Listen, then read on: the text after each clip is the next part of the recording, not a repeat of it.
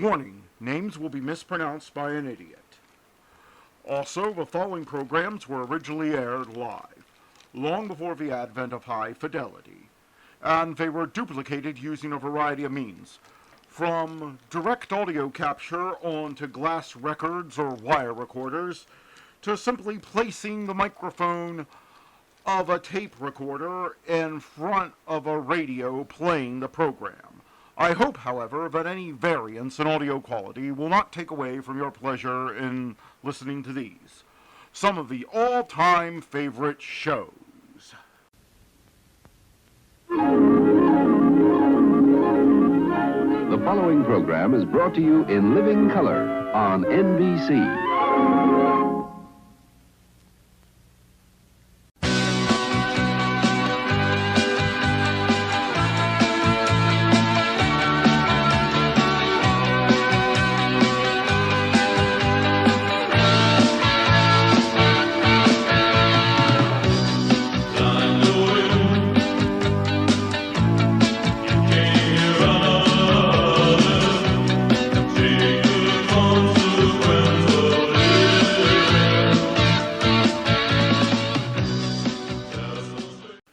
Ready for fun with the world's easiest ventriloquist act with the Edgar, Bergen, and Charlie McCarthy Show up next.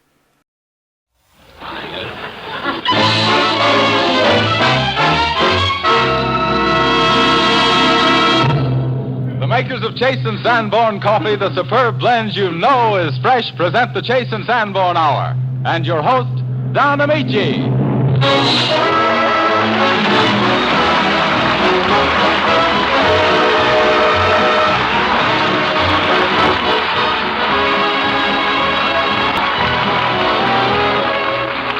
This is Don Amici saying hello for all your Chase and Sanborn friends. Edgar Bergen, Dorothy Lamour, Donald Dixon, Robert M. Brewster, and the Chase and Sanborn Orchestra. Hey, Amici, how about me? We extend a very special welcome this evening. Amici! Oh, yes, and Charlie McCarthy. I almost forgot, Charlie. Yeah, almost forgot, Charlie. How do you like that? As I said before, yeah, Bergen, I'm not at all satisfied with Amici's lurking. I don't think he's going to work out. Almost forgot, Charlie. Again, a very special welcome to our very special guests, Kay Francis and Don Louis Alberni. Notice he didn't forget Kay Francis. You notice that, did you, Charlie? You're holding up Mr. Amici. Who? Mr. Amici. Never heard of him. Oh. We hope you'll all enjoy our show and that throughout the week you'll remain our friends as well as friends of Chase and Sanborn. Did you say who? Amici. He's a stranger, and so. Amici? Amici. Oh, yes. Oh, you mean that bit player we got around here? Yeah. Oh, I keep him around for odd jobs. You do? Yes. He does what I tell him, or else. Oh, I see. Or else what, McCarthy? Or else I do what you tell me, mister. All right, then, listen. Yes, sir. Dottie and I have an important matter to attend to. Yes, sir. It's a song called The Boy Named Lem and a Girl Named Sue. Yes, sir. Yes. You ready, Dottie? Let's go. Yeah, bit...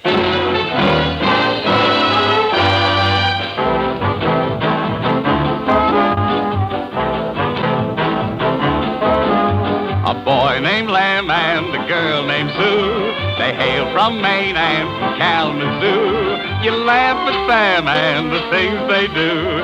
The boy named Lem and the girl named Sue. May not come from that famous star that landed here on the Plymouth Rock.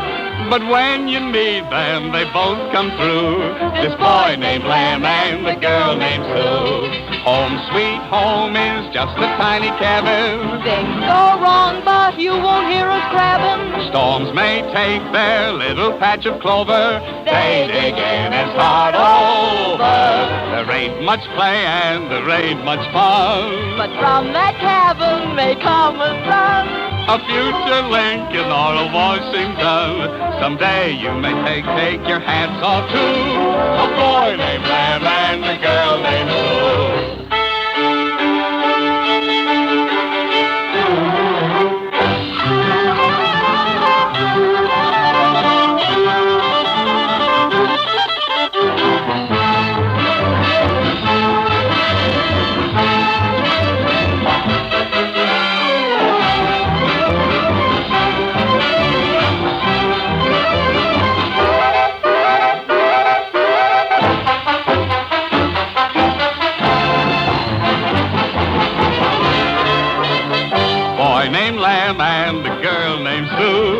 hail from Maine and from Kalamazoo. You laugh at them and the things they do. The boy named Lamb and the girl named Sue. They may not come from that famous stock that landed here on the Plymouth Rock. But when you need them, they both come through. This boy named Lamb and the girl named Sue. Home sweet home is just a tiny cabin. Things go wrong, but you won't hear us crabbing. Storms may take their little patch of clover. They dig in and start over. There ain't much play and there ain't much fun. But from that cabin they come a son. A future Lincoln or a Washington. Someday you may take your hats off to a boy named Lamb and a girl named Sue.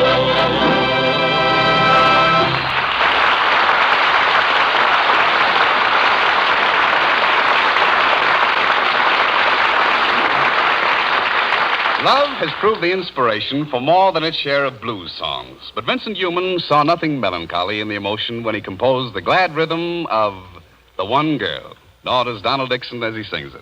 Donald? When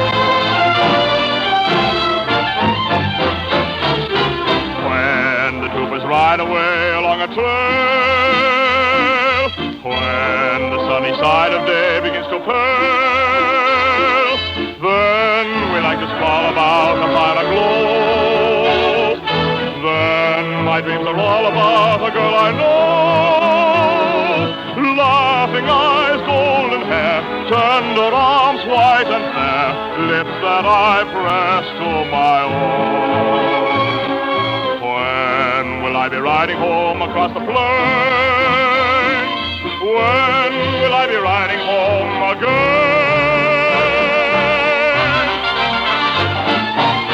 The one girl that I love, the one girl that loves me, waits until my troop comes over the trail. The one girl that I love, the one girl that loves me, that's the prize I pray for, that's what I go home to stay for. When I say goodbye, love, the fair smile that I see cheers me on when I go out to the fight, boys. And my heart is light, boys. I feel as strong as steel as long as the one girl that I love will love me.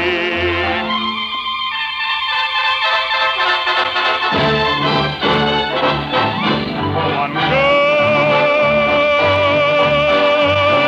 wait until my troop comes over the trail. The one girl, that's the prize I pray for. That's what I go home to stay for. When I say goodbye, love, the fair smile that I see cheers me on when I go out to the fight, boys. And my heart is light, boys. I feel as strong as steel as long as the one girl that I love loves me.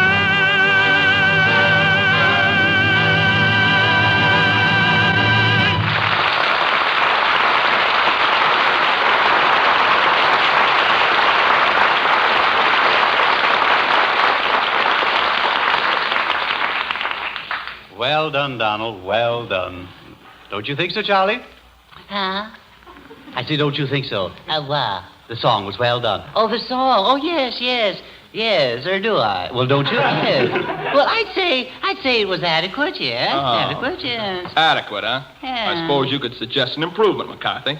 Yes, I think I could, yes. I think I could, Mr. Dixon, yes. For instance, what?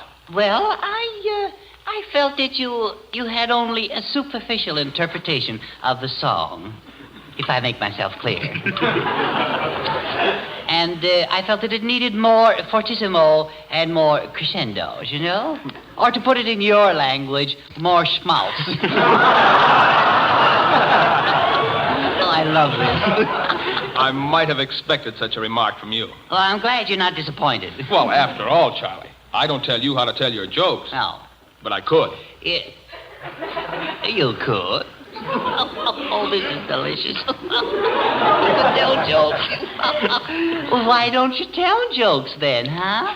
Well, I don't tell jokes just out of courtesy to you. Oh, you mean out of courtesy to all of us? Listen, Charlie, I can tell a joke just as well as I can sing. Yeah? Oh, now you're just self-conscious.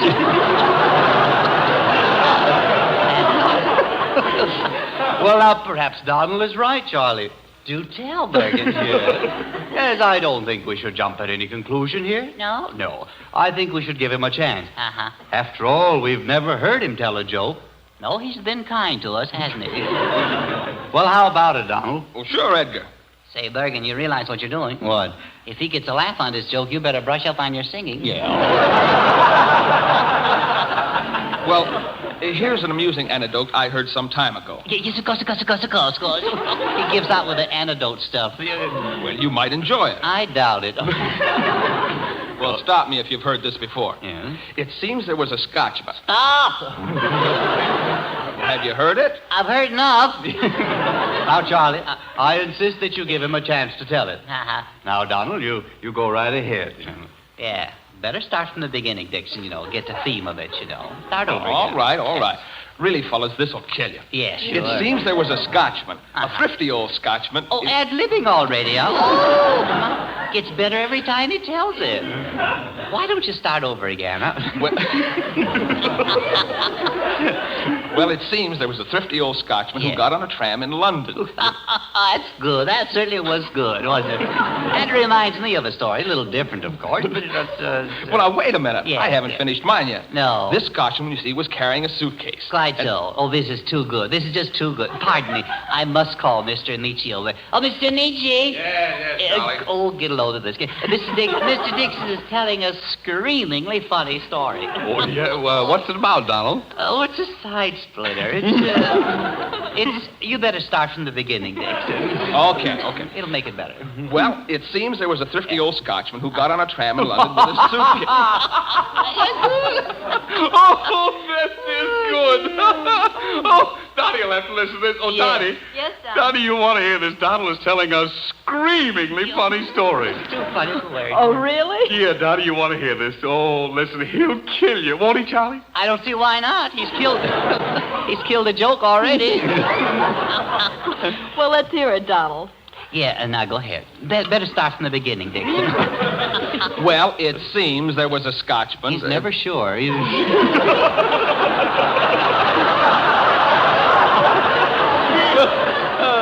better go back to anecdote.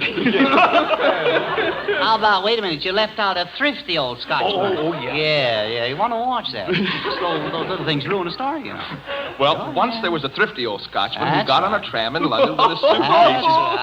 Go ahead, lay your egg. Beryl of Lamstead. What do you think of a joke, Donnie? I think I'm wanted on the phone. Excuse me, please. Oh, why don't you listen, fellas? Now it begins to get good. And high time, too. Well, this Scotchman sat down and put Yes. his suitcase beside him on the seat. Amici, have you been fishing lately? Yeah, Charlie. I was, Things biting out there. biting beautifully. That's Wonderfully right. well. I think it's very restful. Isn't that a wonderful thing to go Yeah. out fishing? I mean, get all by yourself, Yeah. away from things. Oh, nothing Come on. like fishing. Yeah. Oh, excuse me, Don. Excuse me. Go right ahead. What happened then? What happened? Yeah, Yeah, what happened to the Scotchman?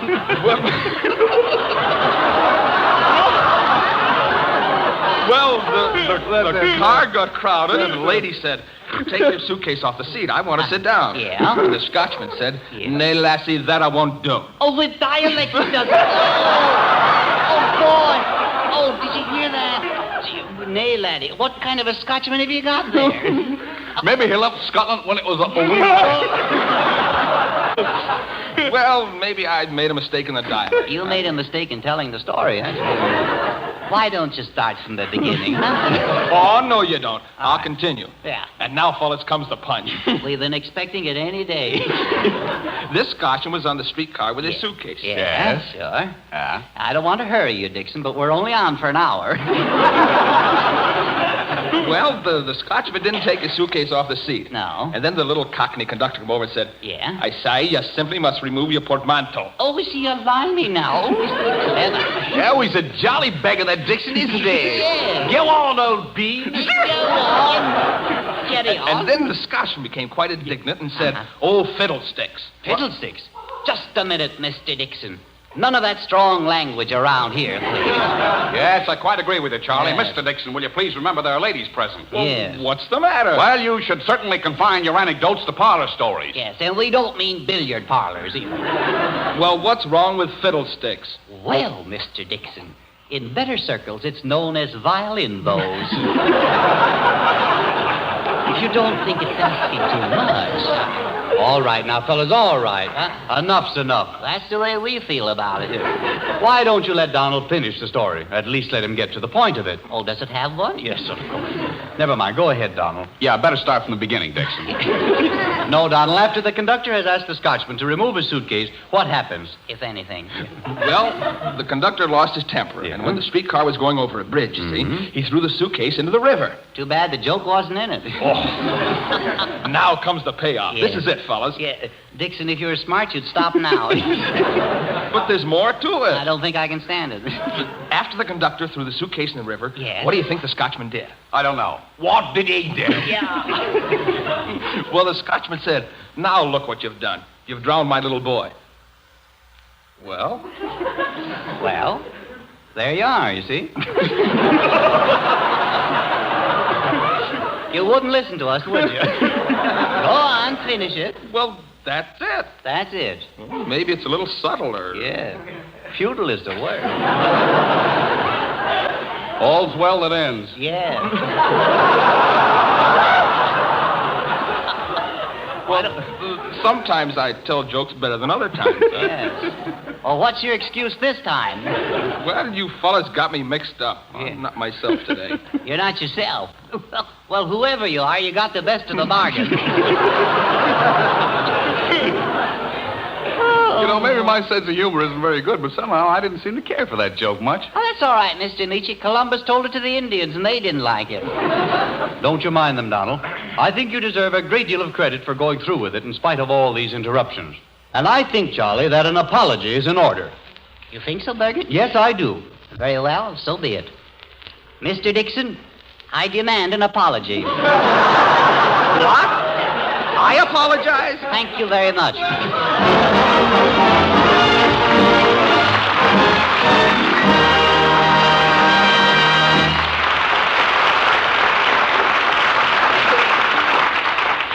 Judging from the response of singers and band leaders all over the country, If I Didn't Care is one of the hit tunes of the day.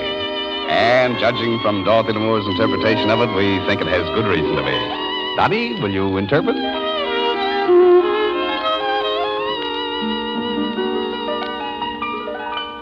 If I didn't care more than words can say, if I didn't care,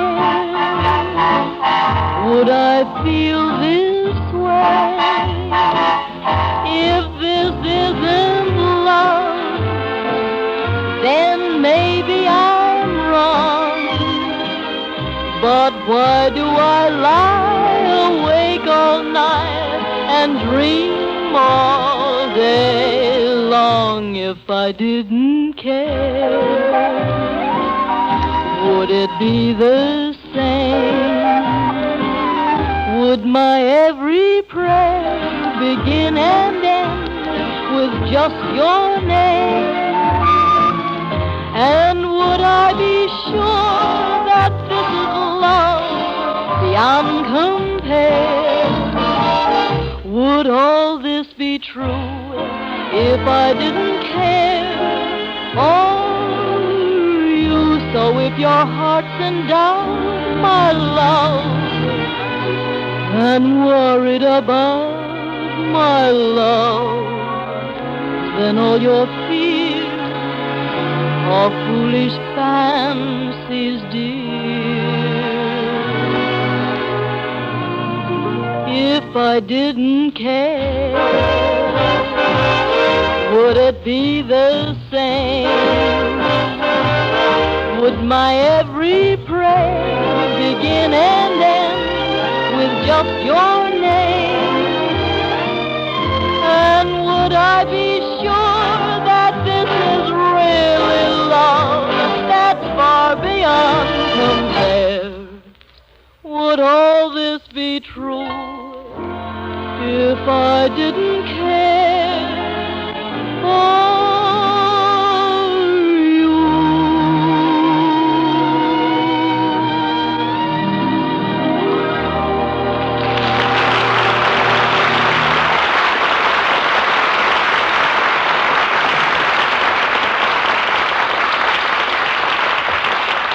Just off Hollywood Boulevard, there's a stand that sells out-of-town newspapers.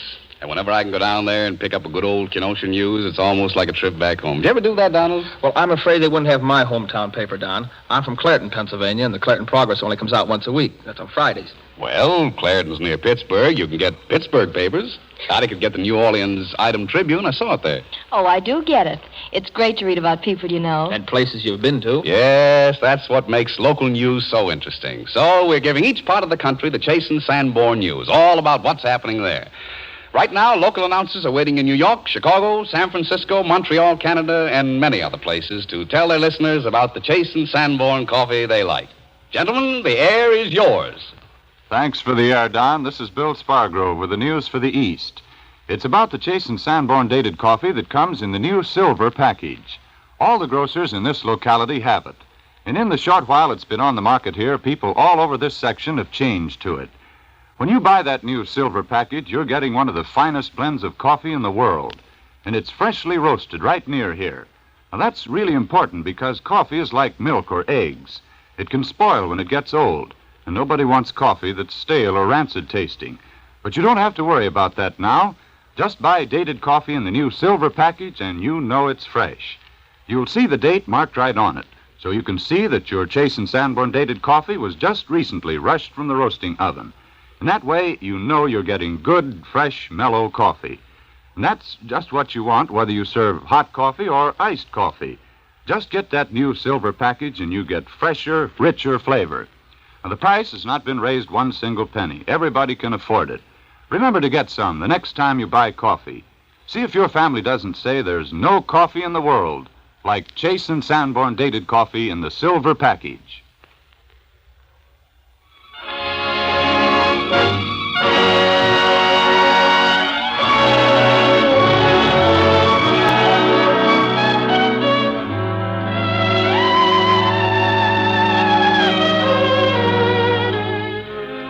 It's a safe bet that the new picture, in name only, mistress name of Kay Francis.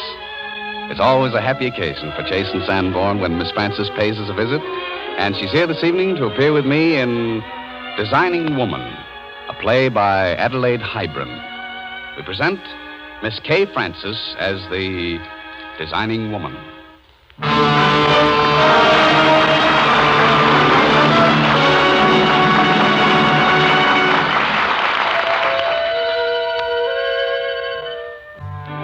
The place is New York.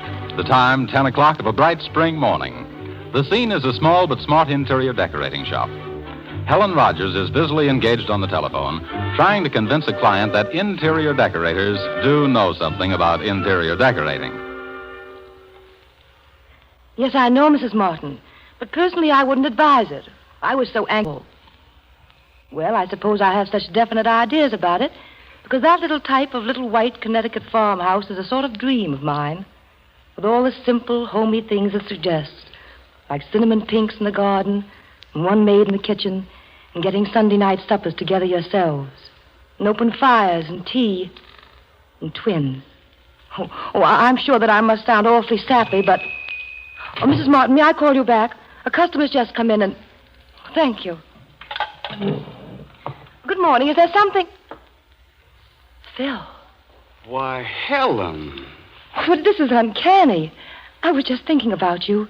Something that came up over the phone. Well, I was thinking about you, too. I drove across 56th, and it might have been last May. That same hurdy-gurdy was playing on the corner, and Nick's painting his shoe stand orange again. The doorman at your apartment house is still 2 sizes too big for his summer uniform, and they're hyacinth in your window box. But I've moved, and I make it a point to avoid 56th. Do you hate remembering?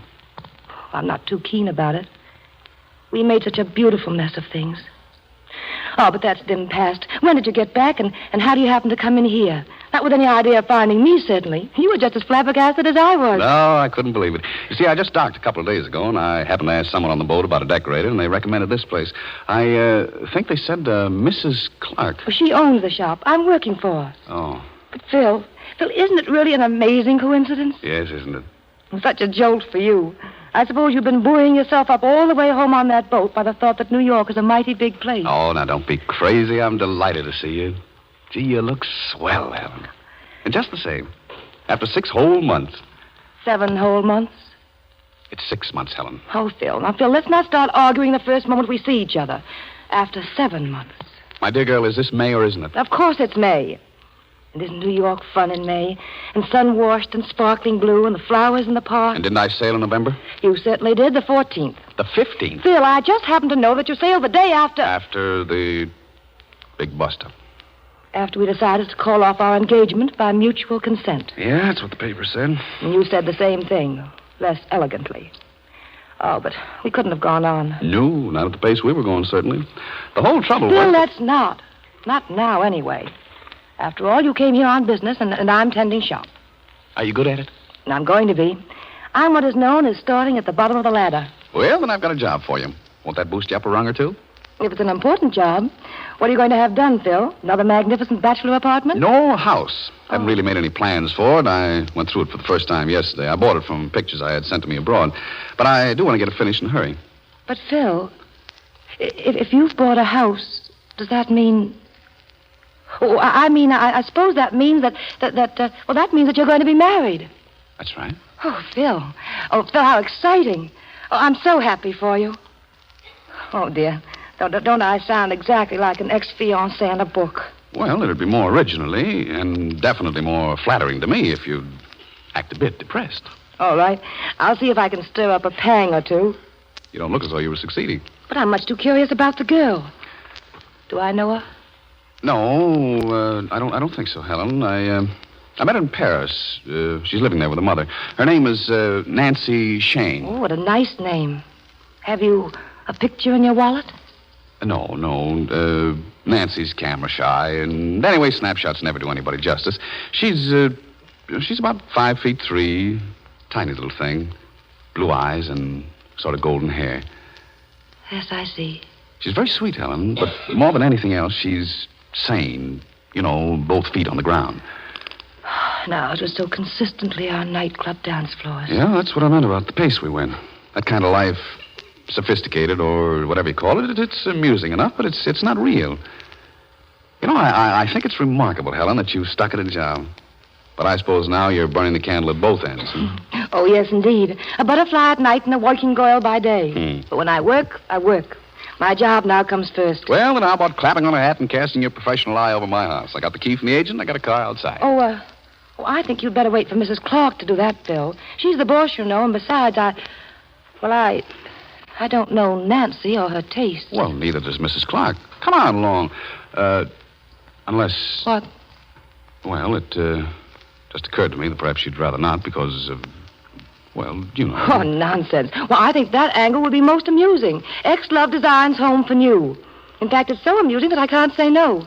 Wait till I put on this hat. Gee, it's a knockout hat, Helen. Thanks. Now, purse and gloves. You better take your coat along. Here, I got it for you. Well, I need it. Well, it's kind of a long drive, and... Where's your old house, anyway? Well, it's up in Connecticut. What's the matter? Oh, nothing. I just dropped a glove. There we are. Come on, I haven't all day, you know.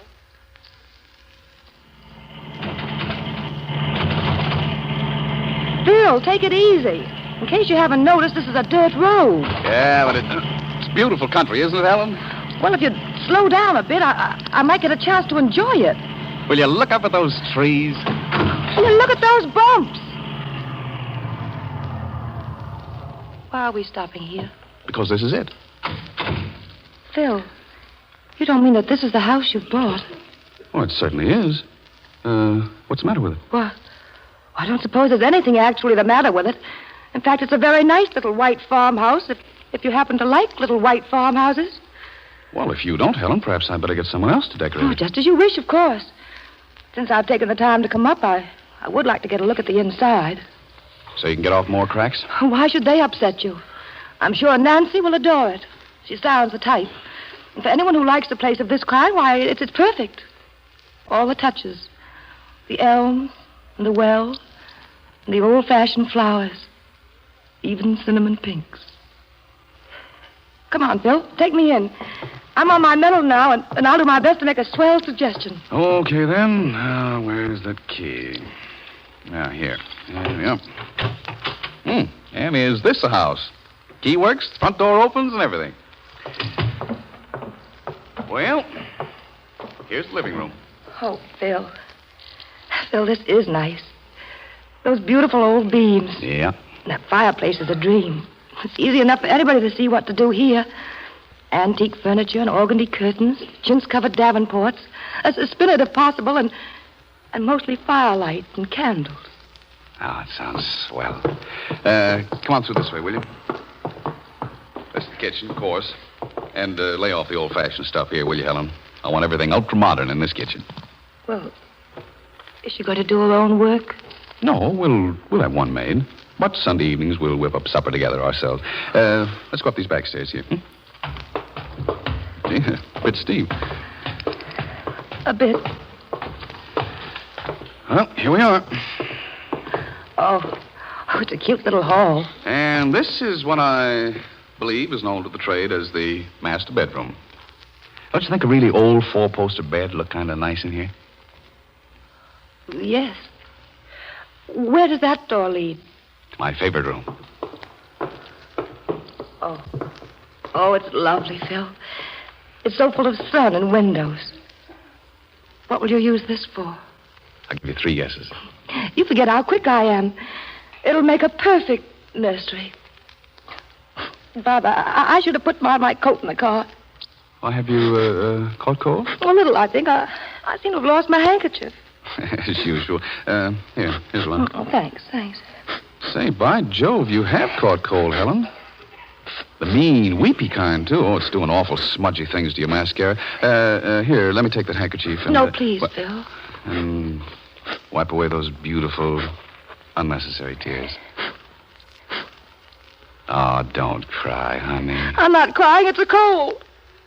Oh, you darling, you. Phil.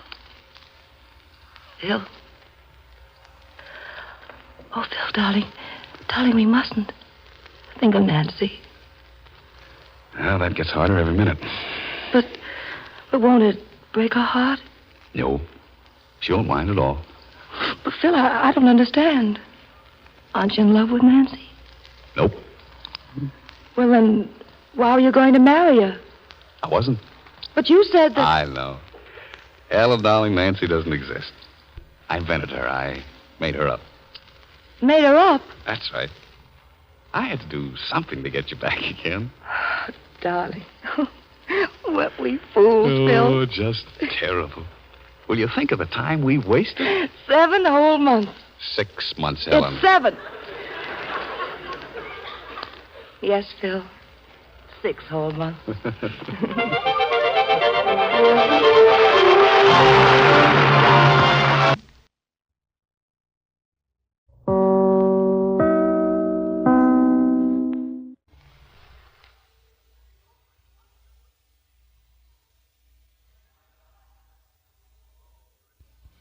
This is Don Amici, and the Chase and Sanborn Hour continues. There have been few composers in this country whose songs lay as close to the heart of the people as those of Victor Herbert. Donald Dixon sings one of his most beautiful ballads, and one that Victor Herbert himself seemed particularly fond of, Rose of the World.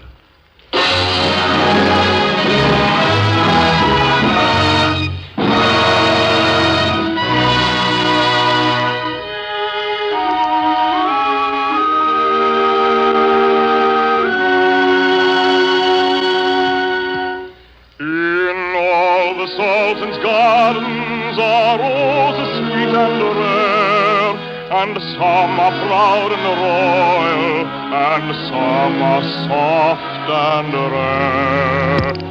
In all the Sultan's gardens, no rose is blooming, no as fragrant or as tender, as sweet and fair as thou. My life, I love thee. I love thee till the day when from the skies the stars shall burst.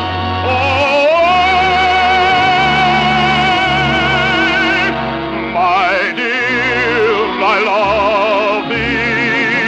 Rose of the world thou art, and close thy tendrils twine about my heart. Oh, dreary hours that pass and leave me sad and lone, while thee I wait, my dearest one, my own, to hear thy song at morning, noon, or night, dear. For thee I long, I would that thou were near. Thy song divine has made thee mine.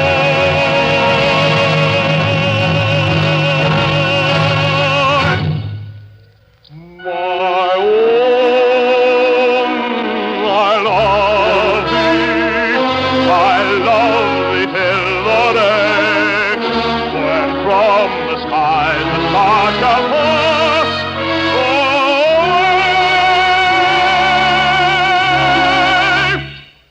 For thee I long, dear. I would that thou were near. Your love divine has made thee mine.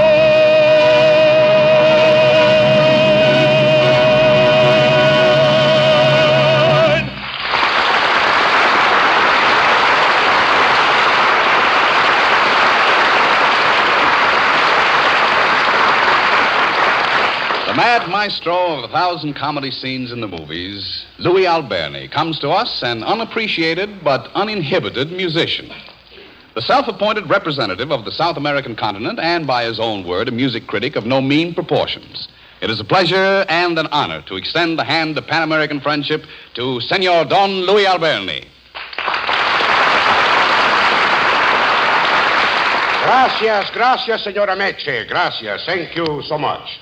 I am delighted to be here.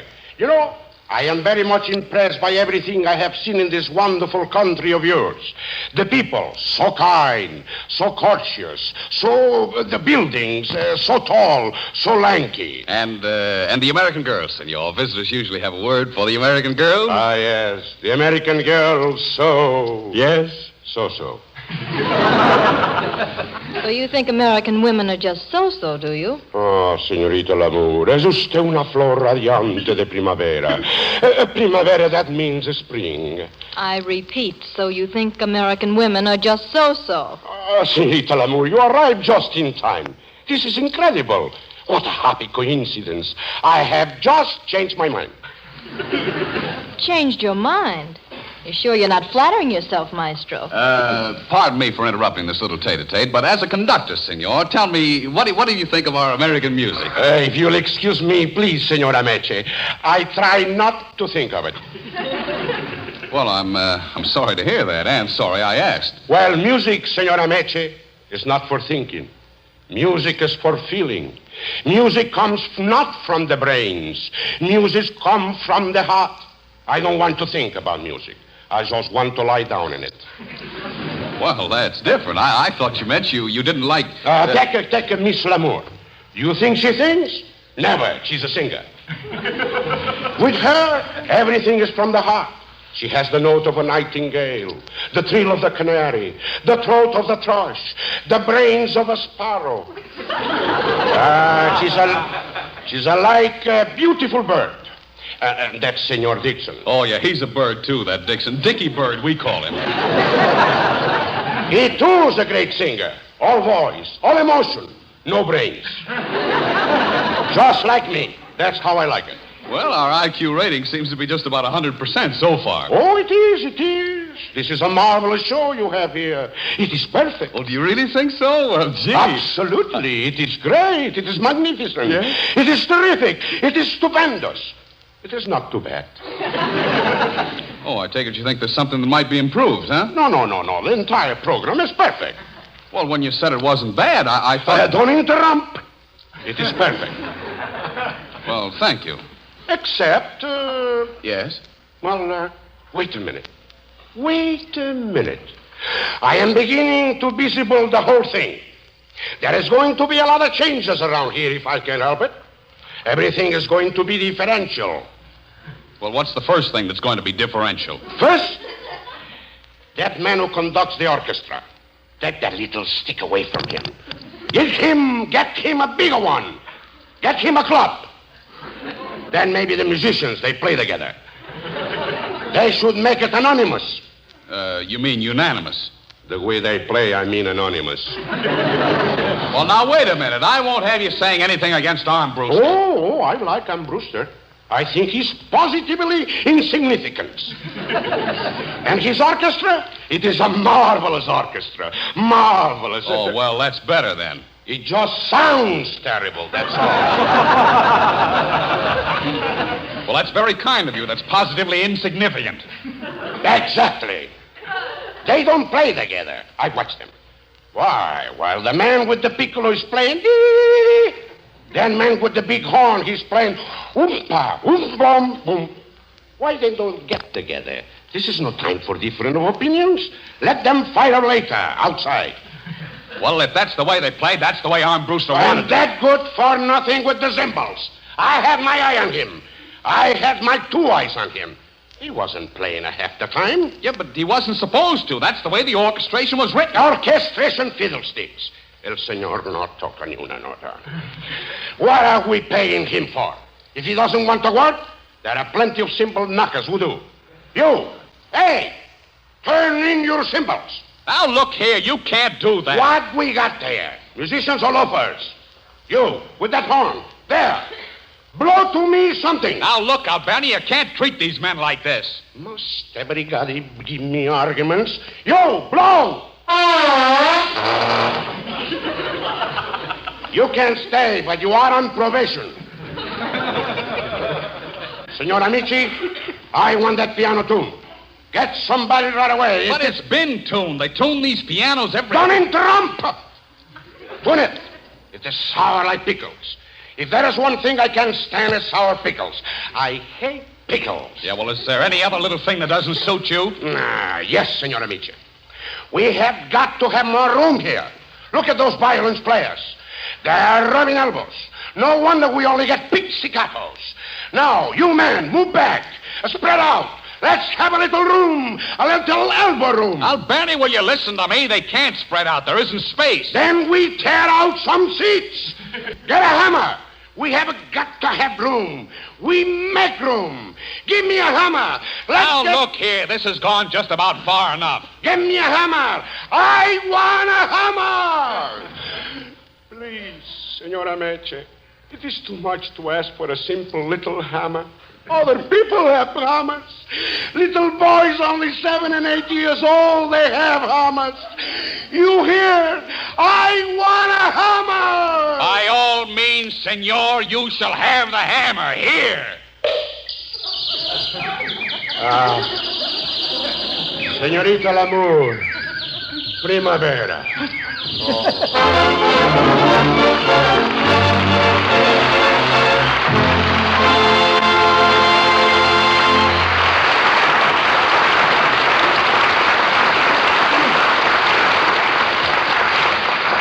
Of all the songs Irving Berlin has written, there's one that's always on the tip of your tongue, ready to be sung at a moment's notice. I, for one, sing it whenever I get a chance. It's A Pretty Girl is Like a Melody.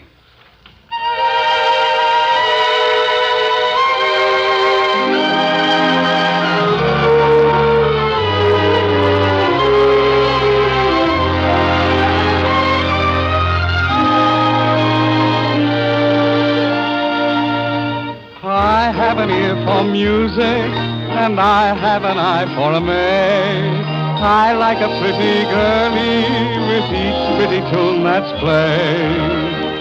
They go together like sunny weather goes with the month of May. I've studied girls and music, so I'm qualified to say a pretty girl is like a melody that haunts you night and day. Just like the strain of a haunting refrain, she'll start upon a marathon and run around your brain. You can't escape. She's in your memory by morning, night, and moon.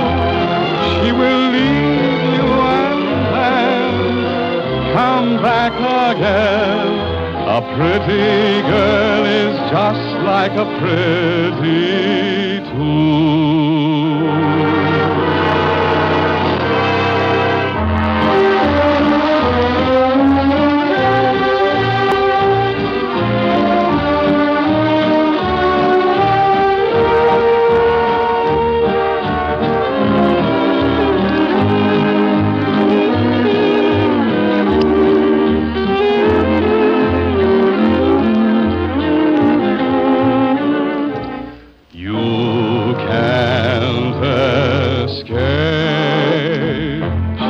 Your memory by morning, night, and moon. She will leave you and then come back again. A pretty girl is just like a pretty tune.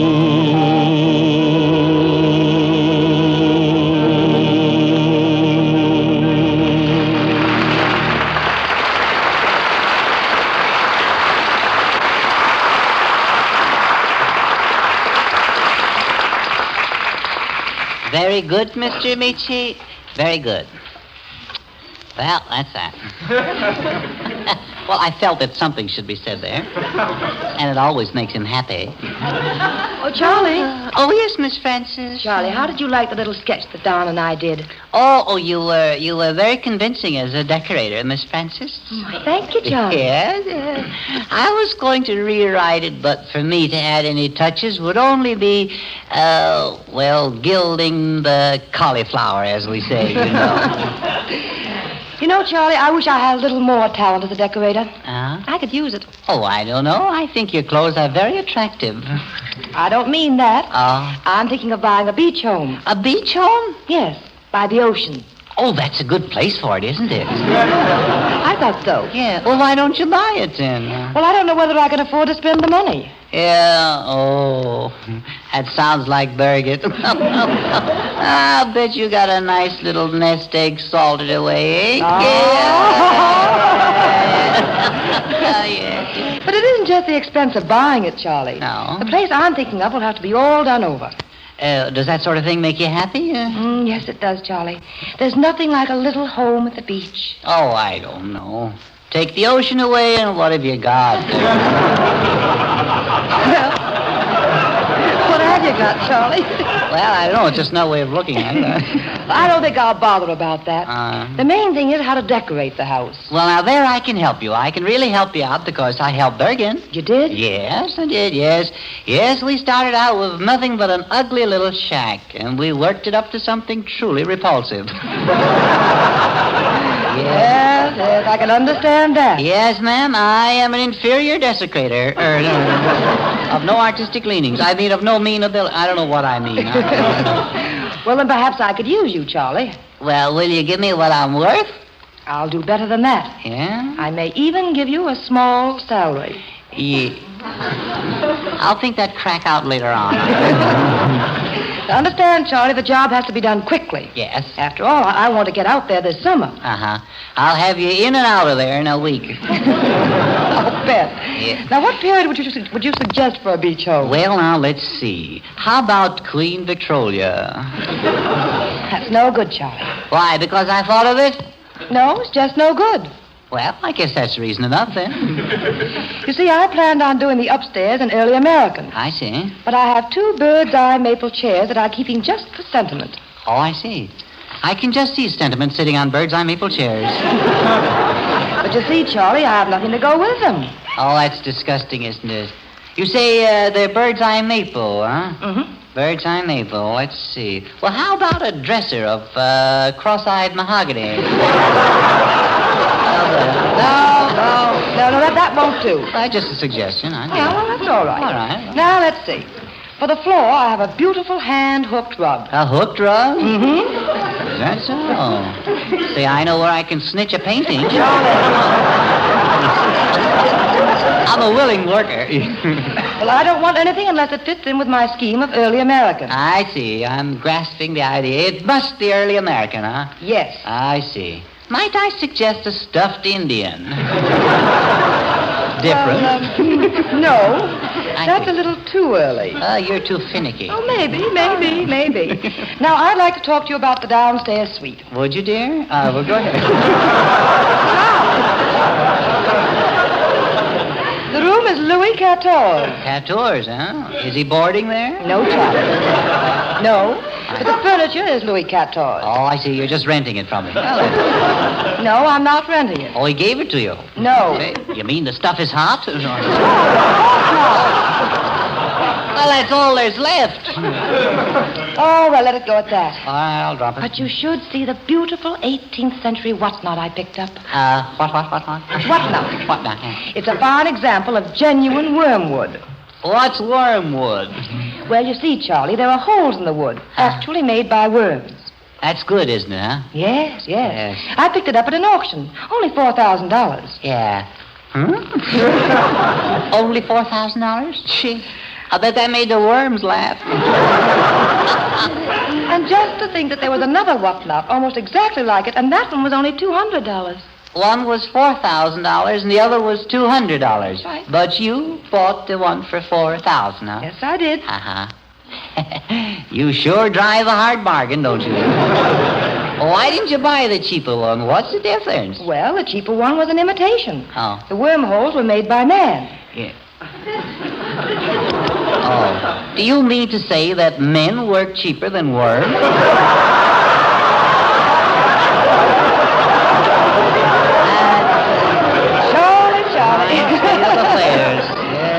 You just won't understand. I'm afraid not. What are you going to do with this worm-eating kumquat? It's a what now? Oh, so what? I'm not going to do anything with it. I don't know. No. I see. It's invaluable. Yeah, I suppose well, so. I'm almost afraid to touch it. You mean the worms might snap at you? Oh, well, I can see that Edgar hasn't any furniture with wormholes in it. No, but he's got a velvet hanging with moth holes in it. Oh, he has it? Oh, yes, very rare, too, yes. Say, now, that might look good in your beach home. Yeah, it's a lovely thing. Yeah? Yes, it is. Yeah, part of it's silk and the rest of it is velvet, you see. And I can let you have it for a measly $500. $500? Yeah. How much of it is velvet? About $450 of that. Just as I thought. Well, will you give me $400? No. Well, I'll take a loss. I'll let you have it for $200. No. Will you give me 15 cents so I can go to the movies later on? I'll give you a quarter if you'll go now. Sold, Miss Francis. It's a pleasure to do business with you.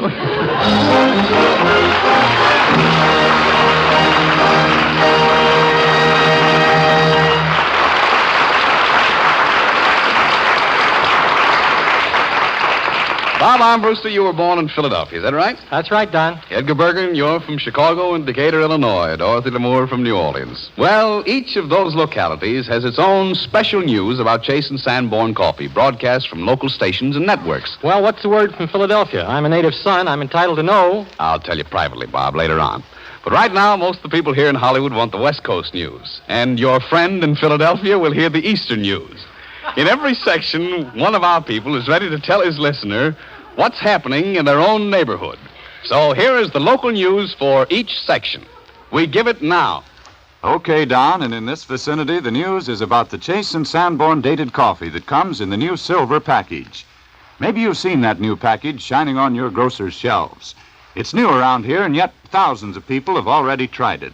And wherever you go, you'll hear how good it is. Try it yourself. It's marvelous coffee. You'll wonder where all that rich flavor comes from. And the answer is straight from the roasting ovens. And you can tell it just came from there because every package is dated to show you the day your grocer got it freshly roasted. I guess you know why freshness is so important. It's because coffee can spoil. It's apt to take on a rancid, bitter taste unless it's freshly roasted. You want fresh coffee and a fine blend, too. And that's what's inside the new silver package. The price has not gone up. You don't pay a penny more for Chase and Sanborn dated coffee in the silver package, so it's really a great value. Try it hot and then try it iced. When you taste that flavor, you'll see why so many people use it instead of any other coffee in the world.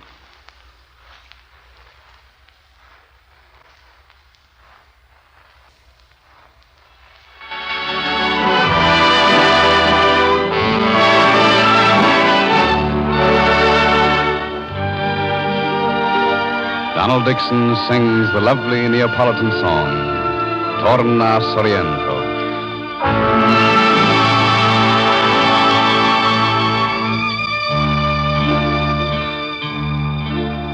Guarda il mare com'è bello, spira tanto sentimento, come il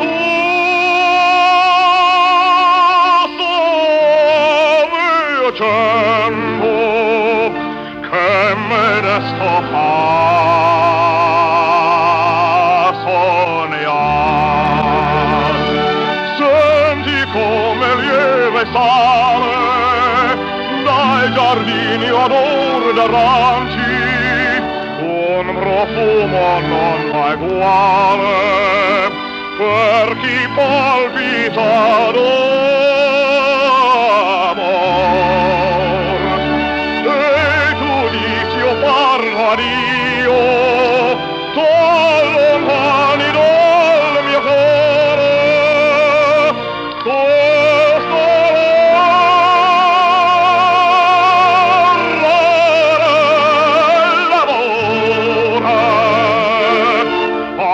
la forza di lasciar. Non mi fuggir,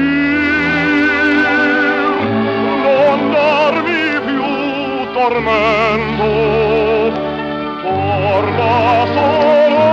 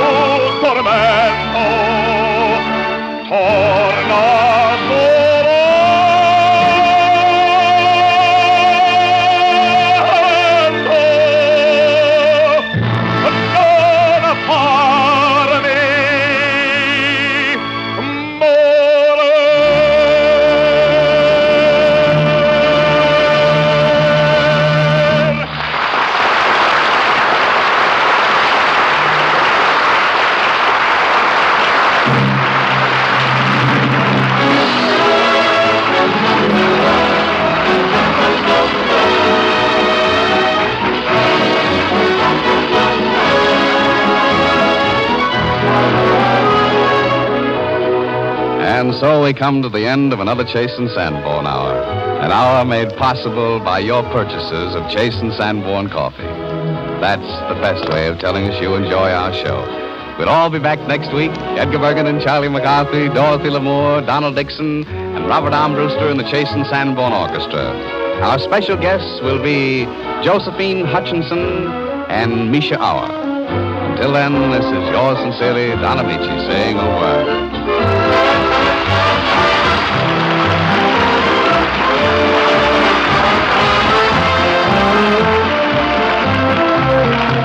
When you visit the New York World's Fair or the San Francisco Golden Gate Exposition, be sure to enjoy the special attractions provided by Chase and Sanborn. A week from today, Sunday, August 6th, is a very special day at the San Francisco Exposition, Food Industries Day. It's a gala celebration with special events all day long. Plan to be there if you possibly can. Next week, another big Chase and Sanborn hour. Josephine Hutchinson, Misha Auer, Don Amici, Edgar Bergen, Charlie McCarthy, Dorothy Lamour, Donald Dixon, and Robert Armbruster and the Chase and Sanborn Orchestra. Heard on this program, a boy named Lem from Yokel Boy, a pretty girl is like a melody from Ziegfeld Follies, the one girl from Rainbow, and The Big Show by Jerome Kern. This is Jim Bannon speaking for the makers of Chase and Sanborn Coffee.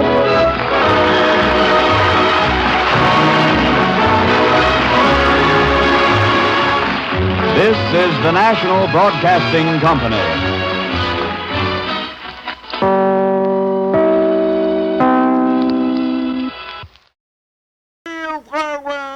From the sound of music. And Bing Crosby is up next. The Crst Music Hall with Bing Crosby, Trudy Irwin, John Scott Trotter and his orchestra, the Music Maids and Phil, the Charioteers, Yuki, and Bing's special guest, Metro-Goldwyn-Mayer's new star of the musical Technicolor picture, DeBarry Was a Lady, Rags Ragland. And here's Bing Crosby.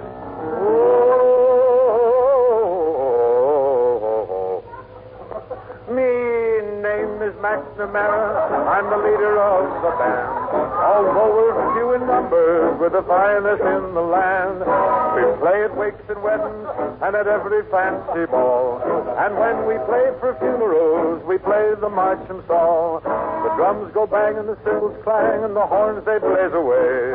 McCarthy pumps the old bassoon while I the pipes do play. And Tennessee toodles the flute and the music is something grand. A credit to old Ireland is McNamara's band.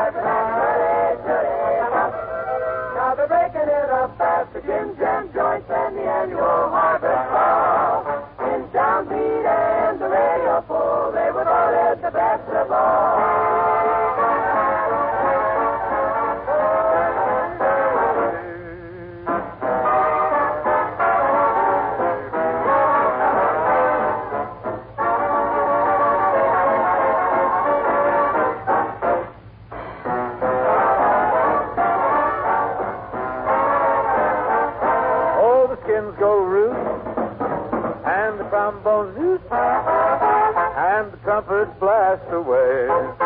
McCarthy jumps while the doghouse bumps and the clarinet swings and sways. Tennessee toodles the flute and the music is something grand. A credit to old Ireland, McNamara. It's the best band in the world.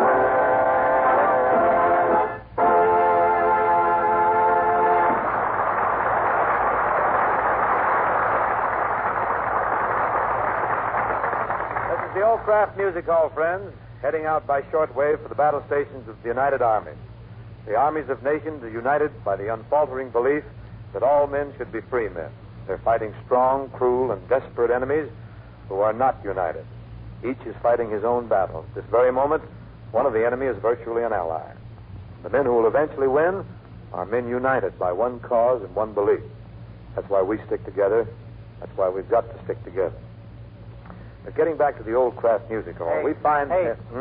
I'm back. Not back far enough. Who are you? You asked me that 14 times already. I'm Yuki. That's no excuse. Look, do I make fun of your name? Do I keep interrupting you? You know, you're pretty ungrateful. I am? In what way? Didn't you just say we have to stick together? Well, I was talking about the United Nations, not you and me. Oh. Well, I like to get down to personalities. Well, when you get down to one you like, hang on to it a while. Grab it. Look, all I want to know is who picks your songs? I do. Well, that could be the reason. For what? For what? What's the matter? Well, they're wrong. You've been singing too many of those color songs. Too many color songs? Sure, like when the blue of the night meets the gold of the day, White Christmas, Deep Purple, Black Magic. Why don't you get off color? That works won't allow us to get off color. We can't do it. The censors hit us right on Look, top if you of it. ask me, I got just a song for you. Who wrote it? I did. That figures. Oh, give him a chance, Sing. Everybody's got to get a start. Thanks, Trudy. I'll remember you when I get my start. I'll count up to 1, 2, 3, 4, 5, 6, 7, 8 beefsteak. That'll give you enough to start to get anywhere. Now, look, wait a minute. You know, I worked on this song day and night. What's it called? Night and Day. Sounds familiar. Look, it goes like this. Let me hear. Night and day, you are the one. Only you beneath the moon and under the sun. Cole Porter wrote that. You sure? Positive. Clever guy, isn't he? He's a good writer. Don't be discouraged, Yuki. After all, Cole Porter's one of our finest songwriters, and you're just a novice. You think so, too? You know, lots of people say I sing like him. Like Cole Porter? No, Donald Novice. You know, I'd like to hear some of your songs, Yuki. Thanks. If I can use this piano, I'll play some for you. I'll go easy on that piano over there. It's a very valuable instrument. Nope. There's a little dew on it, too. Sounds as if there was a little beer on it, too. Go ahead, play, Yuki. Play you've never played before. I will. You mean good, huh? Yeah, good. All right. Well, here's the first big hit I ever wrote.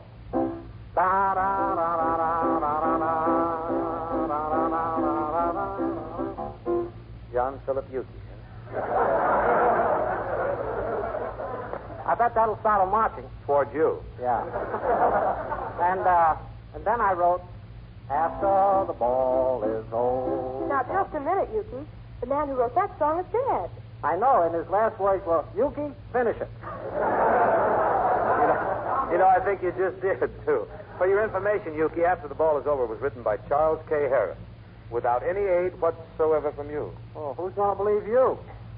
And then I wrote, That old black market got me in its spell. The cops asked where it was, but I won't tell. You like that idea for a song? It's interesting. See, it's like I said, you don't know a good tune when you hear one. I'll bet you don't even like the way I sing. Professional jealousy. You know, please think of me. You know that song? One of the best songs I ever wrote. Well, don't stop me now if you heard it before. Well, go right ahead.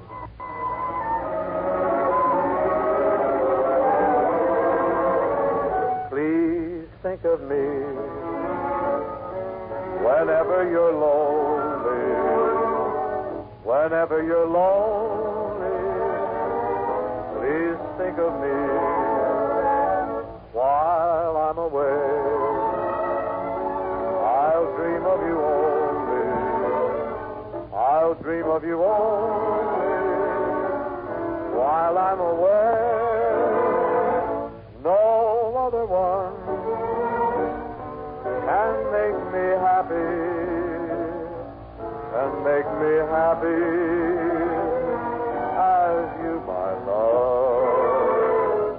When you feel blue, for someone to love you, for someone to love you, please think of me.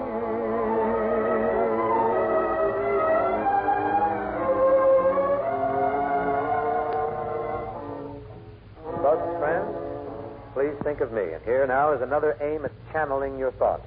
Direct us, sir.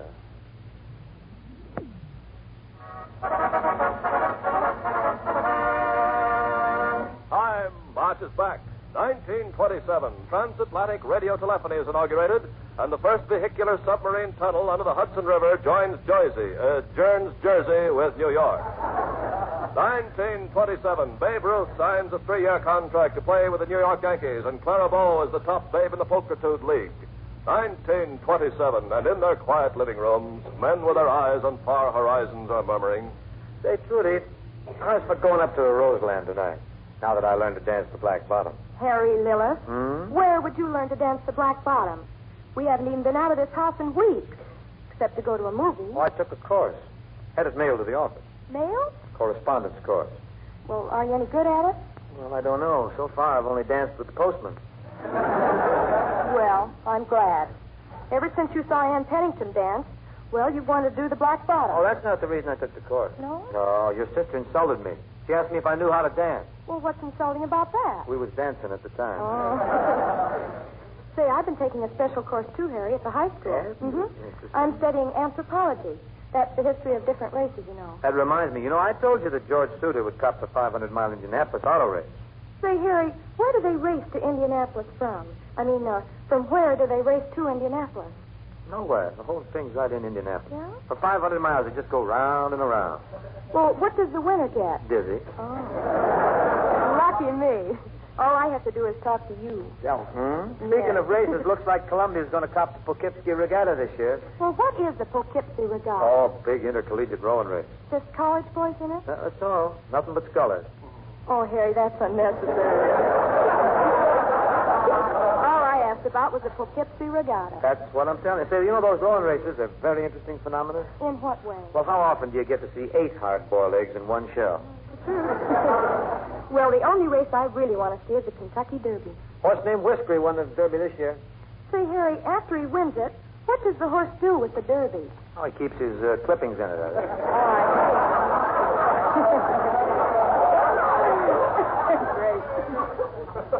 Speaking of clippings, you heard that new tune about the souvenirs? No, which one? Well, it goes like this here.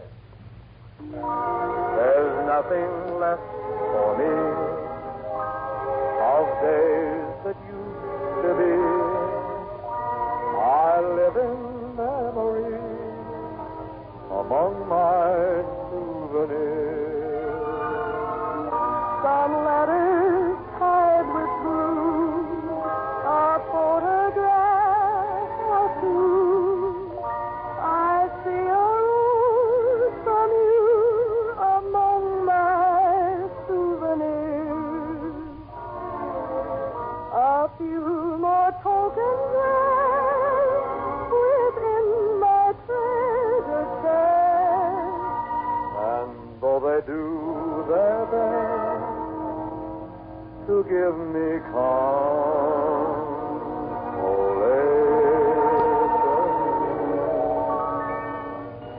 I count them all and as the teardrops start, I find a broken heart among my souvenirs.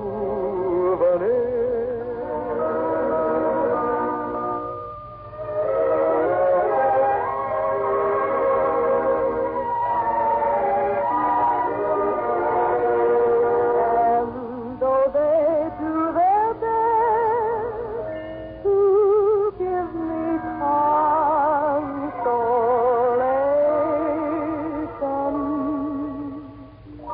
I count them all apart, and as the teardrops fall, I find a broken heart among my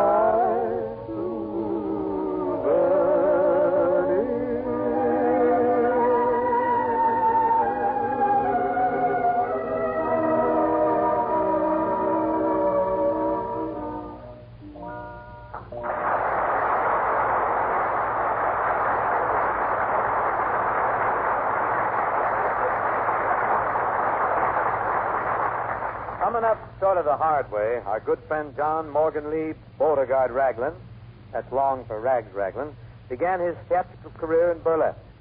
After many a mad semester majoring in baggy pants and whacking sundry characters about the noggin with pig bladders, Rags graduated to one of the comedy leads in the smash Broadway musical, Panama Hattie. The Messrs. Metro Golden and Mayer, they found out how Rags was fracturing the folks in this affair, so they transferred him to Culver City. For the movie version, instead, Mrs. Panama Hattie. Yeah, and don't forget that he finished a Technicolor musical picture, The Barry Was a Lady, where he kills the customers. Mm-hmm. You ought to see him in Technicolor. Oh, I'll bet he's lovely. I'll take it from here. You don't mind? Please don't interrupt. And don't forget that Rags Raglan is a genius. He can play any kind of a part. He's versatile, huh? No, he's American born. Oh. He's just as much at home in a jail as you are in a stable. That's it.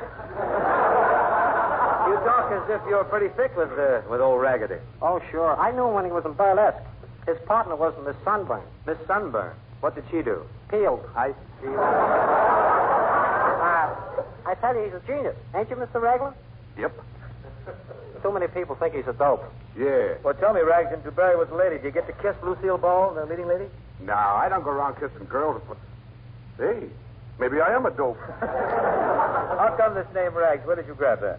Well, I used to dress like you do. And you ain't kidding, brother. Brother, wait a minute. You two aren't brothers. Oh, no. My brother's still living. I haven't seen you around your old haunts for quite a spell, Rags. What you been doing? Oh, I've been out of town for 6 months. Oh, yeah? Doing what? 6 months. Romeo in Joliet, huh? Yeah. In a can, huh? Were you happy in the pokey, Rags? Oh, sure. Hey, we had all the coffee we wanted. And sugar, too. Sugar, too? Sure. My cell buddy, he used to use 8 spoons in 1 cup of coffee. Well, why so much? It was stir crazy.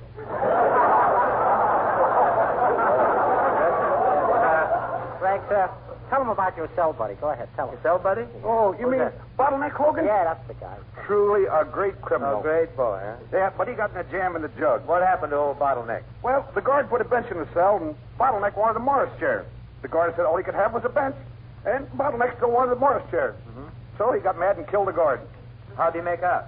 He got the chair.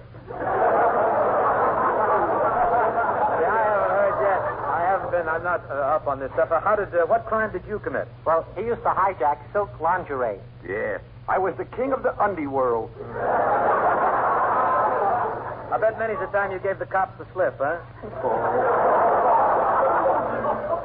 Pretty good, huh? Pretty good for a guy who started life as a moron. Yeah, that was before he was organized. Yeah. Would you believe that until he was 25, he couldn't even sign his name on a check? Yeah, now I can sign anybody. He's so smart, he even fooled the judge. Fooled the judge? How? I made out like I was insane. I told the judge I was a fish. Well, did he believe you were a fish? Sure. He set me up the river and put me in a can. Say, Mr. Raglan, didn't you have a mouthpiece at the trial? Sure, I had a great lawyer. Hey, he made a swell speech to the jury. He said, "Gentlemen of the jury, look at that man's face. Look at that man's face." He said, "If he's guilty, I am too." What happened? He got 2 years more than I did.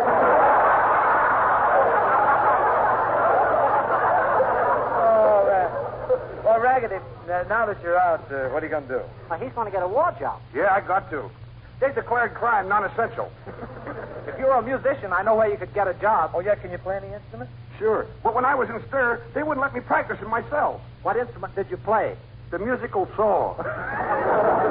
Well, jails, too, you know, are fighting absenteeism. Say, very good, thank you. What do you say, Crosby? How about a job for Mr. Raglan? Now, don't worry about me, Yuki.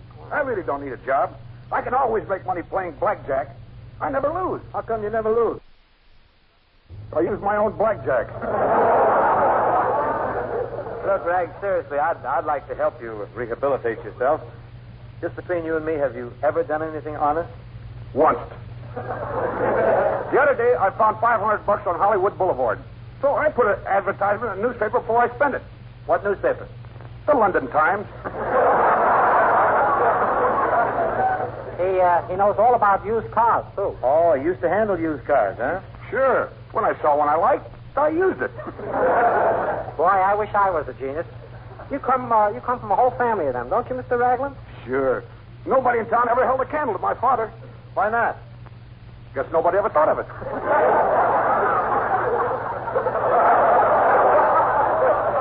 Come on, Crosby. How about, break down and give Mr. R a helping hand. Sounds like a good boy. He's got a great idea. All he needs is a little capital. And some money.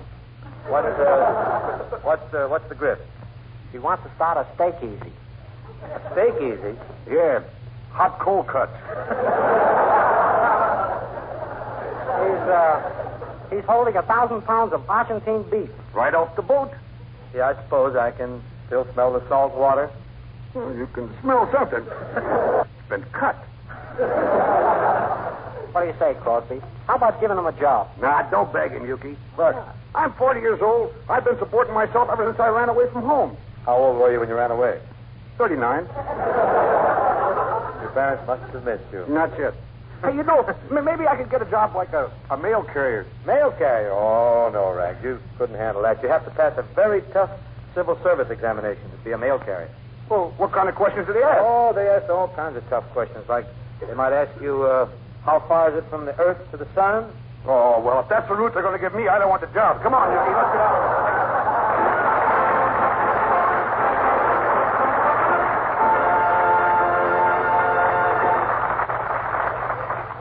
So much for Rags Raglan and his interesting way of life. It gives me great pleasure at this time, as an active member of the Society for the Preservation of Barbershop Quartet Singing in America, to call your attention to the Charioteers and Melancholy Baby.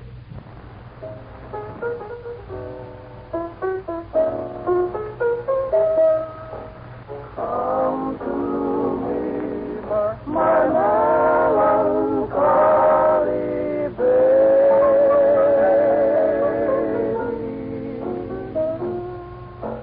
Cut off and don't be blue.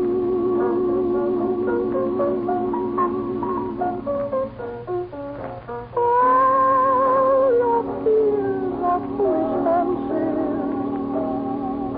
Maybe, pretty baby. Oh, you know, dear, that I'm in love with you.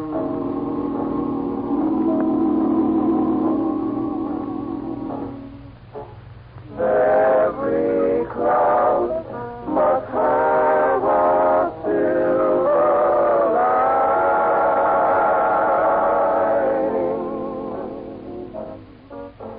Wait until the sun shines through.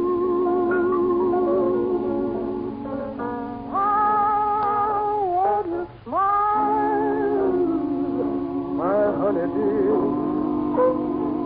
while I kiss away each tear?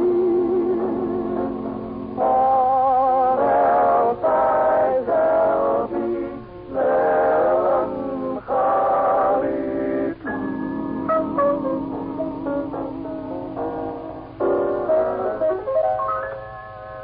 My honey dear, while I kiss away each tear.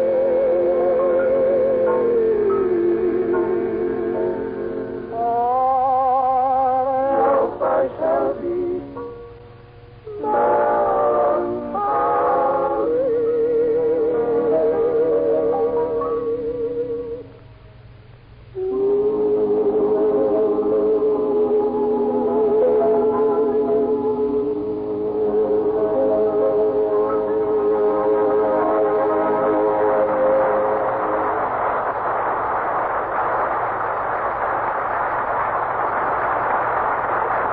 Thank you.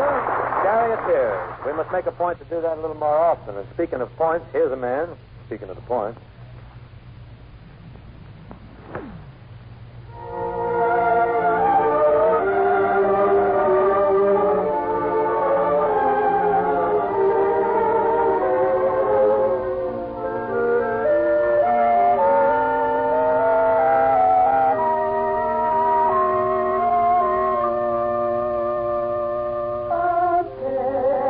Little people, they're big.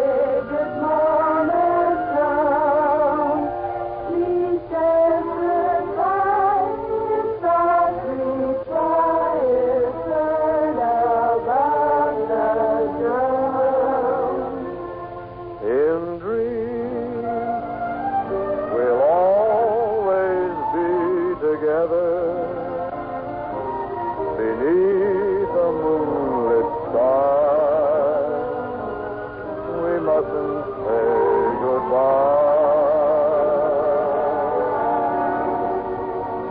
Each night I'll push aside the mountain. I'll drain the ocean dry. We mustn't say goodbye. I promise you that when the postman rings, my heart will be inside the envelope he brings. Oh, don't you know the memories we gather and never, never die? We mustn't say goodbye.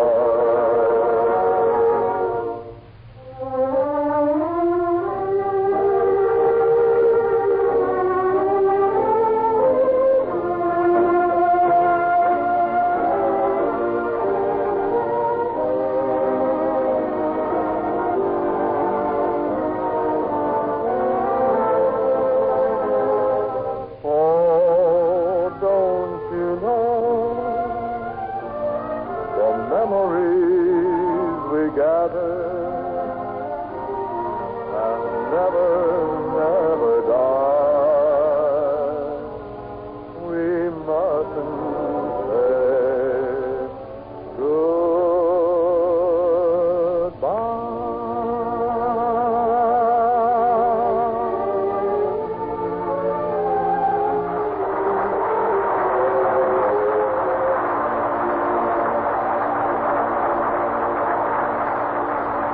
That'll have to get it for now in the old Crst Music Hall, friends. But next Thursday, we're going to be at it again. Hope you'll be with us. Also with us next Thursday will be Rear Admiral Ralston S. Holmes of the United States Navy and our good friend Frank McHugh. That's next Thursday. Meantime, here's something that Elmer Davis's group and the OPA thought you'd like to hear.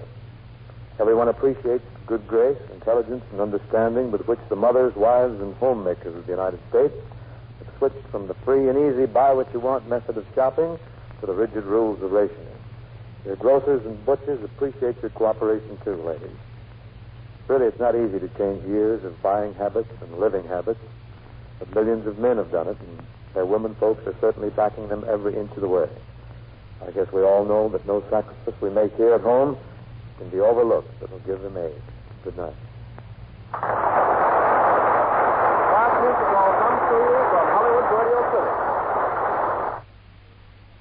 One of old-time radio's longest-running and most popular programs, CBS Mystery Theater, is up next.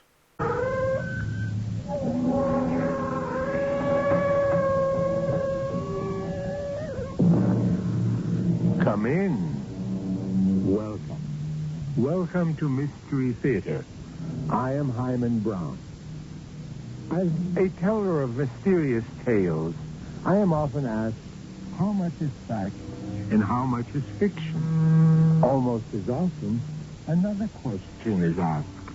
Who really knows? And if I am going to be asked about the story you are going to hear now, let the asker be forewarned.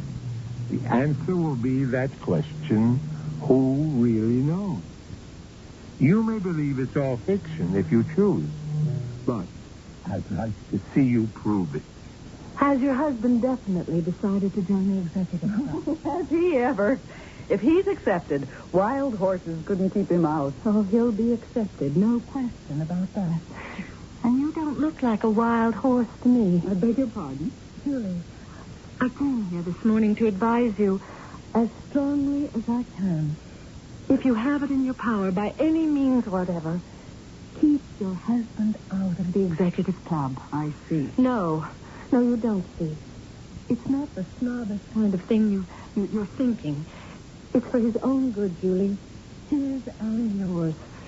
You'll be sorry for the rest of your life if you let him join that club.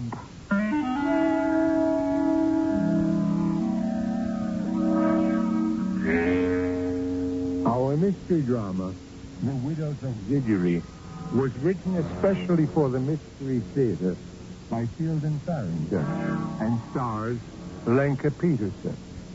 I'll be back shortly with Act One.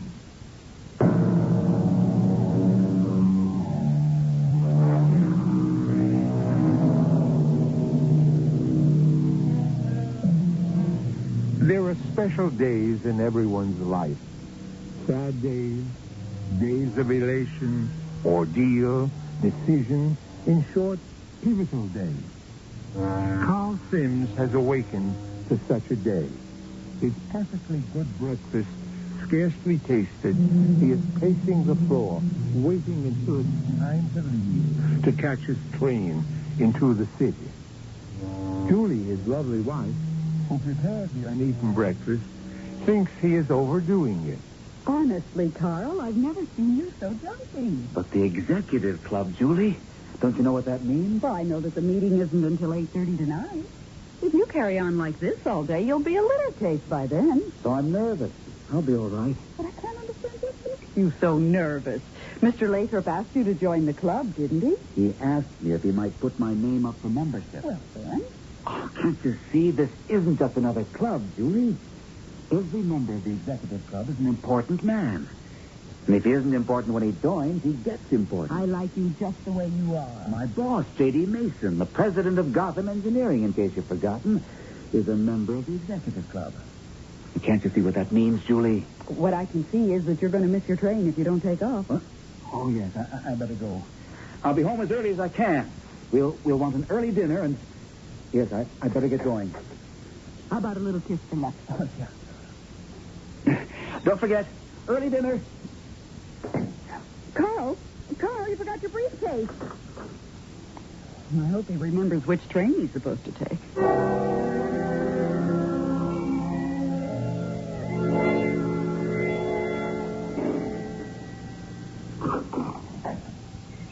Good morning. You're Julie Sims, aren't you? Yes. I'm Rose Lathrop. I hope you don't mind my barging in like this without any notice or anything. Oh, of course not. Come in. Thank you.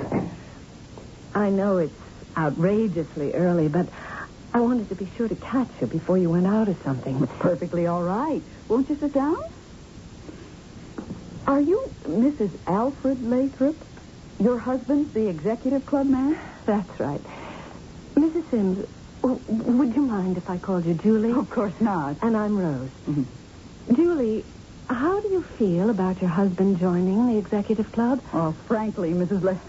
Rose, it doesn't make much difference to me one way or the other. If Carl wants it, I guess I'm glad. Well, I came here this morning to advise you as strongly as I can.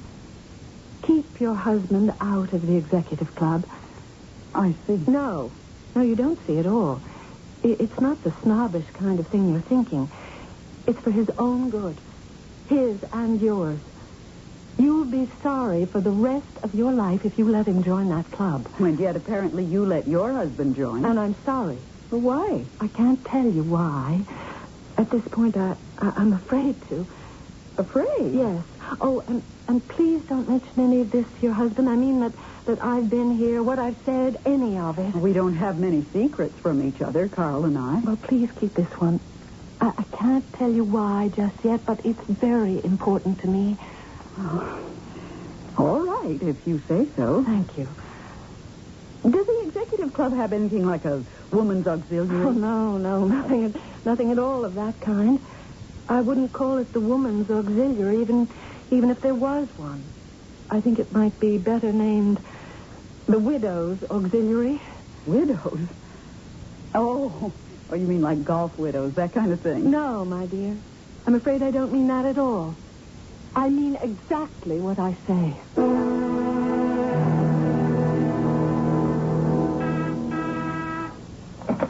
Yes, Clara, what is it? Mr. Lathrop is here to see you, Mr. Mason. Oh, all right, Clara. Send him in, please. Not interrupting anything, am I, J.D.? No, not at all, Alfred. Sit down. I've been wanting to talk to you anyway about our man Sims. Carl Sims, yes. Well, I'm putting him up for membership in the club tonight, you know. Yes. And you won't be sorry. I really think he'll work out well. Tractable. Knows how to handle himself. I think I'll put him in charge of Project Overlook if he passes muster tonight. Fine. I don't think there'll be any trouble about getting him in. It's mostly my recommendation, you know. Yes. Any news at all from upstairs? Myra 7? I don't think it's wise to use that name even here, though I'm sure you're not bugged. No, I have not been in touch with upstairs. Not for a couple of weeks now. Well, I was just wondering what they think about progress on Project Overlook. We've been working hard. His Excellency has been alerted that I'll be requesting an audience tonight. If there's time and if he seems, in the right mood, I'll ask him. Yes. Well, don't push it. Tell him, if you want to, that I absolutely endorse Carl Sims. It might make a difference. I'll tell him if I get the chance. But he makes up his own mind. You know that. Oh, yes, as he should. As he should.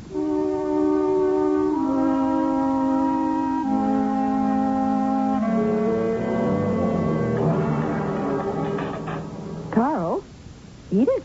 It's steak. I almost had to take out a second mortgage. Oh, you're very good, too. Done just right. Well, then eat it. Sure.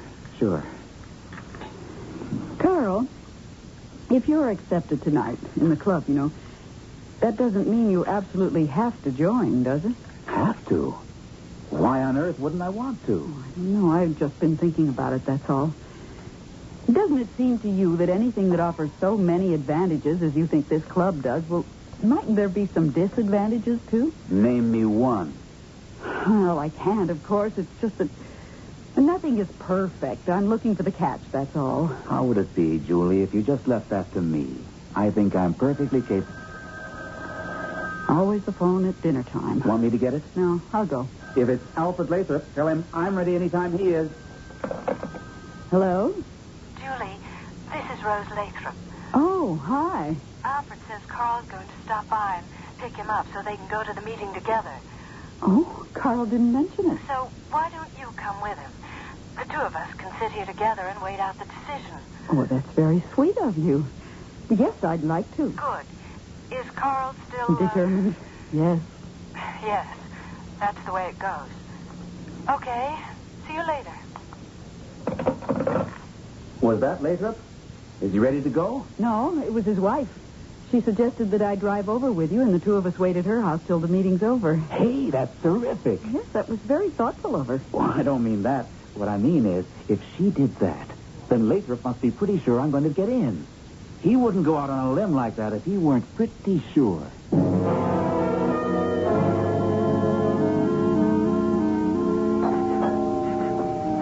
I can't remember. Have you ever met Mrs. Lathrop? Oh, I've seen her. Mr. Lathrop? No. Oh, just wanted to get it straight before... Good evening, Carl. Good evening. I'd like you to meet my wife, Julie, Mr. Lathrop. How do you do? Hello. Won't you step inside? Rose. Hello. I'm Rose Lathrop. Mr. and Mrs. Sims, Rose. Well, how nice to meet you. Carl, how would you like to walk over to the club? It's only a few blocks. Sure, fine with me. It's a big thing with us at the club. Keep the body fit. It has a brain to serve. We won't be late, Rose. See you later, Julie. I'll call you as soon as I know anything. Okay. Good luck. Good luck. Not a chance, Julie. He'll be accepted. If you're going to keep on saying things like that, I think you ought to explain. Yes, you're right.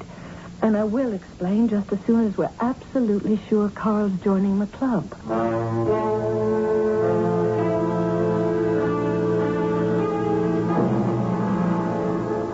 I think you've met all the members now, Carl. What do you think of us? I'm impressed. Very distinguished, and yet very friendly. Fine group of men, Carl. Mr. Lathrop. I think it's about time you started calling me Alfred. Don't you? All right. What I was going to ask you, are they all here? I expected a much larger group. Oh, we're a very exclusive club, Carl. Yes, Yes, they're all here. All, that is, except your boss, J.D. Mason. Yeah, I was wondering about that. Oh, he had to go to Chicago tonight. He called me around 7:30, gave me his proxy for tonight's meeting, and that's 2 you can count on.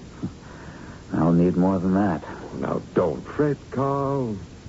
You're the sort of man we want. Getting close to time, Alfred. Be right with you.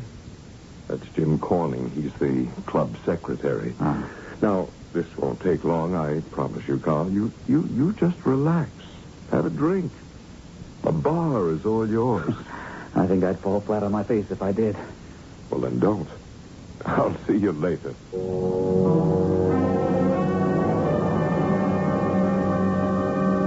You know, I'm really taking a terrible chance with you, Julie. What do you mean? Well, I've done this twice before. I had this kind of talk with 2 other women when their husbands joined the club. Didn't get me anywhere, but at least I didn't get hurt. Hurt? How could you get hurt? They might have told their husbands. Their husbands would certainly have told Alfred. Oh, I could have been hurt, all right. You know, honestly, you're frightening me. I'm sorry. As soon as we hear from Alfred or Carla, I'll tell you the whole thing. Not that you'll be any less frightened when you hear it.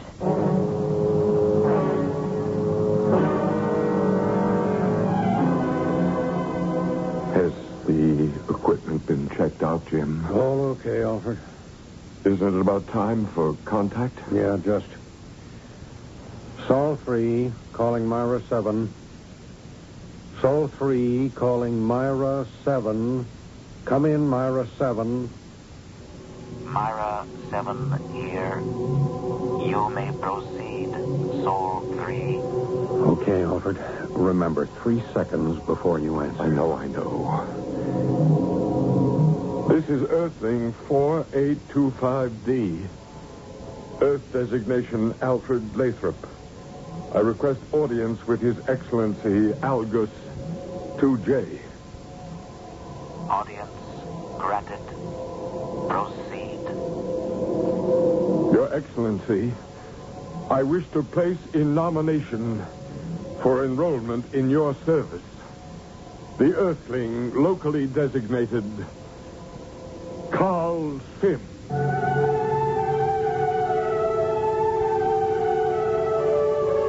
Communication with another planet, another planetary system altogether, from a scientific standpoint, it's not impossible. We can bounce messages off satellites and send them around the Earth without distortion. What if we didn't bounce them off a satellite?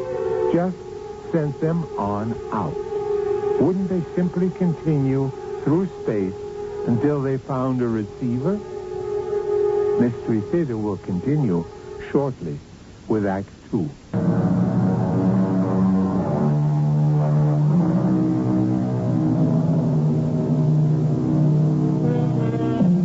There are many people, some of them very wise, who are firmly convinced that we are not alone in the universe.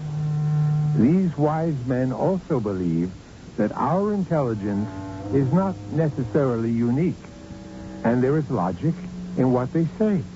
It's a very large universe to boast only one minor planet, which has been overrun by creatures who call themselves humans. Alfred Lathrop is engaged in a two-way radio conversation which seems to confirm these wise men.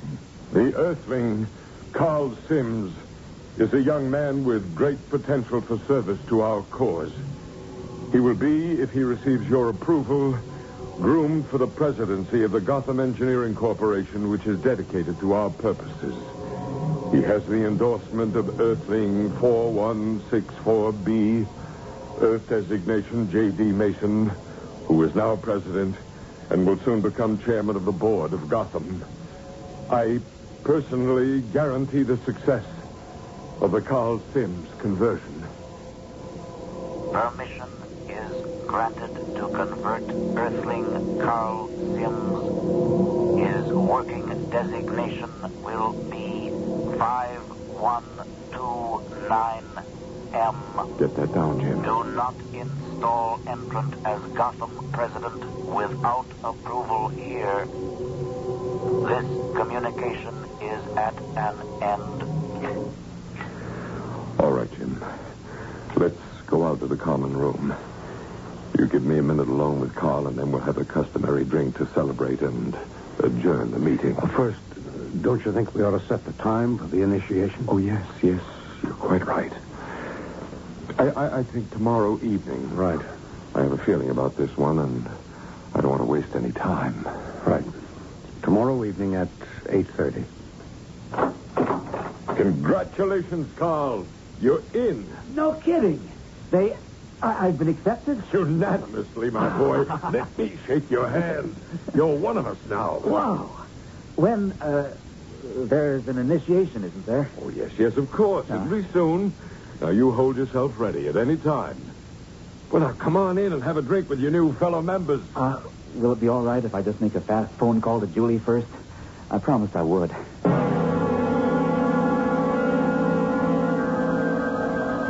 That's it. That must be Carl. You want to answer it? If you don't mind. Hello? Is that you, Julie? Yes, Carl. What happened? I'm in, Julie. It was unanimous. I'm a member. I can't believe it. I'm a member of the executive club. Congratulations. As long as that's what you want. Is that all you have to say? Well, I said congratulations. Will you and Mr. Lathrop be home soon?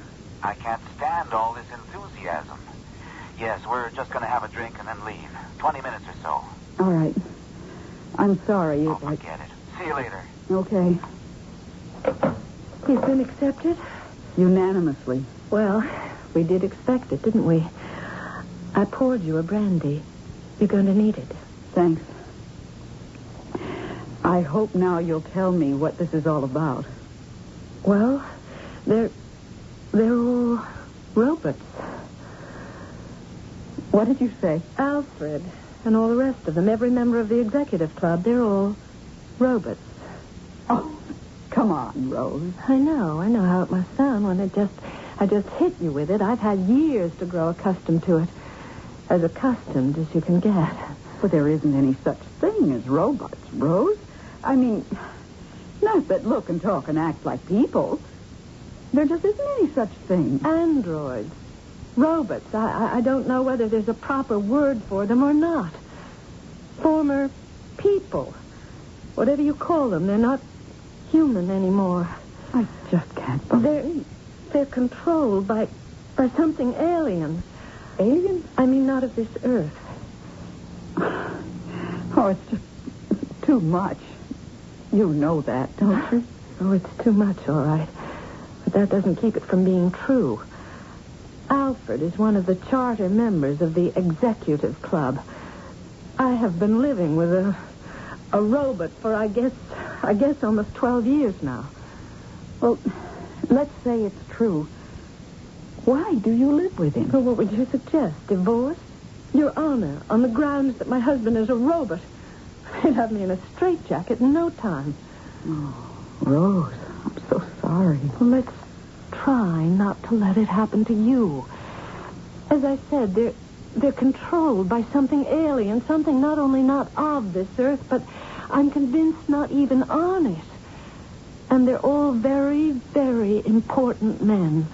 I'm sure your husband has mentioned that. Oh, yes, he keeps on and on about it. They're powerful. They're rich and powerful, and they use their power, all their resources, to further the designs of the aliens who control them. I don't know exactly what their purpose is, those alien creatures and their robot lackeys, but it's against us, Julie. It's against the people of this earth. I'm trying, Rose. Honestly, I'm trying, but you don't know how all this sounds. I've lived with it for years, and I'm still as horrified as you are. Now listen to the rest of it, and then decide whether or not you can believe it. All right, go on. Well, this isn't the only club. There are at least a dozen of them around this country. They work in all different areas, industry, finance, politics, science, the arts. I don't know what all, but they cooperate like parts of a single machine. And maybe that's what they are. Sooner or later, they're going to take over. Take over what? Us. Everybody, everything. the earth. Does anybody else suspect all this? Any of the other wives? I don't know. Some of them must, surely. I've been afraid to approach them. Afraid? Why? Well, if the men, including Alfred, oh, God, including Alfred, if they considered me a threat, I'm convinced they'd simply eliminate me. Rose. Like a shot, without a scruple. Do you actually know all this? I mean, is it just a suspicion you have? I know. Take my word for it, I know. Alfred's told me. Oh, not the whole story. Of course, there are areas that seem to be pretty well sealed off. But he's told me enough. I thought it was so secret. It seems strange he'd tell you if none of the other husbands told their wives. I know how to make him talk, that's all. I figured out a way to short-circuit his computer. Computer? The thing they put where his brain used to be.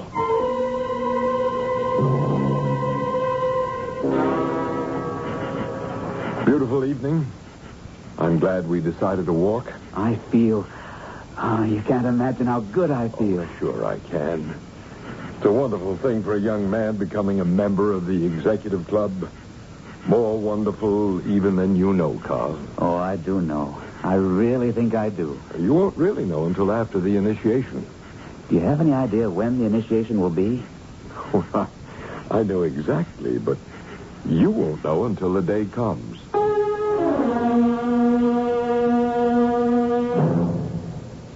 So, you know as much as I do now. Julie, what do you think? To tell you the truth, I just plain don't know what to think. Oh, it's a pretty fantastic story.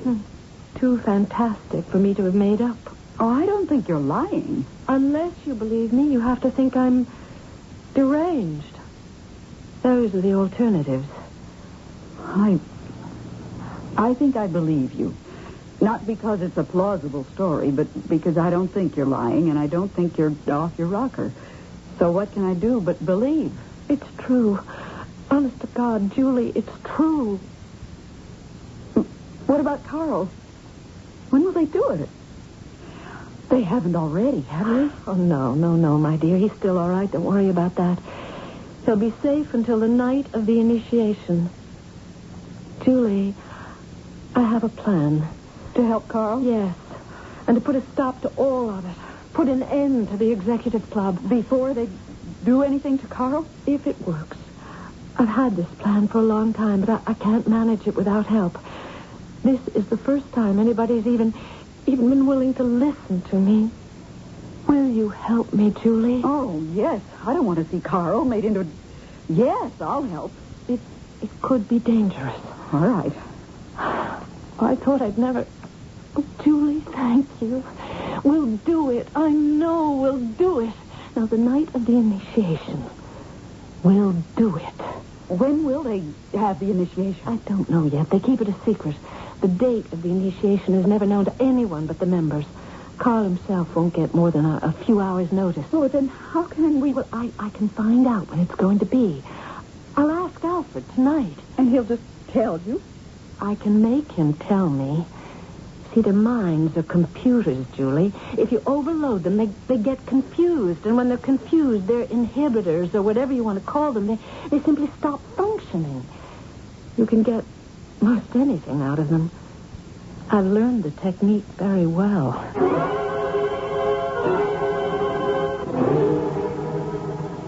Alfred? Alfred? What? Are you awake?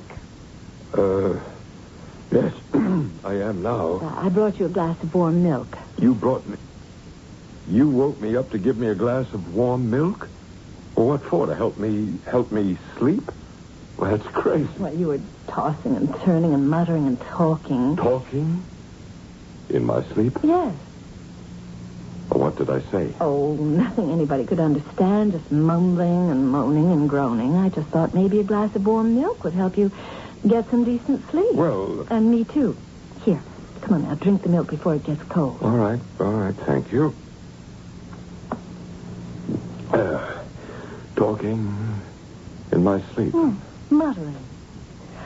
Alfred, who all was at the meeting tonight? Well, you know, Carl Sims and the members, all but J.D. Mason. He couldn't... Did you remember to call the plumber about the kitchen drain today? The plumber? Well, I thought you were going... Oh, well, those kids next door have been running through our yard, Alfred, and my zinnias are just a mess. I think you ought to go over and have a talk with Mr. Torrance about it. Well, Mr. Torrance can hardly be expected to do anything about our kitchen drain after... But the kids... Oh, Alfred, have you heard from that cousin of yours out in Wyoming who was going to have the operation? Alice? Well, she doesn't have any kids, and even if she did, they wouldn't be running through our yard, messing up your city. Alfred, are you going to write that check to the cancer fund, or did you want me to do it? Cancer? No. Alice's operation was for gallstones. I think it was gallstones. Alfred, I saw the most beautiful pantsuit at Randall's today. Would you mind if I bought it? Wait a minute. Wait a minute. Alice doesn't wear... And if she did you remember to have your driver's license renewed? Now, I know it runs out either this month or next. You shouldn't neglect things like that. Listen, Alice, I mean Rose, and... If she wants to wear a pantsuit, I don't see what business I do. Alfred, when is Carl Sims going to be initiated into the club? And the Torrance children are too young to drive anyway, so why should I go over there? When is Carl Sims going to be initiated into the club? And as far as the kitchen sink is concerned, Alice, I mean When Rose... is Carl Sims going to be initiated into the club? Tomorrow night. Meeting 8:30. Finish your milk, Alfred. You must be sleepy.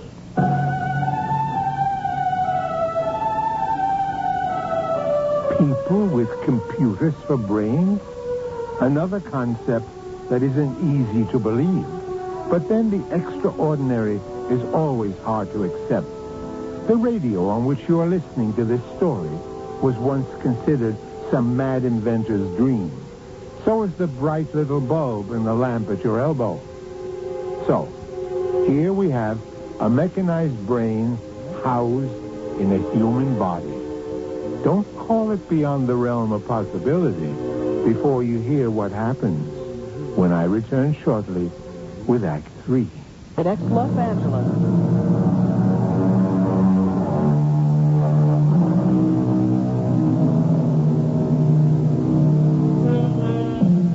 Digression is not unusual in this world. It's characteristic of the individual, the tribe, the community, and perhaps especially the nation.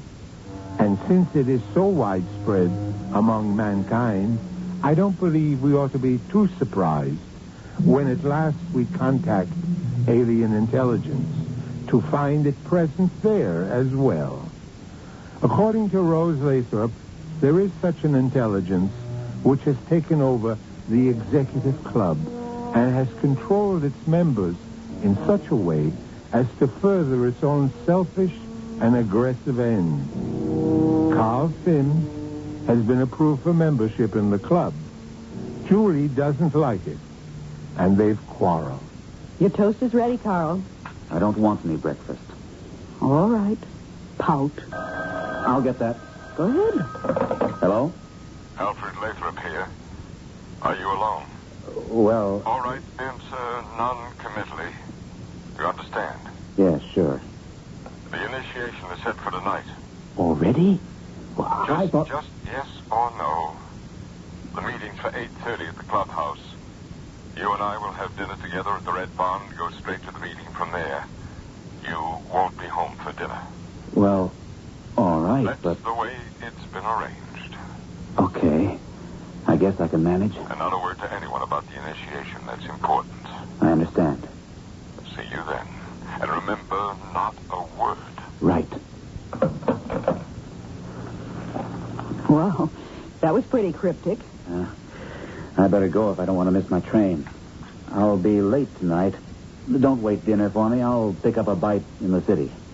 You have to work late? Yes. They've run into a snag on a special project I've been working on, and if we don't get it straightened out tonight, we'll fall behind schedule. Was that the office calling? Yes. Yes, that was Mr. Mason himself. It wasn't Alfred Lathrop? I told you who it was. What are you doing, calling me a liar now? All right.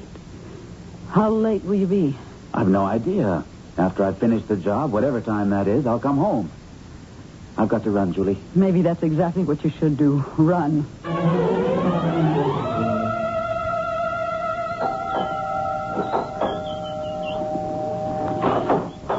Oh, Julie, come in. Rose, Carl got a phone call just before he left for the office.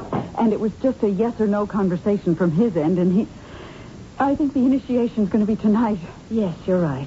Sit down, Julie. You don't look well at all. It is tonight? Yes. I forced it all out of Alfred. Can I get you anything? No, I'm all right. I'm scared, that's all. I'm scared to death. I think it's going to be all right. Now, he and Alfred will have dinner somewhere and then go to the meeting. What are we going to do? I told you. I have a plan. For tonight? Will it work tonight? As well as any other night. It's a very simple plan, really. The timing is pretty delicate, of course, but I'll take care of that. Here's what we have to do.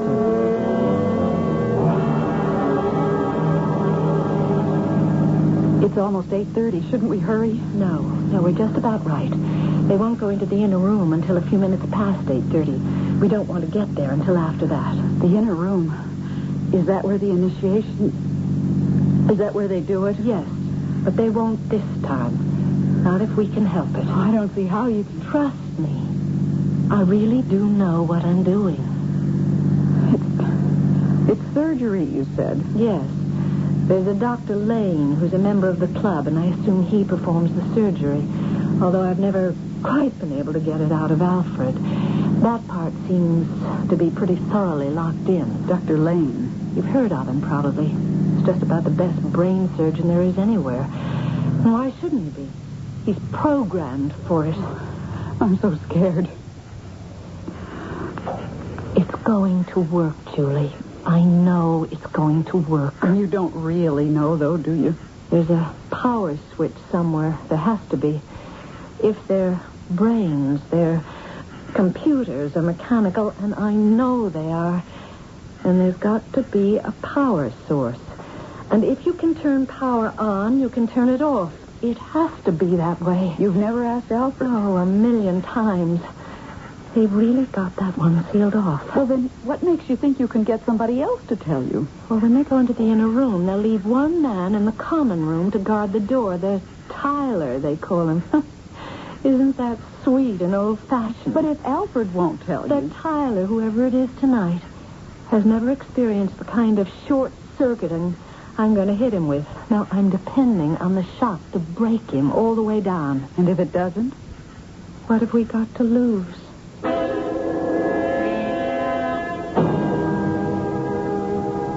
Now, Carl, we're almost ready to go into the inner room where the initiation will take place. Takes me back to my college days. Except that there's nothing frivolous about this. Will one of you men hang up your shirt and jacket, please? All right, Carl. Sit here. Okay. I thought it was going to be in the inner room. That part comes later. Ready, Jim? All ready. Go ahead. Ouch! Oh, what was that? He stuck a needle in my arm. Nothing to be concerned about, Carl. You're too tense. You need to relax. That was just a mild tranquilizer. It's going to relax you, make you feel sleepy, very contented, and at peace with the world. You are getting sleepy, aren't you? See? Your eyes are closing, and it feels so good just to rest and let the tension drain out of you and sleep. Rest and relax. Rest and sleep. Carl? Yes. Do whatever I tell you to do. But only what I tell you. Do you understand that? I do what you tell me to do. But only what you tell me to do. The executive club which you have the honor of joining this evening is controlled by a civilization which is ages older and infinitely more advanced than what we call civilization here on Earth. The beings who make up that civilization are our masters. They live on the 7th planet of a star known to Earthlings as Myra. They're in urgent need of our mineral and other resources. We serve them. They are our masters. We have been, as you will be tonight, partially mechanized, the better to serve them in all things. Eventually, all Earth people will be their servants. To us has been granted the privilege of pioneering in this. Is that all clear to you, Carl? Yes. Clear. All right. Is Dr. Lane ready, Jim? All set. He's waiting. I'll stay out here. I drew Tyler duty tonight. You will come with me now, Carl. Into the inner room.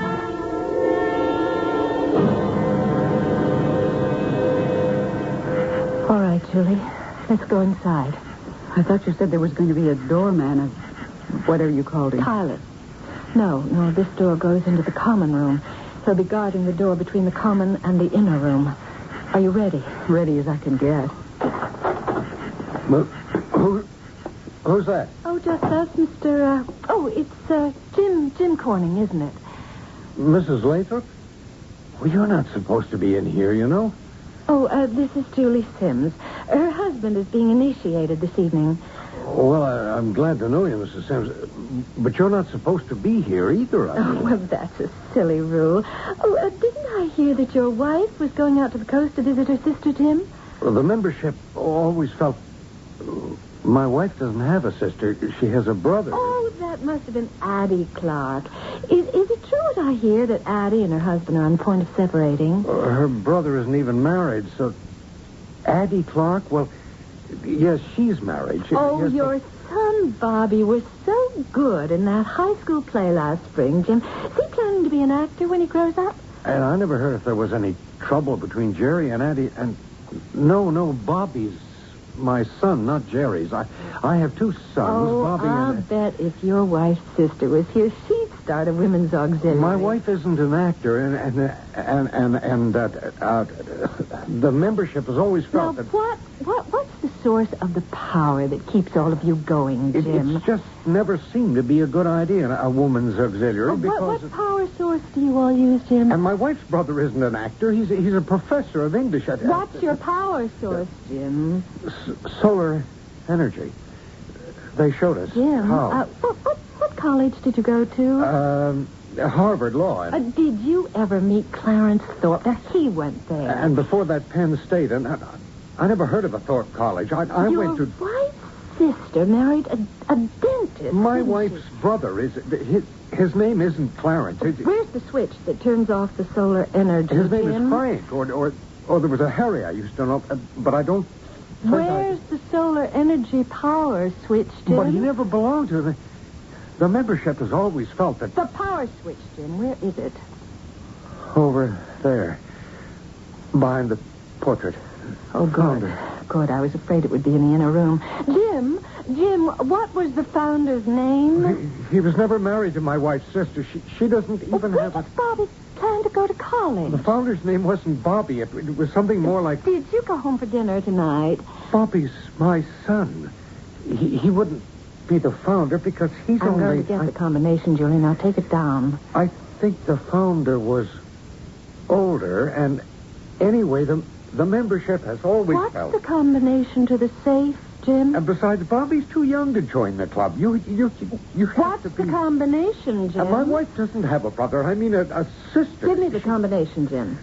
36 right, 7 left, 18 right, 30 left. Got it, Julie. Yes, open it. I've got such a headache. I'm sorry, Jim. How's it going, Julie? 18 right, 30 left. Oh, I've got it. It's open. You ladies shouldn't be in here at all because... You see the switch? It's in here. The side wall of the safe. Pull it. But, Rose, your husband... My husband's been dead for years. Cut the switch. I keep telling you ladies that... He's done for. Let's get inside. Damn them. They've locked the door. Rose, it's opening. Carl! They were going to... My head. They were going to... Catch him! They gave me a shot. It was... I'll be all right now. They're all finished. All of them. Alfred, too? Years ago. I've already done my grieving. Are they dead? They're turned off. Like a vacuum when you've finished with it. Did they... They didn't do anything to you, did they, Carl? No, but they were going to. They were going to. All right. This is cleaned up. All we have to worry about now is the dozen or so other clubs scattered around the country. I hope my list is complete.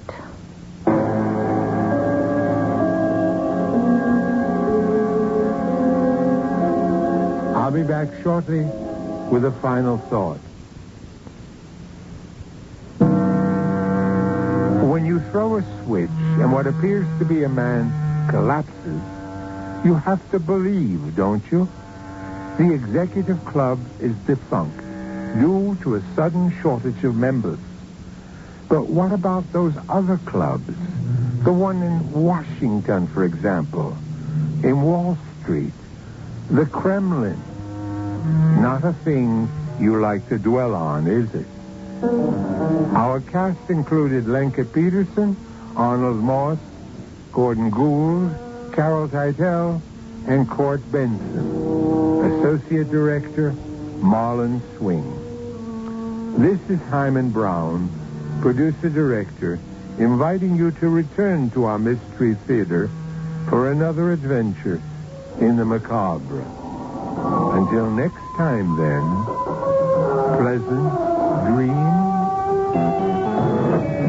CBS News, I'm Tammy McCormick. There was a lot of last-minute partisan wrangling the day before the impeachment hearings began, and House Judiciary Committee Chairman Henry Hyde says he was trying to put politics aside. I'm doing everything I can think of to be fair without totally surrendering the fact that we are the majority party and in control of the committee. And Hyde says, besides, the White House hasn't been very cooperative in answering the 81 questions he submitted. The spotlight on the first day of hearings will be the man who started it all, independent counsel Ken Starr. CBS News correspondent Scott Pelley has seen Starr's prepared testimony. In his testimony, Starr will accuse the president of misuse of presidential authority. He is expected to say, quote, "The evidence suggests that the president repeatedly used the machinery of government and the powers of his office to conceal his relationship with Monica Lewinsky from the American people and from the grand jury." Starr will be the first witness before the Judiciary Committee. He is expected to take all day. The committee may also call other witnesses like Clinton aide Bruce Lindsay and the president's attorney in the Paula Jones case, Robert Bennett. The man at the center of the impeachment hearings may be asleep when Starr begins his testimony. That's because President Clinton is a 14-hour time difference away in Tokyo. Correspondent Peter Mayer reports the president's trying to keep the focus on international policy and Asia's financial crisis in particular. President Clinton will use this whirlwind visit to urge Japan to enact quick and major economic reforms. Heading into this summit, administration officials said Japan could not export its way out of the current economic mess. On the long flight here, the president made congratulatory calls to incoming House Speaker Bob Livingston and the new GOP conference chairman J.C. Watts. The president arrives here just hours before the House Judiciary Committee opens impeachment hearings, but the White House is anxious to convey an image of a president taking care of business and unconcerned about the problems at home. Peter Mayer, CBS News, with the president in Tokyo. Tokyo's Nikkei finished lower on Thursday, down 244 points, despite assurances from Japan's prime minister that his country will work to pull itself out of recession. On Wall Street Wednesday, investors greeted recession. On Wall Street Wednesday, investors greeted recession. On Wall Street Wednesday, investors greeted recession. On Wall Street Wednesday, investors greeted recession. On Wall Street Wednesday, investors greeted recession. Classic British comedy in the form of Steptoe and Son is up next on nightly old-time radio shows.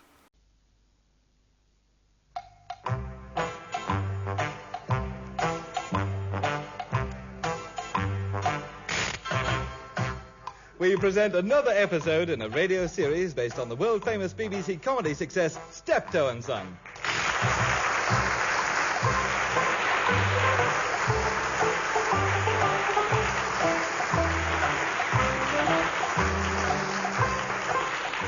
With Wilfred Bramble as Albert and Harry H. Corbett as Harold.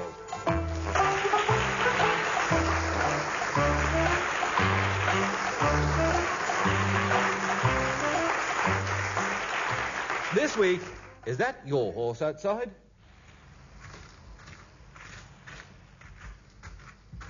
I don't know what I'm wasting my time for around here. There's not an house under 60,000. They auction their junk at Sotheby's round here. Oh, well, in for a penny, might as well keep going. God, blimey. That door knocker must be worth £100. I'll come up here with a screwdriver one night. Good morning. Are you trying to break in? Oh, no. Oh, good morning. It appears that the lady of the house isn't at home. She is now. Do be a pet. Would you mind holding these parcels for me while I get my key? Oh, yes, certainly.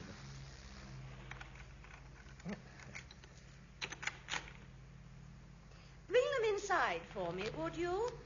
Oh, yes, of course. Thank you very much. It's very kind of you. Not at all. A pleasure. Oh, if there's nothing else I can do, I'd better shoot off then. Oh, no, don't go. I must reward you for carrying in those heavy parcels for me. Oh, I wasn't heavy. Well, leastwise, not for me. When I'm used to humping grey, everything's about all day long. Really? Yeah, you know, in my line of business, you has to. Yes. You do look very strong. Oh, well, you know. I do keep myself in condition. Yes, I can see you do. Would you care for a drink? Thank you, yes. Is whiskey all right for you? Oh, yeah, that will be fine. Cheers. Cheers. And what line of business are you in, Mr. Steptoe. Steptoe. And what is your first name? Harold. And what do you do, Harold? And why are you knocking at my door? I'm a rag and bone man. A rag and bone man. Now, that's interesting. I've never met a rag and bone man before. Well, there's not many of us about, huh? Uh-huh. Yeah, that's my horse and cart outside. Uh-huh. I left a sack here yesterday with my card. Did you? You might remember it was printed, Steptoe and Son, best prices paid for old junk, and saying I'd be calling back today to collect it, like. No, I'm sorry. I didn't see it. Oh, well, never mind. Don't suppose you've got anything, not in a place like this. Thank you for the drink. I'll be on my way. No, don't go. I must have something that would interest you. Why don't you help me to look for it? Well, I've got to go. You see, it's getting dark. I ain't got any lights on the car. Then why don't you come back when you've got more time? Yes. A lot more time. Beg pardon? A lot more time. Yes. Yes, well. Yeah, I'll do that. I mean, I can always call back. I expect I will be round this way again. Sometime. Tomorrow. Yes. Well, I could come back tomorrow, I suppose, if you think there's a chance of something. I would say there's definitely a chance of something. Yes. Well, it wouldn't be too far out my way, I suppose, and I could easily drop by, because I do have to pass by this way. Make it early. Early? Right. 9 o'clock. 9 o'clock? I'll be free all day. 9 o'clock. I'll be waiting for you.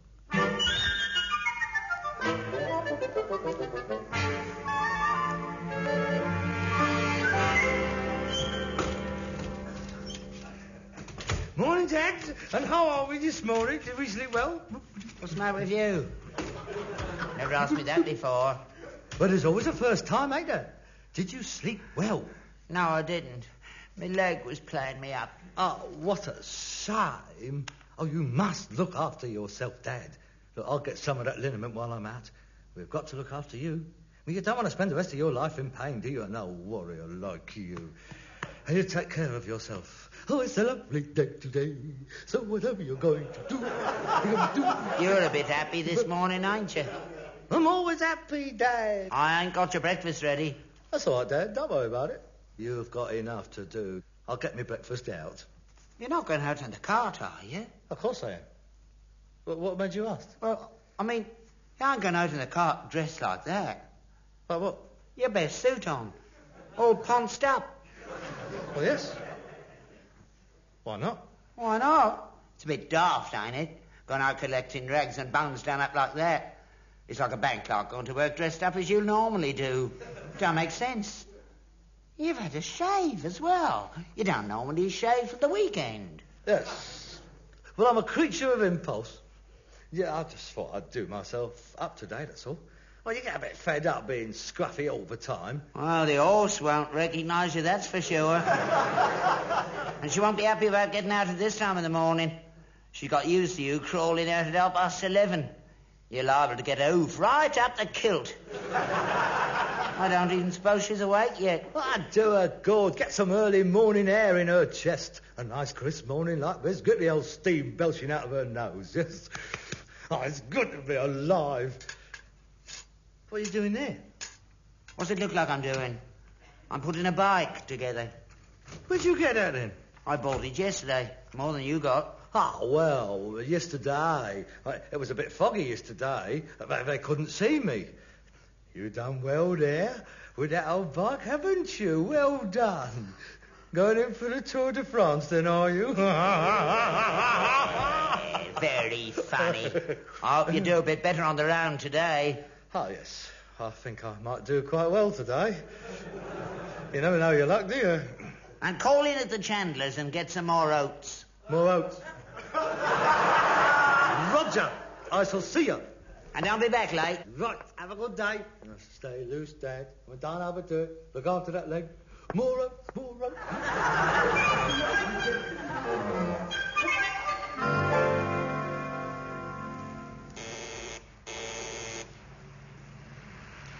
Is that you, Harold? Huh? Yes. Where are you? In the bedroom. Oh. Speak into the grill. Hello?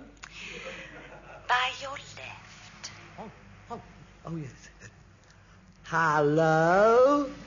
It's Harold Steptoe, the rag and bone man. Don't shout, Harold. We don't want the whole square to hear. Sorry.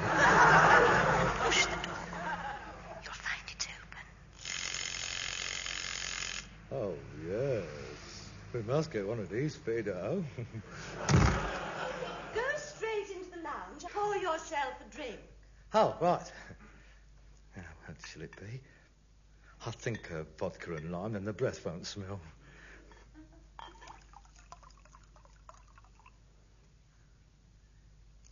Delicious, eh? Good morning. Good morning. I'm sorry I'm not dressed. I've only just got up. Yes, I can see that. But I'll come back later. Yeah? No, you'll stay here.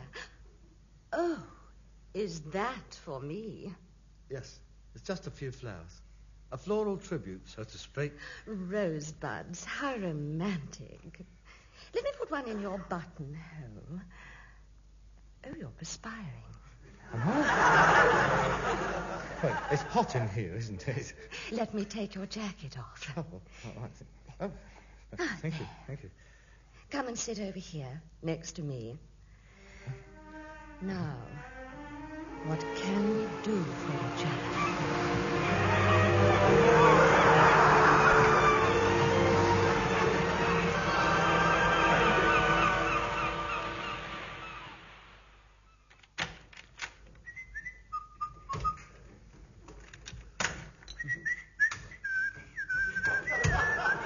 Hello, Dad. You still hard at it? Looks like it, don't it? Having trouble with the bike? No, it's going very well, thank you. Did you have a hard day? Huh? Oh, yeah. Oh, yeah, a terrible hard day it was. It was all go. I know. At it all the time, I was. Yeah, I can imagine. Did you get anything? Junk, I mean. No, I didn't. There didn't seem to be much stuff about today. It's very quiet. You looked, I suppose. Of course I looked. I've been all over the place. Very slack it was. Was it? I just couldn't find anything at all. Did you go down Princess Street? I'll tell you, Dad, I've been all over the borough. I mean, I ain't let up all day. I was in one end and out the other. Shouting myself silly, I was. There was nothing, Dad, nothing. Been all over then, have you? All over. I've never known it so slack. So, you didn't get anything? No. Perhaps I'll do better tomorrow, eh? Oh, I expect you'll be wanting your tea. You must be tired after all that hard work. Oh, yeah, I'm knocked out, Dad. I was speaking to some lads down the cafe, and they didn't get nothing either. It's quite all round, it seems. They said they'd never known it so quiet. Oh, you were down at the cafe then? Had your lunch down there, did you? Yeah. What do you have? Eh? What do you have to eat? Oh, meat pie, mash, and gravy, and 2 slices of bread and butter, Bakewell tart and custard, and a cup of tea. All right, was it? Yeah, it's all right. So, you know. And don't change much, does it? I mean, not like yours. Do you want any help with that bike? No, thank you. Was Lenny in there? Lenny? Oh, Lenny! Oh, yeah, Lenny. Oh, yeah, yes, he was there, Lenny. How's his dad? Any better? Any better? You did ask him, I hope. Oh, well, yes, I mean, of course I did. Yes, he is better. Yes, he said he was a bit better this morning. What's wrong with him, then? Well, what do you mean? Well, you said he was better. I'm asking you what's wrong with him. Well, he's ill, ain't he? I don't know. Is he? You asked me if I was any better. I mean, if he isn't ill, what do you want to ask me if he's any better for? I wanted to see how much of a liar you were. What are you talking about? You ain't been nowhere near that cave. I have? No, you haven't. And you ain't been on the cart all day long, neither. That's a lie. That's a rotten, filthy lie, that is. Who told you that? I can tell you exactly where you've been. I've been on the job. I know you have. I followed you. You what? I followed you. How could you have followed me? We galloped most of the way there. You couldn't have kept up. You're just about knackered by the time you get to the Skinner's Arms, you are. I didn't follow you on foot. I was on this. What, the bike? Yeah, the bike. Go away. You can't ride a bike. Oh, can't I? I'll give you 10 yards start, leg or no leg. 40 years ago, I was a sprint champion in the East Surreys, mate, and I ain't forgotten how to do it yet either. You liar. You didn't follow me. Where was I then? 21 Berwick Square. I saw you in that house all day long, and they all standing outside shivering. I had to go over and rub her legs 3 times. I was looking for junk. Liar. No, there's a load of stuff in there. We were sorting it all out. 7 hours you was in there. Well, I was pricing it. You know how long it takes to price it. They're moving, you see. They're having a clear out. I'm going back tomorrow to collect. You're not going nowhere near there tomorrow. I'm no mug, mate.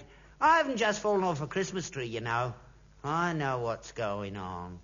Putting your best suit on, shaving. Give yourself away, don't you? I know you of old. It's birds. Birds is the only thing you ever punch yourself up for. You're right. I spend a day with a bird. That breaks the monotony a bit, don't it? Anyway, what's it got to do with you? I'm over 21. I can do as I like. In your own time, do as you like, but not while you're supposed to be working. I'm not having it. I don't pay you to go out snogging with birds, do I? I see. It's the money that's bothering you, is it? I thought it was the morality that was worrying you. Well, that's easy settlement, ain't it? Shall we say your share of the loss of income for today was £2? All right. And I won't take any wages for today. I don't want your money. I suppose she gave it to you, did she? I'll smash your face in you say things like that. I ain't no gigolo. That money's my own. I earned that. You keep your dirty tongue in your head. Mind your own business. Now, let's have some tea. You get no tea from me. You get tea when you work for it. You want some tea? Asked your fancy bit for some. Or did you get turfed out before old man come home? She is married. I don't know. I didn't ask. You keep away from her. I'm going to give you some advice. Advice? Oh, this ought to be good. It's a bit late in life, but nevertheless welcome. Come on, then, let's have it. Lord Chesterfield's letters to his son. Come on, let's hear those pearls of wisdom. I am older than you. Oh, my God. Oh, I wish you'd told me that when I was a boy. Oh, what difference it would have made to my life. My dad is older than me. I'm overcome. Listen to me. I've seen a lot more life than you have. I'm telling you, no good will come out of this. Well, it's done me a lot of good already. Well, it's restored my self-confidence for a start. Oh, it's very nice to know that when you're pushing 40 that the bird still fancies you. There's nothing wrong with that, Dad. Maybe when I'm as old as you are and I'm past it, I shall start moralising and tutting. But at the moment, I'm not complaining. I'm not moralising, son. I'm trying to explain something to you. There's nothing to explain, Dad. I'm just still desirable, that's all. Listen to me, Harold. I know what I'm talking about. This bird, she lives in a posh house. She's not a bit of old brass, is she? Oh, no. Now, she's got what your generation might call class. Elegant, she is, you know. The way she walks, you can tell. Breeding. Oh, it's all there. She's one of them haughty birds, you know. Arrogant, confident of their position in life. That's the sort of thing that only comes out with good schooling. Well, you know the attitude. Let them eat cake. And the house. Oh, the luxury. Oh, she's got it all there. Oh, yeah. She's a definite cut above the other scrubbers I usually knock about with. That's like a breath of fresh air, Dad. It's like walking into another world. And have you stopped to ask yourself why a bird like that should fancy a load of old tat like you? That's a nice way to talk about your own son, ain't it? A load of old tat. An unpolished diamond, maybe. You know. She's got the pick of the land. Why bother with you? Oh, it's chemistry, Dad. I mean, who could explain these things? See, we're like two magnets irrevocably drawn to each other.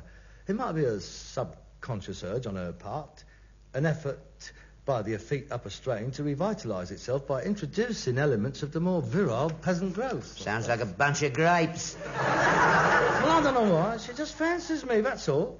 And she fancied me for myself. It made no difference to her, me being a rag and bone man. Yeah, great Burke. She fancies you because you are a rag and bone man. And what is that supposed to mean? She don't fancy you for yourself. It's because you're common. Uh-huh. You have a lot to learn. If you think there's anything in this, you're going to be hurt. She won't want to know you tomorrow. She's had her bit of fun. We'll see. She's amusing herself with you. Can't you see that? Well, I'm having a bit of a giggle myself. But it goes deeper than that with you, doesn't it? I know you. You've been waiting for something like this to happen. You've given up trying to get out of this business under your own steam. You're hoping for some rich woman to come along and take you out. Well, they won't. I don't want you hurt, son. I've seen it all before. They're all the same, these posh birds. Their old man's out for the day. They're bored. They've tried everything. They're jaded. They're looking for something new and different. So they have a dabble with a bit of rough. Don't keep calling me a bit of rough! Well, that's what it is. It intrigues them. It makes a change. You're a plaything, can't you see that? A new toy. It's not like that at all. You weren't there. You don't know what went on. You don't know what she said, the way she looked at me. She had respect for me.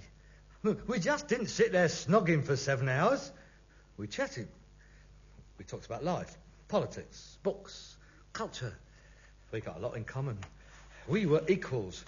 It was more of a marriage of the minds, really. I taught her a few things she didn't know. I bet you did.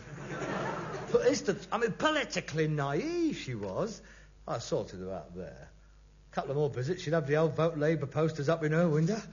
I see. It's her knocked out by you, is it? Well, let's say she was quietly impressed.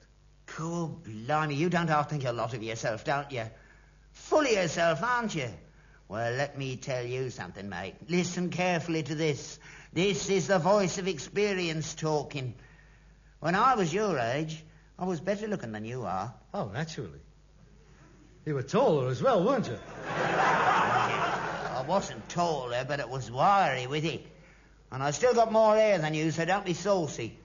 Anyway, I was a bit of a goer on the quiet. You never knew that, did you? Oh, yeah. I've seen that photo of you in the straw hat and the Oxford bags.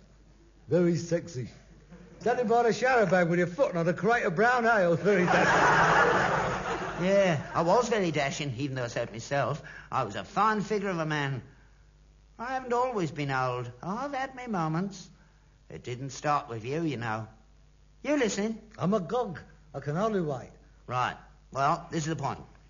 Birds like this one never left me alone. All the ladies were all after me, and there was more in them days. All the big squares in London, there was houses then, there were. Not bed-sitters, with maids and butlers. I used to go down those streets, Belgrave Square, Wilton Crescent, all round there. I used to ring me bell, bawl out me cry, and they was hanging out the windows, they were. It's an occupational hazard, rich birds. Oh, I see. So all these young guards officers in the blues, they're all honourable fit steptoes. Is that what you're trying to say? No, I'm not. Now, don't be vulgar. I'm only trying to open your eyes for you. This is the first time it's happened to you. You've never come up against anything like this before. It used to happen to me every day. It's happened to all the lads. Not like this, it hasn't. There you go, you see. You're making a romance out of it. You always have to make a romance out of everything. You got to take it in your stride. Bird on the round fancies you, fair enough. Part of the business. But don't let it go to your head. Don't hang about. Move in, move out, move on. There's always another house next door. You've always had the nasty tendency to caution everything, haven't you? Can't you understand, Dad? But it isn't like that. She wasn't hanging out on our window.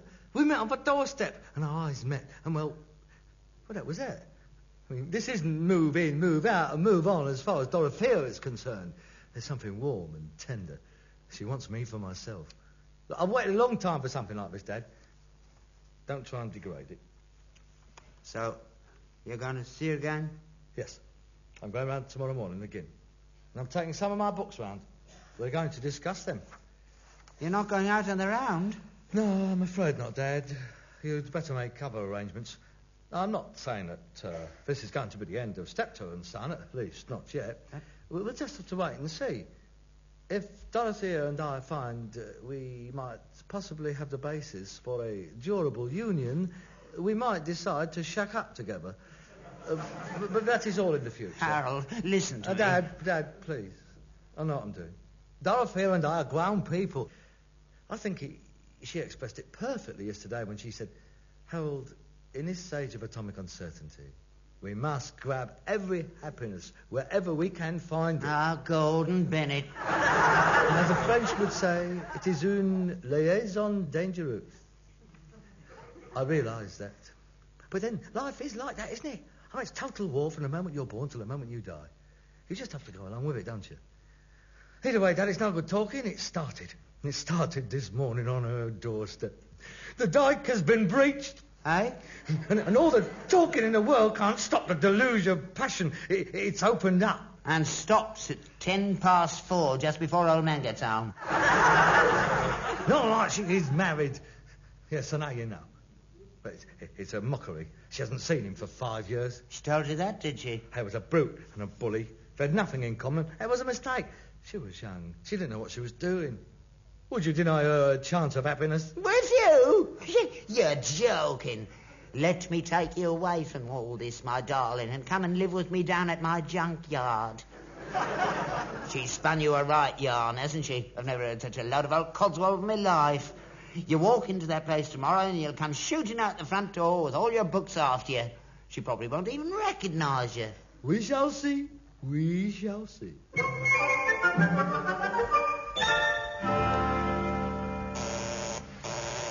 Dorothea, darling. Oh, not today. Thank you. Right? No, Dorothea, it's me, Harold. Dorothea, I got some books. Look, it's me, Harold Steptoe, the rag and bone man. And I'm Arthur Thompson, the coal man. You heard what the lady said. Go on, hop it. Go on, don't queer the pitch. Keep it going, eh? Yeah, but I was here yesterday. Well, don't be greedy, then. You come out. You come out there. You come out. You've got no right in there. They've got gas central heating in there. You come out. Dorothea, don't listen to him. You'll get all covered in coal dust. You rotten swine. I hope it's a warm winter. I hope you don't sell a bagful.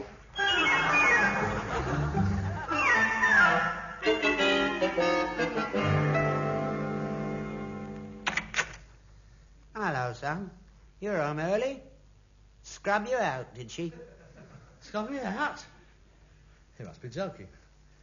Crying her eyes out she was when I left her. I told her straight, there's no future in it. We might as well turn it in now.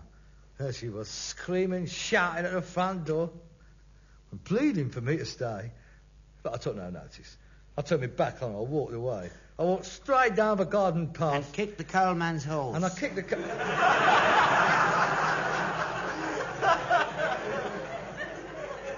You've been following me again.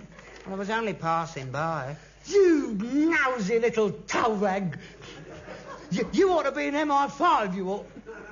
Give you a sniff of his helmet, you could find Martin Bormann, you could. What chance have I got? Next time I get a bird, you can come and watch me. It'll save you a lot of messing about. They're so typical.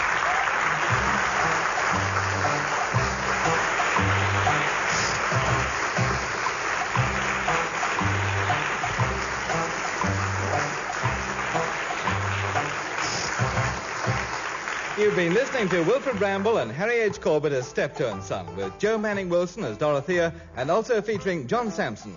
Written and adapted for radio by Ray Galton and Alan Simpson, and produced by Bobby J.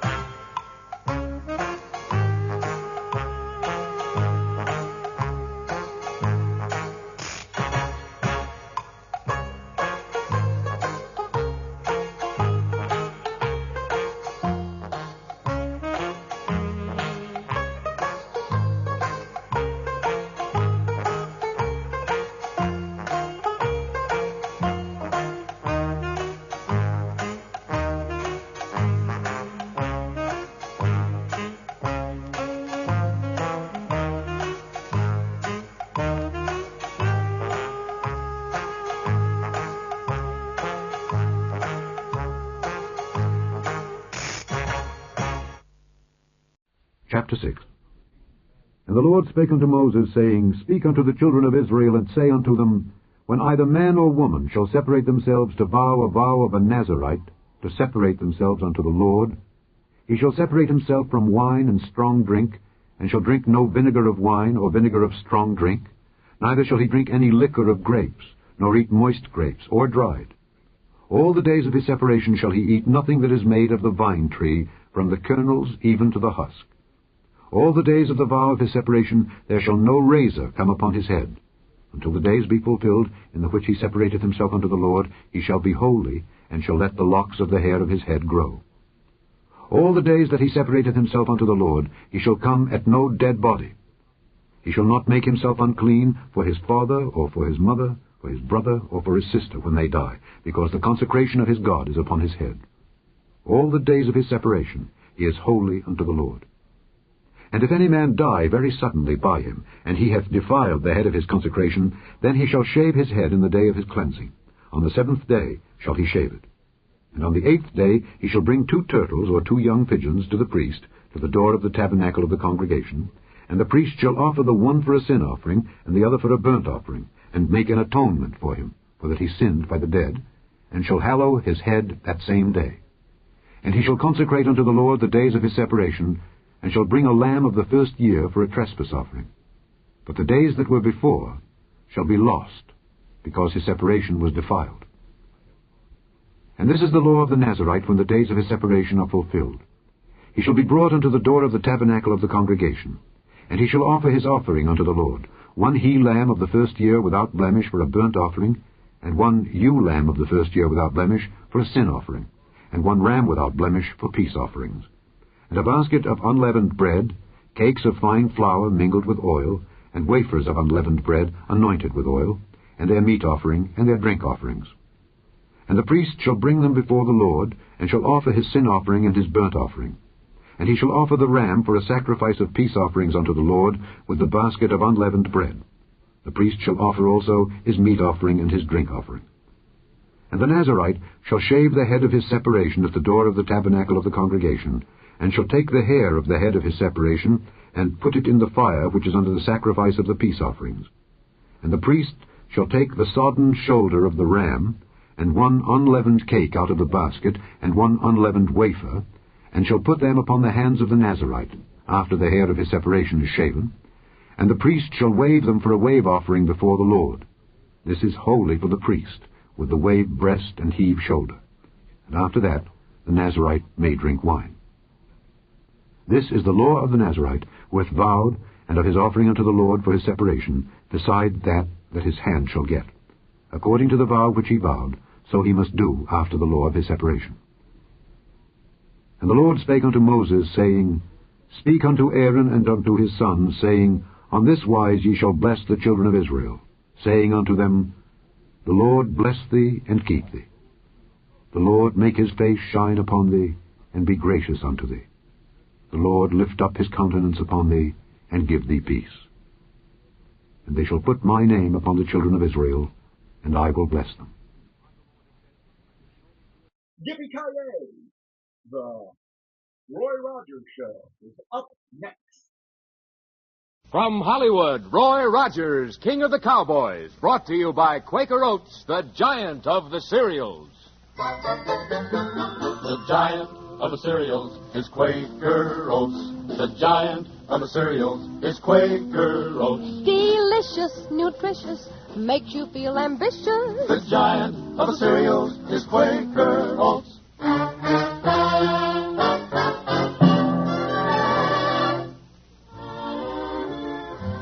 Out of the West and into your home, riding the range of adventure and mystery, blazing a trail of Western song and story, Dale Evans, Gabby Hayes, and America's King of the Cowboys, Roy Rogers.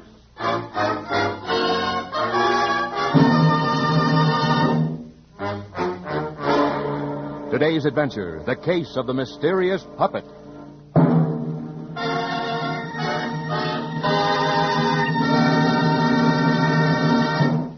And here is Roy Rogers. Well, howdy, boys and girls, and mothers and dads, too, of course. This is Roy Rogers. This adventure I'm going to tell you about began on a Sunday morning in our little church at Paradise Valley. It was just about like any other Sunday, you know, quiet and peaceful. And as usual, before Reverend Smith began his sermon, Dale and I were singing a hymn.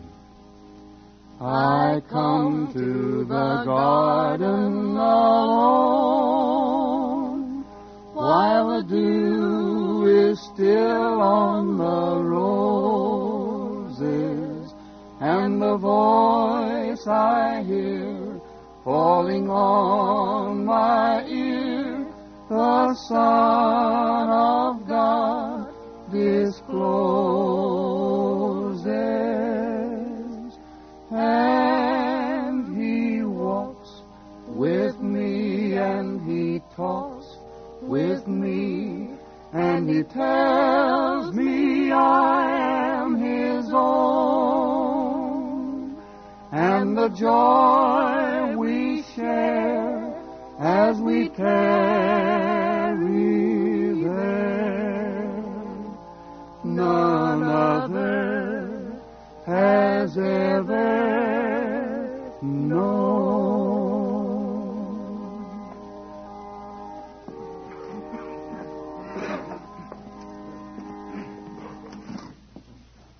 taken my sermon today from the passage, and it came to pass in those days that he went out into a mountain to pray and continued all night in prayer. Dear friends, as I sat in my study the other day reading over these words, composing my thoughts, oh dear me. Roy. Yes, Reverend? Someone seems to be ringing the church bell. There must be some mistake. Would you mind? Sure, Reverend. There must be some mistake. I'll get to the bell tower pronto. Reckon I'd better mosey along with you. All right, Gabby. Brand meat with a cold iron, Roy.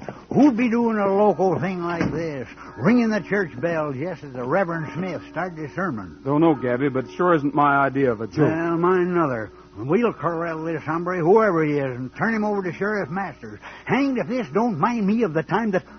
Hold on. Roy, standing there by the door that leads to the bell tower. Why, it's Luke Peabody that runs the general store. Oh, he looks sick. Come on. Luke Peabody. What? Don't go in there. The thing I saw, Wait, he's fainted. Roy, what in the name of Rowells and Jingle Bobs is in that bell tower? Only one way to find out, Gabby. Let's get in there. Now, what in the... Well, peel me for a bronc. It ain't possible. Do you see what I see, or do I need specs? I'll be doggone, Gabby. The thing that's ringing that bell, hanging onto the rope and yanking it up and down, it's... Why, it's a doll. Not exactly a doll, Gabby. It's a puppet.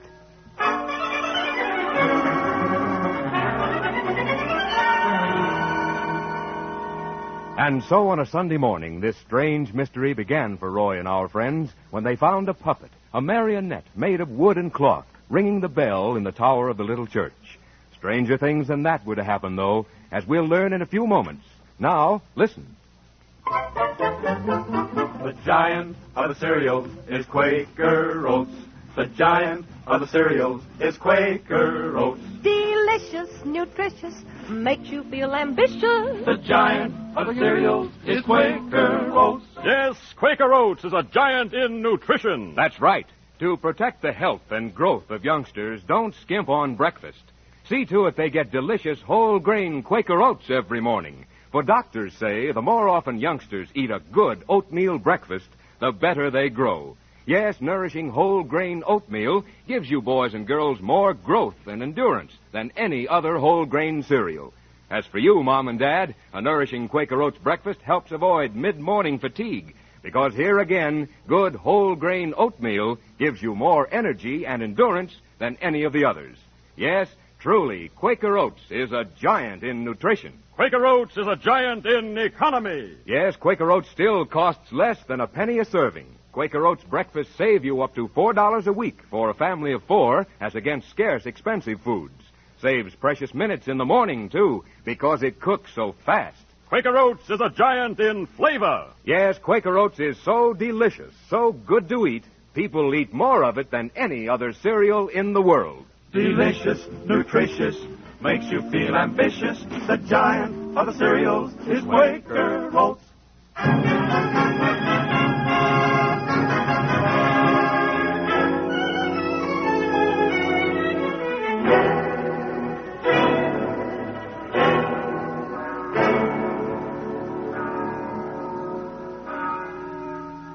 Well, there they were in the bell tower, Roy and Gabby, staring at just about the weirdest sight they had ever set eyes on. A puppet working the rope of the church bell. Roy, this is the ornest thing I ever did see. That thing's alive. No, it isn't, Gabby.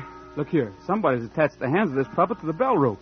When the bell started ringing, well, the puppet went up and down with the rope. Yeah, I can see that. But if the puppet ain't ringing the bell, who is? The maverick up there in the bell tower above us. All right, you.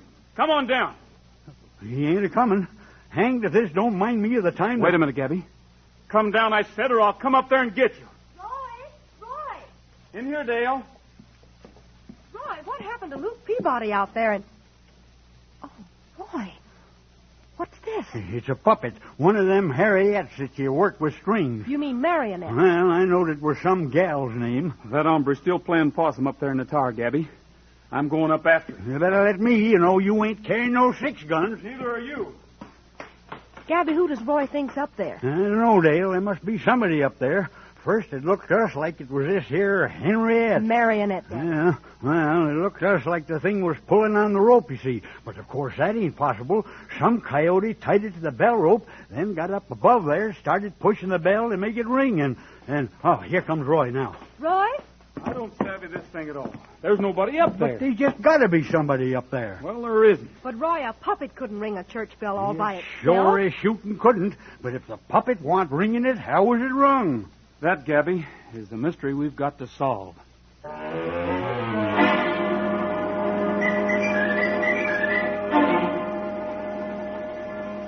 The following day, down at one of the corrals of Roy's ranch, the Double R Bar, Roy had just finished peeling a bronc, and he and Dale and Gabby were sitting on the top rail of the corral fence when... What's that,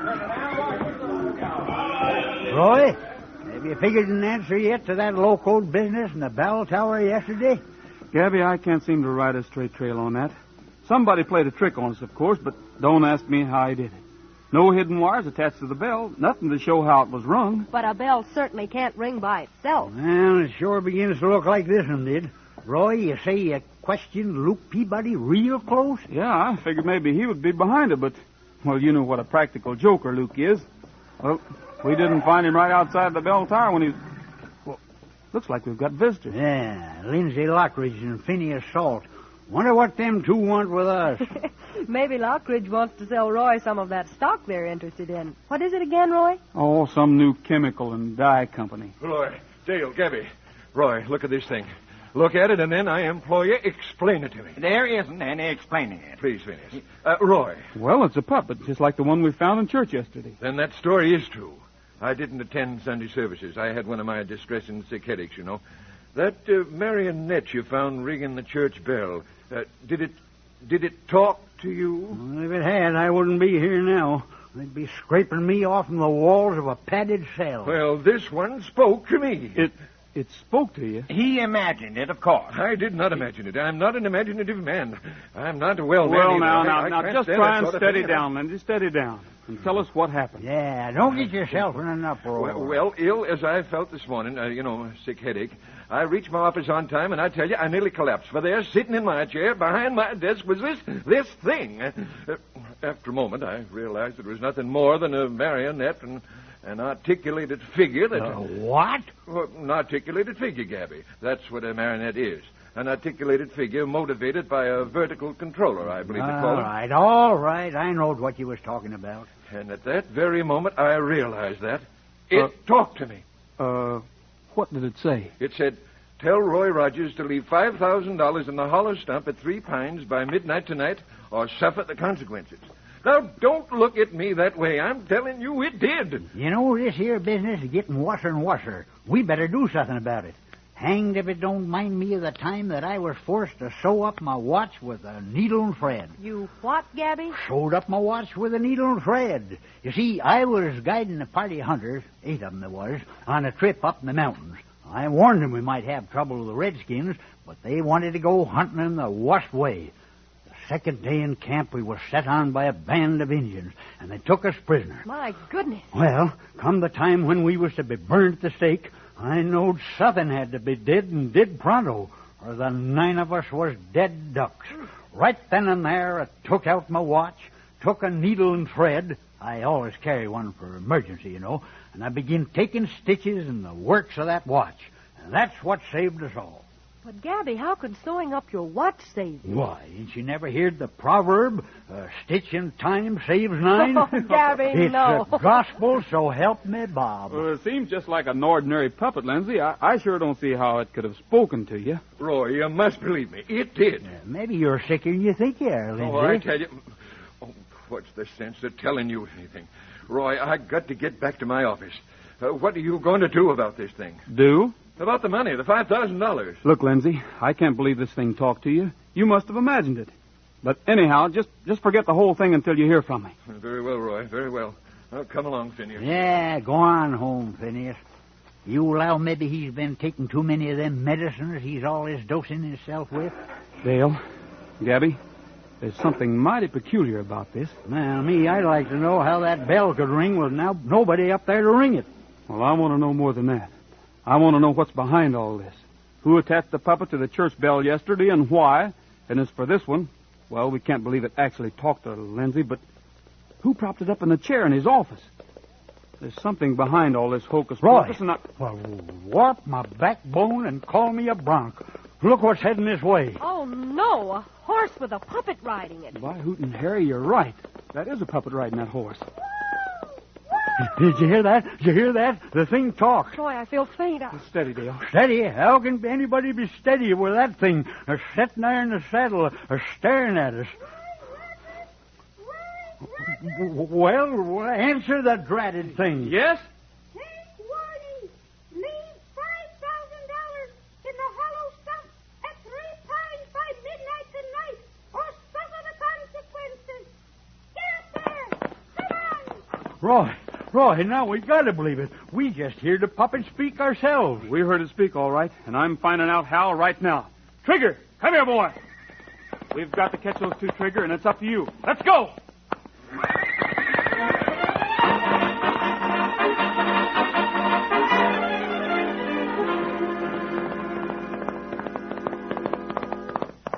Come on, Trigger. Come on, boy. They've got a good start, and that puppet's a lot lighter than I am. We've got to stop him, Trigger. We've got to stop him. That's it. You're gaining on them. You're gaining. They'll be close enough to rope in a minute. I've got the rope coil now, Trigger. Ready to throw it just as soon as we get... Yeah. Now! Got him. Got him, Trigger. Hold him now. Hold him while I get that puppet in the saddle. Oh, boy. Steady down now. I just want to have a close look at that puppet on your back. Let's see now. Well, I'll be. So that's it. That's how this thing talked.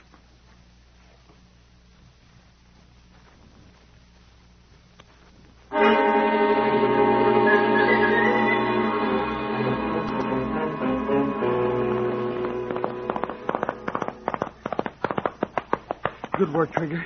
Good work, boy. I know Trigger could beat that critter. Well, I see you got the Henrietta, the Harrietta, oh, shucks, that ornery puppy. I got it all right. What's the answer to it, Roy? How did that thing talk? There's only one answer to that, Dale. And if I'm not mistaken... If you ain't mistaken, what? Hold it, Gabby. Looks like we've got another visitor. It's Reverend Smith this time. Yeah, and he sure is racking into the Double R bar. Reverend, what in tarnation... Roy, I need your help. The strangest thing has happened. What is it, Reverend? The poor box at the church. It's been robbed. Oh, who would do a terrible thing like that? I don't know, Dale. I discovered the robbery less than an hour ago. What's more, Roy, I found these inside the box. Strings. Marionette strings. Yes. Roy, what is the meaning of these puppets? I thought that affair of yesterday was someone's idea of a joke. Joke in very poor taste, but still a joke. But this robbing of the poor box, No joke. I agree with you, Reverend. It's a trick, and a mighty serious one. Dale, take this puppet to my office, will you? All right. When I get back, I'll show you how it managed to talk. Meanwhile, Reverend, Gabby and I will go back with you.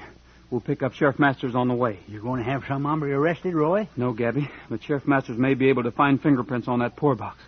Let's get going. Come on, Trigger. Hit the trail, boy.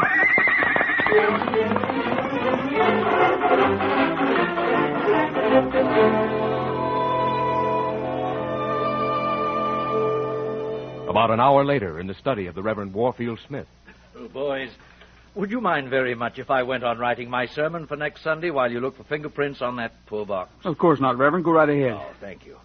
Oh, I think I'll light the fire in the fireplace. I feel a little chilly. Let me do it for you, Reverend. It's a little mite chilly today. Minds me of the time Gabby. Huh? Oh, yeah. Well,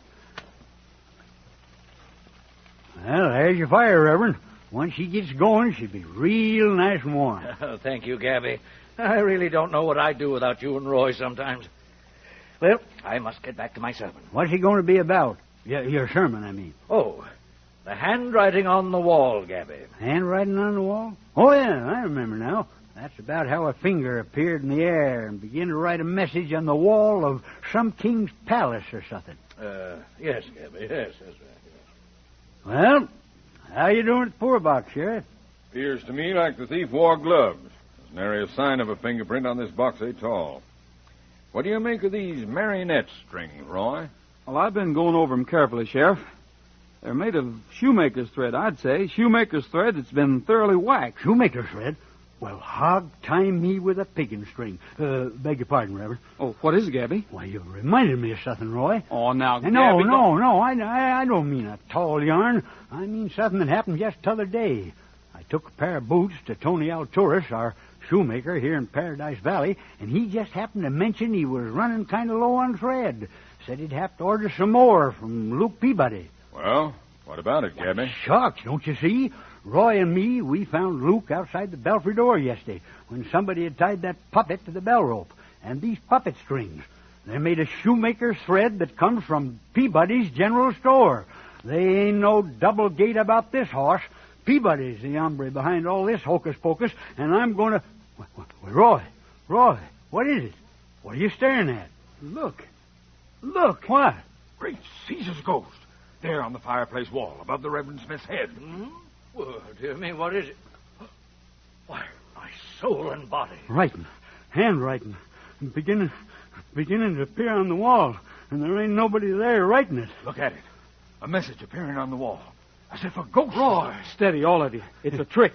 It says, Roy Rogers, be warned. $5,000 in the holler stump by midnight, or you will regret it. Roy, what does it mean? What does it mean? It means that... I'll take that. Hello?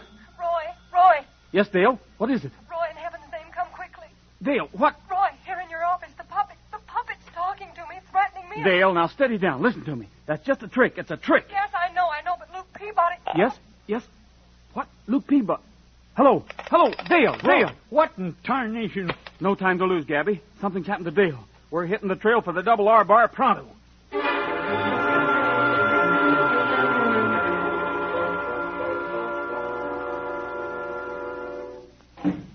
Dale! Most likely in the office, Roy. Yep, in here, Gabby. What in the... Roy, there on the floor, Luke Peabody, and look, a puppet laying across his body. Luke, come on, snap out of it. Roy? Luke, what happened here? Where's Dale? Dale?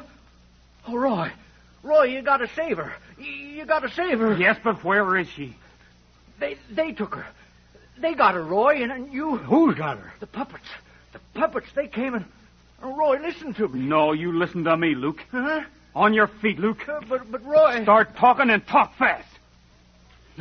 So he's the hombre behind all this, is he?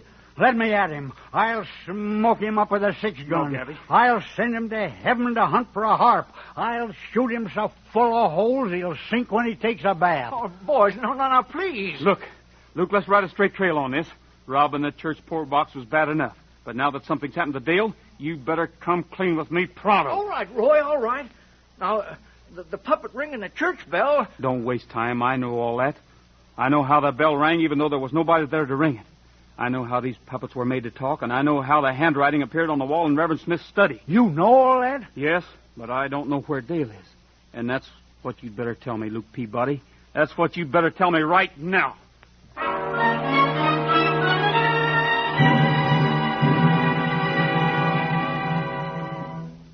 Do you know? Do you know how a bell could be made to ring with no one there to ring it? Do you know how a lifeless puppet can be made to speak? And what's the answer to the handwriting on the wall? We'll know the answers to all these questions in a very few minutes. But now, friends, Roy Rogers has something he'd like to tell you. Roy? Thank you, Art. Today is a big moment in my life, believe me. Shucks, my folks brought me up on Quaker Oats. Quaker Oats has been my pal since I was knee-high to a duck. So I'm mighty proud that we're teaming up together. I'm going to sort of be the Quaker Oats ambassador to your house. And I'm not going to be backward about telling you to eat Quaker Oats either, because, well, I know it's mighty good eating and mighty good for you. So from now on, folks, when you think of Roy Rogers, doggone it, think of Quaker Oats. Thanks, Roy. And friends, remember the wonderful benefits to everyone in delicious whole-grain Quaker Oats for breakfast. Yes, there's more energy and endurance for you grown-ups, more growth and health for you youngsters in a good, wholesome oatmeal than any other whole-grain cereal. That's because Quaker Oats is so much richer in vital food elements like protein, vitamin B1, and iron. Remember to buy Quaker Oats, the giant of the cereals. Quaker and Mother's Oats are the same.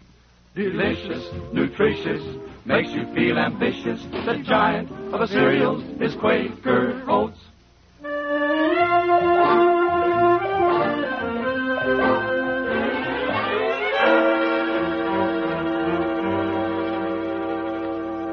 Our scene changes now to the sheriff's office in Paradise Valley. Well, that about does it, Roy. Are you feeling all right now, Miss Evans? Yes, thank you, Sheriff. I don't savvy it. Don't savvy it at all. How'd you know, Roy? How did you know? Well, there was only one way that the bell could ring, Gabby. Someone stationed in a window across the street from the church must have been firing at the bell with a rifle. Of course, a rifle with a silencer. Yes, but what about that puppet that talked? A wire recorder, Dale. There was a new wire recorder on the market now. Well, it's just as small as a watch case recorder. Well, goddamn. Well, all right. Take it easy. Take it easy. Take it easy.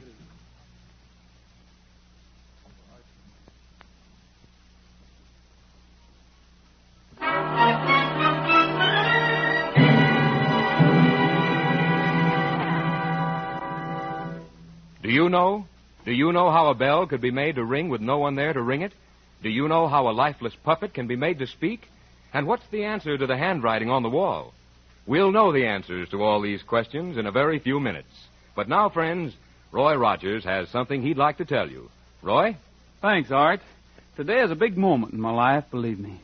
Shucks, my folks brought me up on Quaker Oats. Quaker Oats has been a pal of mine since I was knee-high to a duck. So I'm mighty proud that we're teaming up together. I'm going to sort of be the Quaker Oats ambassador to your house. I'm not going to be backward about telling you to eat Quaker Oats because I know it's mighty good eating and mighty good for you, too. So from now on, folks, when you think of Roy Rogers, doggone it, think of Quaker Oats. Thanks, Roy. And friends, remember the wonderful benefits to everyone in delicious whole-grain Quaker Oats for breakfast.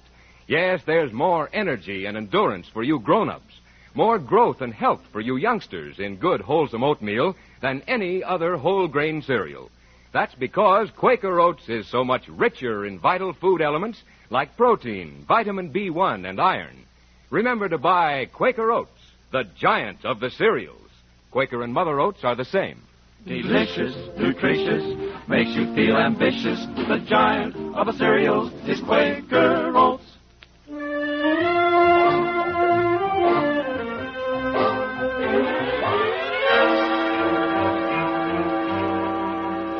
Our scene changes now to the sheriff's office in Paradise Valley.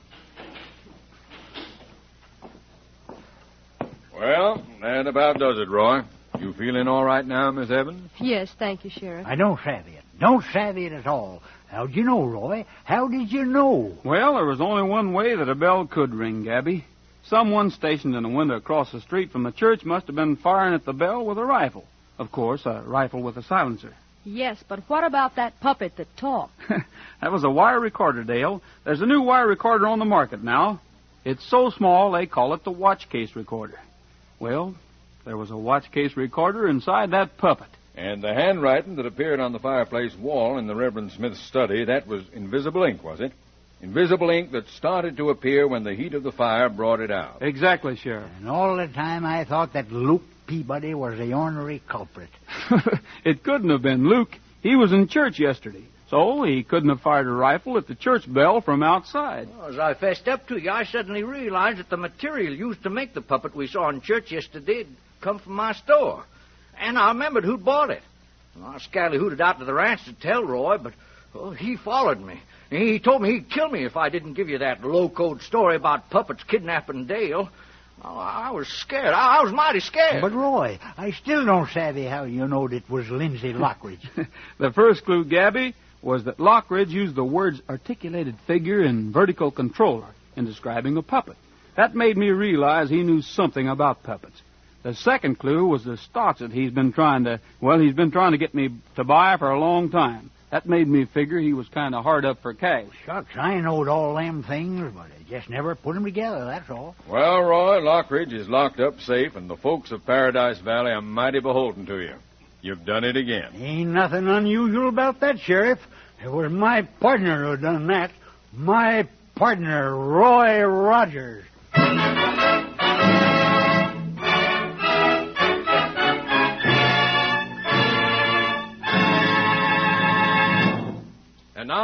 Roy Rogers, Dale, and the gang sing Carry Me Back to the Lone Prairie.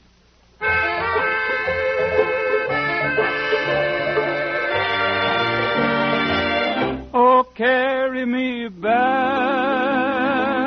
to the lone prairie where the coyotes howl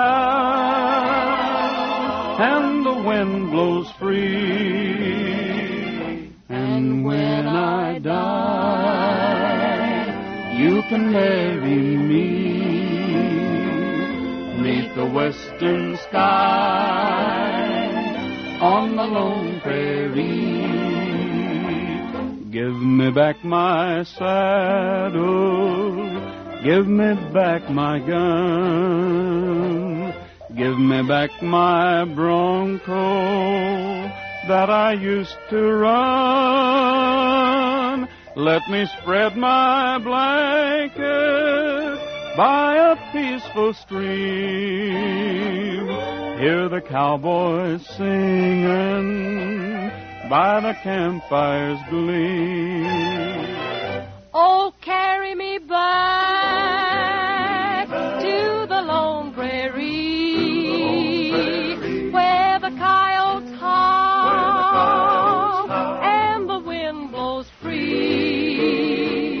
And when I die, you can bury me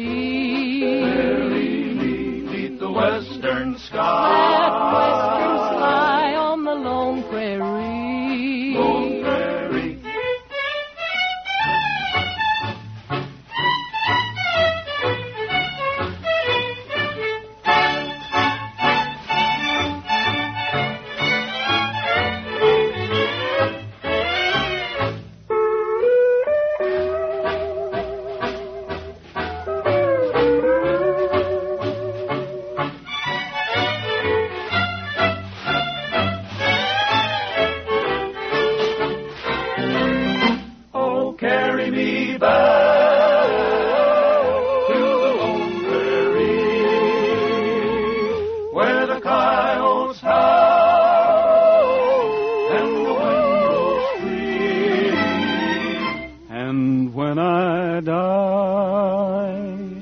You can bury me 'neath the western sky on the lone prairie.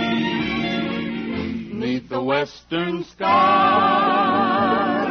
on the lone prairie.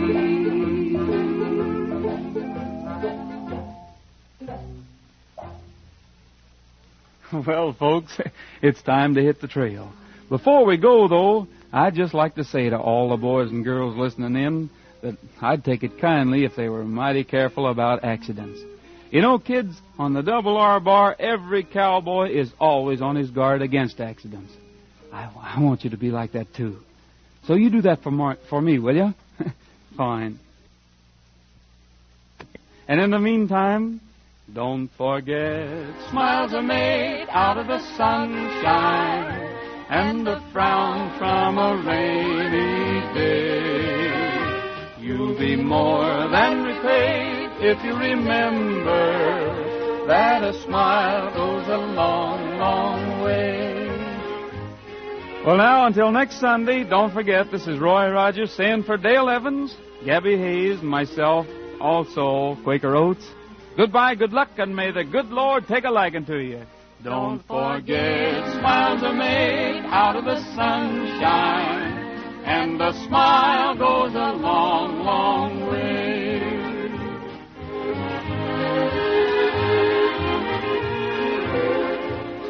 This has been a recorded audition created by Sherman and Marquette for its client, the Quaker Oats Company.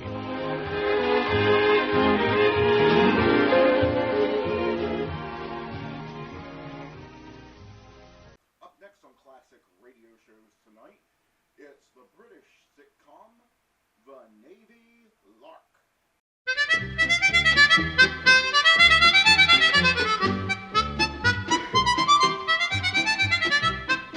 Ladies and gentlemen, we present The Navy Lark with our three stars Dennis Price, John Pertwee, and Leslie Phillips.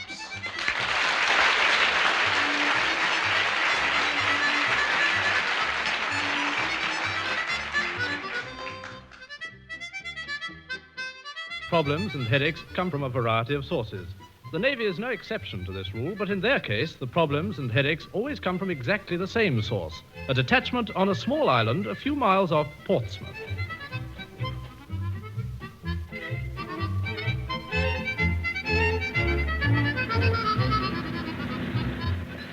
How long before we sight the island, Coxswain? About a couple more minutes, sir. Oh, thank heavens for that. You may be a damn good commander, sure, but you're a shocking sailor. That's the trouble. I like the Navy. I just wish they didn't have boats. Oh, we'll soon sight the island now. If it's still there. Yeah. If it's still there? Well, it must be there. Not with the unit that one's got on it, Phoebe. What do you mean? With that shower, they'd move the damn thing anywhere. If the price was right. But you can't move an island. I'll lay you 6-4 they can. Nonsense. You've been too soft, Commander Shaw. Discipline is what they need. Well, if I have any trouble with them, I'll split them up. Get them posted all over the confounded globe. Oh, I wouldn't do that, old man. Why not? Well, last time I tried it, absolutely nothing happened to them. But I got posted myself. Fascinating. Where to? 3 weeks relief duty commanding a sea fort in the Irish Channel. I didn't know they were still manned. They're not. Good grief. But surely you're not suggesting that you, as a commander and a senior officer, could have been posted by that lot on the island? Oh, I can't prove it. All I know is that the first time I visited them after I got back, they kept winking at me. Winking? Well, I felt as though I'd been on Jankers. Island ahead, sir. Oh, thank you, Coxswain. And try and keep the wretched thing steady. Aye, sir. Hey, you! Keep off! What was that?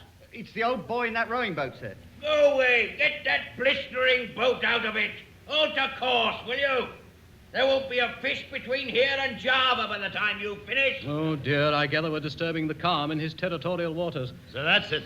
Normal course, Coxswain. Aye, sir. And try and find a calm bit. Aye, sir. At least I start with the element of surprise. They don't know I'm coming. Well, they haven't shot at us. Shot at us? They usually do. Good grief. They call it gunnery practice. I say, that's a bit much. It's also a bit dangerous. They're damn bad shots. I see. Well, all things considered, perhaps it's just as well they don't know we're coming.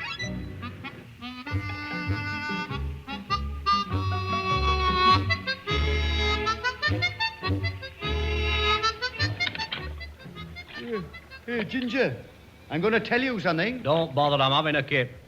We are being victimized. Victimized? Why? This is the second time we've been on guard duty in a month. Oh, so what? Someone's cooking the rota. You mean as well as us? That's a dead liberty.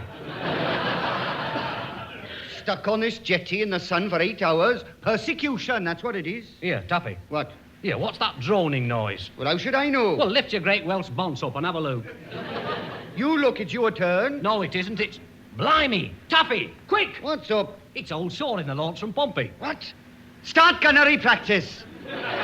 It's too late. They're practically here. Nip back and get the blower to number 1. It's your turn to do the nipping. Don't argue. I'll hold them off as long as I can, but get a move on.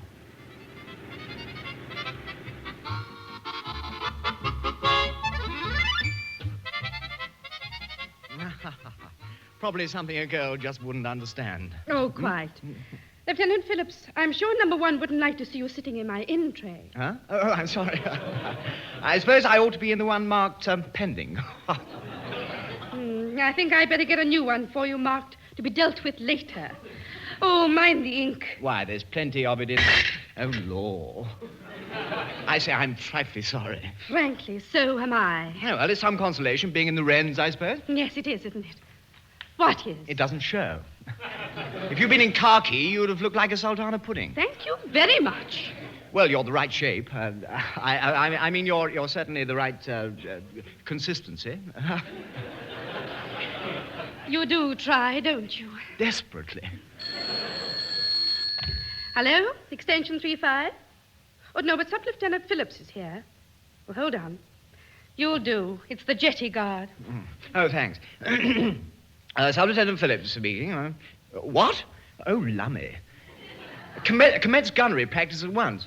Well, delay them as long as you can. I'll contact number 1. What's the matter? Shrimp boats are coming. We're frying tonight. Is Commander Shaw and the Pompey launch. I must warn number one. He's in his office. Well, that's a novelty for a start. Now, you better... Yes? I don't know, but this is an emergency. If you think of anything, do it. On the other hand, perhaps not. Here we go. Come in. Sir? Yes, Phillips? Panic station, sir. Pompey launch. He's just approaching the jetty. Then you better order gunnery practice. It won't work this time, sir. They're too close inshore. They're what? Well, how did they manage to get so close? With the engine, sir. I mean, we don't know, sir, but they have. No, they may just have to put up with them this time, I suppose. Pity. Word's gone round. Has it? Oh, good. Mr. Phillips, I'm asking you, not telling you. Oh, well, that makes a change. That is, I presume it has, sir. As a precaution, you better make certain that Chief Petty Officer Pertwee knows. Aye, sir. And tell Chief Petty Officer Pertwee, with my compliments, that I don't know what he's doing. I most certainly don't want to know. But whatever it is, he'd better stop it at once and put it back. Whatever it was. Aye, sir. Then I think I shall be able to relax. Aye, sir. You will, sir? I've got a watertight answer for everything, Mr. Phillips. You have, sir? Oh, good. What is it?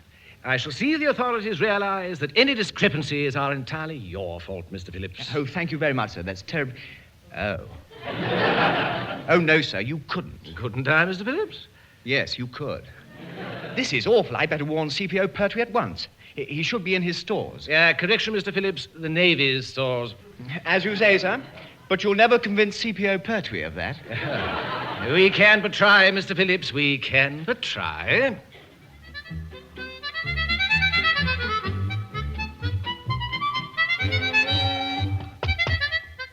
Lord, who is it? Able Seaman Johnson, sir. Give the password. Scrounge. Enter, friend. Well, Johnson, and what does the Navy's latest dead-end recruiting want? Well, I was wondering what those crates were doing outside the clothing store, sir. They looks a bit irregular. I see. Well, now, look, my son, I realise that you're new here, but there are certain strict rules you must observe. Yes, sir. Rule 1. Nothing around here is irregular. If the Navy don't know about it, Pertwee does. You know, is that understood? Yes, sir. Rule 2, sir. Same as Rule 1, and keep your perishing mouth shut. Yes, sir. Sir? Well? What are those crates doing outside the clothing store, sir?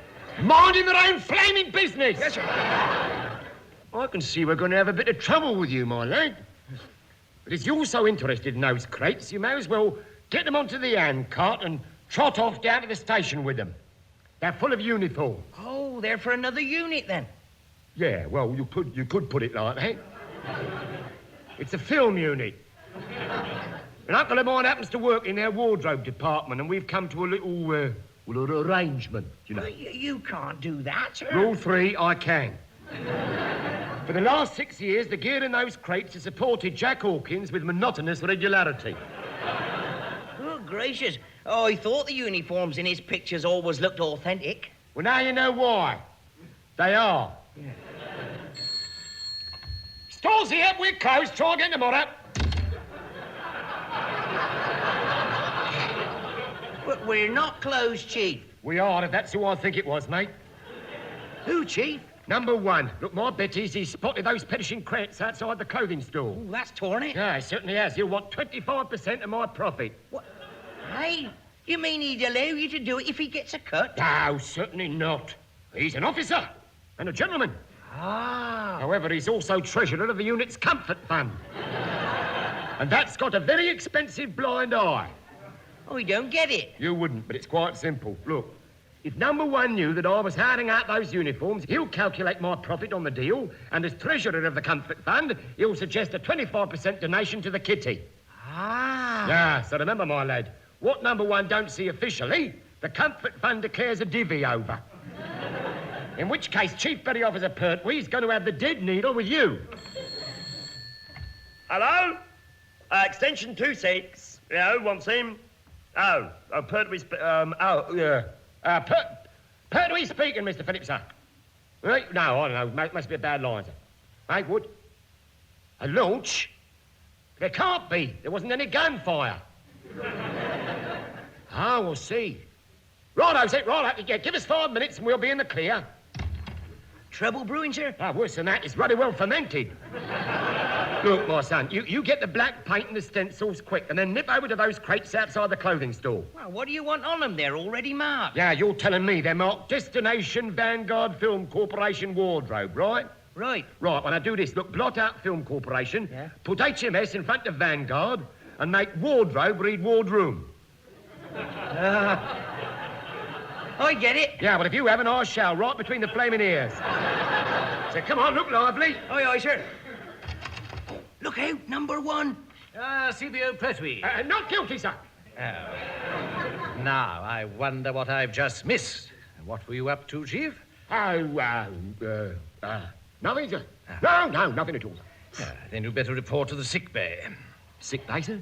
Me? Yes, you, sir. Any time you're inactive, you're ill. Well, the chief was just explaining how the stores are run, sir. Really?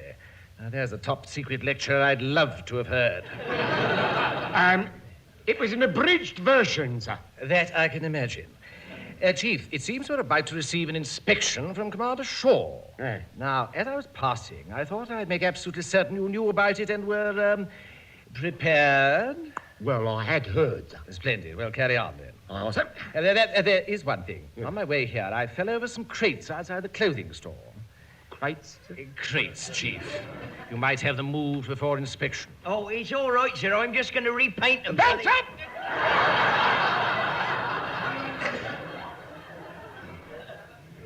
Quite, Chief. I leave you to deal with the matter.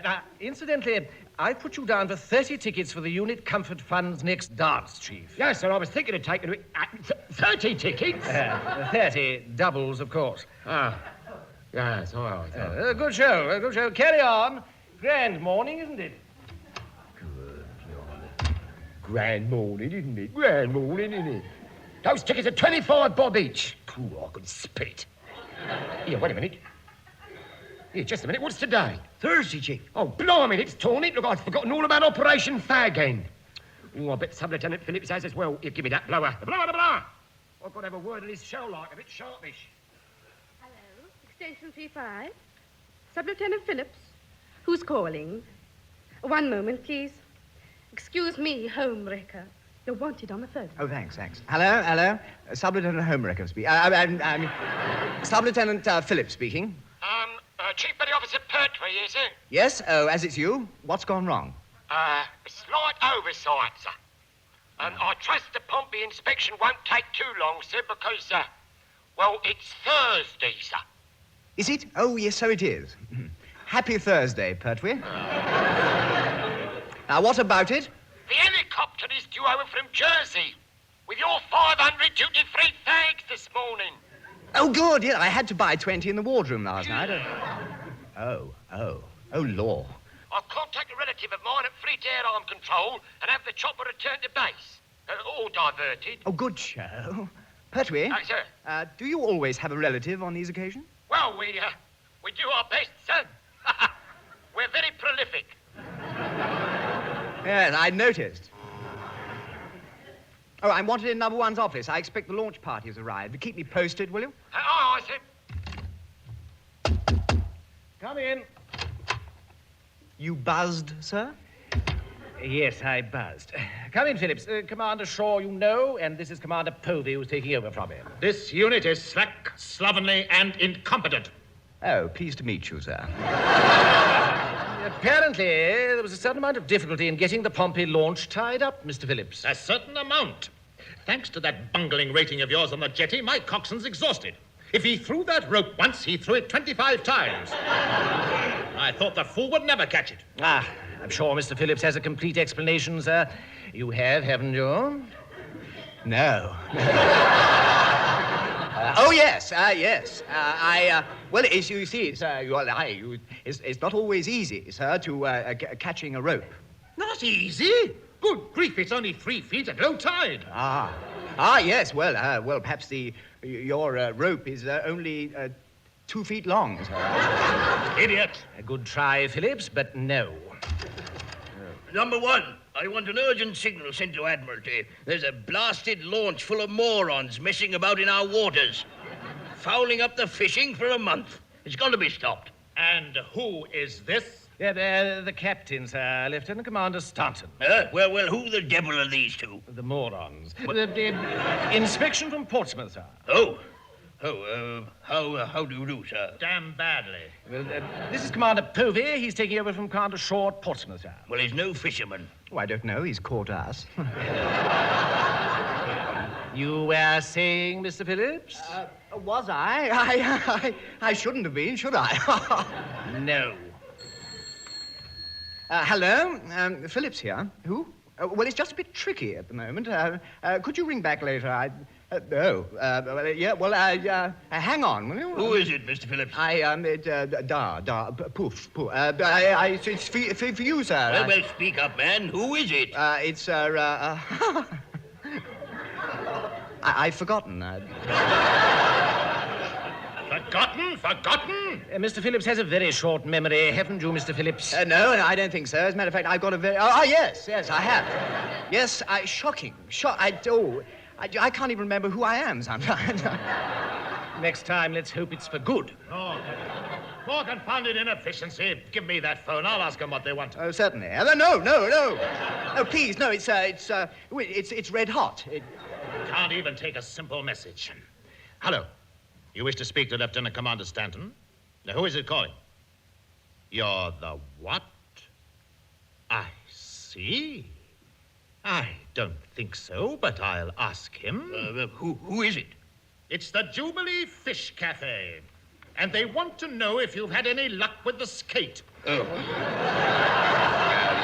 Well, no. No, I'm afraid not. Just a couple of haddock. Hard luck, Captain. Hello? No, only a couple of haddock. I understand. What? Oh, I'm sure he will. Goodbye. They'll do, and would you send them down in the Jeep as usual? Call. I don't think I feel very well. If there's any justice, you'll probably drop dead. Lieutenant Commander Stanton, before I make any comment about this particular incident, I intend to make a full and thorough inspection of the unit. With your permission, of course. Oh, yes, sir, of course, by all means. Have two chairs round, number one? Yes, certainly, sir, but might I suggest a little refreshment here first? No sense in rushing off as soon as you get here. Thanks. Perhaps you would like a drink, sir. No, thank you. A cup of tea, sir? No, thanks. Cigarette? No, thank you. Anyone would think you were stalling for time. He is. Oh, my foot. Oh, God. Sorry, Mr. Phillips. Shall we go, gentlemen?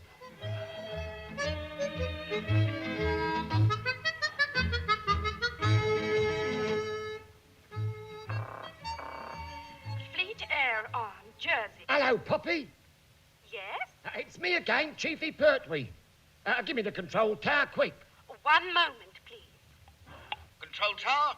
Squadron Leader Pertwee, yeah? Hello, Nunky. It's me again. Here, about those cigarettes. What about them? Well, I've had another idea. Look, if you can't stop that chopper coming here, how about sending up something to shoot it down? No. Well, why not? Then you could send out another air sea rescue chopper and pick up the pilot. It'd be a nice bit of practice for you. Out of the entire family, they always said you were the one who was stark raving bonkers, and they were right. You got yourself in this mess. Get yourself out of it. Well, that's what I'm trying to do, but you're not helping. That's right, I'm not. Goodbye. Yeah, traitor. Chief, you wanted to see me, I'm afraid. Oh, yes, sir, yeah. Progress report on Operation Fagenza. Well? There isn't any. The helicopter has taken off, and frankly, sir, we've had it. Why? Can't this relative of yours call it up on the RT and get the pilot to return to base? Well, it could, but that wouldn't half start something. Well, how? Well, this particular flight is ever so slightly, completely unauthorised. Oh. And if Nunkey calls up the pilot, their rollicking lordships will tumble to it. There's a chopper of theirs churning up a lot of air it's not entitled to. Oh, law. Where are our jolly visitors at present, sir? I'm not sure. Number one is showing them round. Oh, I can't help hoping he keeps him away from the landing strip for a bit, because that chopper should be here any time now. Oh, well, not to worry. I told you I very much doubt if Povey or Shaw will spot the cigarettes anyway. I've a sneaking suspicion they will, sir. Because apart from your 500, I have another little order on board. Oh, really? How many? 50,000. Oh, well, they'll come in handy. How many? 50,000, sir. I've a slight arrangement with the local tobacconist. I'm his wholesaler. Core, you know, you're... Just a minute. Did you hear what I hear? Blimey, it's here! Hey! Take it up a bit! Up a bit! Keep off the grass, can't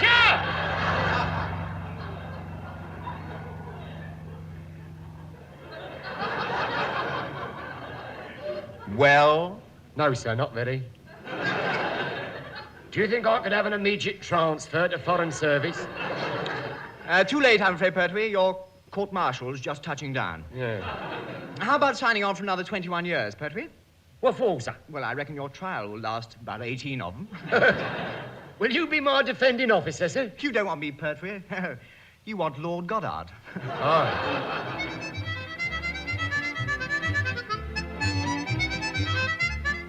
Don't argue, number one. After everything else I've seen today, I'm not in the least surprised to find a full-scale smuggling going on as well. I want that crate out of that helicopter and onto my launch, and I want it done now. It's evidence. But, Commander Povey, it's obviously just some silly mistake. I mean, what would we want with 50,000 cigarettes? I suppose you'll tell me in a minute that there isn't a man on this detachment who smokes. Well, I don't think we've got one who smokes 50,000 a day. No. Mr. Phillips. Sir? Do you know anything about these cigarettes? There seem to be over 50,000 of them. No, not me, sir, no. I'm trying to give them up. Ah. Well, if you're worried about your health, I must try and have you posted to somewhere that's bracing. Oh, thank you, sir. Like Iceland. Oh. Sir. Mr. Phillips, sir, can I see you a minute? Yes, Goldstein, what do you want? You're on jetty guard, aren't you? Yes, sir. Persecution, that's what it is. This is the second time... Well, if you're supposed to be on jetty guard, what are you doing here? Orders from CPO Pertwee, sir. I have to collect 2 fire axes from the stores for the jetty. Would you sign the indent form, sir? No, thank you. Try Mr. Phillips. No, not me. The way things are right now, I'm not signing a thing. Ask Commander Povey. Oh, very well. Here you are. Now get the axes and get back to the jetty at the double. Oh, CPO Pertwee's very word, sir. Thank you. And you can tell that other idiot with you I'm sending in a report of his gross inefficiency along with every other irregularity in this unit. You know, I have a feeling that report is going to be so long it'll make War and Peace look like a telephone message. You can be sure of one thing, gentlemen. It will keep the Admiralty in courts-martial for a year at least. And now let's get back to your office, number one. Yes, certainly, sir. Something tells me Chief Pertwee may want an interview with you sometime soon. Why the devil should he? I don't really know, but it's high time he thought of something. It certainly is.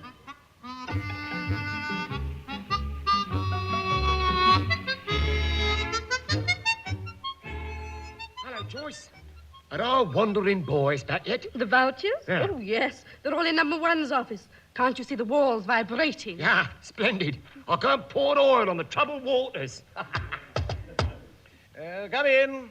I thought you might want to see me, sir. Very psychic of you, Pertwee. Yes. You know I'm always pleased to see you, particularly on these occasions. Commander Povey seems to require some sort of explanation. He does, sir? He does, Chief. I'm sure you have one ready. Oh, yes, of course I have. Well done. Chief Petty Officer Pertwee. Sir! I should warn you that after what I have witnessed during my inspection of this detachment, I intend to throw the book at this unit, and at you in particular. With all due respect, sir, my bet is he's read it. I have, sir. And very dull I found it and all, sir. That is, sir, with the exception of a certain little chapter on forms authorising the use of small craft by naval officers. Sir. Ah. Forms authorising... Just what are you babbling about now? Yeah, do go on, Chief. It sounds most enterprising. Yes, sir. And quite by chance, and as a pure coincidence, sir, I had occasion to phone a relative of mine, sir. He was in good health, I trust? Yes, excellent, sir. Thank you very much. Now, this relative of mine, sir, if you follow me, he, quite by chance, and it's a pure coincidence. Well, of course. Thank you, sir. Thank you very much indeed. Well, he happened to be in touch with Oxford and Portsmouth, you see. And they happened to mention, quite by chance, and it's a pure coincidence... Oh, for heaven's sake. Yes, very likely, sir. Well, briefly, sir, it seems that Portsmouth don't seem to have any authority for the use of a certain launch that's tied up to our jetty. Sir. That's a very irregular, Chief. Yes, sir, yes, that's what I thought. Why, that's ridiculous, but Commander Shaw will have seen to it, naturally. I didn't, you know. You're taking over from me, so I presumed you'd seen to the authority. But I thought that... Hard luck, sirs. It would appear that their lordships are quietly confident your launch is not here, but on the end of a piece of string at Portsmouth. Are you beginning to get an idea of what you're up against yet, Povey? Yes, insolence. Very well, I'll admit a slight irregularity, which I'll soon put right when we get back. As you say, sir, it's no more than a slight irregularity at present. Provided the boat is returned to base undamaged, sir. Of course. If anything...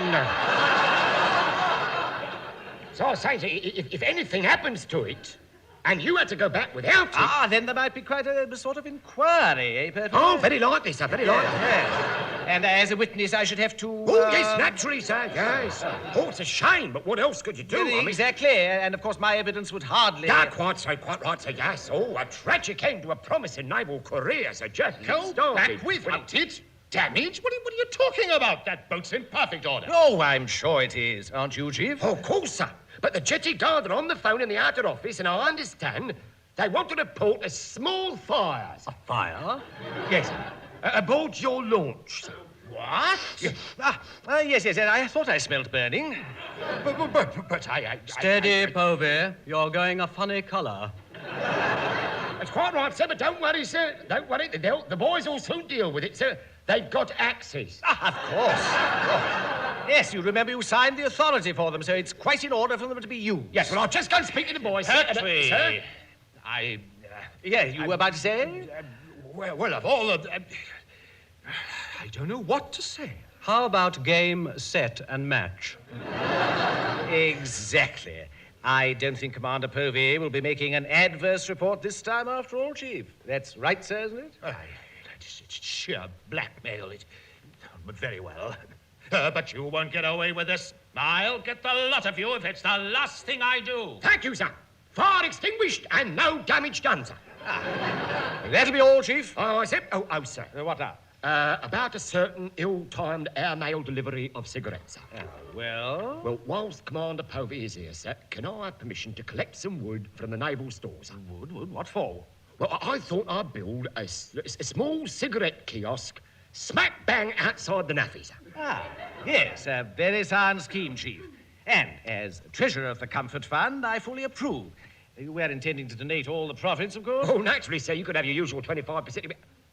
All the profits? All, Chief. And the Comfort Fund is extremely grateful, Pertwee. Yeah, I can imagine. Stone me. 6 on 10, a bob on 20, and I could have made over 450. That'll be all, Chief. Dismiss.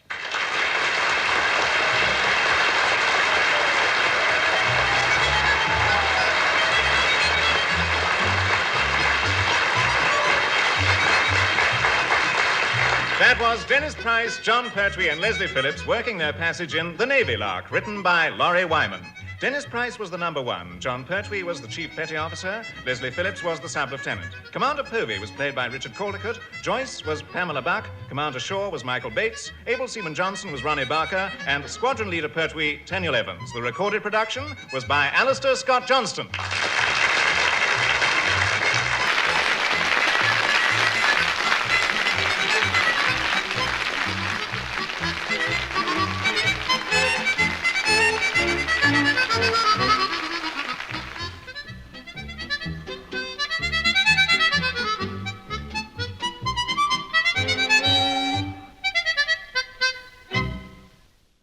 Hey, man, how about we check in with Fibber McGee and Molly next? That sounds good to me.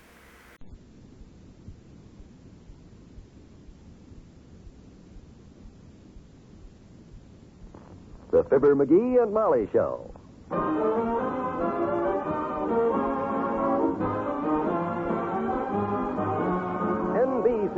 and Carter's Little Liver Pills present Fibber, McGee, and Molly transcribed. The show is written by Phil Leslie and Ralph Goodman and directed by Max Hutton.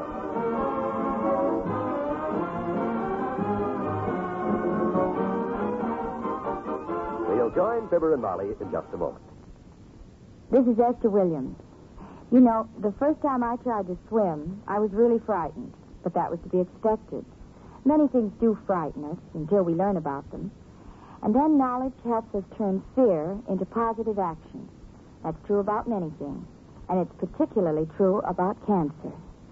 Without mercy, cancer strikes by 1960 women and children everywhere. But something can be done, and all of us can help.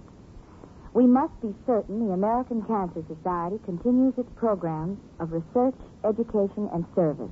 This priceless work has already saved thousands of American lives, and it can save countless more if we do our part. So, please, give generously now to your unit of the American Cancer Society. Mail your contribution to Cancer, care of your local post office. That's Cancer, care of your local post office.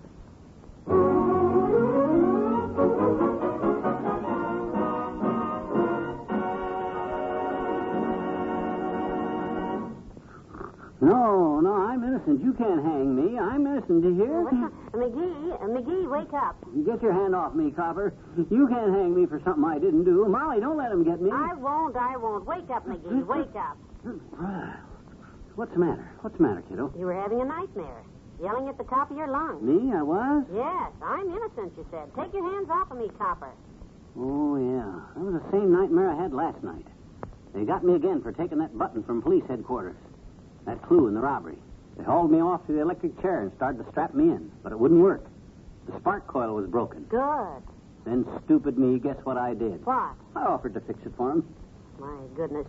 You don't have nightmares often, but when you do, they're dillies. And that wasn't all. Just as I got my toolbox out, Doc Gamble came in.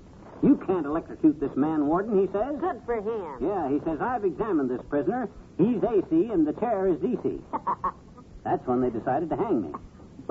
After a joke like that, they should have hung Dr. Gamble. It's kind of funny now that you think of it, but it sure wasn't funny while I was dreaming it. No. I guess I'll get up. Can't go back to sleep anyhow. What time is it? Well, let me see. 6:30? I'll get dressed and go downstairs. Well, I'll get up then and... No. You go back to sleep. I'm just going to go out for a walk. I'll buy a newspaper and see if there's anything new on the robbery. You go back to sleep. I've caused you enough trouble. Oh, don't feel that way. This thing wasn't your fault. Well, if I hadn't walked in my sleep the night of the robbery, this whole mess wouldn't have happened. If I got another shirt, I'd rather not wear this one with the stripes. Look in the top bureau drawer. If you just go tell the chief of police how it happened. Chief? Old Ramrod Malone? Yeah. Him. That automatic crime detector's got a heart like a BB. The only thing he understands is a guilty plea. I don't know how that wife of his stands him. Where's my brown sweater? You know, my sweater? You just put it on. Oh. Well, I'll take a walk downtown. You go back to sleep. See, do you still have that other button? The one from the police station? Yeah, it's in the desk drawer downstairs. Why? Nothing. I just wondered. Should mail it back to him, I guess, but I don't know what to do. Well, don't worry about it. I'll figure out something. I'll be home in an hour or so, as soon as I think things out a little. Think. Be careful, dearie. Poor lad. Men can get into the darndest messes, and if it weren't for us women to get them out of it, and that's exactly what I'm going to do. I'll just take that button over, tell the whole truth about it, silly as it sounds, and, well, at least it can't do any harm.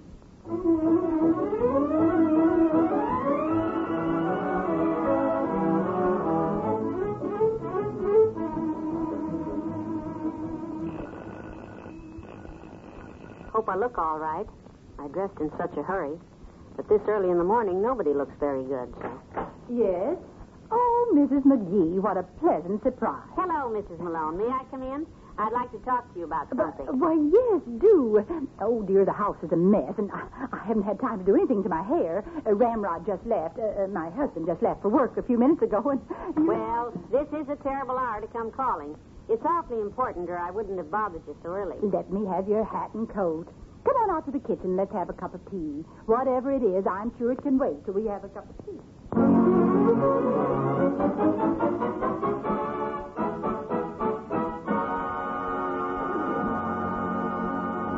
back to Wistful Vista in a minute. Here's a dramatized scene in your doctor's office. You're in perfect health, but there's no need for you to take laxatives 3 and 4 times a week. No need, Doctor? None. 5 New York doctors now have proved you can break the laxative habit and regain that wonderful feeling that goes with natural regularity. 83% of the cases tested did it. So can you. I'd love to, Doctor, but how? Stop taking whatever you take now. Instead, every night for 1 week, take 2 Carter's Little Liver Pills. Second week, 1 each night. Third week, 1 every other night. Then, nothing. Every day, drink plenty of liquids. Put yourself on schedule.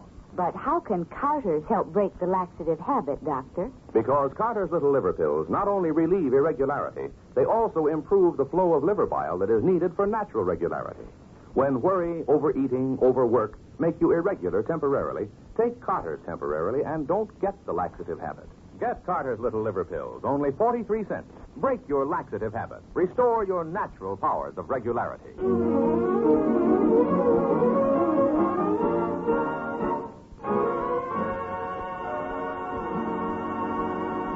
There we are. There's nothing like a cup of tea. Cream or lemon, my dear? Lemon will be fine, thanks. Oh, I was hoping you'd say that. I'm all out of cream. Actually, I'd have had to give you milk, and if you're an old tea drinker like I am, you'd never speak to me again. Here's the sugar. Thank you. You know, I never did tell you how much I enjoyed your women's club luncheon last month, Mrs. McGee. Oh, we had so much fun. I've been meaning to phone you, but... Oh, you didn't need to at all. Oh, and say the election of officers comes up next month, you know, at Mrs. Spradley's house. Yes, and I'll be there. But not to vote for Mrs. Spradley. She's a little too hoity-toity for me. That's exactly the word. Honestly, when she gets up in a meeting and says, "My dear fellow club members." Oh, dear. Now, I know you didn't come over here at 7:30 in the morning to talk about Mrs. Spradley. No, I've got a problem, a dandy. First of all, please don't ever let my husband know I was over here. Of course not. Go ahead. Well, you're just the only person I could come to, Mrs. Malone, because you're married to the chief of police. Goodness, you didn't make a U-turn and back into Kramer's drugstore like you did last year. No, and I wasn't the one who did that. That was my husband. Oh, I remember. So that's what it is. Mr. McGee's in some kind of trouble. Honestly, Mrs. Malone, it isn't his fault. I don't know how these things happen, but, well, you see, it all started last week when McGee ate that plum butter and rhubarb sandwich. That what? Plum butter and rhubarb. He used to eat it as a child. Oh, my. And every time he eats the stuff, he walks in his sleep. And that's when this whole mess started. McGee walked in his sleep that night.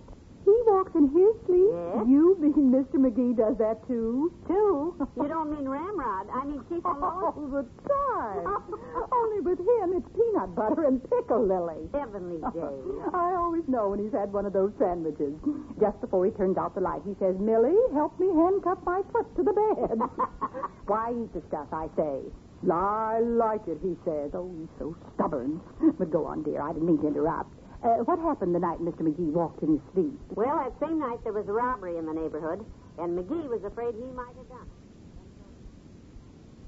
Now the police department has mailed McGee's button to the crime lab in Chicago to have it analyzed. Oh, that button. You think that thing's caused you trouble? What do you mean? That's all I've heard around here since this case started. Button, button, who's got the button? Really? I tell you, it's driving Ramrod crazy, and me too. What happened to that button? He keeps yelping. I don't understand. Didn't the police put the button in an envelope last Friday? They did. Sure they did. Then the chief of police, Mr. Ramrod Malone, sealed the envelope, addressed it to the Chicago Crime Laboratory, and forgot where he put it. You mean he didn't mail the letter? Mail it? He can't even find it. No. Oh, this happens all the time. My big crime solver can't find his own hat in the morning.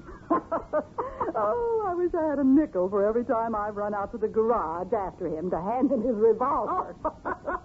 Honestly, I haven't a panic. Oh, and to think all this time, poor McGee and I were so worried about that overcoat button thing. I turned this house upside down, and I can't find that darned envelope.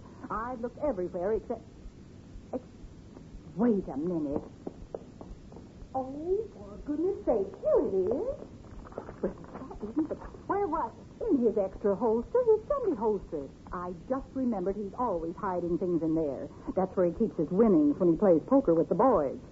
Did you bring that other button with you, the one Mr. McGee took from headquarters? Yes, I have it right here. You just dump it out on the table there while I turn the fire up on that tea kettle again. Tea kettle? What? Oh, you learn a lot about crime when you've been married to a policeman as long as I have, honey.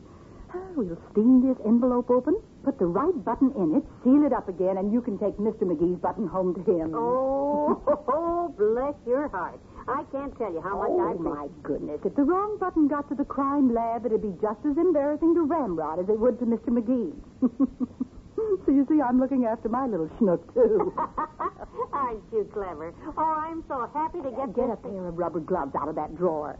Oh, we'll do a job on this like a couple of pros.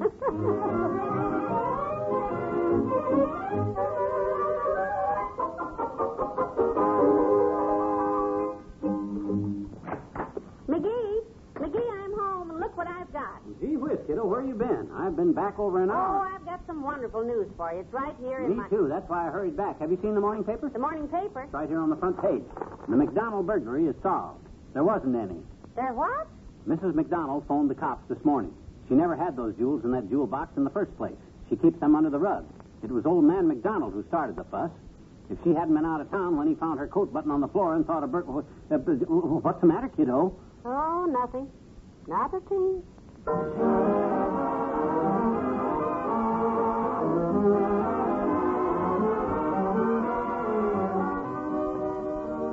Fibber and Molly will be right back. This is Eddie Cantor.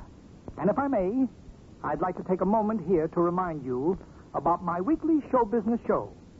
Every Thursday evening on most of the same NBC radio stations, I open my memory book and take a look into the world of show people.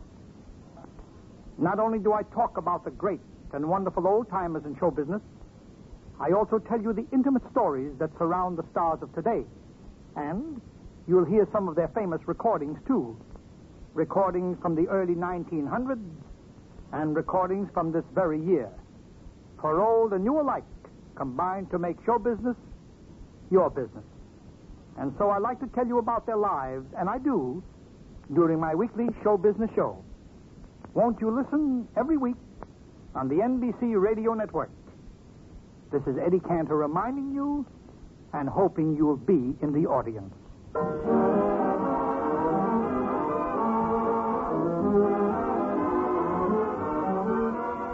Boy, oh boy, am I glad to feel free again. I'm glad this mess is all over. Oh, so am I. Mrs. Malone was just wonderful about it. And guess what? Yeah? The chief of police is a sleepwalker, too. No kidding. She says it happens every time he eats his favorite sandwich. Peanut butter and piccalilli. Peanut butter and piccalilli? Mm-hmm. Hey, that might be a pretty good combination. Have we got any... No. Oh, okay. Good night. Good night, all.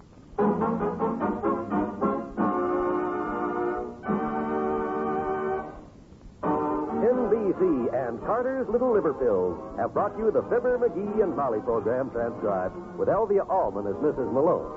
This is John Wald inviting you to be with us again tomorrow night for another visit with your friends Fibber, McGee, and Molly.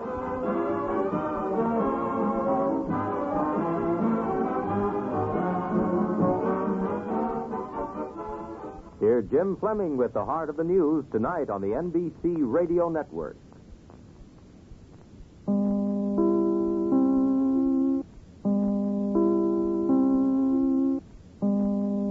It's elementary that Sherlock Holmes is up next on nightly old-time radio shows.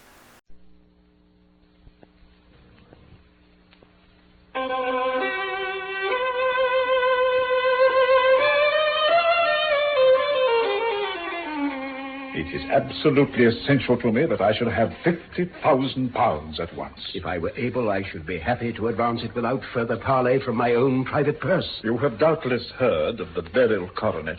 One of the most precious public possessions of the Empire. Precisely. And here it is. The Beryl Coronet. There are 39 enormous beryls, and the price of the gold chasing is incalculable. I am prepared to leave it with you as my security. Even to my friend Sherlock Holmes, £50,000 was high stakes to play for. My name is Watson, Dr. Watson, and I was privileged to share the adventures of Sherlock Holmes. I will tell you about the case of the Beryl Coronet. My friend Holmes was only called in when the affair was already alarmingly developed, as you will see.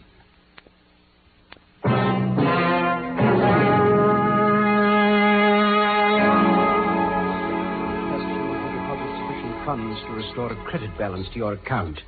I remain your obedient servant, etc., etc., etc. Now, Miss Parker, is that all? Yes, Mr. Holder. Very well. Please attend to those letters at once. That'll be all. Thank you, sir. Excuse me, sir. Yes, Roberts, what is it? A gentleman wishes to see you, sir. By appointment? Well, no, sir. Well, then I'm afraid that This is his card, sir. Now, really, Roberts, you know very well that I... This is his card? Why, yes, sir. Well, then show him in at once. Immediately, Roberts. Well, make haste, man. At once, sir.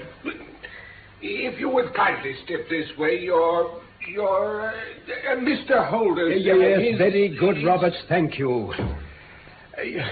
Your Grace, may I be allowed to say how deeply honored we are to... Not at all, Mr. Holder. I must apologize for the abruptness of this call without an appointment. Pray say no more, sir. Will your Grace be seated? Thank you. With your permission, sir, I will state my business. It is absolutely essential to me that I should have £50,000 at once. For how long, may I ask, your Grace, do you want this sum? Next Monday, I have a large sum due to me. I shall then repay what you advance, together with any interest. But it is essential to me that the money should be paid at once. If I were able, I should be happy to advance it without further parley from my own private purse. On the other hand, if I am to do it in the name of the firm, then in justice to my partner, I must respectfully insist that, even in your case, every businesslike precaution should be taken. I should much prefer to have it so. Mr. Holder, you have doubtless heard of the Beryl Coronet. One of the most precious public possessions of the Empire. Precisely. And here it is. The Beryl Coronet. There are 39 enormous beryls, and the price of the gold chasing is incalculable. The lowest estimate would put the worth of the coronet at double the sum I have asked. I am prepared to leave it with you as my security. Well, really, Your Grace, I don't... You doubt its value? Oh, not at all. I only doubt the propriety of my leaving it? You may set your mind at rest about that. I should not dream of doing so, were it not absolutely certain that I should be able to reclaim it in 4 days. Now, sir, is the security sufficient? Ample. You understand that I am giving you a strong proof of the confidence which I have formed upon all that I have heard of you. I rely upon you not only to be discreet and to refrain from all gossip, but above all, to preserve the coronet with every possible precaution. Of course. I need not say that a great public scandal would be caused if any harm were to befall it. Your Grace may rest completely assured. And now permit me to call my cashier and arrange for £50,000 in notes to be paid at once. That will be all for tonight, Lucy. You may go to bed now. Thank you, sir. Good night, sir. But what I can't understand, Father, is why you should have brought the coronet home with you. Surely the bank would have been the safest place. Bankers' safes have been forced before now. Do let us see the coronet, Uncle Alex. No, Mary, not even for you, my dear. Oh, Uncle, please. Well, perhaps just a peep on Monday, when I take it with me for the last time. I hope to goodness the house won't be burgled before then, that's all. Where have you put it? In my dressing room. Huh? In the bureau under lock and key. Oh, no. Don't you remember? When I was a youngster, I used to open that bureau with the key of the box-room cupboard. Then I hope you can keep a secret for a day or two. Oh, me, I'm quite tired tonight. I think I shall be off to my bed. I, too. Good night, Uncle dear. Good night, Arthur. You turning in? Yes, soon. Good night, Mary. Good night. Father? Yes, Arthur. Could I have a word? Well, what is it? Look here, Dad. Can you let me have £200? 200? Well, you've been very generous in money matters. Far too generous. Well, can you once more? No, I can't. But I must have it, or I'll never be able to show my face inside the club again. And a very good thing, too. Yes, I know what you feel, but You wouldn't have me leave it, a dishonored man. I've warned you I don't know how many times not to squander your money on cards and the turf. You know I've tried. You run into dangerous company with men like Burnwell and those. Their habits are expensive, but their purses are long. They can stand it, but you can't. You've never liked Sir George, but he's been a true friend to me. Well, we differ there. As for the rest, I'll break with them, I promise I will. But Burnwell will draw you back. No, Arthur, this is the third demand this month, remember. But it'll mean disgrace. I must have that money, Father. Then you must find it as best you can. Not another farthing from me. And now, good night. Why, Mary. Taking the night air, child? No, Uncle. I just thought I'd see to the windows myself tonight. Extra precautions, you know. How thoughtful, my dear. You saved me a task. Tell me, Uncle, did you give Lucy leave to go out tonight? Oh, certainly not. Well, she came in just now by the back door. Perhaps she's only been to the side gate to see someone. Still, I think it should be stopped. It's hardly safe. Quite right. You must speak to her in the morning. Now, are you sure everything is fastened? Quite sure, Uncle. Then good night, my dear. Good night.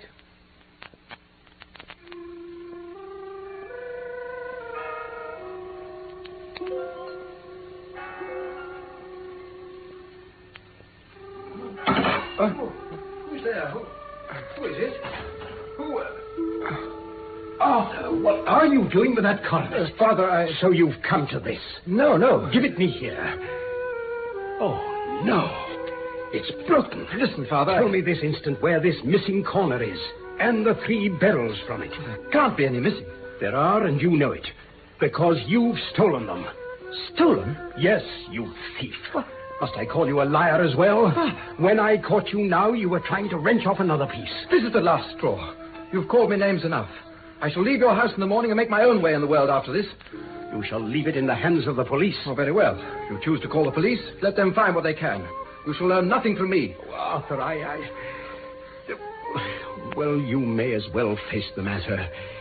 It's not only my honor, but that of someone far more important than I that is at stake. Yet I suppose it might still be averted. Arthur, tell me at once where those Beryls are. Tell me, and well, all shall be forgiven and forgotten. You keep your forgiveness for those who ask for it. You shall learn nothing from me. Nothing. And so I called an inspector and gave him into custody, Mr. Holmes. A search was made at once of his person and his room, and of every portion of the house where he could have concealed the gems. No trace could be found of them. Mr. Holmes, Dr. Watson, what am I to do? Do you receive much company? Well, none, save my partner with his family, and an occasional friend of Arthur's that I could well do without. Sir George Burnwell, for instance. Ah. Do you go out much in society? Arthur does. My niece Mary and I stay at home. We neither of us care about it. That is unusual in a young girl. Oh, she's of a very quiet nature. This matter has been a great shock to her also. Terrible. She heard the noise of my shouting at Arthur and rushed into the room. She must have read the whole story in his face, and on seeing the coronet, she screamed. I do believe she's more affected than I am. You have neither of you any doubt as to your son's guilt? How can we have? When I saw him with my own eyes with the coronet in his hands. Oh, was the remainder of the coronet at all injured? Well, yes, it was twisted. What did the police say of the disappearance of those gems? They're still sounding the planking and probing the furniture in the hope of finding them. Have they thought of looking outside the house? Yes, they've shown extraordinary energy. Very well, then. It is our task to find the gems. At once, Mr. Holmes. You may go to any expense you think necessary. I think first we'll set off for your home and devote an hour to glancing a little more closely into the details. Oh, together with my dear friend Dr. Watson here, of course. You'll come, Watson? By all means. Splendid. Then come along, gentlemen. The cabs go slowly through this snow, so I think we'll take the underground for safety. This is my dear niece, Mary. Mary, I brought a gentleman down from London to inquire more deeply into this dreadful business. This gentleman? No. His friend. This is Dr. Watson. My Mary is the sunbeam in my house, Dr. Watson. She's lived with us since my brother died, and I don't mind saying she's become my right hand. Oh, don't listen to his flattery. But where is this other gentleman? Mr. Sherlock Holmes. He wished us to leave him alone. I think he's round in the stable lane. The stable lane? What can he hope to find there? Ah, here he comes. My niece, Mary, Mr. Holmes. How do you do, Miss Holder? Might I ask you a question or two? Why, yes, if it may help to clear this horrible affair up. You heard nothing yourself last night. Nothing, until my uncle began to speak loudly. I heard that, and I came down. Mm-hmm. I understand you shut up the windows and door the night before. Did you fasten all the windows? Yes. Were they all fastened this morning? Yes. Now, about your maid, Lucy Parr. The second waiting maid. She's only been in my service a few months. She came with an excellent character, though, and she's always given me satisfaction. The only drawback is... Yes? Well, she's a very pretty girl, and her admirers occasionally hang about the place. Oh, yes. I believe, Miss Holder, that you remarked to your uncle last night that she had been out to see someone. Yes, her sweetheart, I supposed. She came into the drawing room while my uncle was telling us about the coronet. He stopped speaking till she'd gone, of course. But she might not have closed the door after her. You infer that she may have overheard something, that later she went out and told her sweetheart about it? And that the two may have planned the robbery. What is the good of all these vague theories? I've told you I saw Arthur with the coronet in his hand. Wait a little, Mr. Holder. We must come back to that. Miss Holder, about this girl. You saw her return by the kitchen door, I presume? Yes. When I went to see if the door was fastened for the night, I met her slipping in. I saw the man, too, in the gloom. You know him? Oh, yes. He's the greengrocer who brings our vegetables round. His name is Francis Prosper. He stood to the left of the door. That is to say, farther up the path than is necessary to reach the door. Why, yes, he did. And he's a man with a wooden leg. Why, Mr. Holmes, you are like a magician. How do you know that? I should be very glad now to look upstairs. I shall probably wish to go over the outside of the house again. Very well. Perhaps I'd better take a look at the lower windows before I go up. Where's my lens? Ah, yes.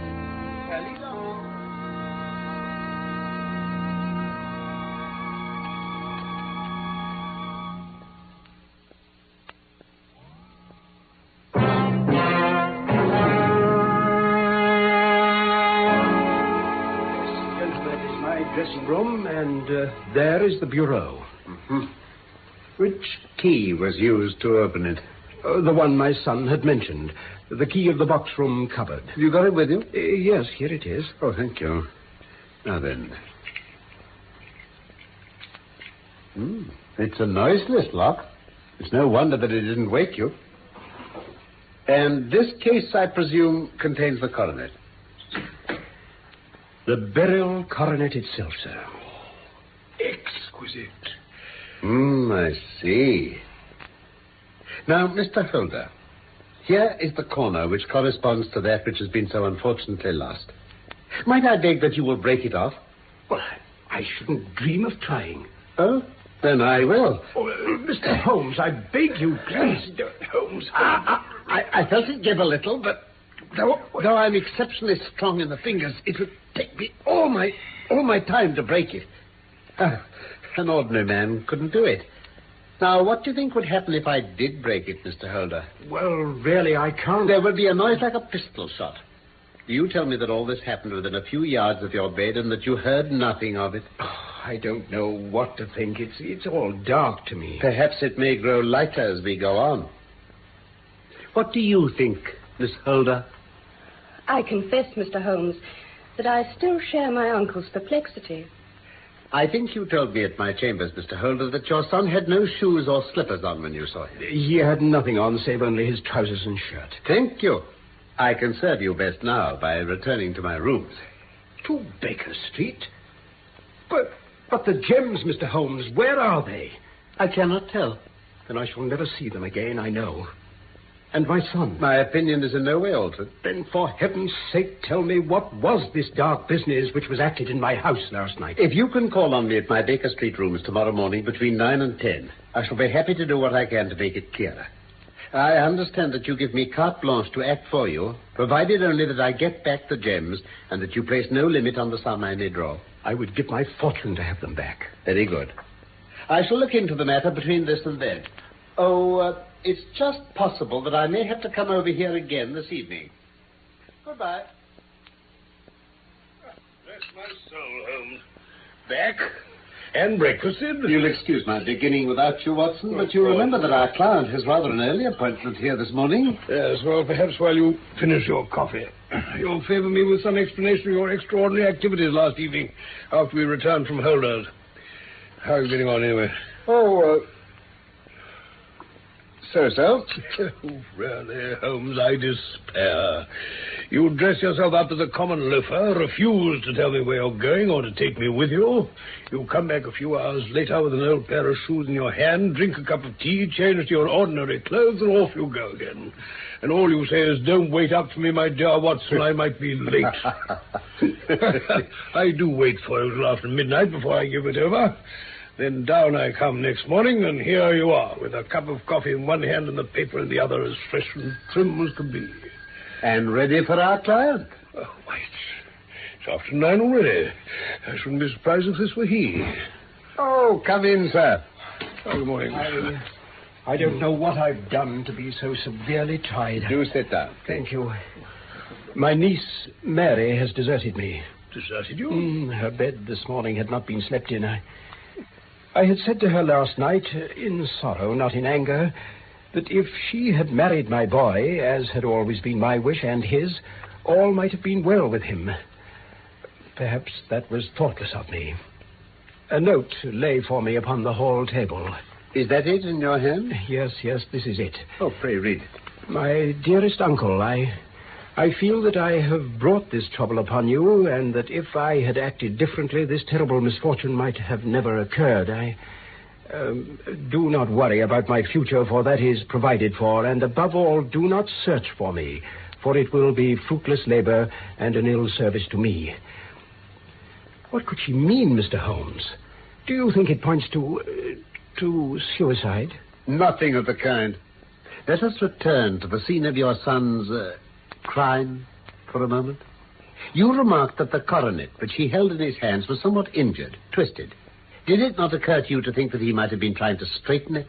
You suppose that your son came down from his bed, went at great risk to your dressing room, opened your bureau, took out the coronet, broke off by main force a small portion of it, went off to some other place and concealed 3 gems out of the 39 with such skill that no one could find them, and then returned to the dressing room to expose himself to the greatest danger of being discovered.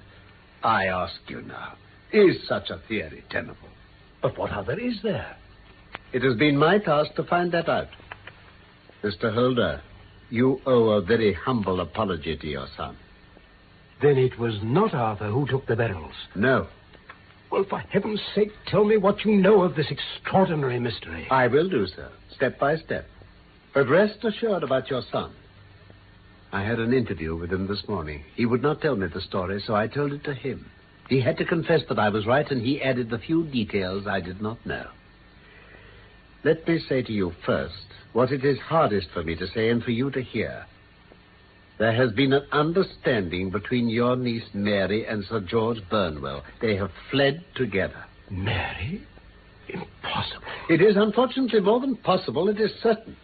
George Burnwell is one of the most dangerous men in England. A ruined gambler, a desperate villain, a man without heart or conscience. Your niece knows nothing of such men. When he breathed his vows to her, as he had to 100 before her, she thought that she alone had touched his heart. The devil only knows what he said, but at last she became his tool. I will not believe it. Your niece was in the habit of seeing Burnwell nearly every evening. The other night, when you thought she had gone to her room, she talked to him through the window which leads into the stable lane. She told him of the coronet. She had scarcely time to hear his instructions when she saw you coming. She closed the window and told you about the maid's escapade with her wooden-legged sweetheart, which was all perfectly true. This is all incredible to me. Dr. Watson, what do you say? Pray let Holmes continue, Mr. Holder. Thank you, Watson. Arthur slept badly after his interview with you. In the night, he heard sounds, looked out of his door, and was astonished to see his cousin emerge stealthily from your dressing room, carrying the coronet. She went straight downstairs and to the window. He was horrified to see her pass the coronet out to someone waiting there, and then hurry back to her room. Is it possible? Only then did he realize what was afoot. He rushed down in his bare feet, opened the window, sprang out into the snow, and ran down the lane. He caught up with the dark figure ahead. It was Burnwell. They struggled. They tugged at the coronet between them. Suddenly, something snapped. Your son, finding the coronet in his hands, rushed back to the house. He ascended to your room and had just observed that the coronet had been twisted and was trying to straighten it when you appeared. But he would explain nothing. You roused his anger by calling him names at a moment when he felt he deserved your warmest thanks. Also, he loved Mary more perhaps than you realized. He could not explain the true state of affairs without betraying her. On the spur of the moment, he decided to preserve her secret. And that was why she shrieked when she saw the coronet. What a blind fool I've been. But, Holmes, how could you know these things before my son's confession? When I arrived at your house, I knew that no snow had fallen since the night before, and also that there'd been a strong frost to preserve impressions. In the stable lane, I found a very long and complex story written in the snow in front of me. There was a double line of tracks of a booted man. I saw to my delight that a second double line belonged to a man with naked feet, obviously your son. The first had walked both ways, but the other had run swiftly. His tread was marked in places over the depressions of the boot, so it was obvious that he'd passed after the other. I followed them back and found that they led to the hall window. With all that you had told me, I was beginning to form an opinion as to what had occurred. Remarkable. Yet how could you know who the man was and who it was who had brought him the coronet? Ah. It's an old maxim of mine that when you have excluded the impossible, whatever remains, however improbable, must be the truth. Now I knew that it was not you who had brought the coronet down, so there only remained your niece and the maids.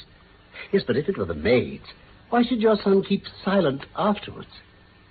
There was excellent reason, though, for him to keep his cousin's secret, because of the disgrace it could have brought to your name. When I remembered that you had seen her at that window and that she had cried out on seeing the coronet later, my conjecture became a certainty. Then her confederate? A lover, evidently. For who else could outweigh the love and gratitude she must feel to you? I knew that your circle of friends was very limited, but among them was Sir George Burnwell. I knew of his reputation with women, and even though he knew that Arthur had discovered him, he could still feel safe. The lad could not say a word against him without compromising his own family. So what did you do next? I went in the guise of a loafer to Burnwell's house. I managed to pick an acquaintance with his valet, and at the expense of 6 shillings, I made all sure by buying a pair of his master's cast-off shoes. With these, I returned to your house and saw that they exactly fitted the size of the tracks. Yes, I saw an ill-dressed vagabond loitering in the lane yesterday evening. It was I. Then I came home and changed my clothes. It was a delicate part which I had to play then. A prosecution had to be avoided to avert scandal, and I knew that so astute a villain as Burnwell would see that our hands were tied in the matter. I went and saw him. At first he denied everything, but then I gave him every particular. And he became more reasonable. I told him that we would give him a price for the stones he held, £1,000 apiece. Oh, by the way, Mr. Holder, you would not think that an excessive sum? I would pay 10. That would be unnecessary. Oh. 3,000 will cover the matter.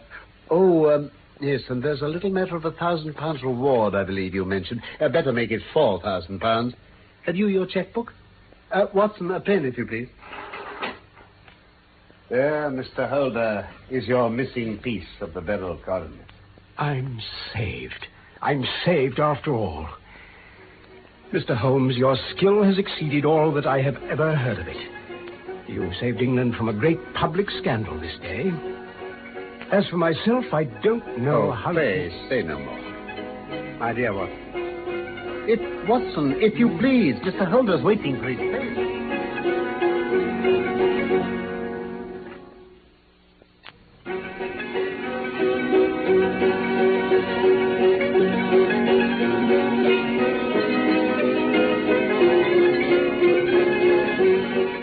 The Case of the Beryl Coronet was one of the Sherlock Holmes stories by Sir Arthur Conan Doyle. My real name is Norman Shelley. My friend Carlton Hobbs played Sherlock Holmes, and I was Dr. Watson. Michael Hardwick wrote the script for this BBC production from London. And, of course, I look forward to the pleasure of your company again, soon, for more of the adventures of Sherlock Holmes.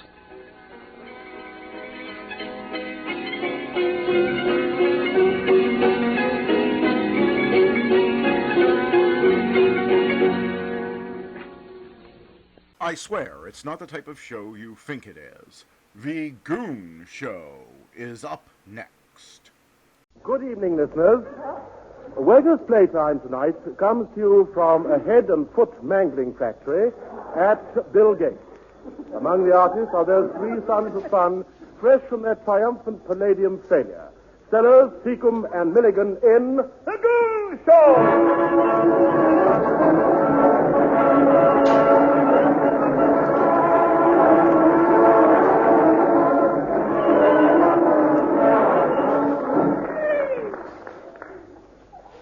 Thank you, Arturo Toscanini.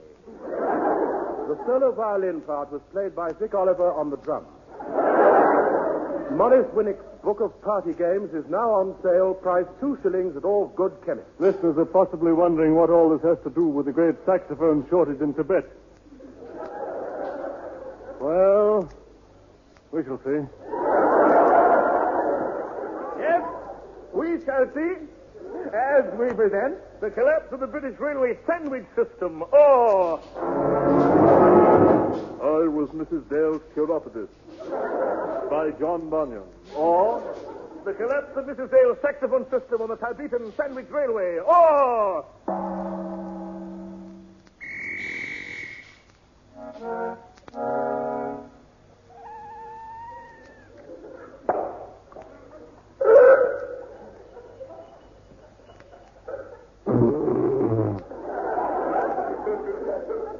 We shall see.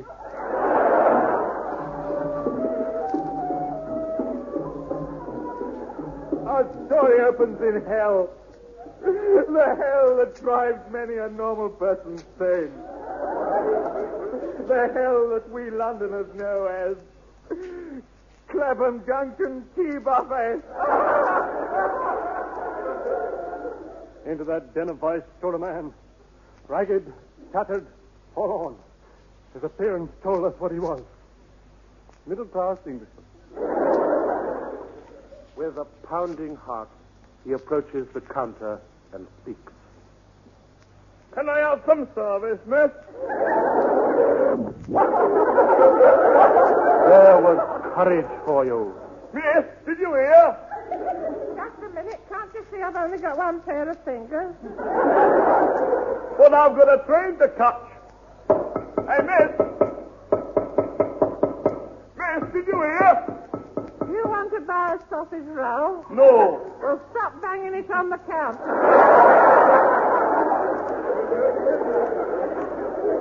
I want to complain about this sandwich. It tastes like muck. Muck? Let's see. Of course, it's a muck sandwich. Well, I wanted a mustard and crust one. Capitalist. I'll get you one. Oh! Oh, here. Someone's pinched all the mustard and crust out of the sandwiches. That was the first sign of the great mustard and crest shortage, which was to cause havoc to British railways. In other stations, there were similar disappearances. Investigations were commenced by your favorite midget, Captain Gladys Seacombe, sometimes called by the same name. Yes, Captain Seagoon. Magdalen College, Oxford, King's College, Cambridge, Trinity College, Dublin.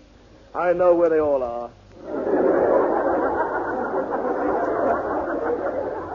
To investigate the mustard and crest disappearances, I called at several station buffets. I was with him, the man in black. Together we approached the counter. Yes, Constable? I'm no constable. I'm Seagoon, plain clothes man. What do you dress like a policeman for? I'm in disguise. Me too. I can see that, yes. You're well disguised. Now, what do you want? A mustard and crest sandwich. Do you want bread with it? No, I don't like luxuries. Oh. You've had it, I'm afraid. We ain't got no mustard and cress. How much would that be? Well, now, let's see. Mustard and cress sandwich with no bread. No bread with no mustard and no cress. 1 and 6. 1 and 6 for nothing? Yes. That's very cheap. Have you a change of a £100 note? Yes. Marry me. You too. Well, goodbye. Come back. Ellington, this waitress, I'm suspicious of her. Man, you're right. Her moustache has fallen off. Yes, it was false. She isn't a woman. She's what's the other sex? Man. Man, that's it, man. You, madam, you're an imposter. You're not a woman. You are right, Captain. You're right. She's I, Blue Butule. Arch criminal and master of the Titty-Tail Junior Disguise outfit. Price 2 shillings for all good chemist. You devil incarnate. What's your part in the mustard and cress shortage? I play the part of Blue Butule. I have destroyed every mustard and cress place in the world. Moves dramatically up to counter. Strike pose. Also strike Tuesday.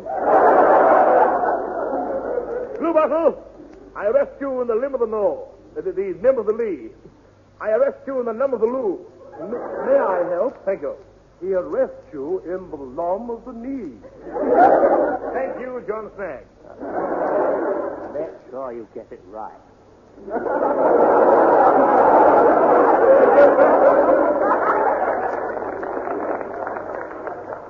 Now, Blue Bottle, are you going to come quietly, or do I have to use earplugs?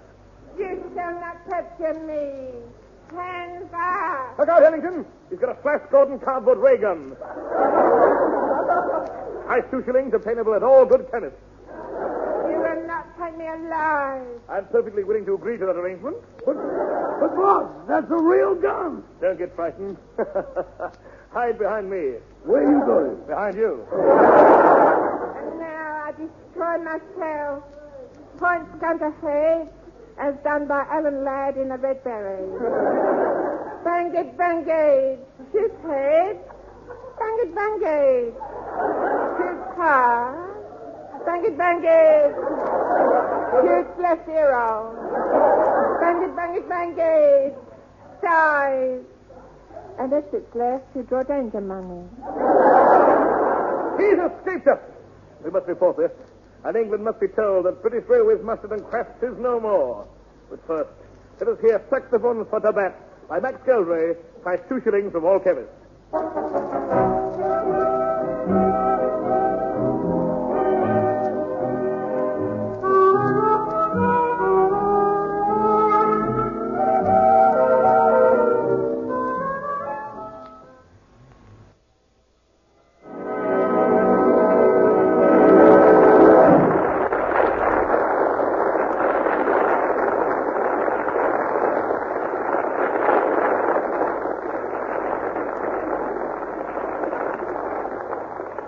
Crazy, man, crazy.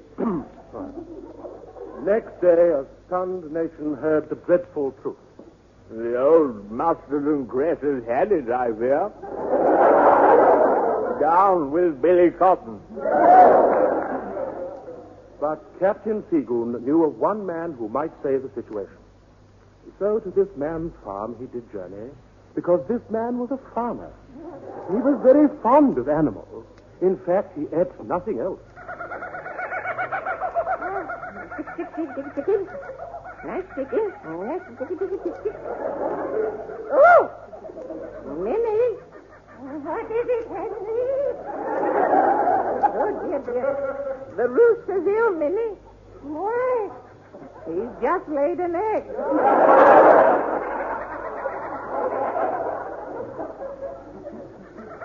Come down and see him, Minnie. I can't do it, Henry. I'm mending my saxophone. I think there's someone at the door, Henry. Do you? I'll just see, Minnie. Good afternoon. Minnie? Yes, Henry? You were right. There was somebody at the door. you've come back. Mr. Crumb, will you stop opening and closing the door? What else can one do with a door? I don't wish to know that. Now, may I come in? As you're already lying on the couch, yes. Now to business. Before you start, would you please mind taking your feet off the table? That's my place. Now to business, Mr. Crumb. You're a farmer, yes? I grow anything. Yes, you've got green fingers. And green feet. I'm going moldy all over you. Just the man the British Railways needs. Now,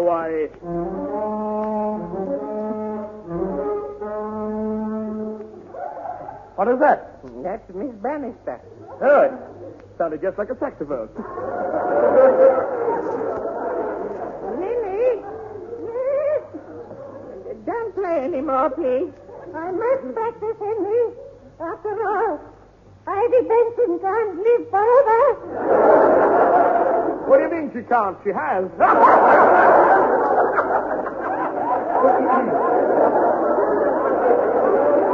Now, son, British Railways want you to grow them 6,000 acres of mustard and crest in the Amazon. Oh, Lenny, I'm just going to the Amazon. Lenny, I can bear what you're talking about. I'm going to the Amazon for 6 months.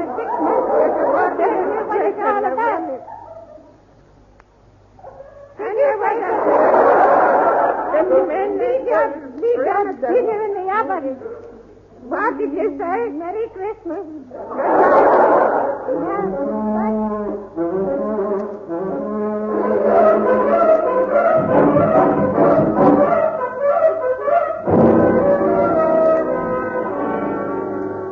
Meanwhile, in that distant land which Crun and Seagoon were bound for, the British ambassador went about his duty.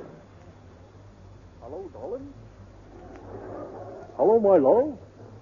Nope, I'm sorry, Marilyn. I'm busy tonight. Oh, well, I'm going out with Jane Russell tonight, yeah. Oh, sorry. Can't help being handsome. Now then. No, I'm sorry, honey. After that, I'm going out with Betty Grable, yeah. Echo! Just a minute, Major Plugnock.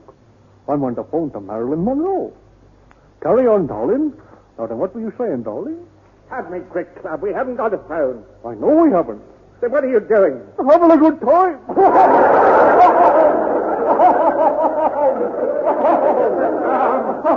You idiot. Yeah? In any case, Miss Monroe wouldn't be interested in you. She's married to Joe DiMaggio. I know. I was heartbroken when I heard the news. You see, I wanted to marry Joe DiMaggio. Oh, you poor fool. Oh. Joe DiMaggio is a man. Oh, well, that's different. I hope so. Never mind all this rubbish. I say, any signs of the river steamer yet? No. Oh, 35 years out here in this grass hut. 35 years and no milk or papers delivered from England. Echo, do you think Gladstone's forgotten us? Oh, Brandy. Oh, I'm in a shocking state. I'm not in condition anymore. Oh, poor old Bradlock. I think the Major is mad. Little does he know that I am perfectly sane, and that it's Eccles who is really mad. Oh, little does he know that he is sadly mistaken in his estimation of me, as I am perfectly sane, and he, poor fellow, is off his nut. Little does he know that if he calls me mad just once more, I shall put a bullet through his head. That doesn't frighten me, because little does he know that I unloaded his gun, because I know he's mad. And I knew he might shoot me. That is why even now, as he points his gun at me, I'm not flinching because I'm sane. Okay, I'm mad. Fact, no. Ahoy there! Here, look, there's a man just come out of that bush. Dad, yes. He's dressed like a shepherd. Must have been Shepherd's bush. Hello there. Are you the British ambassador? I am. Gad, you're the first white woman I've seen for 30 years.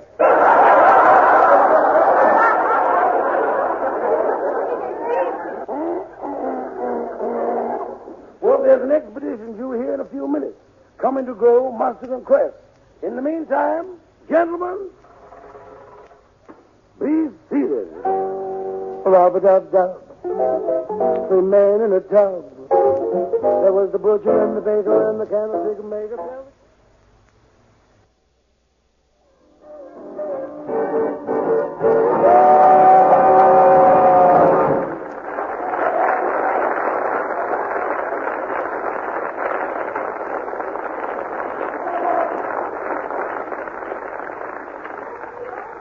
Well played, Ellington, well played. Fred Handel's Largo never sounded so good. Now, pardon me while I retire and change into my Mr. Crun outfit. Price 2 shillings from all good chemists. Wait, here comes Captain Seagoon with the expedition. Dad, yes, he's a sight for sore eyes. It's a pity I haven't got a pair handy. Good day, Major Budlock. Pleased to meet you, Captain Seagoon. Welcome to, where are we? South America. Welcome to what you said. And to you, by Gad. You must have walked all the way. What makes you think so? Well, you're like a midget. There's a very good reason for that. What? I can't stand height. Spoken like a pygmy. And talking of pygmies, have you any brandy with you? Crates of it. Welcome to South America, lad. You said that before. I know, but this time I really mean it. Now, let's get you settled. Yes. Ellington? Boss? We'll camp here for the night. But as a safety precaution, we must light large bonfires all around the camp. What for? Lions. Man, if the lions want fires, let them light them themselves. Silly lad. The fires are to prevent the lions entering the perimeter. Okay, bonfire it is. That night we slept safely in the trees as the lions warmed themselves by our fires. Then at dawn, Eccles awoke. Forgot I was in a tree. Get up, man. Stand on your own 3 feet. Are we ready to move off, Major? Yes, we've got to head inland. The first danger will be crossing the dreaded river Kapati. And that's very cold, you know. Yes, there's nothing worse than a cold cup of tea. Chestnuts roasting by an open fire. Pick up your luggage and sideways to the wind. Forward!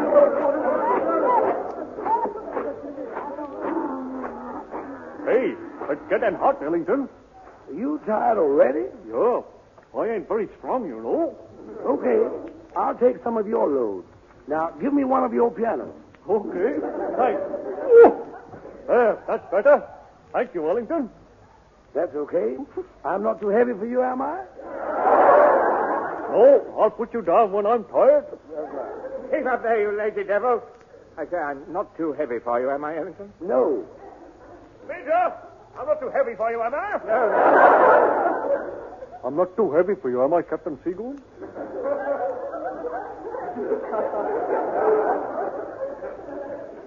We pause here to give listeners at home and in the street a recap of the situation. If you remember, Eccles was supporting Ellington, Bloodknock, and Seagoon on his head. Suddenly, Mr. Eccles has appeared on top of Mr. Seagoon, thus leaving all of them suspended in midair.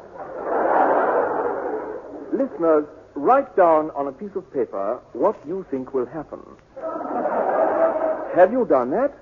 Good. Now listen to what actually happened.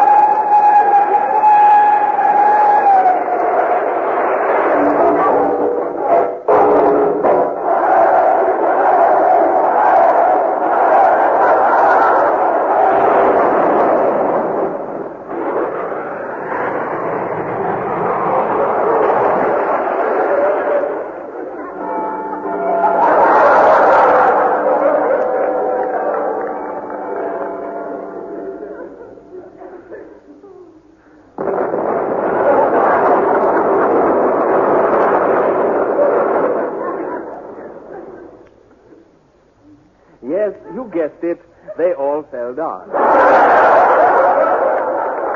Now, lead on. That night for safety, we slept standing up. Some slept standing down, which is standing up sideways. Price 2 shillings at all good chemists. Then, as the sun came up, it started to get light. Before me lay a vast, stark, arid waste. It was me. Seagoon, this is where we start planting. Right. Eccles? Where do you leave the box of mustard and Crst seeds? I remember.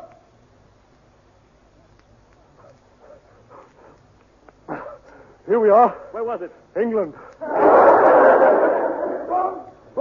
There's a tribe of strange natives approaching. What? Leave them to me. Savage natives, are they? I shall show them. Hand me the white flag. Where is my Batwoman? You mean Batman? Those days are gone forever, lad. Here she comes. Miss Plunger. Yes, Major Bradnock, sir? Miss Plunger, remember when we were sinking in the Atlantic and there was no room in the lifeboat? I said women and children first. Yes. Well, remember what you did? Yes, made you up as a woman. Stand by to do the same again. Look, I think you're nervous. What? Say that once more. You're a yellow-livered coward. That's better. I knew you'd like it. Anyone for tennis? Oh, what am I talking about? Here, Ellington's going after them natives with his gun. Splendid. Ellington's a dead shot. He is now. Somebody shot him. What? I'll not stand here and see my men slaughtered. Eccles? Yup? What time's the next train out of here? No, Bladnock. You must stay here and fight. Oh, very well. Your example has made me stay. Splendid. Eccles? No? What time's the next train out? Leave me sputters with a smotherkisnad. You! Hey, if you're running away, I'm coming too. Ellington, are you turning yellow? Man, does it look like it? Oh, Wait, colorblind. What? You were shot. You're dead. Oh, I wonder why I didn't feel well. What about the mustard and Crst plantations? I'm not waiting here all night. Oh, those natives are attacking. Everyone into the wooden hut. We haven't got a wooden hut. What? To what, men? Right. Everybody inside. Good work, men. Now we'll... Hello? Have you any rooms to let? No. Now then, Bladnock, get outside and fight. Fight? Oh, my back and legs. Oh, my poor legs. Ellington, you go. Ellington! Where's Ellington? I'm afraid Ellington's gone home, kind sir. Ellington, take all those women's clothes off at once. Curse, now exposed again. How'd you know it was me with all my disguise on? You made one mistake. What was that? Blonde wig. It was a man. Duck, men, duck! What? There's a native at the window. Get down, get down. Gad, that native was clever. Why? He only had a spear. Men, there's only one chance for us. The riverboat. Keep your ears open for the hooter. About time they installed it. Hello?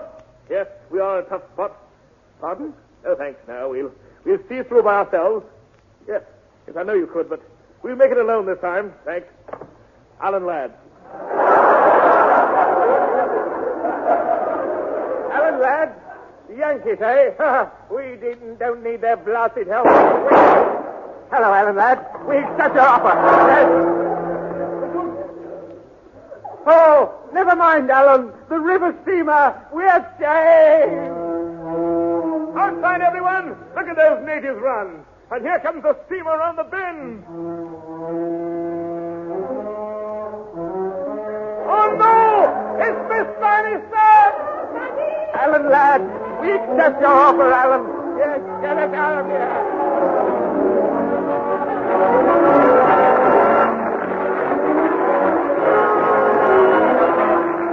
That was the Goon Show, a recorded program featuring Peter Sellers, Harry Seacombe, and Spike Milligan, with the Remington Quartet and Max Geldray. The orchestra was conducted by Wally Scott, script by Spike Milligan, announcer Wallace Greenslade, the program produced by Peter Eaton. Listeners will ask what happened to the great mustard and crest shortage. Nothing. It still exists. If you doubt it, next time you go into a railway buffet, prise open a mustard and crest sandwich, and there you will find nothing. Obtainable at all good chemists, price 2 shillings. Now, read on.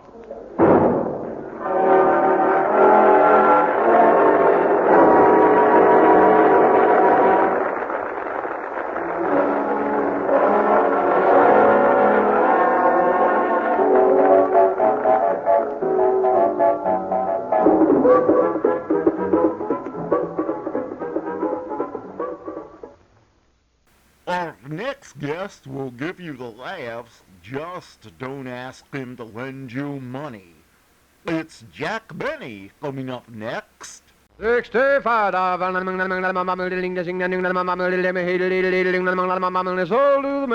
The Jack Benny Program, presented by Lucky Strike. Be happy, go lucky, be happy, go lucky, strike, be happy, go lucky.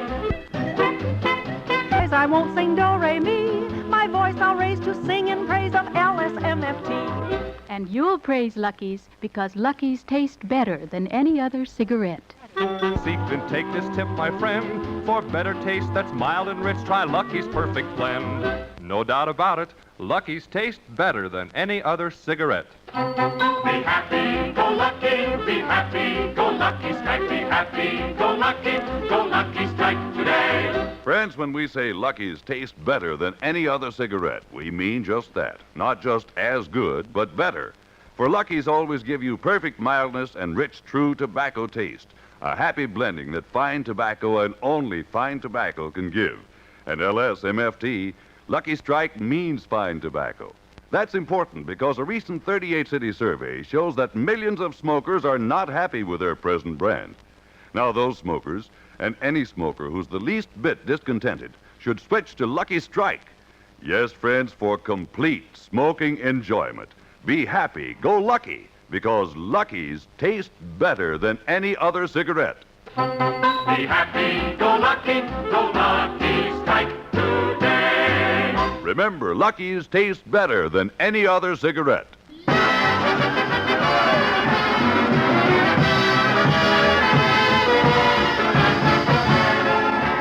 The Lucky Strike program starring Jack Benny with Mary Livingston, Phil Harris, Rochester, Dennis Day, and yours truly, Don Wilson.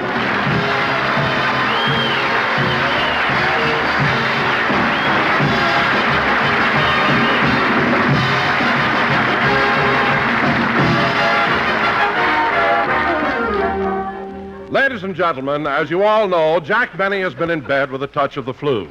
So yesterday I decided to drop by and keep him company. As a matter of fact, I read to him for hours. With almost human tenderness, the rolling waves of the Pacific cast the tiny life raft upon the gleaming white sands of the tropical island. Just a second, Don. Oh, what is it, Jack? Would you please fluff my pillow for me? Why, sure. Thanks. Now continue reading, Don.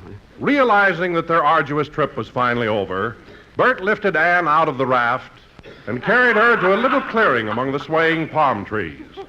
Her clothes were meager and tattered, doing little more than to conceal her wealth of feminine charms. As he reached the clearing, she opened her eyes, and without a word being said, she realized she was safe in his arms. Her eyes showed gratitude, admiration, and love. She reached up and pulled his head down until his lips touched hers in a flaming, passionate kiss.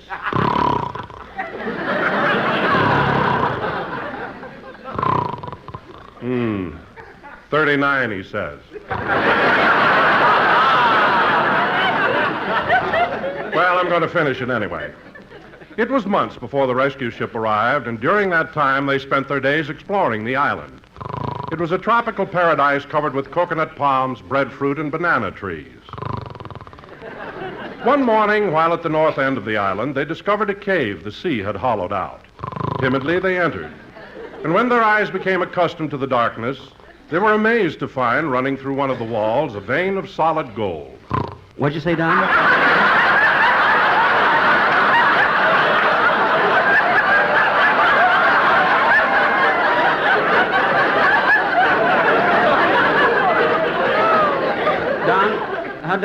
Don, what'd you say, Don? Well, Jack, you fell asleep. Oh, I'm sorry, Don.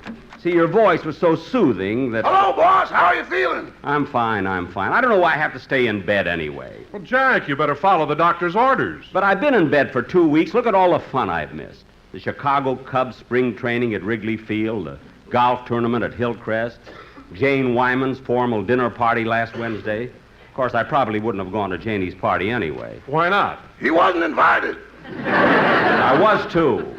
The second time I called her, she said it was all right. She's a sweet kid. Boss, it's time for you to take your medicine. I have it here. Oh, pills. Come on, open your mouth and swallow it. Here's your aspirin.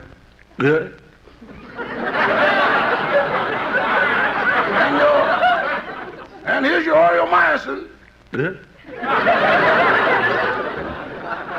And your 4-way cold tablet. And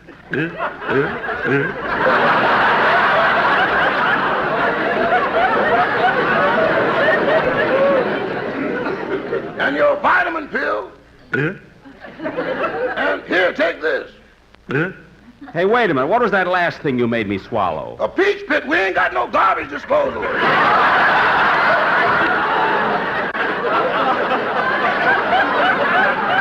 Oh, stop with that.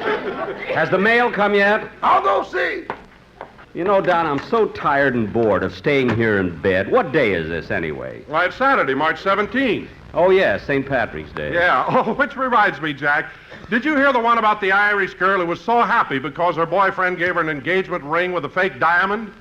Why would she be happy to get a fake diamond? Because it was St. Patrick's Day and she was glad to get a sham rock.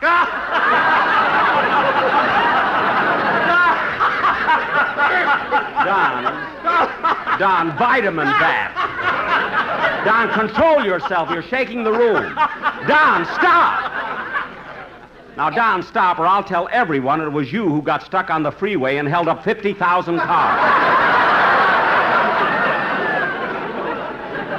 Now, watch it. All right. You want me to finish reading the book? No, I don't think so. Turn on the radio. I want to hear the news. Okay. And now, ladies and gentlemen, we would like to bring you some appropriate music in honor of St. Patrick's Day.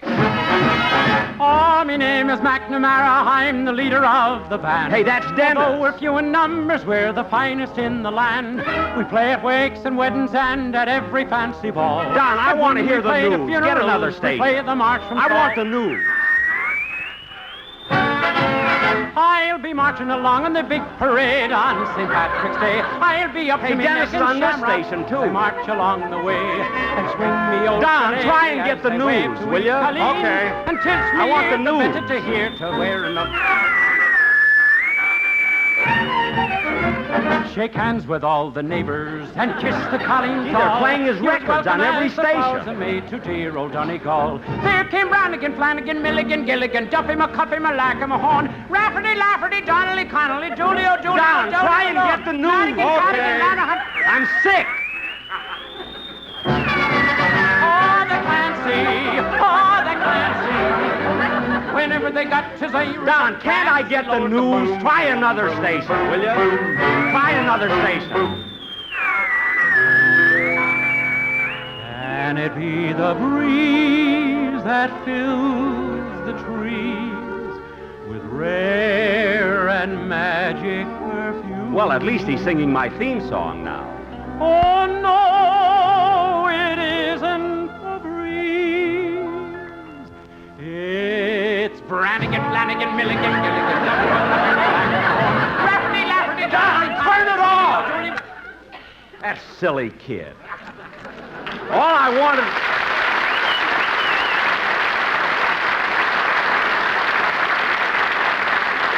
All I I wanted was to hear the news. Yeah, what is it, Rochester? The mail just came. Good, good. Here's a letter in a pink envelope with a lady's handwriting. Oh, that's probably a get-well card for my girlfriend, Gloria. Hand it to me, Rochester. Let me smell the envelope. Here you are, boss. Let's see. Yep, that's from Gloria, all right. Perfume? No, hamburger. She works in a drive-in. Ground Round Gloria, they call her. You know, she can chop onions faster. Get that, will you please, Rochester? Yes, sir. Hello, Mr. Benny's residence. Hello, Rochester. How's Moanin' Low? The boss is all right, but he's still in bed. I thought he got up Thursday. He did, but he had a relapse. A relapse? What happened? He looked at the calendar, saw it was income tax day, and I caught him just before he hit the floor. Well, put him on the phone. That's what I want to talk to him about. Okay. It's for you, boss. Hello? Hiya, Jackson. How you feel? A lot you care. You didn't even come over to visit me. Well, I wanted to come over, but since you're sick, I thought your house might be guaranteed. That's quarantine.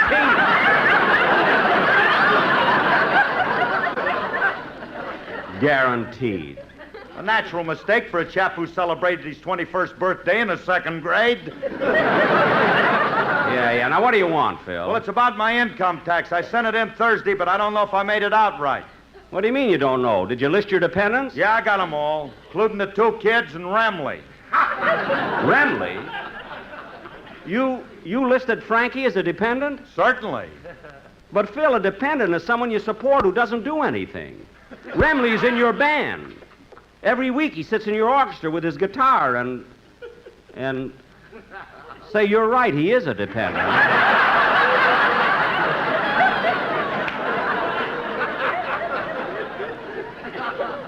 Yeah, and he's getting self-conscious about it. A couple of weeks ago after the show, he came to me and he said, "Hey, Curly, I want people to think I'm playing this guitar. Will you please buy me a bowl for it?" Well, let's forget about empty. Is there anything else? No, so long, Jackson. Look, I'll drop over and see you one of these days. Thanks, Phil. So long. Oh, wait a minute. Look, I've been meaning to ask you, will it be all right if Bagby, my piano player, misses Sunday's show? What's the matter? Is he sick, too? No, but he just received word that his uncle died. Oh, that's too bad. Is Bagby taking it hard? Yeah, he's in deep mourning. He won't drink nothing but Johnny Walker Black Label. Such devotion. Goodbye, Phil. So long, Jackson. Now, let's see.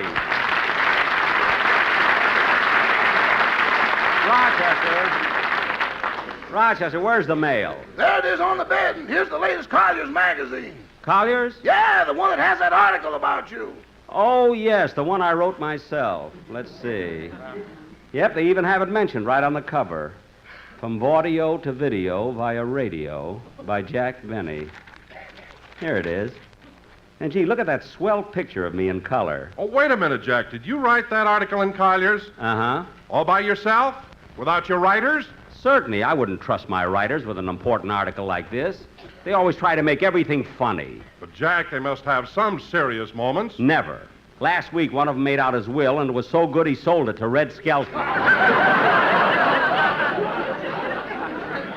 Not only that, one of them wrote a letter to his wife. Hello, Mr. Benny. Oh, hello, Dennis. I'm glad you dropped by. Oh, I just thought I'd come over and cheer you up. Well, thanks. You need cheering up. You look awful. Look, Dennis. Dennis, what's the matter with you? When you visit someone who's sick, you shouldn't tell them they look awful. I shouldn't? No, you're supposed to tell them that they're looking well and that they ought to be up soon. Oh.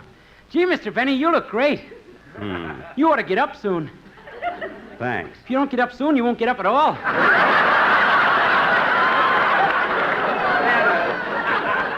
Dennis! Oh, now, Jack, don't get aggravated. You'll make yourself sick again. Well, maybe you're right. By the way, Dennis, a little while ago, we were listening to the radio, and we heard them playing your records on all the different stations. Oh, those weren't records, Don. That was me in person.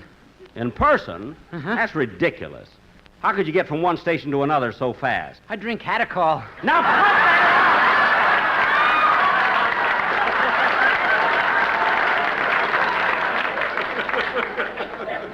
Now, look, Dennis. Dennis, listen to me. Look, I'm sick. Look, 11 years ago, when you were just a kid, I discovered you. Yes, sir. I had faith in you and thought you'd go places. Yes, sir. I introduced you to my sponsor, and he thought you'd go places, too. Uh-huh. I put you on my radio program, and the critics heard you, and they said you'd go places. Now, for heaven's sakes, go already. All right, I'll go, but that's a fine way to treat a fellow who came over to cheer you up. I'm cheered. I don't have to stay here, you know. I can go and sing Irish songs on the radio. I know. Just go. Yes, sir. That kid drives me nuts. Say, Don, it's exactly noon. Maybe we can get the 12 o'clock news. Turn on the radio, will you? Okay. There came Brannigan, Flanagan, Milligan, Gilligan, Duffy, McCarthy, Malacca, Mahone. How does he do it? How does he do it? Don, turn it off. It's 12 o'clock. Now, there must be some station that has the news. Here, let me try it. Help me sit up, Don. Okay. Here you are, Jack. Thanks. We might get it on this station. And that's what happened in Washington today. This concludes our midday edition of the news. Oh, darn it. And now we'll continue with our recorded program. The one and only Cindy Lou will give her interpretation of My Heart Cries for You.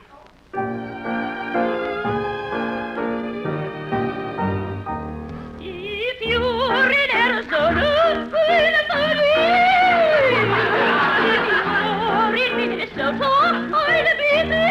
That awful. Trying to get the news. Don, look, I don't want that.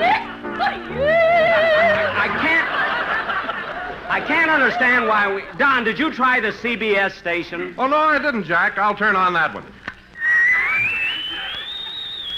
Ladies and gentlemen, as is our custom every day at this time, we bring you a special attraction.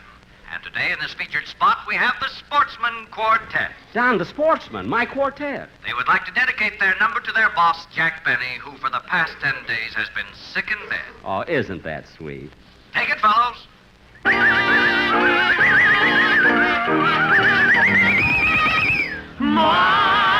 heart cries for you, sighs for you, cries for you. My arms long for you. Please come back to me. If you are in a drugstore, I'll follow you. If you are in a market, I'll be there too. Or in a cigarette machine, that will do. Because my love is endless for you.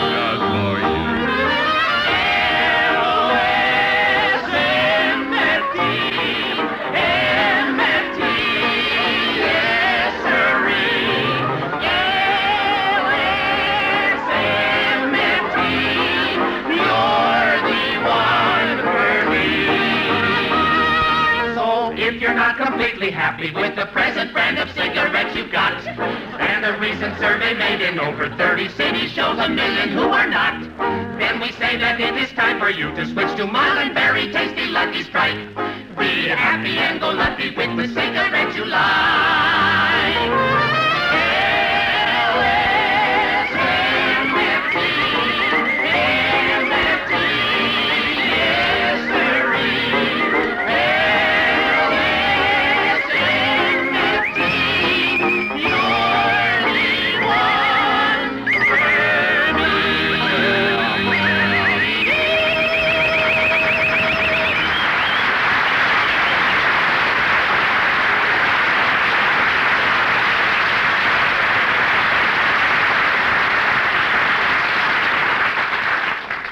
Don, wasn't that nice of the boys to dedicate that song to me? It certainly was, Jack. Say, boss, the nurse will be here pretty soon. Nurse? What nurse? The doctor called and said he sent him one over. Oh, fine. Now that I'm better, he sends over a nurse. In the meantime, you better take your medicine. Come on, boss, open your mouth. Wait a minute, Rocha. Are you sure you got the right bottle? Oh, sure, boss. The druggist typed your name on the label. He wrote, "This medicine's for Jack Benny, star of stage, screen, radio, and television 2 weeks from now if I mix the prescription right." Well, I don't care if he mixed it right or not. I'm not taking any more medicine. In fact, I'm well enough right now. Yoo-hoo! Anybody home? Oh, Mr. Kitso!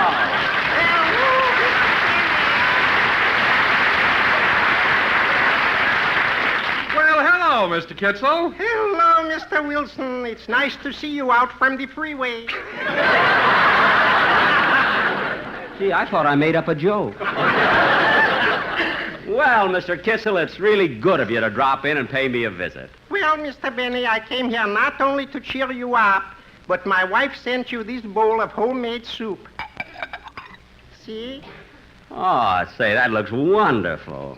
What's in it? What's in it? Carrots is in it, peas is in it, string beans is in it, a pound of tomatoes is in it, a cup of barley, some chives, onion, potatoes, and one matzo ball is in it.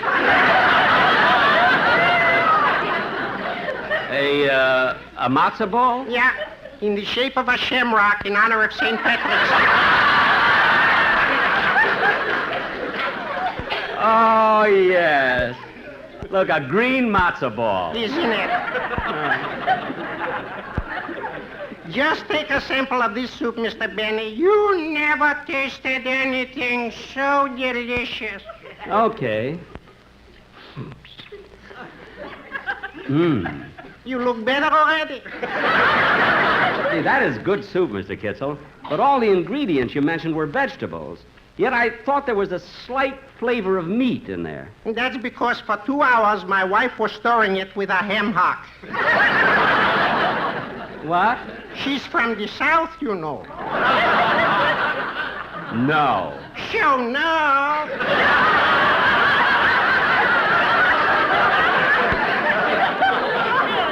Well, Mr. Benny, I got to be running along now. I hope you'll all be well soon. Well, thank you, Mr. Kitzel, and thanks very much for the soup. Oh, you're welcome. Goodbye. Goodbye, Mr. Kitzel. Goodbye, gentlemen.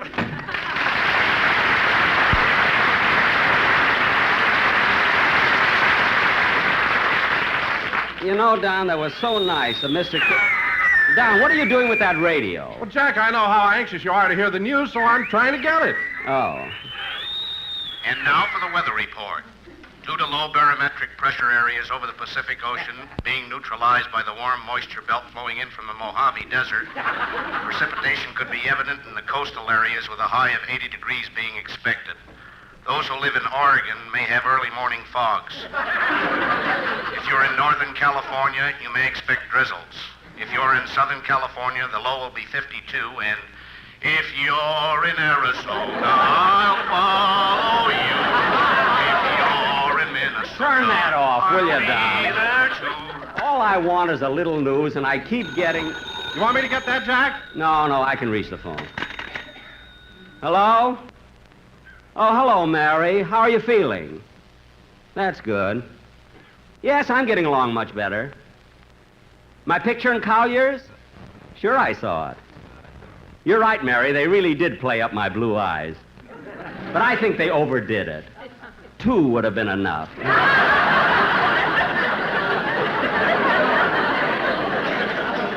Yeah. Well, Mary, I'm glad you called. Is there anything you need, anything you want, anything I can do for you? Just name it.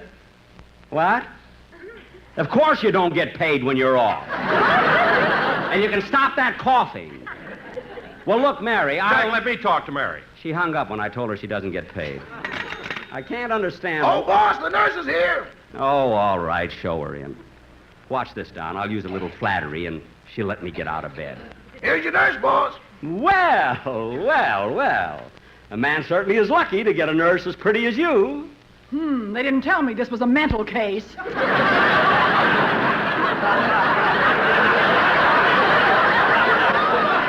Look, nurse, I was just trying to be nice. Nice or not, I get $12 a day, so stop flashing those blue eyes and shut up.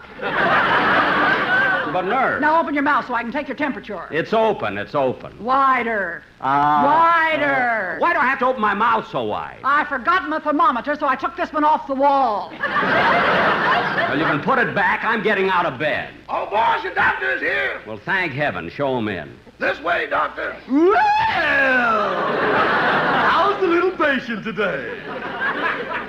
Wait a minute. You're not my regular doctor. No, Dr. Christian couldn't come. He had a rehearsal. Now, look, doctor, I feel perfectly all right. I want to get up. Yes, by all means. I think it'll do you a lot of good. But, doctor, you can't let him up. Look at his face. Oh, I wouldn't worry about that. It's spring. Everything is turning green. Now, look, Doctor. On second thought, it may be safer if I give you an examination. First, I'll listen to your heart. Take off your pajama top. My pajama top? Yes. Here, I'll help you off with it. Doctor! Well, a contour chest. It looks so comfortable. Doctor, stop sitting on me. Now, I'm Doctor. sorry. Now, look, Doctor, I'm almost well. Why don't you just give me a shot of penicillin, and I'll be okay. A shot of what? Penicillin. What's that? What do you mean, what's that? It's one of those new wonder drugs like auramycin. Oro what? Mycin. For heaven's sake, Doctor, what college did you go to anyway? You just ask me for a haircut and you'll find out. What? Scissors. Scissors. Comb. Tonic. Get out of here, both of you. Do you hear me? Now, out! I don't know.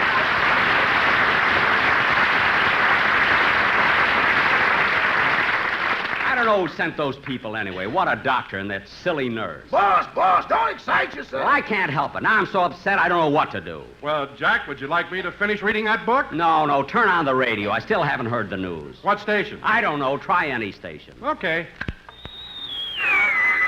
Ahora, señoras y señores, para su placer en honor de esta ocasión, les traemos a ustedes una canción popular. Esperemos que les gusta a ustedes. De que Menendez, González, Tamala, Sancho, Pancho, Balanas, Now, finish reading the book to me.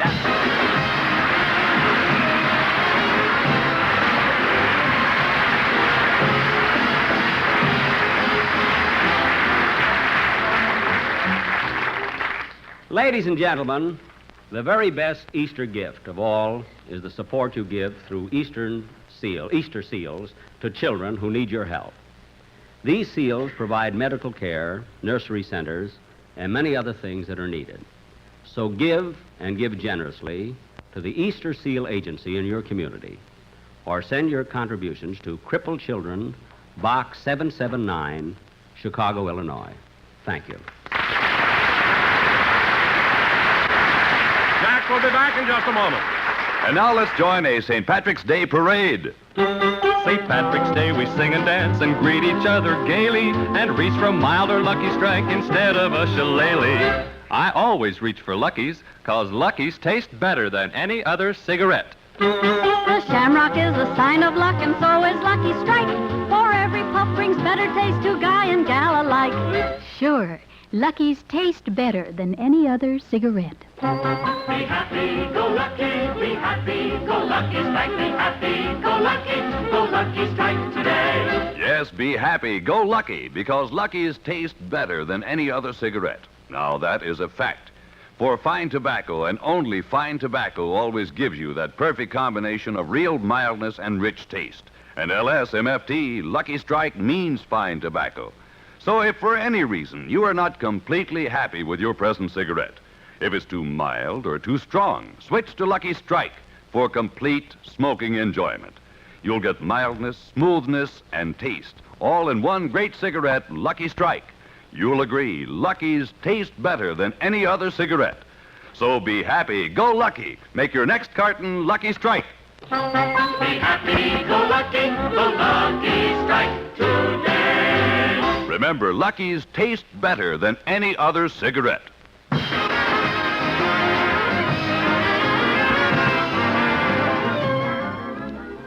As the rescue ship slowly sailed from the island, Bert, Ann, and Valerie looked back toward... Excuse me, Don. Hello? What's that, operator? A transatlantic call from London, England? Put 'em on. Hello? How are you? Been doing a lot of sightseeing, huh? Oh, that's wonderful. You're coming back on the Queen Elizabeth? Oh, you'll love that. It certainly sounds like you're having a wonderful time. Goodbye. Now, Don, continue reading. Jack, I don't mean to be inquisitive, but that call you just got from London, who was it? It was the wrong number. Now, continue reading. Now, wait a minute, Jack. If it was a wrong number, why did you take the call? How often can you talk to London for nothing? You know. Jack, if you weren't sick, I'd punch you right in the nose. Read the book, will you? Read the book.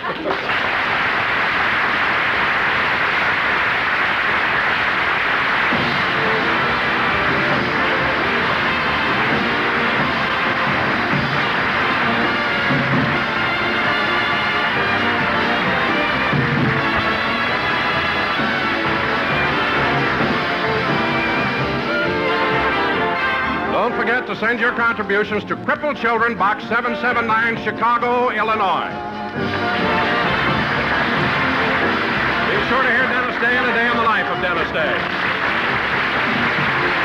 Stay tuned for the Amos and Andy Show, which follows immediately. The Jack Benny Show is heard by our armed forces overseas through facilities of the Armed Forces Radio Service. This is CBS, the Columbia Broadcasting System. The Aldrich Family, featuring the adventures of Henry Aldrich, is coming up next on Nightly Old Time Radio Shows.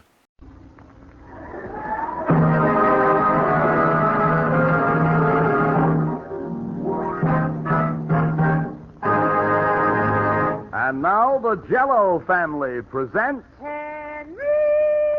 Henry Aldrich. Coming, Mother. Yes, it's the Aldrich Family, based on characters originated by Clifford Goldsmith, and starring Ezra Stone as Henry, with Jackie Kelch as Homer. And yes, it's the Jell-O Family. Oh, the big red letters stand for the Jell-O Family. Oh, the big red letters stand for the Jell-O Family. That's Jell-O. Yum, yum, yum. Jell-O puddings. Yum, yum, yum. Jell-O tapioca puddings. Yes, sirree. And now for the Aldrich Family.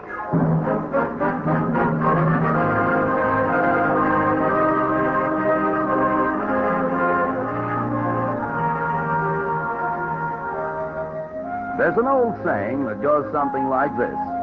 Youth is so wonderful a thing, it's a shame to waste it on the young. But grown-ups can always recapture some of their teenage by reliving the experiences of a typical American boy like Henry Aldrich. The scene opens in Henry's room. The time is early afternoon. But, Homer, how was I to know? Henry, you're too impulsive, especially when it comes to girls. But she was already sitting when I came over to your table. You should have waited till she stood up. Sure, that's easy enough to say now, Homer, but why didn't you say something when it would have done me some good, or why didn't Agnes say something? How can you tell someone not to ask a girl for a date because you think she's bigger than he is? Bigger? Boy, when she stood up to go, I thought I'd die. What if I had to dance with her? I'd have to hold her around the knees back. Maybe you better break the date, Hen. Yeah, maybe I'd better. But she's so pretty. Homer, did you happen to notice her eyes? Probably. What did you think of them? How should I know? I'm not an optometrist. I happen to think they were exceptionally attractive. You do? I certainly do. Their color, for instance. Sort of blue. Navy blue. And her eyelashes. Did you ever see eyelashes that long? Sure. Whose? My aunt. What? You ought to see them, Hen. When she has them on, I mean. Now, wait a minute, Homer. Are you insinuating that Helen's eyelashes come on and off? I didn't insinuate anything, Hen. Okay. And her lips, Homer. Did you happen to notice her lips? I don't think so. They're so cute. Well, I'll tell you how I feel about lips, Hen. Personally, I'll take them not so cute, but low enough down so I can reach them. Yeah. Homer, what do you think I ought to do? Break the date. No. Then keep the date. But she's too tall. Can't you think of something else? What else is there? I don't know. Oh, let's see. What if... What if what, Homer? My father's derby. What about it? That'd give you at least 3 inches. Sure. Well, what happens when I take it off? You don't. You mean I keep it on all evening? My father wouldn't mind. Listen, Homer, how would you like it if you were a girl and the fella kept his derby on all evening? Okay. How about... No. What? How about what? I was going to suggest you go to a beauty parlor and get them to fix your hair so it stood up straight. That's silly. Yeah. Sure, it would never last all evening. Suppose... What?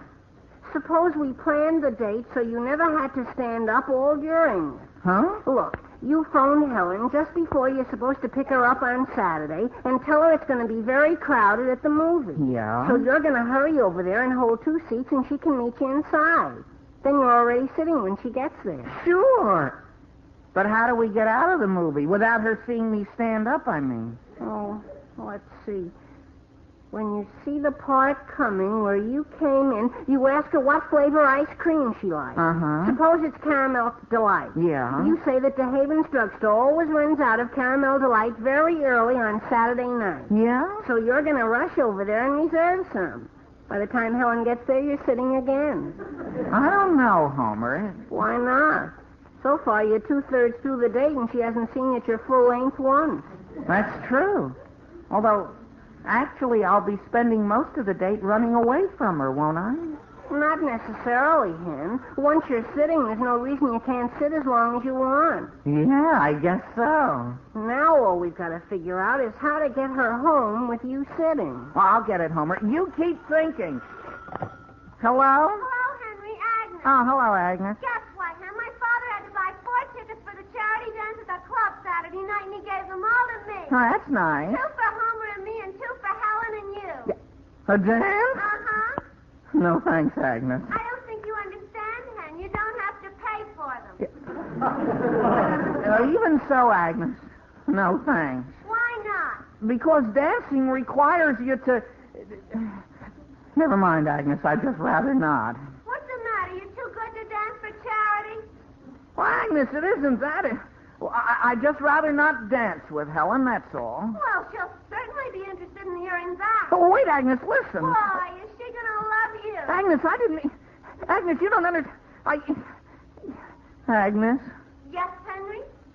thank you very much for the tickets. I'd love to go to the dance. That's swell, Hen. You make the arrangements with Homer. We'll make a big night of it. Bye. Goodbye. Hey, Henry, I've got it all worked out. You're in the ice cream parlor, see? We're going dancing. Helen sees a friend at another table, so she turns around to wave to her in the minute of... Dancing? Henry, that's the worst thing in the world for you to be doing. I know.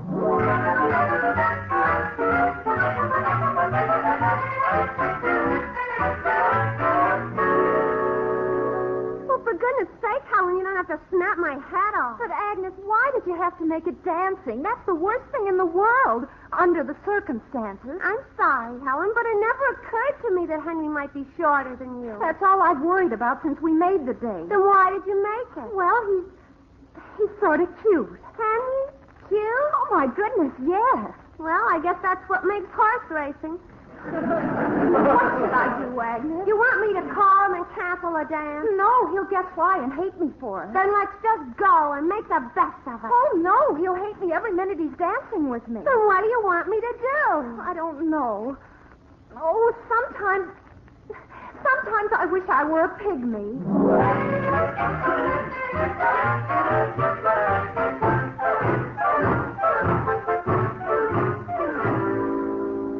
Well, tell me, Homer, what do you think? Let me see you walk again. Can you tell? If I weren't with you while you had it done, Hen, I'd never know. How did you do it, Mr. Bridges? Why, I just built his shoes up on the inside. How do they feel, Henry? Pretty good, except that I feel I'm leaning forward all the time. Am I? Just a little, Hen, about 10 degrees. Well, that's because most of the build-up is in the heel. You'll get used to them. I hope so. Are you sure you can't tell, Homer? As soon as you straighten yourself out, you'll look perfectly natural, Hen. Lean back a little. Like this? Yeah, that... Oops, not too far. Well, how much? Come forward again. A little more. More. Hold it. Okay. How does he look to you now, Mr. Bridges? Why, you look fine, Henry, fine. In a few minutes, you'll feel as though you've been wearing them all your life. Sure. Well, thanks a lot, Mr. Bridges. Goodbye. Bye, Mr. Bridges. Goodbye, boys. How does it feel, Hen? Very comfortable. No, I mean up there. Oh. I think this air's a little cleaner. Yeah. No wonder tall people are healthier than short people. Gee whiz, Homer, he only built them up an inch. Well, you never... Hey, there's Agnes. Hey, Agnes! Wait a minute. Come on, Henry. Homer, you won't say anything to her about you know what, will you? Of course not. Gee whiz, what do you think I am, a cad? Listen, Homer, you know I don't like to be kept waiting. Hi, Henry. Hi, Agnes. Well, I'd better get home, Homer. See you later, kid. Sure. So long, Hen. Oh, what I wanted to talk to you about, Agnes, why are you looking at me like that? You know something, Homer? What? I never before realized you were such a shrimp. Huh?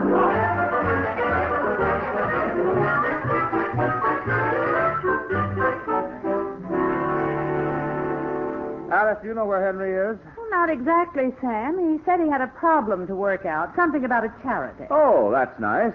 I'm glad to see he's getting interested in civic affairs. By the way, dear, that reminds me, are we going to the charity dance at the club this Saturday? Oh, let's not, Alice. I'm too tired. My goodness, Sam, what's the matter with you lately? You haven't done a stitch of exercise in 2 months, I'd say. That's not true. I played handball at the Y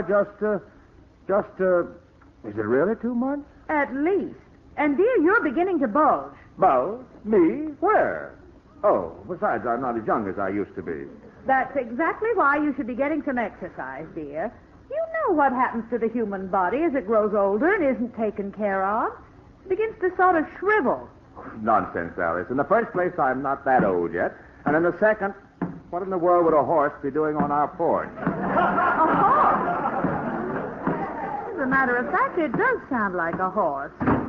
Is that you, Henry? Yes, Mother. Excuse me, Alice. I'll speak to him. Yes, dear. I'm right in the middle of my potatoes. Henry, how many times do I have to tell you to take off your roller skates before coming into this house? Skates, Father? I don't have any my skates on. Oh. Well, what in the world was all that? Henry? Yes, Father? Are you wearing your trouser belt a little higher these days? Gee whiz, no. Oh. It seemed to me... Oh. May I go upstairs now? What? Well, yes, certainly. See you later. Yes. Alice, Yes, dear. what were you just saying about a person shriveling up?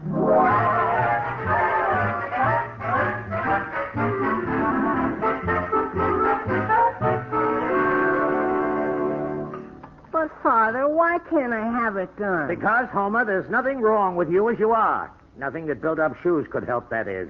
But how would you like it if your girl called you a shrimp? Now, dear, you just eat your spinach and you'll get taller.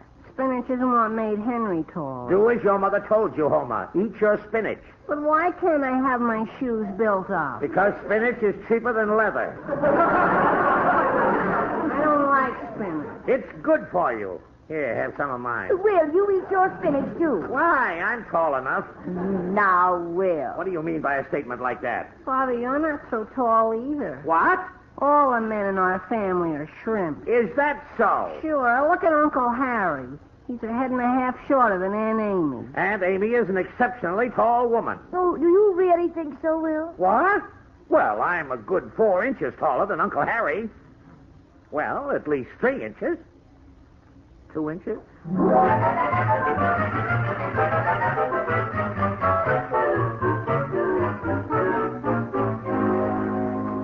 Listen, Henry, how much longer are we going to wait for? I saw her going to Agnes's house almost an hour ago. She's got to come out soon. Okay. What makes you think an inch isn't enough? Well, I caught a glimpse of Helen at school today, standing next to Charlie Clark, and from where I was standing, she seemed about an inch taller than Charlie. No kidding. Sure. And a little later, I saw Charlie talking to Francine Lita. He looked about 2.5 inches taller than Francine. That's who you should have made the date with. Charlie? No, Francine. Well, she doesn't excite me.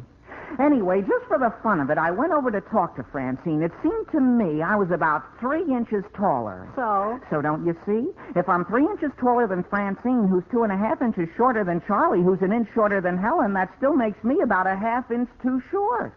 Oh. Well, in that case... Here she comes. Hide in this doorway.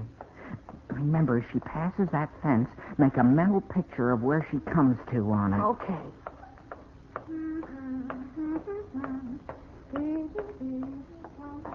The coast is clear, Hen. Good, come on. Where'd she come to, Homer? Right about here, I think. That high? Seemed to me it was closer to down there. No, it was up here, Hen. Well, I'll tell you what. Let's take a point halfway between your opinion and mine. That'll bring it to about right here. Okay, I got it, Hen. Stand with your back to the fence. Okay. Well? Hen, what time does the shoemaker open in the morning?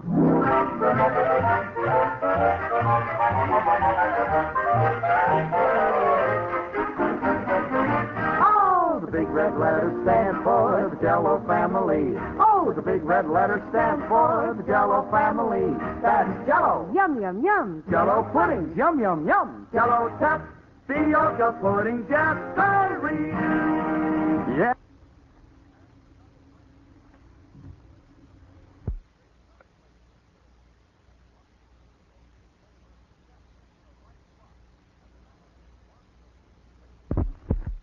Family?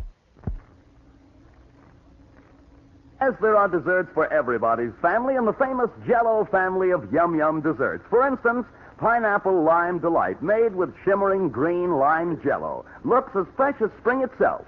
Just dissolve a package of lime Jello in 2 cups of hot canned pineapple juice and water. When slightly thickened, fold in 2 slices of diced canned pineapple together with 4 cut-up marshmallows.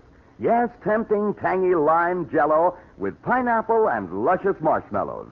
Enjoy all 6 delicious Jello flavors: strawberry, raspberry, cherry, orange, lemon, and lime. All 6 rich with that locked-in goodness that's exclusive with Jello.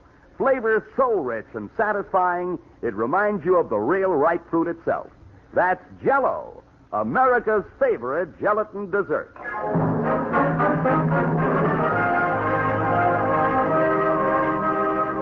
And now, getting back to the troubles of Henry Aldrich.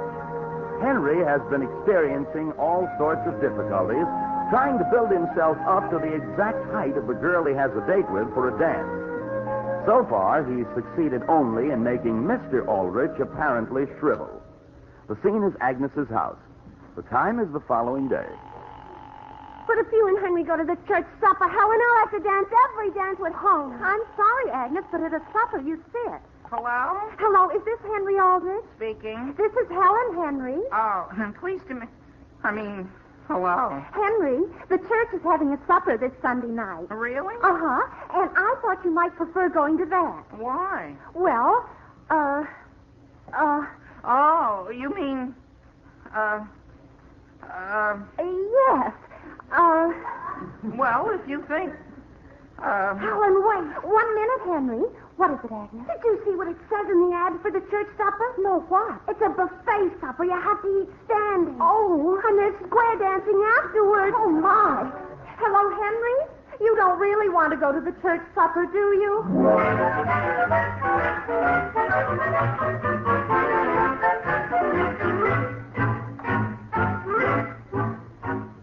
Up, 2, 3, 4. Down, 2, 3, 4. But, dear. Up, 2, 3, All 4. day at the gym, and now these weights at home. I thought you wanted me to exercise. Oh, yes, but not as a full-time job. 2, 3, 4. Up, 2. Out. So what happened? I think something gave. Sam Aldrich, that's enough for today. Maybe you're right, Alice. Do I look any less shriveled? Much, dear. Well, I feel a lot better. Would you mind helping me to the couch? I think I'll lie down. Hi, Mrs. Aldrich. In here, Homer. How are you, Mr. Aldrich? Great. That's nice. Where's Henry? In his room, dear. Thanks. See you later, Mr. Aldrich. I'll be right here, Homer, flat on my back. Hi, Hen. Hi, Homer. I ran over as soon as I got your message. Boy, Mr. Bridges certainly went to town on your shoes this time. He added another sole and double heel. Oh, boy. Only I don't think I'm tall enough yet. What? Listen, Homer, Helen phoned me a little while ago. What for? I think she's worried, too. Yeah? Well, what'd you want me for? Well, I figure I'll know exactly how much buildup I need if I can get someone to find out her exact height. Oh, no, Hen, not me. Homer, let's go downtown and have a soda. On me. And I'll tell you just what I have in mind. Well, okay. Boy, you think you've got troubles. Look at me, if you can see that far down. Listen, Homer, being this high up has its disadvantages, too. Like what? Like doorknobs, for instance. What about doorknobs? I keep missing them.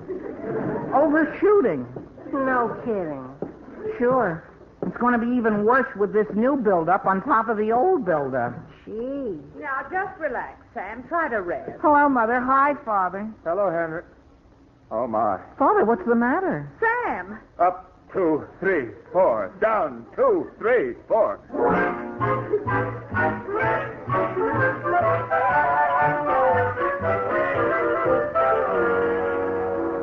Agnes, are you sure you don't mind lending me your eyelashes for Saturday? Of course not. Hi, Agnes. Wow. Oh, hello, Helen. Hello, Homer. What do you want? I just happened to be passing by, and I didn't know you had company, Agnes. Well, now you know. Yeah. And what we're talking about is strictly private. I think I better go. Well, so long. Boy, that's a beautiful pin you have on, Helen. Oh, thank you, Homer. Can I see it? I was thinking of buying one. Let him see it, Helen. For my mother. Goodbye, Homer. Goodbye. So long. So long. Homer. Yes, Agnes? Say it. By the way, Helen, have you heard about the newest dance they're doing? The girl stands up. Homer, let go and of the me. boy stands with his back to the girl like this and turns his head all the way around as far as... Homer! March! I'm going, Agnes. I'm going. Stop pushing.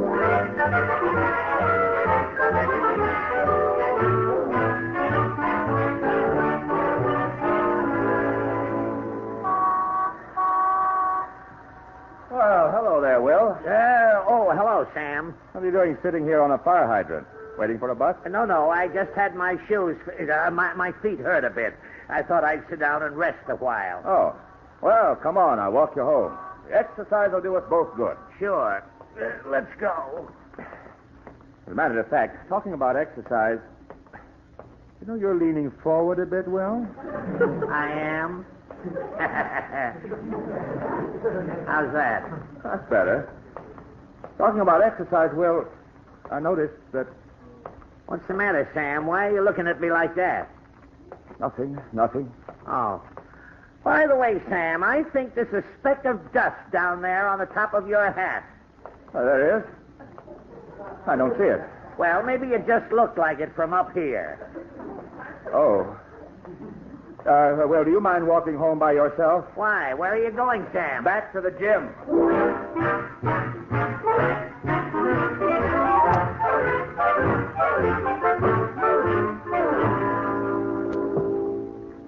Can't you walk a little faster, Hen? The girls are waiting. I'd like to see you walk down steps any faster on stilts, practically. Maybe you shouldn't have put on 2 pair of sweat socks, Hen. Maybe the 3 cardboard inner soles would have been enough. Maybe. Who measured himself against Helen and said I needed another inch? Boy, my ankles are killing me. There. Is it easier on level ground, Hen? A little. Mother, we're going. Dear, are you sure your father said you could have the car? Positive. What exactly did he say? Nothing. He just looked up at me and handed over the keys. Oh, well, have a nice time, boys. Henry, the phone's probably for you. Oh, thank you. Hello? Henry? Yes, Father, hold it. I'll get Mother. No, Henry, I want to speak to you. Hurry, Hen. Agnes will kill me. What is it, Father? I want you to come and get me. What? Where are you? Down at the Y. All the way down there? Father, how about taking a bus home? The girls are waiting for us. Girls can wait, Henry. They don't have sprained backs. Do you, Father? In 3 places. Well, how about a taxi? Henry. Or an ambulance? Henry, this is partly your fault. My fault? In what way, Father? Never mind. Just come down and pick me up. Yes, Father.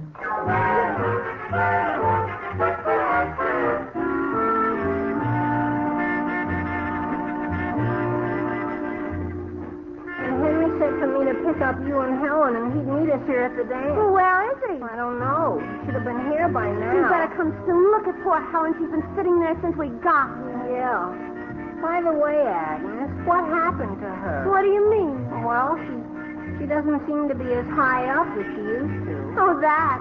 Homer, can you keep a secret? You know me, Agnes. Yeah, but I'll tell you anyway. Well, you see, Helen thought Henry was too short for her, so she's wearing her hair as flat as possible and the lowest heel she could find. Oh, boy. But Henry spent the whole week building up his shoes so he'd be tall enough for Helen. No kidding. Sure. He's going to tower over her now. Homer. Oh, hello, Marv. Someone wants to see you outside. Me? That's right. Excuse me, Agnes. With pleasure. Excuse me, Marv. I gotta speak to Helen.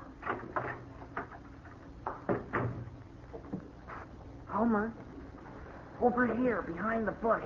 Henry, what's the matter? Listen, Homer, a terrible thing just happened. What? Well, I was downtown helping my father into the car, see? Yeah? And in the struggle, my foot got caught on the running board and one of my heels came off. Just look at me. Henry, you've shrunk. Completely. Couldn't you put it back on? No. It rolled down the sewer. Boy, that's great. Homer, I thought you were a pal. You don't understand, Hen. Helen's much smaller now. What? She's wearing her head in shoes flat. Really? Sure, you'll be just right for her now. Oh, boy. Homer, where are you? Coming, Agnes. Look who's here. Henry, well, am I glad to see... Homer, I thought you told me he was... He was, but now he isn't. Come on, let's go in. I'm dying to dance. Where's Helen? Oh, boy. Agnes, what's the matter? Homer, you told... So I told Helen... And what? She went home to get her high-heeled shoes again. Well, gee whiz.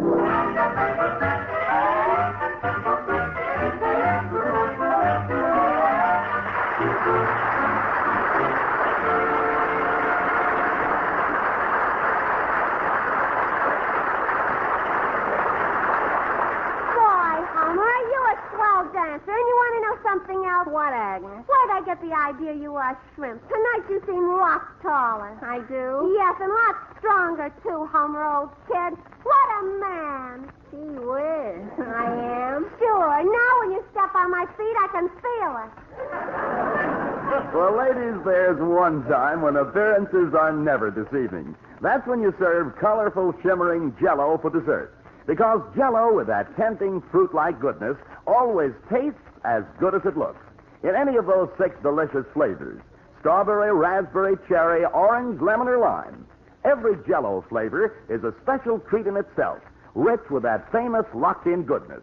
Flavor sealed right in by a special process, so it can't get out till your first delectable spoonful. Look for it on your grocer's dessert shelf tomorrow. Look for those big red letters on the box. Those big red letters stand for the Jell-O family of yum-yum desserts.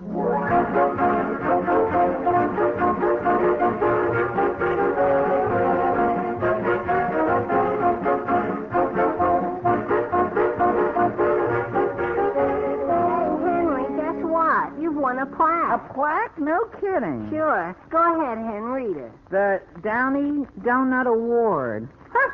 Presented to Ezra Stone as Henry Aldrich as the boy who typifies the nation's ideal teenage donut dunker. Boy, that's swell. The only thing is, Hen. What? Don't I get anything? Sure, Homer. You get to carry it.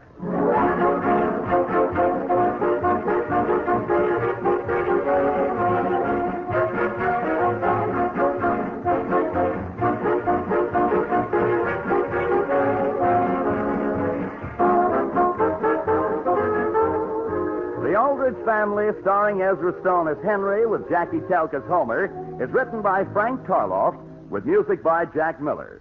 Mr. and Mrs. Aldrich are House Jameson and Catherine Roth.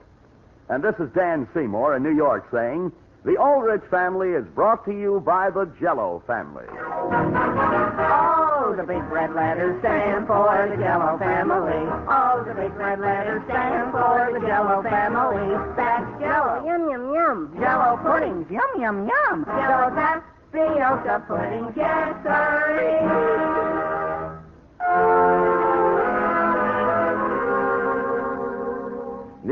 as new as a square egg. Amazing, the only one of its kind. That's Minute Rice. Minute Rice for magically quick meals. You've never tasted such true rice flavor. You've never seen rice so light, white, and fluffy. And all you do is drop it in water and bring to a boil. No washing, rinsing, draining, or steaming. Minute Rice is quicker to fix than potatoes. You'll want to use it in all sorts of combinations for quick meals. Remember the name Minute. Minute Rice in the red, white, and blue box.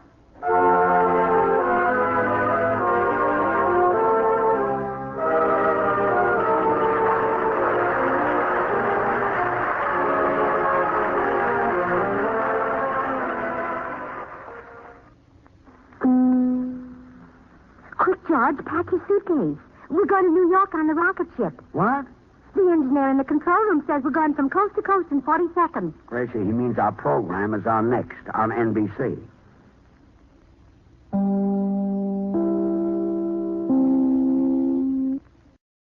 Up next on classic radio shows tonight, it's Jack Benny's former band leader, Phil Harris, in his own show, the Phil Harris Alice Faye Show. Enjoy.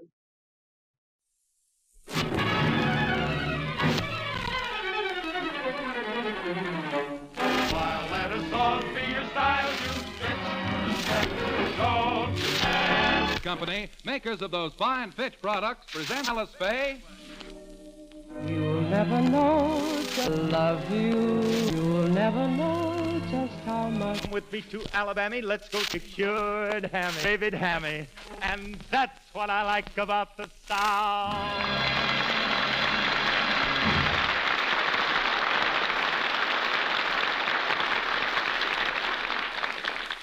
Last week at the University of Southern California, the usual decorum of this venerable institution was somewhat shaken by the enrollment of one Phil Harris. While it's only an adult extension course, Phil is taking it very seriously. Last Monday was his first day in school, a day which began about 9 a.m. as Phil prepared to leave the house. Are you sure you have everything, Phil? Yeah, I think so, Alice. Well, let's check them over again. Books? Books, Fountain pen? fountain pen, Briefcase? briefcase, Bubble gum? yeah, 27 pieces. Then I got a piece all broke in under the desk, too. And here's the putty knife to scrape it off my face. Hey, where's the button USC gave me to wear on my beanie? Oh, here. Say, this is quite a slogan they have on here for next week's game. We'll murder UCLA. Yeah, but I don't think they're too confident of winning. Why? Well, the button's reversible, and on the other side it says, well, weather permitting.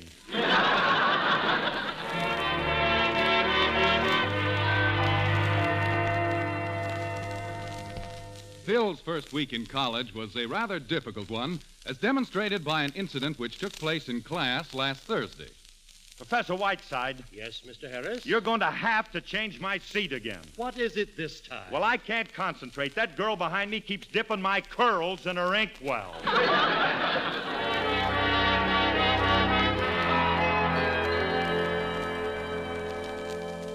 A series of such incidents, coupled with an inherent allergy to learning, left our hero by Friday in a somewhat puzzled frame of mind. Phil, it's 9:30. Aren't you due down at USC? Yeah, honey, but I don't think I'll go today. Why not? I thought you were doing so well in your basket weaving class. Yeah, I was, but they gave us a test yesterday. Well, how did you make out? Not so good, honey. After the test, they told me I was still 2 years away from the leather burning group.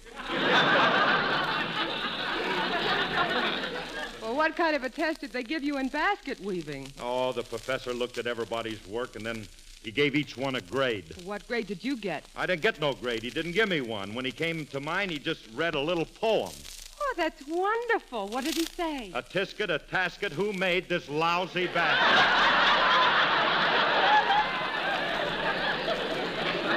Well, honey, if you're having so much trouble in school, my brother said he'd be glad to help you. Your brother? Oh, yeah, Pinhead Incorporated. Brother. Now, don't be silly.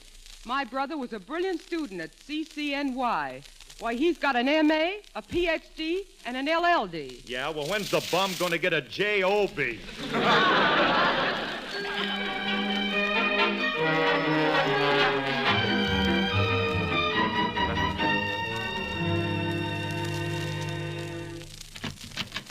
Oh, hello, Mr. Merton. Say, Alice said the children were up here with you. Yes, they were a minute ago. I was giving them a little geography lesson. Oh, you were, huh? Hey, Governor, what's this big ball here? Why, that's a globe, Mr. Harris. A map of the world. Yeah? How come you got a round one? Mr. Harris, the Earth is round. The Earth is round? No kid. Hey, wait till Alice finds out about this. Well, I'd better get my things together. I thought I'd take the children outside for a little nature study this afternoon. Outside? Well, you better be careful. There's still a pretty strong undertow by the sundial. Well, Mr. Harris, I really don't mind your California weather. You know, we English have always been a seafaring people. Oh, Governor, you're really cooking with Barville now. I knew that wasn't going to get nothing. I knew it wasn't. Say, you got a lot of books here, haven't you, Mr. Merton? Yes, I'm quite an avid reader in my spare time. Yeah. Hey, this must be a new novel. Here, this one. Annie's Lit on a Bicycle. Let me see that. Oh, no, Mr. Harris. That's analytical psychology.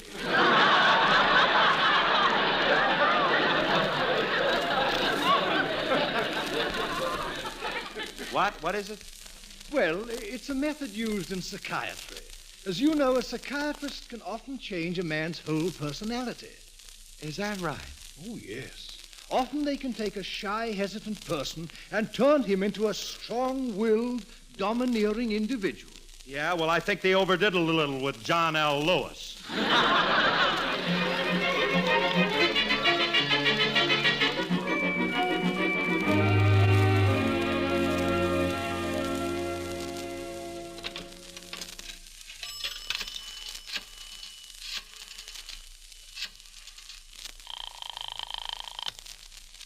Hello? Hello, Alice, it's me. Phil, where are you? I thought you were staying home today, and then Sissy told me you went off in the car. Yeah, I know. I'm down here on Wilshire Boulevard. But, Phil, you had your hair done last week. No. I'm in the professional building. I'm going to see one of them psychiatrist fellas. A psychiatrist? Yeah, Mr. Merton told me that they can change a guy's whole personality. Phil, I don't want you to change. All this nonsense about college and education was your idea. But, honey, I need something like this. After all, I've got to have something to fall back on when my youth and beauty are gone. Phil, it's ridiculous you're going to a psychiatrist. Well, I don't know. Now, it might not be a bad idea. This guy may be able to bring out my personality. Bring out your personality? Look, Phil, if they brought it out any farther, nobody could stand you. Oh, all right, wise guy, go ahead. Stifle the tender blossom of gentility. What? Oh, never mind. I'll see you later. Bye.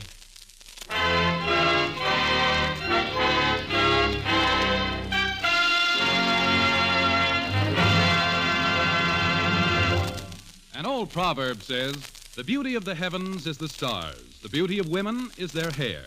Yes, and that's why countless beauty-wise women give careful beauty care to their hair with regular use of Fitch's Dandruff Remover Shampoo. For Fitch Shampoo guards the loveliness of the hair, giving it the shining sparkle of exquisite jewels, leaving it soft and manageable, a real beauty asset.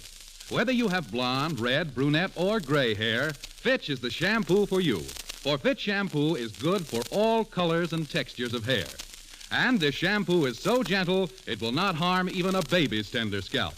Discriminating women like Fitch Shampoo because Fitch is completely soluble in water and only an ordinary water rinse is necessary. Fitch Dandruff Remover Shampoo rinses out thoroughly and quickly in either hard or soft water, revealing natural highlights in your hair. It's the shampoo you can depend on for exacting hair beauty care. Fitch is spelled F-I-T-C-H.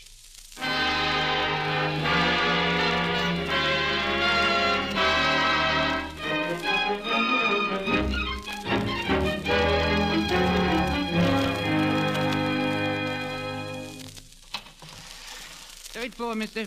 Okay. Dr. Lineback's office is right down the hall. Thank you. Stars fell on Alabama. We kissed in a field of white, and stars fell on Alabama. All right. Now get your head out of me mop bucket.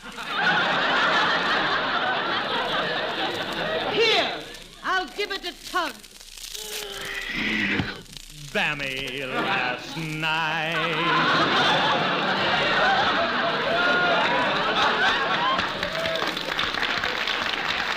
Oh, it's you, is it? Oh, hello, lady. Say, didn't I run into you over at USC last week? That you did, you balmy-headed jobber owl. And it was to shed myself for the likes of you that I quit my job and came over here. Lock, stock, and bucket. Well, I'm very sorry, lady. You see, I just happened to be looking for a psychiatrist. Oh, a psychiatrist, is it? Well, if you're asking me, it ain't a minute too soon. But Miss Bucket... Ah, get along with you now before I wash your mouth out with me bottle of Clorox. Democrat.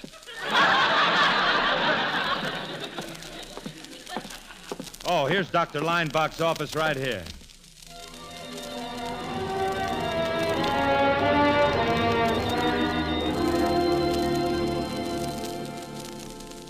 Well, Mr. Harris, one of the principles of psychoanalysis is for me to come to know you as well as possible. Now, suppose you begin by telling me a little about your background. For instance, was your youth a happy one? Oh, yeah, sure. My father and I were great pals. We'd always go out together. Ah, I'm very glad to hear that. Yes, and after 5 or 6 drinks, we'd always go out together. Yes. Well, before we continue, I don't believe you told me your present occupation. Well, I'm a band leader. Ah, a musician. No, a band leader. I see. Well, to what school of music do you subscribe? Wagnerian, romantic, impressionistic? Gut bucket. A gut bucket. Yes. Well, perhaps if you'll continue talking at random about yourself, you will unconsciously reveal something else of value. Now, just keep rambling on and say anything that comes into your head. I can say anything? Huh? Yes, yes. Well, let me see. Well, I remember when I started with my first band in Nashville, Tennessee.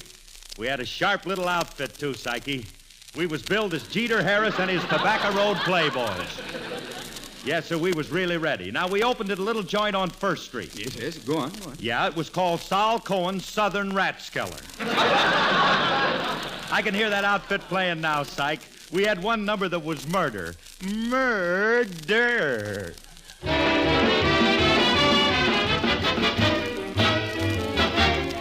And I sing with delight as I spend most the night 'neath that billowy ocean with you. Last night, I dreamed that I was down in the bottom of the sea, down in that salty water. And I met a maiden fair who had a cottage there. Of course, she didn't have it in her own name, but anyway, she had it. And she had a tale of a fish for a train, but whoa, now, whoa, how that gal could entertain.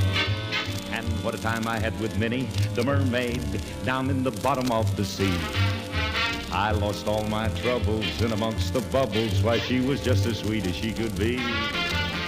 And every night when the starfish came out, I hugged and kissed her so.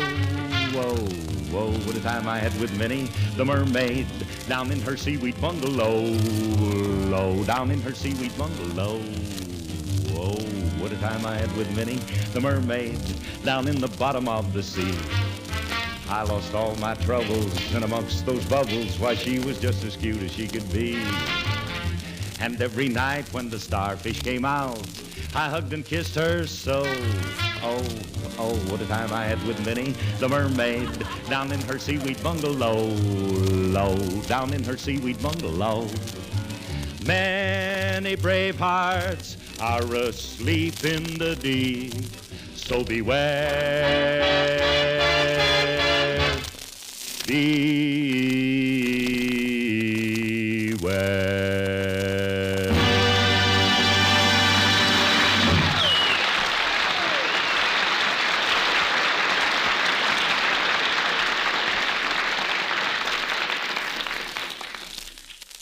Mommy? Yes, Phyllis. What do your children want? Oh, nothing.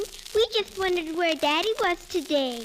Well, Alice, your daddy went downtown to see a psychiatrist. What's a psychiatrist? Well, a psychiatrist is sort of a doctor. Oh, is Daddy going to have a baby? Oh, no, of course not. He thinks the psychiatrist will bring out his personality. Oh, murder. Phyllis, you stop that. Mommy, is Daddy still going to go to college? Well, I don't know, Alice. Why couldn't he take lessons from our tutor, Mr. Merton? Well, honey, a grown man like your daddy couldn't study the same lessons as you children. Yes, he could, Mommy. We'd go slow until he caught up. Why, with that mind of his, your father's liable to set psychiatry back 20 years. I'd love to hear a little of that conversation.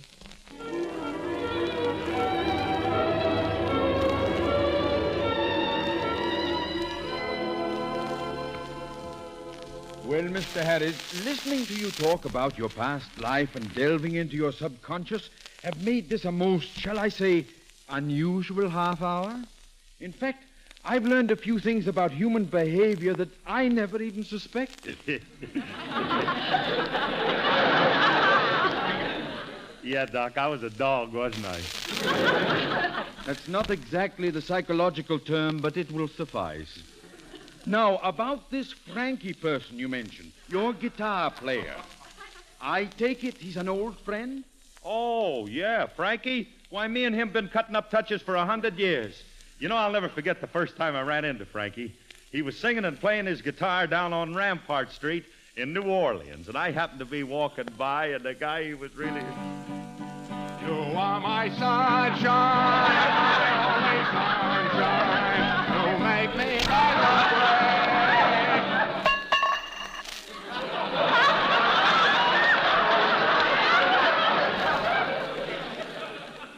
Thank you, lady. You'll never know, dear, how much I... Bless you, sir. Love you. Please don't take my sunshine away. You are my sunshine, my only... Here, bud. Thank you, sir. Oh, that's all right. That's all right, buddy. You know, you play a pretty good guitar there. How come a guy like you is playing in the streets for nickels? I was desperate, pal. It was either this or Lombardo.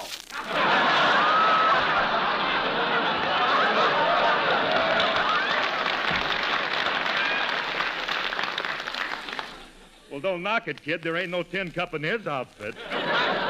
But I like your style pretty well. Say, why don't you quit this racket and sign up with my band? Yeah? What's your name? Phil Harris. You are my...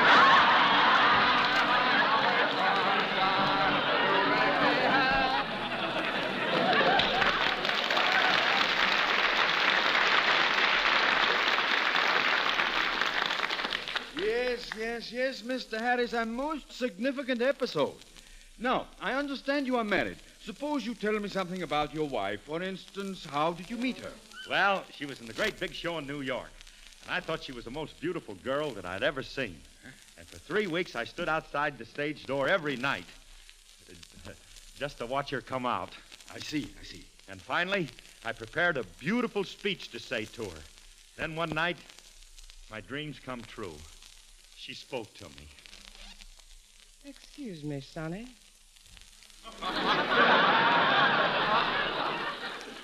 I've noticed you standing out here every night for 3 weeks. Tell me, was there something you wanted to say to me? Yes, Miss Faye,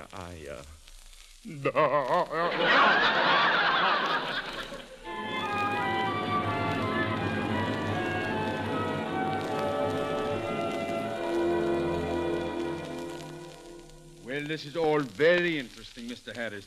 But when did you actually propose to Miss Faye? Oh, well, that was a few years ago. You see, we were parked down by the ocean at Malibu, and I reached over and I took her hand. Oh, it's a lovely night, isn't it, Phil? Yeah, sure is, gorgeous. Phil, have you ever parked out here with any other girl? Nah.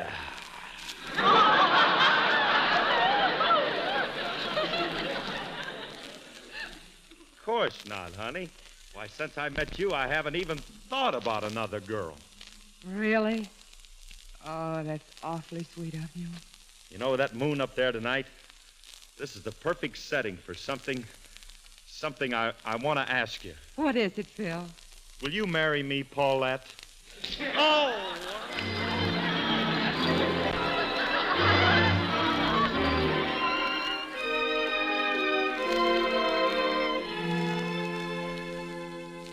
This has all been very helpful, Mr. Harris. Now, as you know, we psychiatrists attach great importance to dreams. Do you ever have any unusual dreams? Yes, sir. Yes, I do, Doctor. You know, I keep dreaming I'm on a gold bandstand in Carnegie Hall with a diamond baton. I'm leading an orchestra composed of 100 men and a girl, and each one of those men is Phil Harris.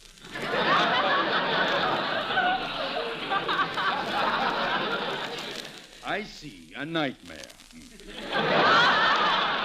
Now tell me, when they play, do you enjoy the music? I don't know. It's always so lousy it wakes me up. That's very interesting. But tell me, in your dream, who is this girl? That's the awful part of it. She's Petrillo. Well, Mr. Harris, you've been very helpful in this little interview. Of course, I shall consult my colleagues on your case, but offhand, I'd say that your mental processes reveal to me what is known as a megalomania.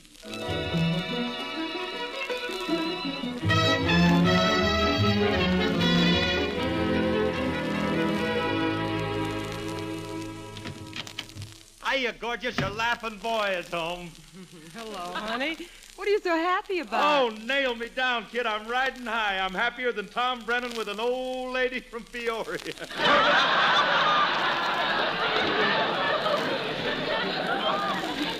Say, you must have done all right with that psychiatrist. All right, man. I was dynamite. Well, tell me about it. Oh, I really laid it on him, kid. First, he talked to me for a while, and then he gave me a lot of tests. And then you know what he said? What? He said that I had strong leanings towards megalomania coupled with a powerful narcissus complex. The psychiatrist said that? Yeah, that alone was worth the $200. Don't forget you got 100 of it. Now, the doctor was so excited he called in 6 of his buddies to look at me, and they said they'd never seen anything like it. I can imagine. Then another one of them psychics measured my head with a pair of ice tongs. What? Sure, he said he wished some guy named Darwin was alive, or Darwin. Kept asking for a guy named Darwin. Oh, Phil, they didn't actually measure your head. They did, too. And you want to know something? It's grown 5 inches since I had my own show. Only 5 inches? Sure. Hey, get your mother on the phone, will you? I can't wait to tell her all about what them guys said. Well, wait a minute, honey. Now, this isn't exactly the sort of thing to tell my mother. Anyway, she's not home. Sure she's home. She always gets through at the roundhouse by 3. Phil.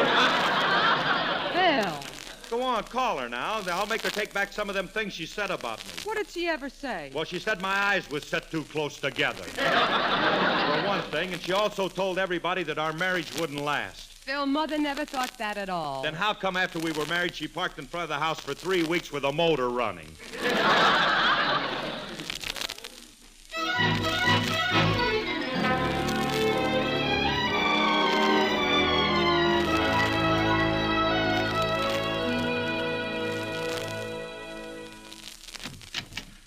Phil, what are you doing in here by yourself with the lights out? Oh, honey, leave me alone, will you? But what's the matter? Mr. Merton just translated what all them psychiatrists said about me.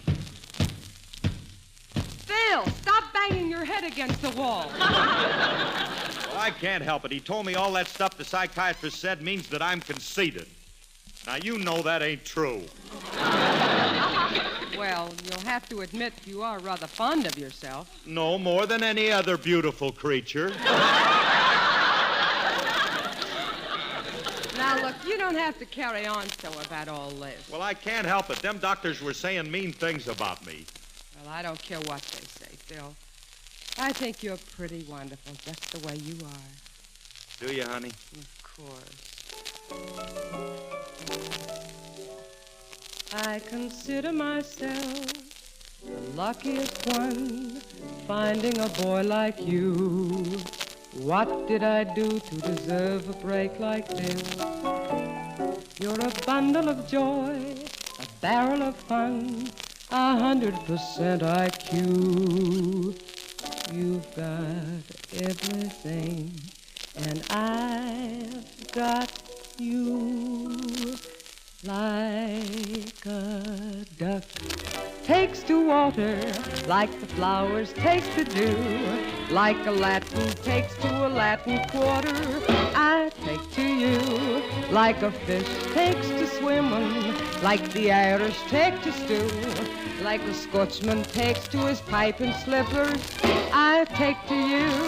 Like sweet and low, yes and no, like golly gosh, you know, gee. They all go together, and honey, so do we. Like a shop takes to trading, like the French to parlez-vous, like a southerner takes to a few mint juleps, I take to you, baby, I take to you.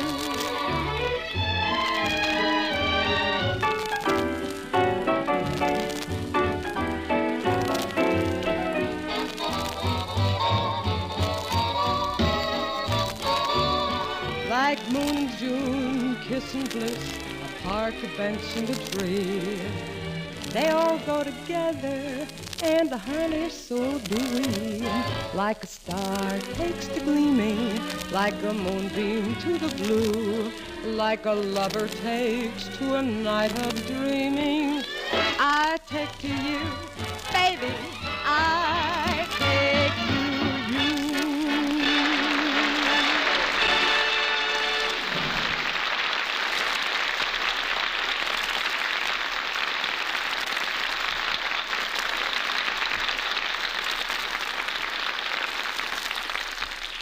Alice and Phil will be back in just a moment.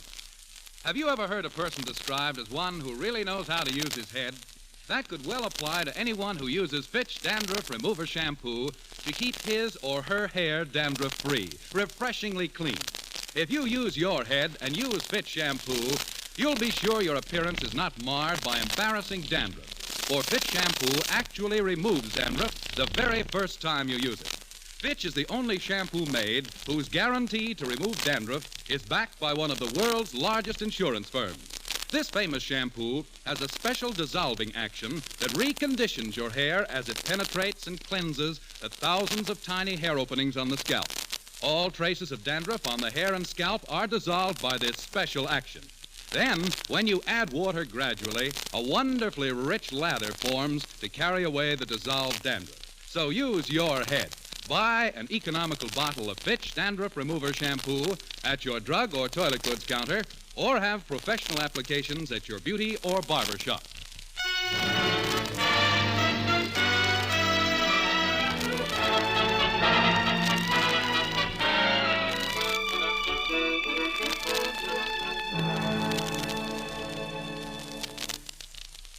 Phil, are you still feeling bad about what those mean old doctors said?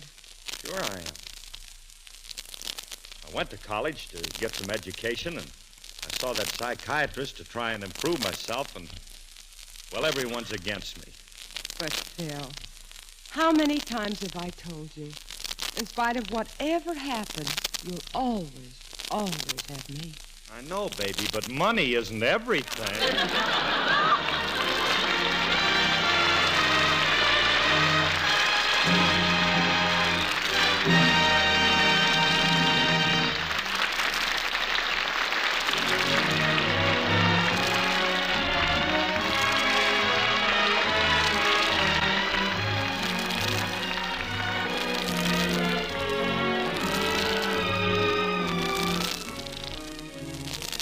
Tune in next week when the F.W. Fitch Company again brings you the Fitch Bandwagon with Alice Faye and Phil Harris. This program is written by Joe Connolly and Bob Mosier, directed by Paul Phillips, with original music composed and conducted by Walter Sharp. Included in the cast were Janine Roos, Ann Whitfield, and Elliott Lewis. Alice Faye appears through the courtesy of 20th Century Fox. And for a while, let a song be your style. Use Fitch shampoo. Don't despair, use your head, save your hair, use Fitch shampoo.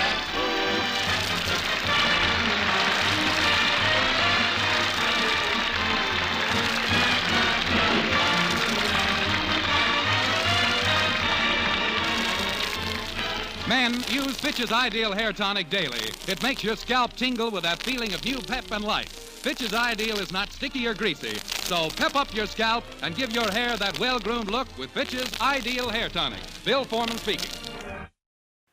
And now, Red Skelton in the not-so-silent spot, because that would be pointless on radio.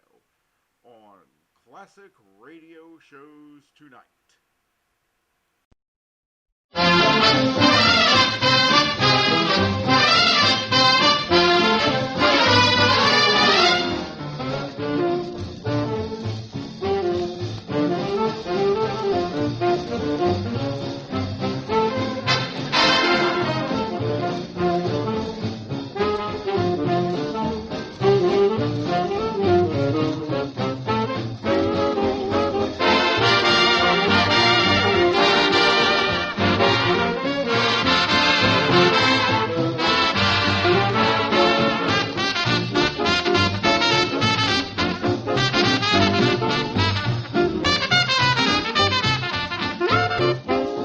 We will present Red Skelton in just a moment, but first, a short message from our sponsor.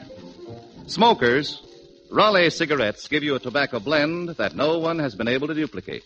It's an exclusive gold-enriched blend, and it gives Raleigh cigarettes a distinctively outstanding taste and flavor. Raleigh's Better blend is a result of painstaking care in every detail.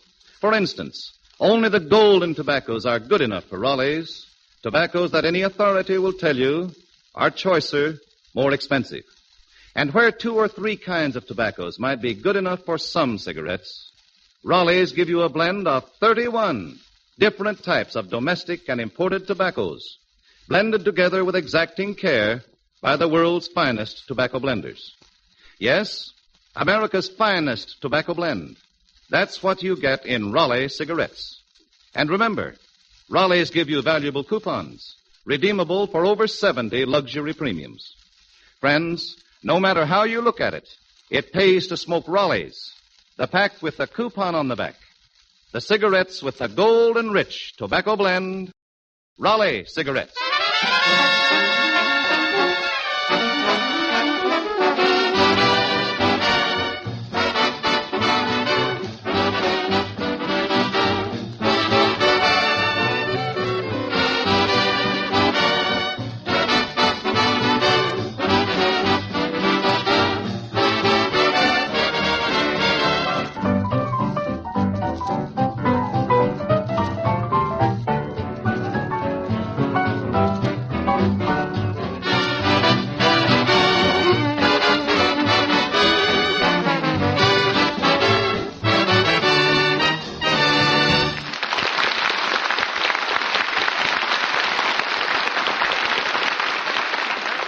Nelson's modern streamlined version of an old favorite, Irving Berlin's Remember.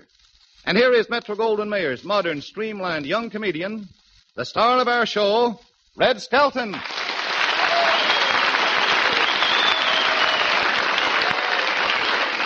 Thank you. Thank you very much, and good evening, ladies and gentlemen. How do you feel tonight, Truman? Oh, swell. Hello, Red. Say, are you fully recovered from that big party you gave the other night? Yeah, wasn't that some party, huh? It sure was. Boy, oh boy. Say, I hope you didn't mind when I spilled that root beer all over the rug. No, I didn't care. I managed to squeeze it all back in the bottle. We really had fun, didn't we? Yeah, you sure did. I know that. But you looked awfully tired when the party broke up, Red. Yeah, I was kind of tired. You know, when I went to bed, I had a terrible time. You did? Yeah, I had to count 563 Earl Carroll girls before I could go to sleep. Hiya, Red. Hello, Harriet. How you feel? Oh, just fine. Say, listen, I want to tell you, I certainly enjoyed your party the other night. Oh, that's good. It was a Halloween party, wasn't it? No. Those were the musicians' girls.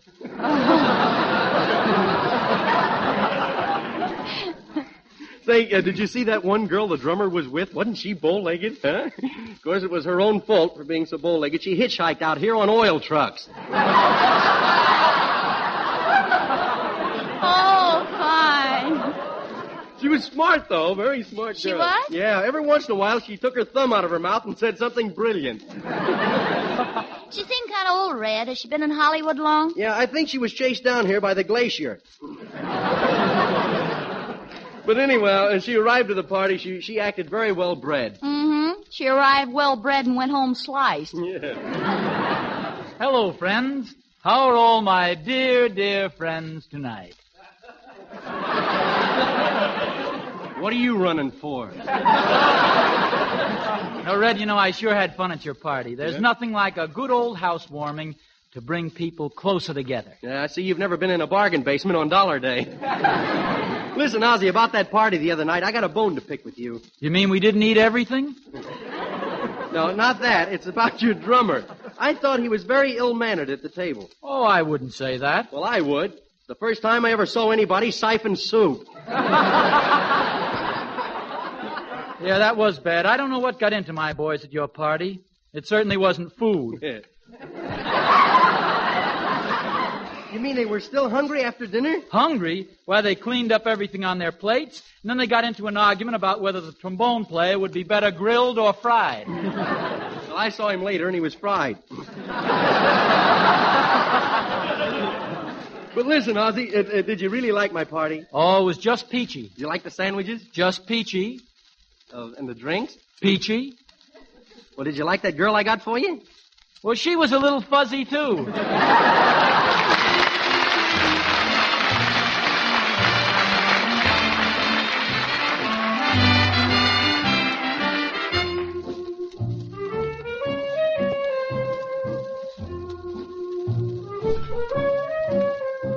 While walking down the street, I chanced to meet a friend of mine who leads a band. Who doesn't nowadays? Quiet, Harriet. He seemed a bit perplexed. In fact, I'd say completely vexed. And when I tell you what was wrong, you'll understand. I said, my friend, you're looking rather on the worried side. He heaved a heavy sigh and then replied, I'm looking for a guy who plays alto and baritone and doubles on a clarinet and wears a size 37 suit. Of course, we'd expect him to do some arranging and perhaps a bit of copying and double oboe and some flute. He may sing the vocals just in case we get stuck. Oh, yes, and he's the guy who shines the shoes and drives the truck. I'm looking for a guy who plays alto and baritone and doubles on a clarinet and wears a size 37 suit.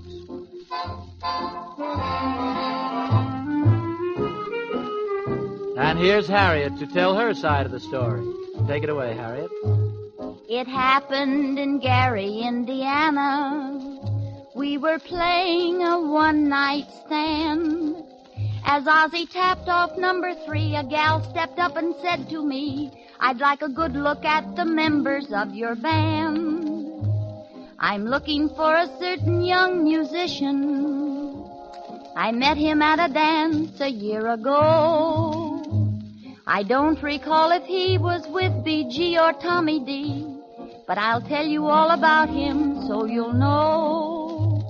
I'm looking for a guy who plays alto and baritone and doubles on a clarinet and wears a size 37 suit. I can't find him listed in Downbeat or Metronome, Billboard or Variety, but oh my goodness, was he cute. I can't remember if his hair was dark or light, 'cause he didn't take his hat off when he kissed me goodnight. I'm looking for a guy who plays alto and baritone and doubles on a clarinet and wears a size 37 suit.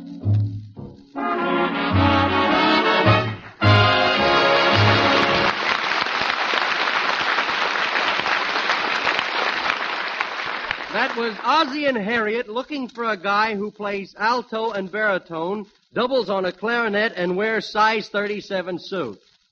Well, the guy that wrote that song deserves a lot of credit, no kidding. I imagine it was very hard writing in a straitjacket. Say, Harriet, I want to thank you for playing that benefit the other night for all the doctors and nurses with me. Oh, it's all right. I enjoyed it, Red. Yes. Say, how about us doing a show for all the doctors and nurses all over the country, huh? Say, that's a good idea. We can show different types of patients and the things that we think that happen in hospitals. To start off with, we'll show you the fellows who take you there. The men who have the most dangerous jobs of all, the ambulance drivers. Hey, now take it easy going around these curves. Well, if you're scared, just do what I do. Close your eyes. Every minute counts, you know. All right, come on, let's go. Push that gas pedal right down to the floor. If I press it down any farther, brother, we'll be walking. Hey, I think I'll turn up this alley and take a shortcut.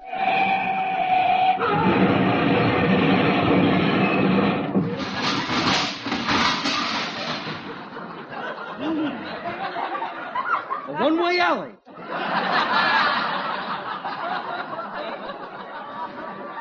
There, that's it. That's it. That's the place right over there. Okay. Come on, hurry. There's no time to lose. Well, what do you want? Make it 2 hamburgers and hurry. We got to get right back.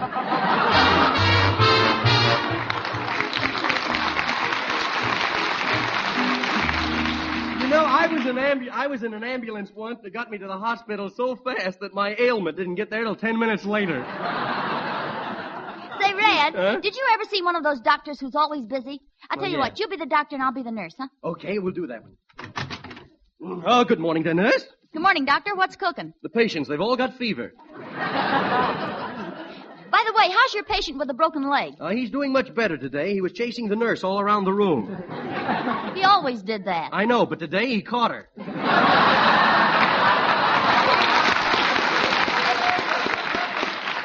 Well, what are you so mad about? That's better than I ever did. Say, how's the other patient, room 607? Pretty bad. He just saw 3 pink elephants. Oh, that is bad. Yeah, there was 4 of them. Say, anybody waiting to see me? Yep, quite a crowd. You better go out and get in your cage. Okay. Now, please, nurse, remember, I am Dr. Skelton, DDS, SIS, SIPPI. Good morning there, Dr. Jekyll. My, you look pretty happy today. Yes, I'm in a good mood today. On my way over to the hospital, I ate 3 good humor men. Really? Well, how do you feel? Oh, just fine.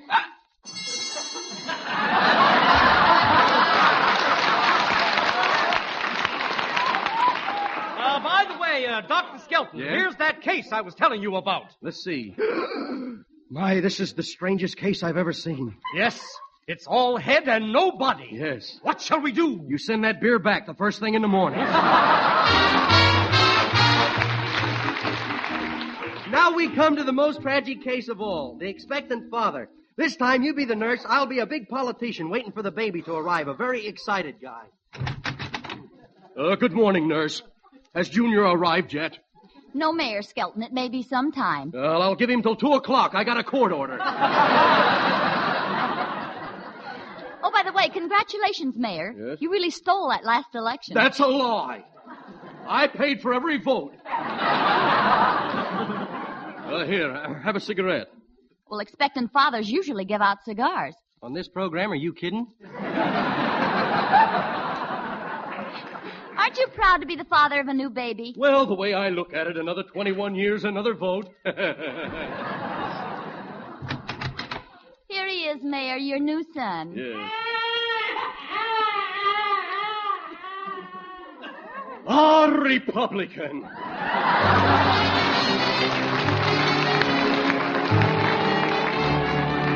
Then we have a lady and her little boy going to see the doctor. The little boy's one of those mean guys, you know. Harriet, you be my mother, and I'll be the little boy. Okay, Red.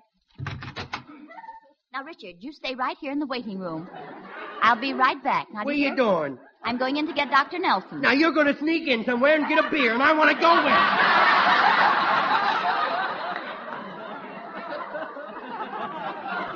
I'll be right back. Now, you did that last night, and you went to a bingo game, and I want to go. I'll be right back. I wish I was 5 instead of 4. Then I could make my own living. I wouldn't have to stand for this stuff. Besides that, I'd be 1 year closer to my old age pension. Ooh, a telephone. If I do, I get a whipping. I do it. I'll do it. Maybe for me, anyway. Hello, this is Dr. Nelson's office. He's having a sale in operation. tonsil, $30. Appendix, $50. Liver, $60. On a bun, $62.50. Uh-oh. Here he is, Doctor. Well, my little man, what's the matter with you? Now, wait a minute. Let's not get no deeper.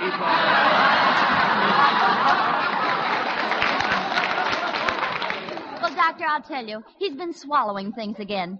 Yesterday he swallowed 2 nickels, and today he swallowed 2 nickels and a dime. What's he got down there, a turnstile? Well, after all, that's nothing. Here, let me see. Why, what he has is a case of hives. Yes, hives, that's all he has. I'll give him a little castor oil. You and who else? Here, now, take this castor oil. Now, wait a minute. Had it been cut? No. Well, then put something in it. I can't drink it straight, buddy. I won't drink it not you picked it like a cocktail. Well, I'll hold his nose. I don't care. Go ahead. Hold my nose. Go ahead. Fix it so I can't breathe. Go ahead. I dare you. Go on. Butt my eardrums. Go ahead. I'll sue you for every nickel you die.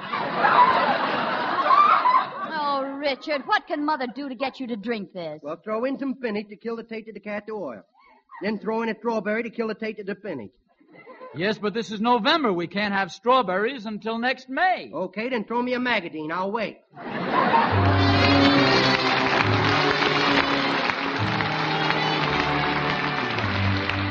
Then we have the young doctor who's just out of school. This time I'll be the doctor, and Wonderful Smith, you be my patient. Good morning. Doctor, I'd like a checkup. All right, say, let's see your tongue. No, stick it out farther. No, farther. It's hooked on back there. What do you want me to do, to lay it on the floor? Let's see. Oh, that's very bad. Do I have a coat on my tongue? Yes, with a belt in the back. I'm sorry, there's just nothing I can do for you. You mean I'm headed for the last roundup? Yes. Then maybe I'd better start making my reservations. Could I use your phone? Payphone, right over there. Hello, operator? I'd like to call Uncle Tom up in heaven. What you say? Deposit another quarter?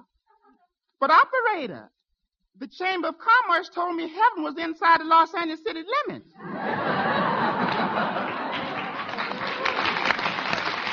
Thanks. Hello, Uncle Tom? This is wonderful.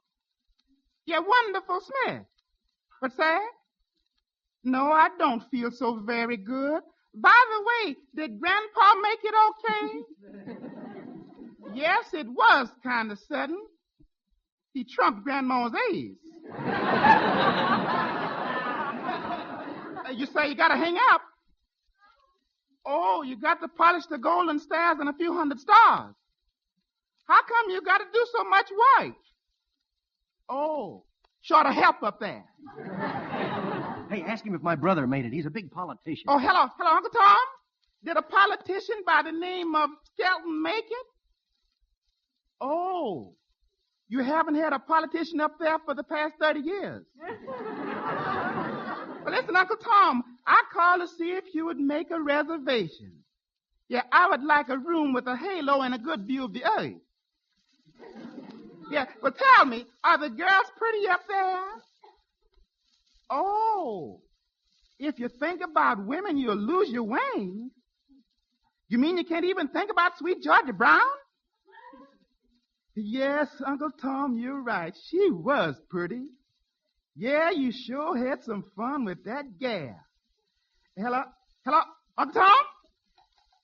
Oh, my goodness, Uncle Tom has been grounded.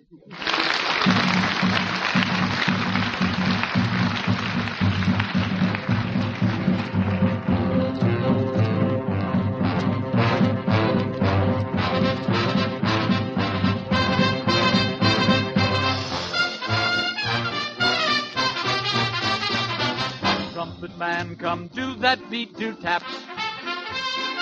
Trumpet man, you make my feet do tap. Give 3 cheers for the man with the horn. He might be tired, but he's not forlorn. Tempo bred and rhythm born. Beat it out, beat it out, beat it out, yeah.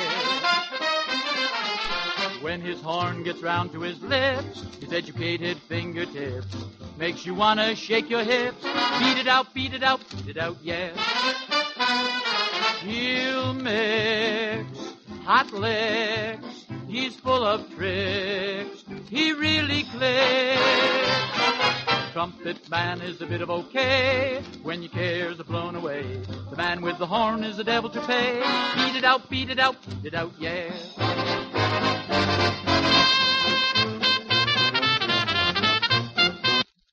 Ladies and gentlemen, a special bulletin from the NBC newsroom. Mayor LaGuardia is leading O'Dwyer by 25,000 votes, with 3/4 of the precincts heard from. LaGuardia has 781,000, O'Dwyer 751,000. The New York Times and the New York News both say LaGuardia is the winner. He really clicks.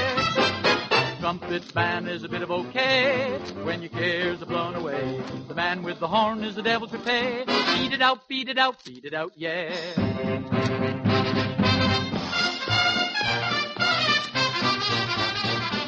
Trumpet man is the devil to pay. Beat it out, beat it out, beat it out, yeah.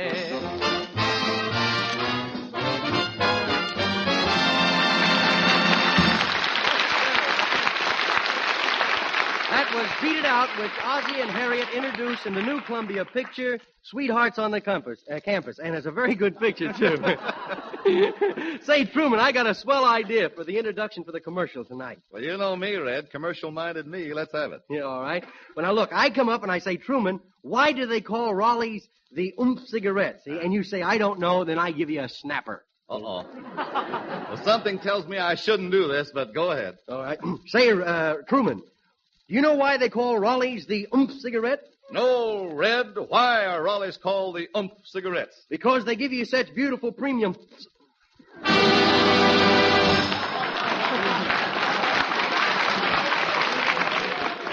Well, friends, regardless of whether you call them preemie-umps or premiums, they're really magnificent. And there are over 70 Raleigh premiums, each one the finest of its kind. All nationally advertised merchandise.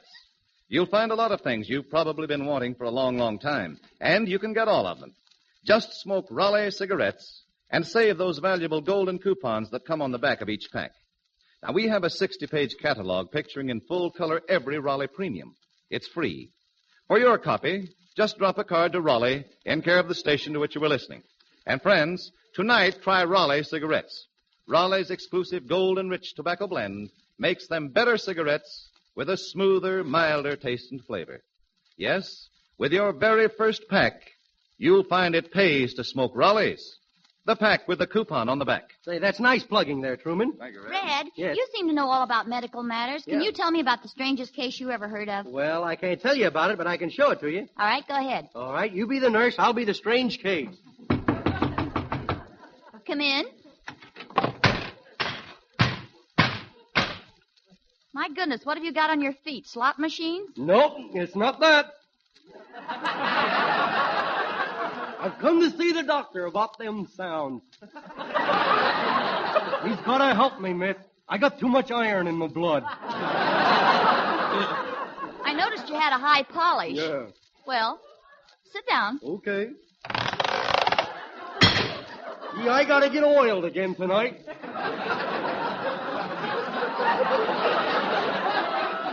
My, that is a strange ailment. Yeah. Does it run in the family? Yeah, my grandfather was a railroad magnate. And my grandmother had a tin ear.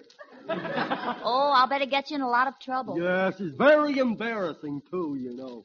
Yesterday, a guy slapped me on the back, and a man 4 blocks away yelled, "Run for your life, it's another earthquake." Have you ever been examined before? Yes, I was examined by my draft board. How did you make out? Well, they gave me a little white card, and then I went to each doctor, and he punched a hole in whatever ailment I was tested for. Well, that's an efficient way to do it. Yeah, and when I was through, I took my little card home, put it on my player piano, and it played "I'll Be Glad When You're Dead, You Rascal You."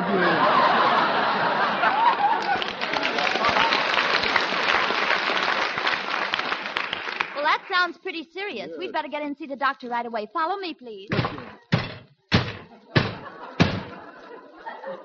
I sound like I got dishpan hands, don't I? Step right in, please. This is the doctor. How you do, Doc? How do you do? Say, you are in need of medical attention. You're so pale and wrinkled. You're looking at a Venetian blind. This is me. Sorry. Well, my little man, what seems to be the trouble? I got too much iron in my blood, Doc. Well, take off your shirt and I'll look at you. Okay. There went another rivet. Nurse, while I examine the patient, you prepare the X-ray machine. Yes, doctor. Now I listen with the stethoscope. Okay, Doc. Yes, my boy, you do have iron in your blood and lacunga. Doctor, the X-ray is ready. Yes, I'll be through in a moment. I just want to test his reflexes.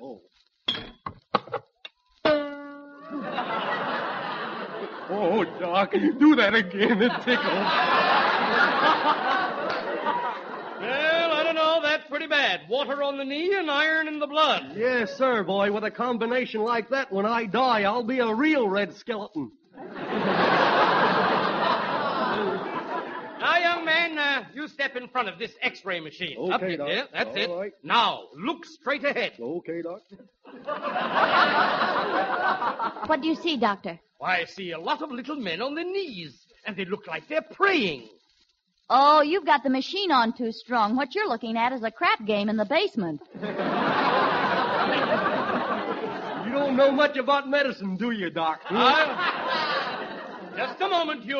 I'll have you know I studied 4 years with Dr. Nero, Ph.D. Oh, yeah? Well, I studied 2 years with Dr. Kildare, MGM.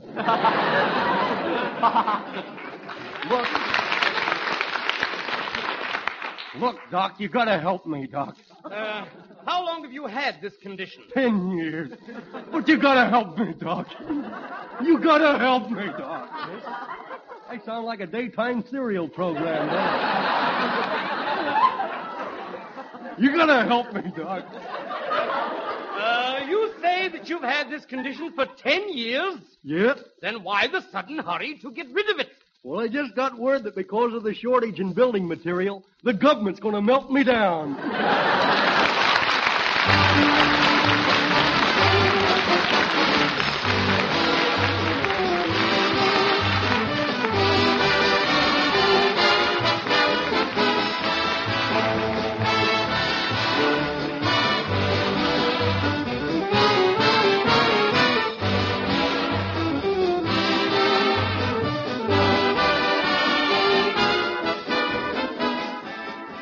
Say, Red, you did all right when you introduced my commercial a moment ago. Oh, why, thanks, Brad. There's no reason why I shouldn't help out a pal, is there? None that I know of, Red. And that's the reason I want to introduce a pal of mine who speaks for our companion sponsor. You know, gentlemen, there are mighty good reasons why Sir Walter Raleigh pipe tobacco is the favorite with men everywhere who know and appreciate quality smoking.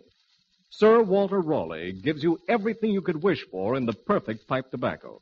It has a rich flavor, a pleasing, tangy taste, and a fragrant aroma. And it burns extra cool, even and slow.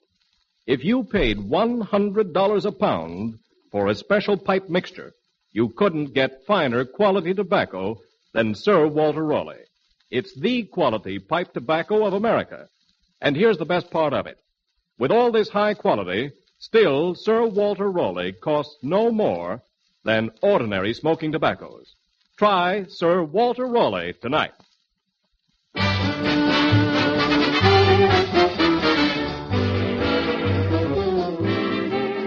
This is Truman Bradley again. Remember, we'll all be back again at the same time next week. Red Skelton, Ozzie Nelson and his music, Harriet Hilliard and Wonderful Smith. And now, here's Red Skelton with a final word before we say goodnight. Thank you, Truman. Ladies and gentlemen, we all know that the government of the United States expects each of us to do his part toward national defense. And in my humble opinion, the best way for us all to do our share is by buying United States defense bonds and savings stamps. Thank you very much for listening, and goodbye now.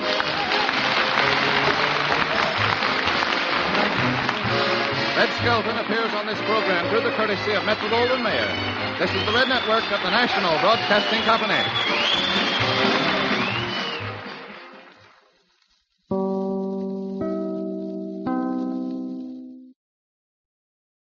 The fan-favorite character from Fibber, Magee, and Molly, the Great Gildersleeve, is up next. The Kraft Foods Company presents Willard Waterman as the Great Gildersleeve.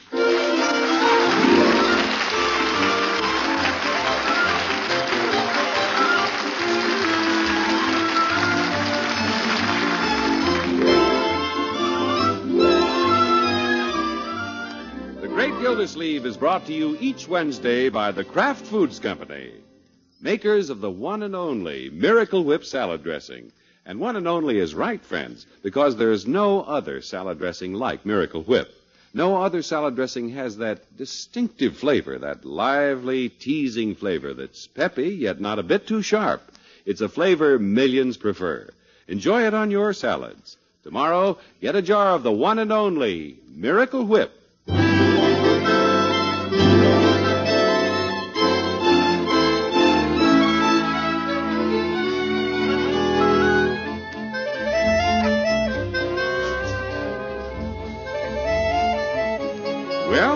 Let's see what's doing at the Great Gildersleeve's house this morning. In the first place, there's an unmistakable note of happy anticipation in the air. Last week, the doctor said Marjorie and Bronco could expect the baby in a week. Well, it has been a week. Right, George, this is the day. I can feel it. Gildersleeve, you'll be a grandfather before the sun sets. Yeah, I wonder if it will be a son. Rock-a-bye, baby, in the treetop. When the wind blows, the cradle will Bertie rock. feels it, too. When the bough breaks, the cradle will fall. Even little Leroy. Down will come baby, cradle and all. Oh, my goodness. Good morning, Mr. Gildersleeve. Good morning, Bertie. Hi, Unc. Pretty good, huh? Well, good and loud, Leroy. What are you trying to do? Frighten the stork away? Ain't nobody gonna scare that bird. He's been hovering around this house too long. Bertie and I think today's the day, Unc. Well, I think so, too. Yes, sir. And I'll have breakfast ready in a few minutes, Mr. Gildersleeve. Yeah, fine, Bertie, fine. Unc, I think I ought to be big about this and stay home from school today. What's this, Leroy? I shouldn't think of going to school on the day my sister might go to the hospital. Well, there isn't much you can do here, my boy. You go to school. I wouldn't feel right about it. Now, Leroy. With my sister in the hospital, I couldn't do justice to that arithmetic test they're giving today. You will try, Leroy. Force yourself. Oh, gosh. Well, here comes Bronco. Good morning, Mr. Gildersleeve. Good morning, Bronco. Hi, Leroy. Hiya, Pop. Pop? Oh, yeah, Pop. Marjorie coming down soon, is she, Bronco? Well, she thought she'd stay in bed a while this morning, Mr. Gildersleeve. Yeah. Oh, she's feeling fine, you understand. Happy as a lark. Well, good. But she thought she'd stay in bed a while. Yeah, I see. You know, Mr. Gildersleeve, I think I'll stick around the house this morning. Well, I thought I'd stay around home this morning, too. Just feel like it, somehow. Heck, I feel like it too, but is anybody sympathetic? Yeah, you'll get to stay home tomorrow, Leroy. It's George Washington's birthday. I want to stay home today, on my nephew's birthday. No, let's not try to make a holiday out of this, Leroy. Gosh, it may become a holiday. My nephew may grow up to be president, too. Yeah. Why don't you let Leroy stay home today, Mr. Gildersleeve? Well... President Bronco Thompson, Jr. Well, you can stay home, Leroy. I can? Sure. What the heck? Let's make it a holiday for the little president.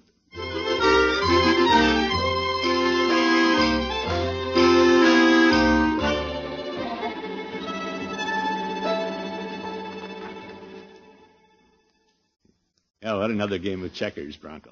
Thanks, Mr. Gildersleeve, but I can't seem to concentrate this morning. Well, here comes Bertie with Marjorie's empty tray. You two going to stay around all morning? Well, there's no hurry, Bertie. Did Margie eat a good breakfast, Bertie? I never saw her eat better. She's wondering why you two men don't go to work. Well... Doesn't she think we'll be needed, Bertie? She says, how you going to support a family if you don't go out and sell that real estate? Well, it's a holiday. No, sir. Tomorrow's the holiday. Yeah, you're mixed up, Bronco. President Bronco Jr. hasn't been inaugurated yet. Yeah, I guess I will have to support him for a while. And there are a couple of deals I should be working on. Sure. Go ahead, Bronco. Are you going to the water department? Well, my situation's a little different, Bronco. I don't have to call on my customers. Anytime they want water, they just turn on the tap and it comes running. There ain't nothing going to happen today, Mr. Gildersleeve. You and Mr. Bronco are too ready for it. Well, you can't be too sure, Bertie. Yes, sir. When you're too ready, nothing happens. Well, that could be, Bertie. Yes, there ain't nothing going to happen today because you're too ready. Maybe you're right, Bertie. The day the car won't start and you got a flat tire is the day it's going to happen. But today you too ready. You're all right, Bertie. Yes, sir. You and Mr. Bronco might as well go to work because it ain't going to happen today. You too ready. No, Bertie. Mr. Gildersleeve, you know why it ain't going to happen today? Yeah, That's Bertie. right. It ain't going to happen today because you're too ready.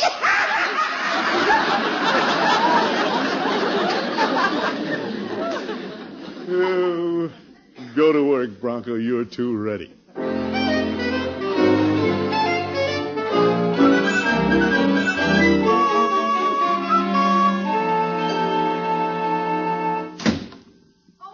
Yes, Leroy? Hey, where's Bronco? Well, he went out to see a prospect. Oh, nothing happening, huh? Not today.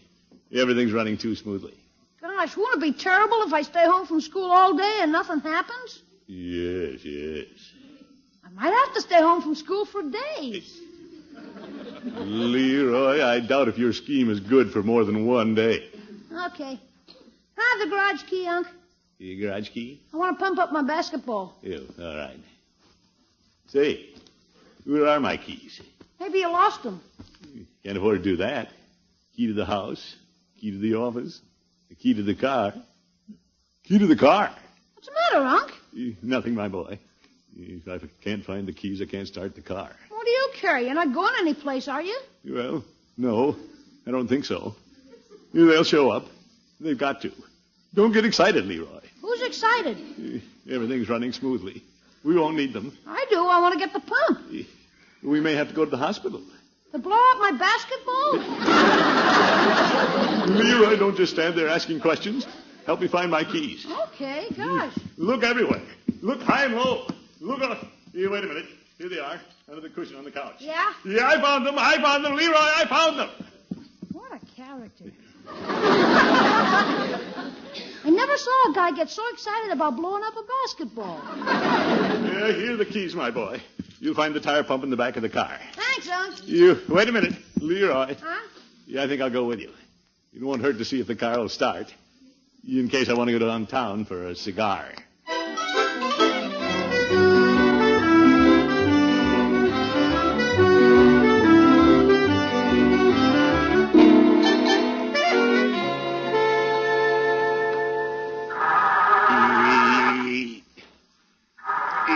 Come on. Please.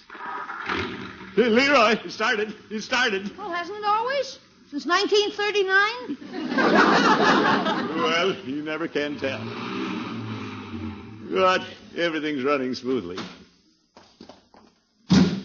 Say, the front of the car seems to be leaning a little. Yeah? Oop, tire's nearly flat. Must be a slow leak. Can't drive with that. Uh-oh. Hey, Unc, Bertie's yelling for you. Yeah, I know, Leroy. What is it, Bertie? Warm up the motor. Oh, my goodness. Bertie, I thought you said it wouldn't be today. I was wrong. But I've got a flat tire. I was right. Quick, Leroy, the pump. Sure. Oh, Judge. Judge, am I glad to see you. You are? Thank you. Judge, you're just in time to take us to the hospital. Oh, Marjorie? Yes, Judge, this is it. Go start your motor. Oh, I'm sorry, Gildy. I don't have my car. You don't? No, the battery's dead. I came over to ask for a push. Quick, Leroy, hand me the pump. You got it. Oh, yes, I've got it. What can I do to help, Gildy? Stand back, Judge. I have to pump up this tire. Yidda-deet, yidda-deet, yidda-deet, yidda-deet, yidda-deet. Unc, you're turning red. Yes, let me take it for a while, Gildy. Yeah, I can do it, Judge. Yidda-deet. But, Gildy, I want to do my bit. Yidda-deet, yidda-deet. And I'm in good shape. Yidda-deet. I'm long-winded. Yidda-deet. Yeah, I'll say you are. Take over, Judge. Oh, thank you. 1, 2, 1, 2, 1, 2, 1, 2, Holy cow, look at him go. We're ready, Mr. Gildersleeve. Coming, Bertie. You watch it, Leroy. I'm backing out. Gildy, wait. Hey, what's that? The pump's still attached to the tire. Over. Yeah, good boy. Stand aside, Leroy. I've got to dash to the hospital. Hurry up. Yeah, what now? Aren't you going to take Marge? Oh, yes, Marjorie. Hurry up, Bertie. I've got a slow leak.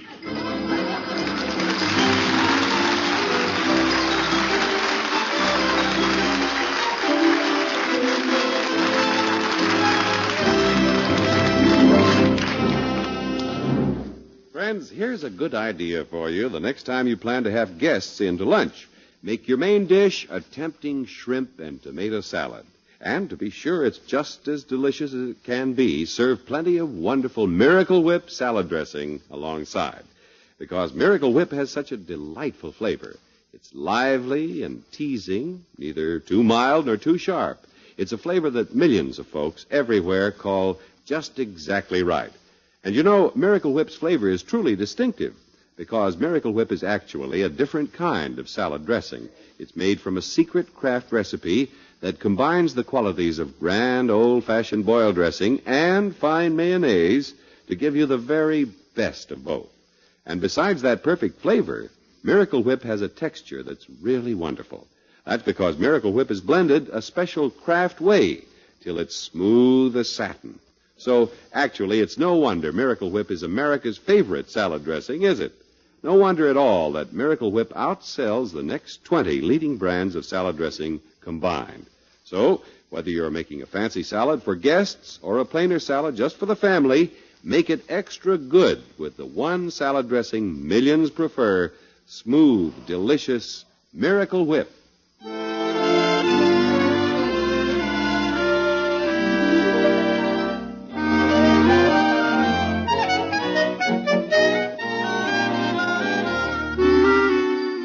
Let's get back to the Great Gildersleeve. In spite of a leaky automobile tire, he got his niece, Marjorie, safely to the hospital. And he feels better now that she's in the capable hands of his girlfriend, Nurse Catherine Milford. Is there anything I can do, Catherine? I'm afraid it's out of your hands now, Throckmorton. Why don't you and the judge just sit here and relax, huh? Yes, Gildy. We can sit here and look out the window. Say, there's Leroy. Leroy? Where? Look, he's climbing that tree. He is? I guess he wants to be close to the scene also. It's too bad Leroy isn't old enough to come to the maternity ward. Yeah. I guess I better raise the window and wave to the boy. He sees you, Gildy. Ah, what's going on? Shh, Leroy. This is a quiet zone. What is it, a boy or a girl? You're my goodness. We don't know yet. We're waiting. What? Yeah, I better close the window quick. Leroy's so cute. This is quite an occasion for little Leroy. Well, it is for all of us. What do those bombs mean? Oh, Throckmorton, stop worrying. Dr. Macer is here. Well, good. I'll go back to Marjorie now and leave you two here in the father's room. By the way, where is the father? Bronco? Well, I've been wondering about that, too. Bertie stayed home in case he phones. Oh, I hope he's here in time. How much time is there? Not very much. You're going to be a grandfather before you know it, Throckmorton. Just think, Gildy. Yeah, I'm thinking, Judge. I know how you've looked forward to this moment. After raising Marjorie from a little child, giving her in marriage, you are privileged to be present at life's greatest moment, when the nurse appears and says those beautiful words. It's a boy. Or a girl, as the case may be. It'll be wonderful, Judge. I wouldn't miss it for the world. There's one thing, though. What's that, Gildy? Bronco should be here. He should hear those words first. Yes, he should. Where could he be? He could be any place. I guess we had him convinced the baby wouldn't be here today. I wonder if I could find him. Well, it may not be time, Gildy. If you leave, the baby may come while you're gone. Yeah, I know. But Marjorie wants him here, and he wants to be here. This is a big moment in both their lives. You're right. You're absolutely right. It could be a long while yet. I might have time to find him and get back. Don't you think, Judge? What do you think, Gildy? Well, I asked you what you thought. I don't know. You, for goodness sake. What are you going to do, Gildy? Well, why am I stalling? Bronco has to be here. Don't leave, Judge. Stay right in this room. Where are you going, Gildy? I've got to find that boy. Well, where are you going to look? I don't know.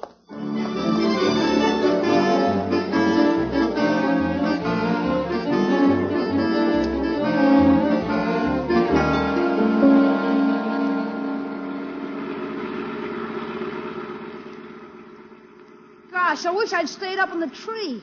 We may be missing something. Leroy, we have to find Bronco. He has to be at the hospital when the baby comes. What does he have to do? Sign for it? No, Leroy, it's the father's big moment.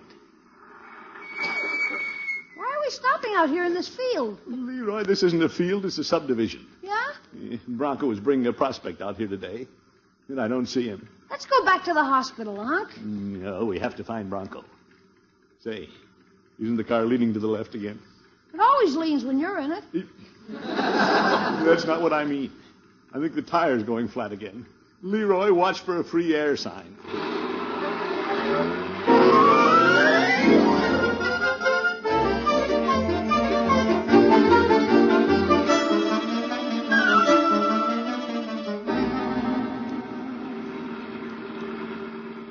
This is getting embarrassing, Unc. You what?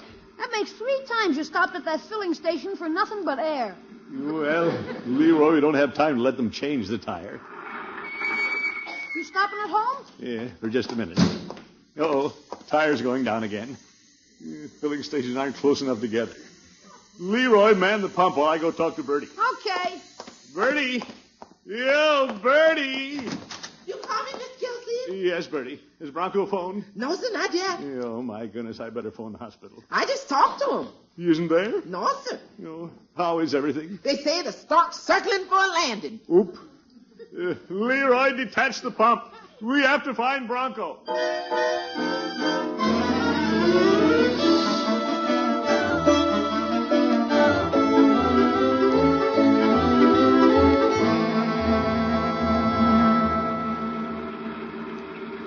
Well, Bronco wasn't at Floyd's barbershop. I don't know where else to look. How about stopping and asking Mr. Peavy, Unc? There's a parking space. It's a good idea, Leroy. Better see how the tire's holding up. Oop, it isn't. Leroy? I got the pump. Gosh, Unc, I'm a human gas station. Now, Leroy, I'm as tired pumping as you are. I'll be back in a minute.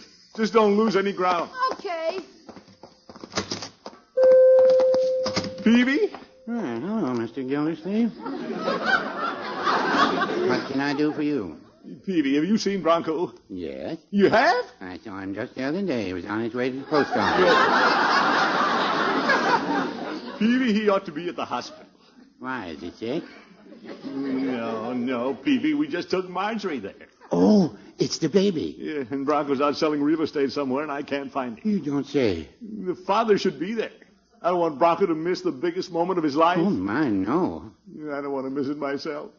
I'm practically the grandfather, Peavy. My, this is exciting. It's too exciting. Yeah, I better call the hospital. And I'd better call Mrs. Peavy. Yeah, do you have a nickel, Peavy? Yes, thank you. But, Peavy, I want to use the nickel. I'll give you one in a minute. Mrs. Peavy has looked forward to this day. Yeah, but... She's always been very fond of Marjorie. Peavy, this is important. I know. Yeah, I need the phone. Mrs. Peavy? This is Mr. Peavy. Oh, my goodness. Marjorie went to the hospital this morning. Isn't that nice? Look, Peavy. Well, Mr. Gildersleeve didn't say. I'll ask him. Hold the phone there. Mr. Gildersleeve, is it a boy or a girl? It isn't here yet, as far as I know. It isn't here yet, as far as he knows. Yofer. What's that, dear? Mr. Gildersleeve didn't say. I'll ask him. Hold the phone. Mr. Gildersleeve, what are they going to name the baby if it's a boy? Yeah, I don't know, Peavy. Do you know what they'll name it if it's a girl? No, Peavy. He doesn't know. Peavy, please get off the phone. Just a second, Mr. Gildersleeve. How's that, dear? Yes, I'll keep you informed. Goodbye. By the way, you haven't seen Bronco, have you? Yo, brother. The reason I ask is because I'm trying to help Mr. Gildersleeve. You big help. Goodbye, dear. All right, Mr. Gildersleeve, it's your turn, and here's your nickel. Thanks, Peavy. You're very welcome. You better check with the judge and see if they've located Bronco. Summerfield Hospital. Father's room, please. It's urgent. Naturally. I'll connect you. Yeah. Thank you. Come on, Judge, answer. Hello? Hello, Judge. No, this is Bronco. Well, put the judge on. I wanted to see if Bronco's... Bronco! Oh, it's you, Mr. Gildersleeve. Bronco, I've been looking all over for you. I know, Mr. Gildersleeve. I made it. Has anything happened yet? No, not yet, Mr. Gildersleeve. But they say... Uh-oh. Miss Milford's calling me. Here she is. Bronco. Bronco! He's gone. Yeah, I'm going too. Going to the hospital, Mr. Gildersleeve? You bet. It's a race between me and the stork, and I'm going to win. Well, no, I wouldn't say that.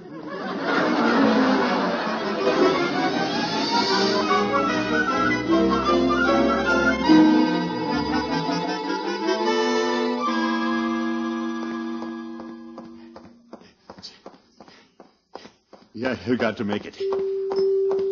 Those bells. I wonder if they have anything to do with it. Oop. Excuse me, madam. Nurse. Yeah, I'm wanted here in the father's room. Here he comes, Bronco. You, Judge. Bronco. Mr. Gildersleeve, guess what? You what, Bronco? You mean the baby's here? It's here, Mr. Gildersleeve. It is? A boy? No, Mr. Gildersleeve. It's a girl. A wonderful, lovely little girl. Isn't that marvelous, Gildy? Well, fine. Little girls are nice. How's Marjorie? Miss Milford says she's fine. Oh, Marge is the most wonderful girl in the world. Quiet, Bronco, quiet. You're in the maternity ward. Oh, shh. So, little Marjorie's a mother. Yeah, how much does the baby weigh, Bronco? 3 pounds, 15 3/4 ounces. Just 3 pounds? And 15 3/4 ounces. She isn't a large girl, Gildy, but she's perfect. Naturally. Well, she'll grow. We'll feed her well. It all happened just before you came, Gildy, not 2 minutes ago. Too bad you weren't here. Well, Mr. Gildersleeve, you'll never know how much I appreciate you chasing around looking for me. If it hadn't been for your message, I wouldn't have made it myself. Oh, I'm a happy father. Well, I'm a happy grandfather, too. But I'd give $1 million to have heard them say it's a girl. What'd you say, Gildy? Oh, nothing, Judge, nothing. Bronco? Oh, yes, Miss Milford? Oh, hello, Throckmorton. Hello, Catherine. I have news for both of you from Dr. Macer. News? It's a boy. A boy? But you said it was a girl. This one is a boy.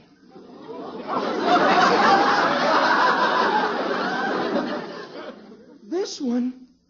You mean there's another one? Congratulations. I'm the father of twins! Yes, did you hear that? I'm the grandfather of twins. Oh, I'm so happy. This is a surprise. Isn't it? The boy weighs 4 pounds, 1.5 ounces. Twins! 2 of them! I can't believe it. Yeah, I've got to tell Leroy. He's waiting out in the tree. Leroy! Yeah? It's twins. Are you kidding? No, a boy and a girl. Holy smoke of a double uncle! No, Leroy. Hold it up to the window! Oh. You can see him later. Go home and tell Bertie.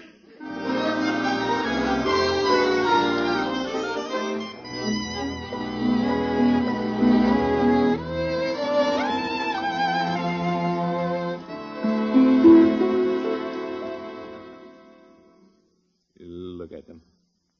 Through the glass. Perfect little babies. Yeah. Bronco, those are your children in the nursery. The nurse is holding them up. Just for you. Hello? You have to keep them warm for a while. They're little tykes. You wonder which one is the boy. Oh, that one has his mouth open. That must be the girl. Bronco, you're not looking. Yeah, what? What's the matter? You feel all right? Oh, yeah, but I... Bronco. Me? Yeah? You can see Marjorie now. I can. We can? Well, come on, let's... Well, hurry up, Mr. Gildersleeve. No. You go. I think I'll stay here. Go ahead, my boy. Where is she, Miss Milford? Which room? How is she? Is she all right? Yes. She's fine. Right in here. Oh, thank you.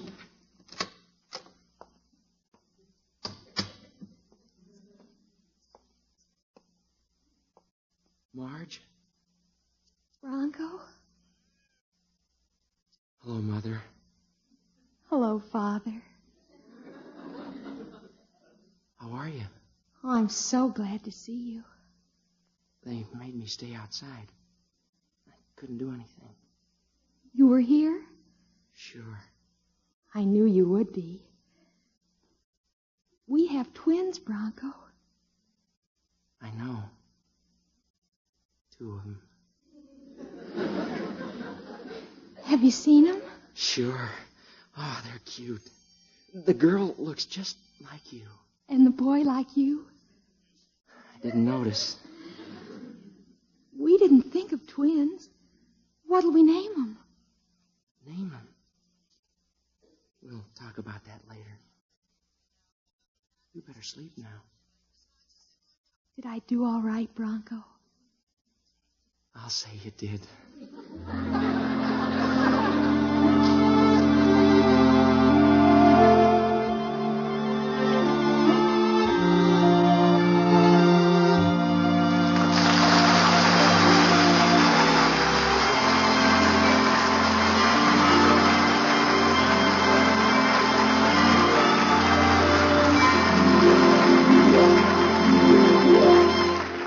Great Gildersleeve will be right back. Friends, it's no small thing. I mean, the salad dressing on a salad. Why, most folks agree salad dressing makes the salad. So don't take chances with your salad success. Make your salads taste extra delicious with the salad dressing. Most folks agree tastes just exactly right. Miracle Whip. Miracle Whip tastes so lively, so teasing, and yet it's not a bit too sharp. As a matter of fact, Miracle Whip tastes so delicious, it's been America's favorite salad dressing for years.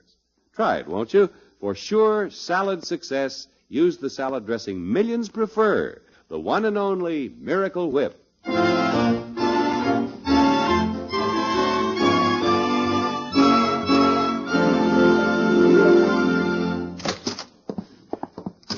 Bertie! Bertie! I'm coming, Miss Gildersleeve. Did you hear about it, Bertie? Did Leroy tell you? I heard it. We got twins. That's what we got. Yeah, a little boy and a little girl. Ain't that something? How's Miss Margie? Yeah, just fine, Bertie, just fine.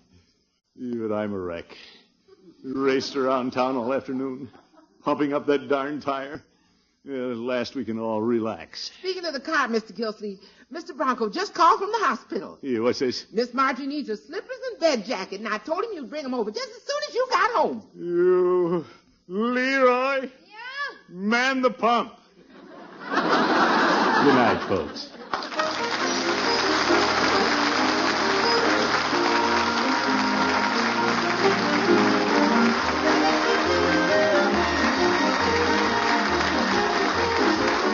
Great Gildersleeve is played by Willard Waterman. The show is written by Paul West, John Elliott, and Andy White, with music by Robert Armbruster. Included in the cast are Walter Tetley, Mary Lee Robb, Lillian Randolph, Dick Crenna, Kathy Lewis, Earl Ross, and Dick LeGrand. This is John Heaston saying goodnight for the Kraft Foods Company, makers of the famous line of Kraft quality food products. Be sure to listen in next Wednesday and every Wednesday for the further adventures of the Great Gildersleeve.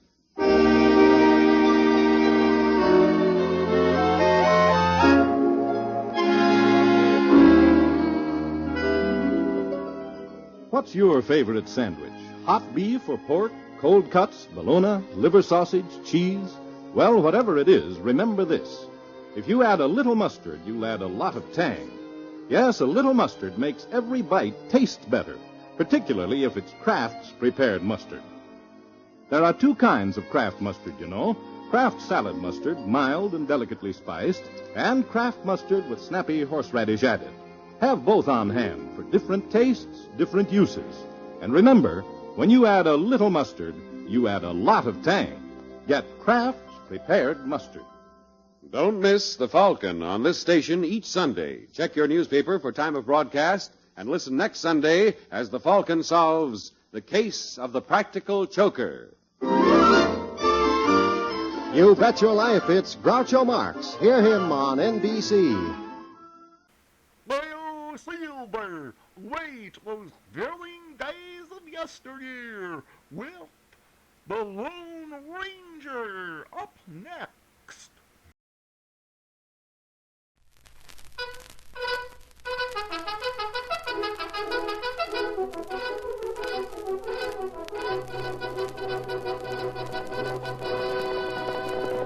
Oh, Silver! A fiery horse with the speed of light, a cloud of dust, and a hearty hi-yo Silver, the Lone Ranger.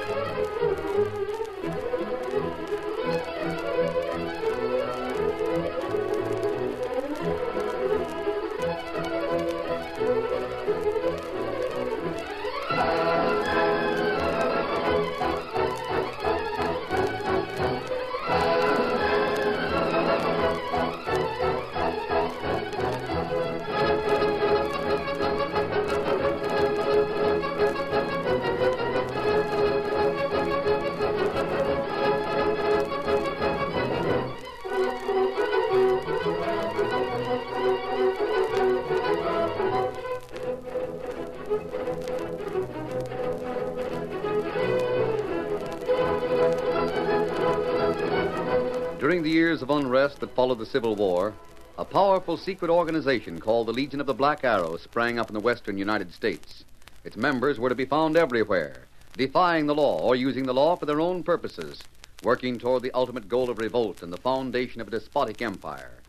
It was the masked rider of the plains who led the fight against this band of outlaws and traitors, and for once his great strength and courage, his daring and resourcefulness were taxed to the utmost in the cause of democracy. Return with us now to those thrilling days when the West was young. From out of the past come the thundering hoofbeats of a great horse, Silver. The Lone Ranger rides again. Come on, Silver. Run the trail of the Black Arrow. Hail, Silver! Away!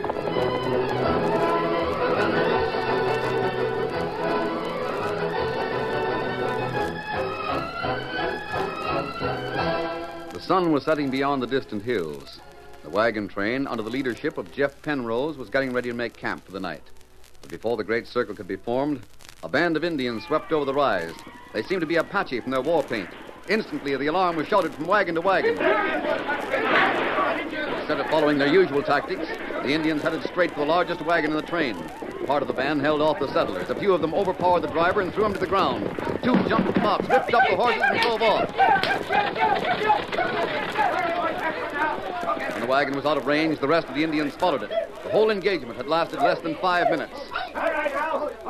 Jeff Penrose called all the men together. Quiet down, boys. Quiet. Quiet there now. How many have been hurt? 2 Summers boys and Johnny Marsh. Bad? Well, Johnny's done for, but we got one of the Indians. That makes that score even. How about Ed? He got hit over the head and his arm was broke when they pushed him off the wagon. We're going after him, aren't we, Jeff? I don't see how we can. But all our gold was in that wagon, under the false bottom in the back. It wouldn't do any good for just a few of us to go. And if we all went, we'd leave the women and young ones unprotected. What are you waiting for? That's Ed. Jeff, what are you standing around like this for? Why don't you go after him? That was just a raiding party, Ed. The Apache camp might be close. We wouldn't have a chance against all of them. You gotta do something. We can't leave the women folks alone. I know it's a hard thing to lose our gold, but you aren't losing any more than the rest of us. The safe thing to do is Don't talk to me about safe, and don't talk to me about gold. What about my boy? Your boy? That's what I said.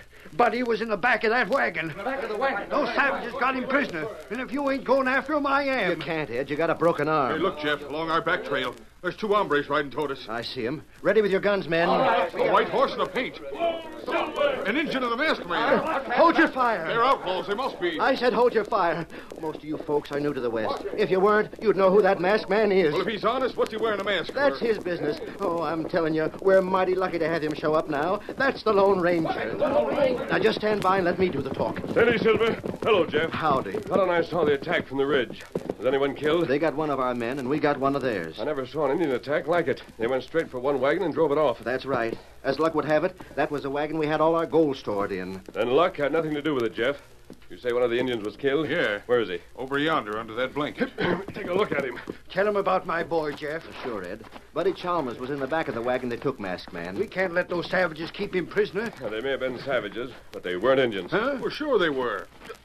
Here, you can see for yourself. That's Apache war paint. Yes, Jeff. That still doesn't make him an Indian. His body's been stained. Ah. Look at his wrist, Tonto. Black arrow. Well, what's that? You were attacked by a band of renegade white men. They knew where your gold was, and that's all they were interested in. Shall we go after them? No, Jeff. I think Tonto and I had better trail them alone. Here, Silver. Here, Scout. You go ahead and make camp. What about my boy? Chalmers, if your boy is still alive, we'll bring him back to you. That's a promise? That's a promise. Steady. Hip. Come on, Silver. Get him up, Scout.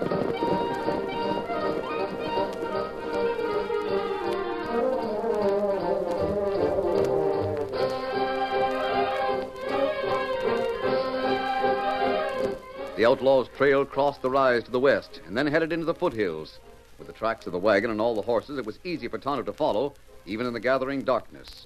And at last, when higher ground had been reached and the Lone Ranger and his faithful companion rode along the edge of a deep gully, the masked man raised his arm in a signal to stop. Down below in the gully, Tonto. Dan hitched the horses from the wagon and pushed it over the edge. It's right now. Yes, but we'll take a look at it. There's just a chance the boy may have been inside. You think Outlaw want to kill him? He couldn't have fit in with their plans very well. Down the bank, Silver. Get him up, Scout.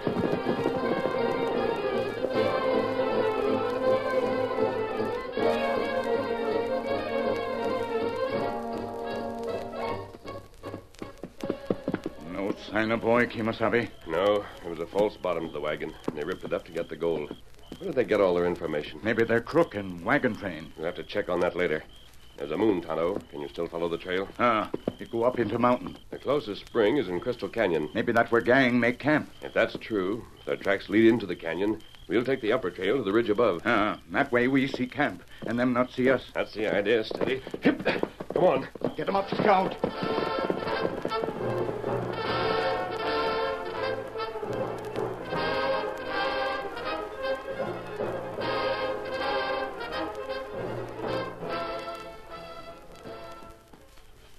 It right camp. You look there. Kind of wash off stain. Yes. And what we do now? I'm still looking for the boy. Tonto not see him. They didn't get rid of him on the trail. He must be down there somewhere. Look, to the right of the campfire. That dark shadow. Maybe that blanket roll. No, it's moving, Tonto. It's rolling away from the fire. That's right. It's a boy. Must be Buddy Chalmers. Men stop him now. Pull him back. Make him sit up. I told his father we'd bring him back if he were alive. Now we've got to find some way to keep that promise. It'd be plenty hard. The boy comes first, the gold afterwards. What's wrong with Silver? Someone may be coming. Tonto, hurry. Circle around and back. Me go. Who's there? I got a gun level at your head. Don't try to make a move or I'll fire. Who are you? They used to call me Tombstone. This ridge belongs to me. I don't like trespassers. You can get back to your camp and tell whoever's in charge you can't post any lookouts up here. I was just leaving. You're leaving my way. How do you mean? Take one step back. If I did that, that'd be over the edge of the cliff. Yeah. You'll get back where you come from plenty fast. I wouldn't be able to repeat your warning. You might be. There's ledges. You might be able to grab a hold of something on the way down. But that don't interest me much. All I want you to do is step over the edge. And if I refuse? Then I open fire. I don't like outlaws. You're making a mistake. I'm not an outlaw. I don't like arguments. If you aren't gone by the time I count 3, I got some hot lead here to help you. 1, 2... All right, Tonto. Good work, Tonto. I've got his gun. All right, mister, you win. I didn't see your Indian par there. Well, what are you going to do now? Push me over the cliff?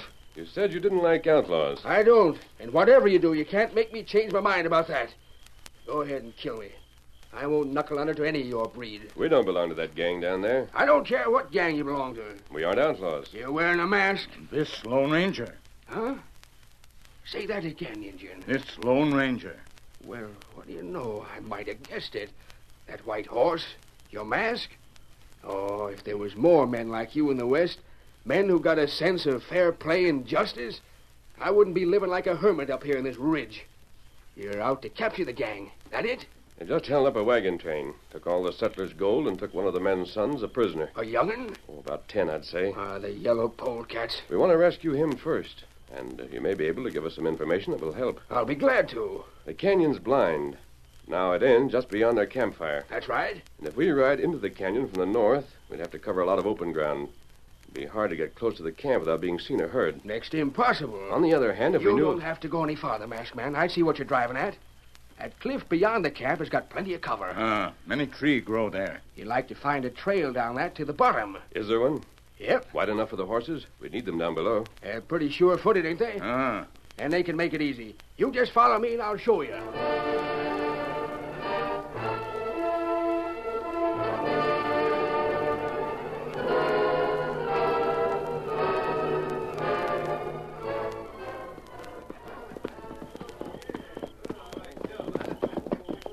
Leave the horses here, Tonto. There, boy. We must find something to draw their attention to the other side of the fire. Tonto do that. How? Me sneak round there. Keep behind trees, not to shoot at them. It might work. I can keep under cover until I'm only a few feet away from the boy. Just empty your gun and start back for the horses. Them pine boy gone plenty quick. They may be glad to get rid of him. But if they do follow us, I have a plan. Not good. Tonto start now.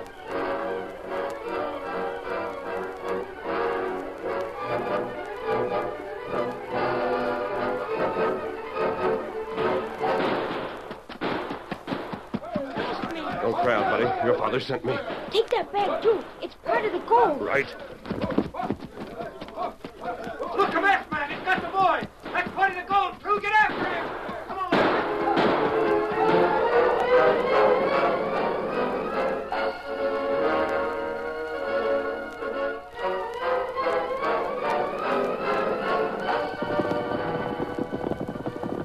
Them pine trail now. Start up after us. You can get away from them. We want to capture them, buddy. But there's only 2 of you. There's about 20 of them. What's your plan? I'll explain when we get to the top. That'd be plenty soon now. Yes. There's Tombstone waiting for us near the big pine. Yippee! You made it. Him better keep quiet. I'm glad we don't have to look for him. Steady there, Silver. Oh, Steady, boy. Steady. You better not stop here long. I've been looking over the edge. They're on their way up. Can we leave the boy with you, Tombstone? What's that? We've got part of the gold. They'll try to get it back, and we may be able to lead them into a trap. But I don't want to put the boy in any danger. Sure you can leave him with me. I got a hideout that nobody can find. Help him down, then. He's still bound. Come on, Sonny. I want to go with the masked man. You'll be safer here. I want to go with you. Well, that's impossible, buddy. Believe me. We'll be back for you shortly. I'll cut your ropes here.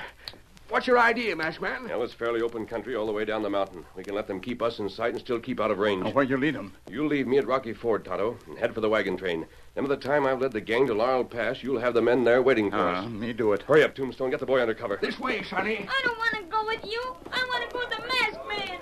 Hear them, Tonto? Them get near top of trail. Then let's go. Come on, Silver. Get him up, Scout. Hail, Silver! Hoy!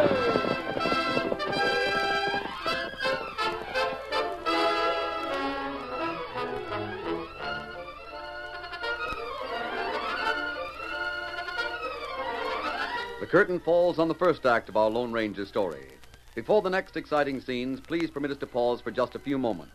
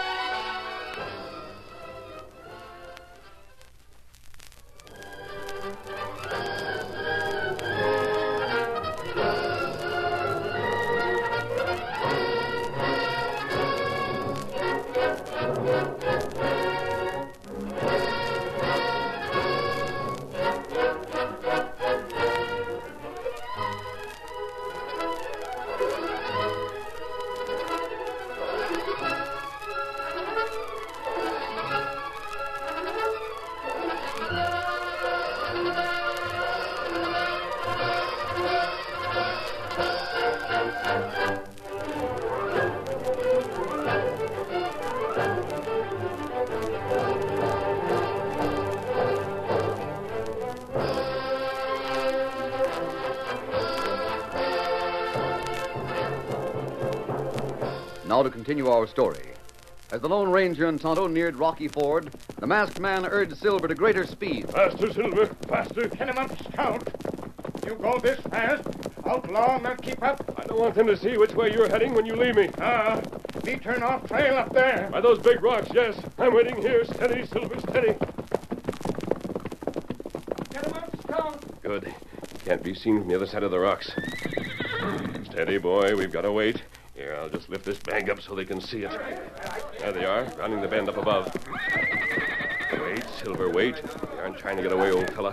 We've got to lead them to Laurel Pass, and we've got to take a long time doing it. All right, boy. Now you can travel.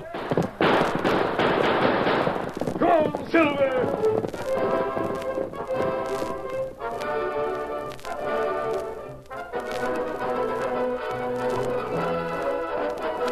Very few of the men on the wagon train went to bed that night. They sat around a small campfire, their rifles close at hand. But hardly a word passed between them. The hours dragged on. Then suddenly, at the sound of hoofbeats in the distance, they were on their feet to a man. Now, don't get panicky, boys. It might be the Lone Ranger and Tonto. There's only one horse. It's the Injun. No sign of my boy. Oh, Scout, oh, fella.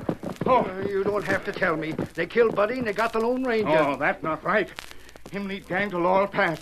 You get horse gun, follow me. He's leading the gang to the pass? Don't ask questions. Do what he says. We'll have an ambush waiting for him. So where's Buddy? Have they still got him? No, we got boy. We leave him with Hermit up on ridge. Him safe. Thank goodness. That's it, boys. Into the saddle. All right, Tonto. Lead the way. Get him up.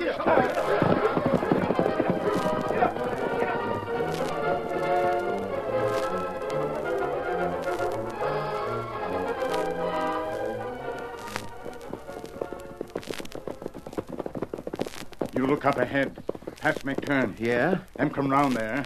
We wait here. Whatever you say, Tonto. Half your men, that side, half this side. You hear what he says, boys? Sam, you take half of them. Get on the other side of the trail. Jake, Pinky, all of you to my right. Stay here. What about the horses? Better stay on horses. Outlaw and not get way there. Get moving, boys.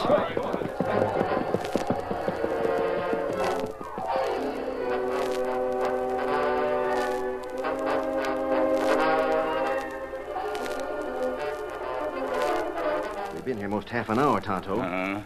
Masked friend make sure we get here for him start for pass. Yeah, I suppose you would. So he's got part of the gold, huh? And they figured they can get it back from him. That's right. Come on, Silver! Listen. Tonto here. It won't be long now. How about it, Jeff? Here comes the masked man. He'll give us the word. Hi, Kimasabi. Good work, Tonto. I'm glad you made it, Jeff. How far back are they? You can hear their horses. Wait until they all get around the turn before you close in. Wait for the masked man's signal. All right, Jeff. Now, let him have it!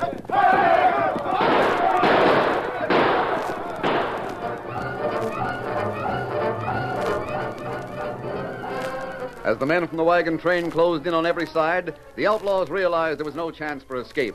Only a few shots were fired before they threw down their guns and raised their hands to the sky. The whole gang was captured. And as the settlers roped them, the Lone Ranger questioned the leader. What's your name? What difference does that make? Answer me. Some folks call me Nick. I notice that you're the only one who has a black arrow on his wrist. That's right. These boys just work for me. Well, from now on, they'll be out of a job. I'm up, Tonto.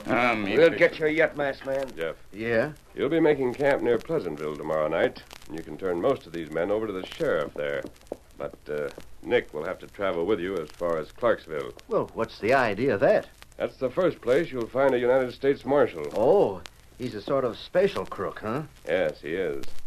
Is Buddy's father around? Well, he couldn't ride hard with a broken arm. We had to leave him back with the wagons. Did you see him, Tonto? Me tell him boy safe. We leave him with Hermit up on ridge. We'll be riding back there to pick him up, Jeff. The rest of the gold must be still in the camp. We'll get that, too. Well, I could send a few men with you. Oh, that won't be necessary. It's nearly daybreak. And you'll want to get the wagons rolling. We'll catch up with you. Why you laugh? I just got it. A hermit up on the ridge. That's the richest thing I ever heard in my life. What do you mean? So you think the kid is safe, huh? Why shouldn't he be? Well, this is one time you slipped up, masked man. That hermit. Did he have a black beard and black eyes, as sort of a hook nose? Well, we couldn't see his face very well. A big hombre and hands like hams? That's right. And he called himself Tombstone? Yes, he did. Well, he's got a right to that name. Him not look like outlaw. Sure he don't. We know him for what he is. There ain't an outlaw in this part of the country wouldn't shoot him on sight. And the kid's safe with him. You mean he's a killer? Well, there's only one way he kills. He likes to see men go over that cliff. And he stands up there and laughs. Oh, no, he ain't an ordinary killer like me and Blackie.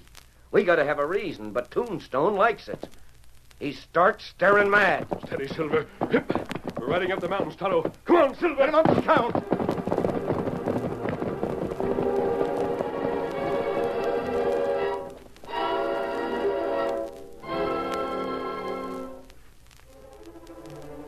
Buddy. It's getting light. Time to get up. Oh, hello. Has the masked man come back yet? Nope, not yet. There's a bucket of water over by the door. You go splash some on your face, and then we'll have some breakfast. I've cooked some biscuits, and we got bacon and beans. Gosh, it smells good. Are you hungry? I sure am. Thought you might be. We're pretty high up here, and the mountain air gives you an appetite. Yeah. You live up here all by yourself, mister? My name's Tombstone. Do you, Mr. Tombstone? Yep. Isn't it awful lonely? Oh, I don't mind it. And every now and then I have a visitor. Like you, buddy. Have you got something I can dry my face on? Just use that flour sack hanging on the nail. I can't reach it. Yeah, I'll get it for you. There. Thanks, Mr. Tombstone. Now, come on. We'll get to work. You sit here. I'll sit by the stove. Well, pile in, buddy. That's what I aim to do. Uh, There's the sun. What? The sun. It's shining in the window. Oh, yeah. That's later than I thought. The masked man will come back, won't he? Why, sure he will. I couldn't understand the plane he was talking about. That's because you don't know the country. He'll come back, don't you worry. Maybe your pa will come with him. Gosh, I hope so. I tell you what, buddy. They'll have to ride into the canyon before they can get up here. So after you've finished eating, we'll take a walk over to the edge of the cliff. The cliff? Yeah. That way we can see him a lot sooner. Would you like to wait there? Uh-huh. All right, then. Hurry up and eat your victuals.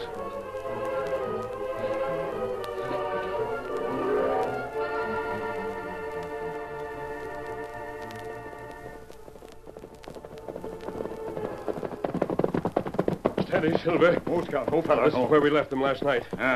Their footprints. Then go that way. He talked about a hideout. Perhaps a cabin. Maybe so. Come on. Let's hope we're not too late. Get him up, Scout.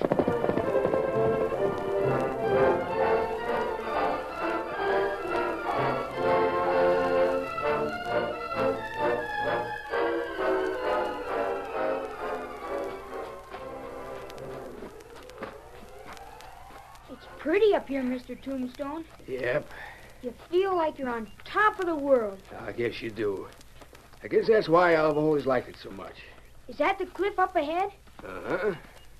How far is it down to the canyon? Well, you rode up from it last night with the masked man. Yeah, but I mean straight down. Well, must be close to 1,000 feet. Gosh, What's the matter? I don't know. I always get sort of dizzy when I'm up high. Just thinking about it makes me dizzy. You aren't scared, are you? A big fella like you? Shucks, no. Then come on. Can't we see the entrance of the canyon from here? Well, how about it? I guess not. Nope. We gotta walk right over to the edge before we can do that. All right, Mr. Tombstone. Just a second while I get my breath.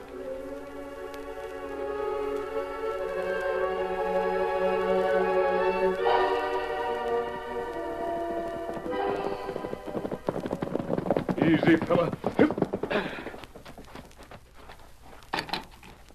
You find him? No, Tonto. They ate here not long ago. Oh, their footprints. Heading for the cliff. Steady, boy. Come on, Silver. Get him up, Scout.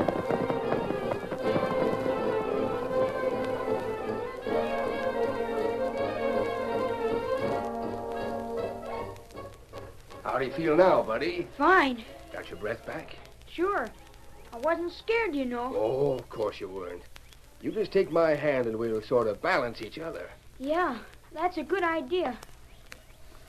I can see down the canyon now. Oh, not all the way to the entrance. Are we going right to the edge? Right to the edge. Isn't this far enough? Nope. Right to the edge. It's just a few more steps now. Can we take them sort of slow? Just as slow as you want to. Here we are. It isn't so bad, is it? Look down, buddy. I don't want to. Hey, what the? A rope. Back, Silver. It's a masked man. He roped us both together. He won't get me. Don't, masked man. You pull us off our feet. That's far enough, Silver. Now back from the edge. No use trying to get loose, Mr. Tombstone. What's the idea, Masked Man? It was just a trick, buddy. You can see my gun, can't you, Tombstone? I see it. Gotta get away and I'll use it. All right, Silver. Here's the rope, fella. What's the idea of roping us? And why are you pointing that gun at Mr. Tombstone? Now, don't worry about it, buddy. You're going back to your father, and Tombstone's going on to Clarksville. That's where he's going to live from now on. Oh. You run along to Tonto. You're going to ride on Scout. Yes, sir. Howdy, Tonto. Toddy. Well, are you going to make any trouble, Tombstone? No. No, I'm all right now. I'm glad you got here in time. Just put me somewhere where I'll be safe, where I can't ever do anything like that again. Don't worry. That's where you're going. Well, I think you'd better mount first. Right. You'll see your father in less than an hour, buddy. Let's hurry. All right, come on, Silver. Hit him up, Scout.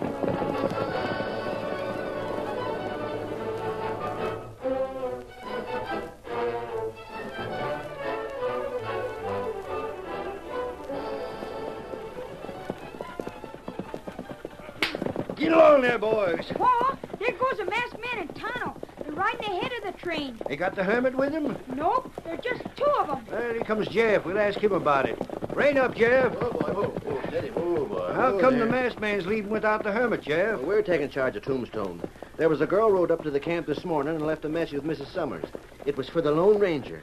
He just got to read it. Must have been important from the way he's hightailing it out of here. I reckon. Gosh, Pa, look at them travel. Uh-huh. Mighty fine sight, buddy. Mighty fine sight.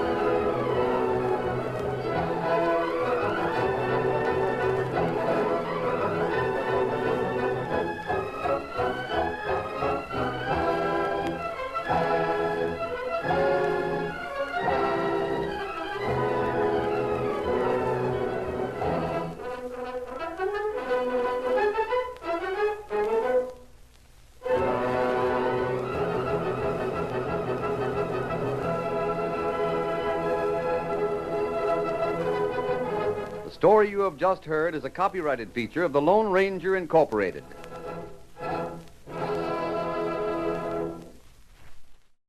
Get ready for adventure with Blue Beetle up next on Nightly Old Time Radio Shows.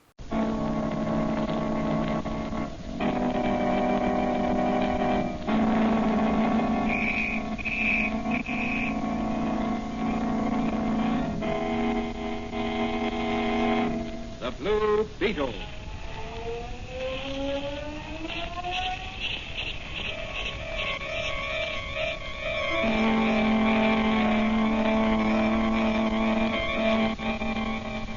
Sweeping down from the underworld to smash gangland comes the friend of the unfortunate, enemy of criminals. A mysterious, all-powerful character, a problem to the police.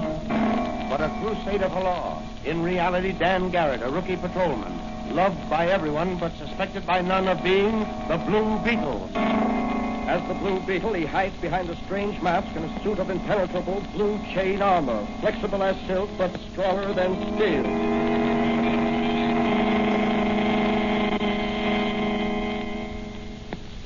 Today's Blue Beetle episode is entitled Murder for Profit. James A. Ridley of Ridley & Corcoran, wealthy investment brokers, died in City Hospital under peculiar circumstances. Was his death on the operating table murder? Will his death affect the stock market? Can Dan Garrett, rookie patrolman, who is also the Blue Beetle, solve this case and run the murderers to earth? As our story opens, Dan Garrett is visiting his friend and advisor, Dr. Franz, in his little apothecary shop. But, Danny, you say the authorities suspected an attempt would be made on Ridley's life? Apparently. They sent Manigan and me rushing over to City Hospital to guard Ridley as soon as they heard he was to be operated on. But what made them suspicious? I don't know. Unless it was because they knew his death would affect the stock market, give groups in the know a chance to clean up and make a lot of money. How? Well, Ridley was an international figure in investment circles. He controlled several large corporations. Yes, I know that. His death will undoubtedly cause the stocks of those corporations and possibly others to drop temporarily. Yes, but... Doc, if some crooked professional speculators were sure Ridley would not come off that operating table alive, they could play the stock market and clean up a fortune. But what about the other investors in the market? Wouldn't they stand to lose all they had? Precisely. But the murderers of Ridley wouldn't care about that. And why are you so certain it was murder? Look, Doc, here's what happened. When Manigan and I arrived at the hospital this morning...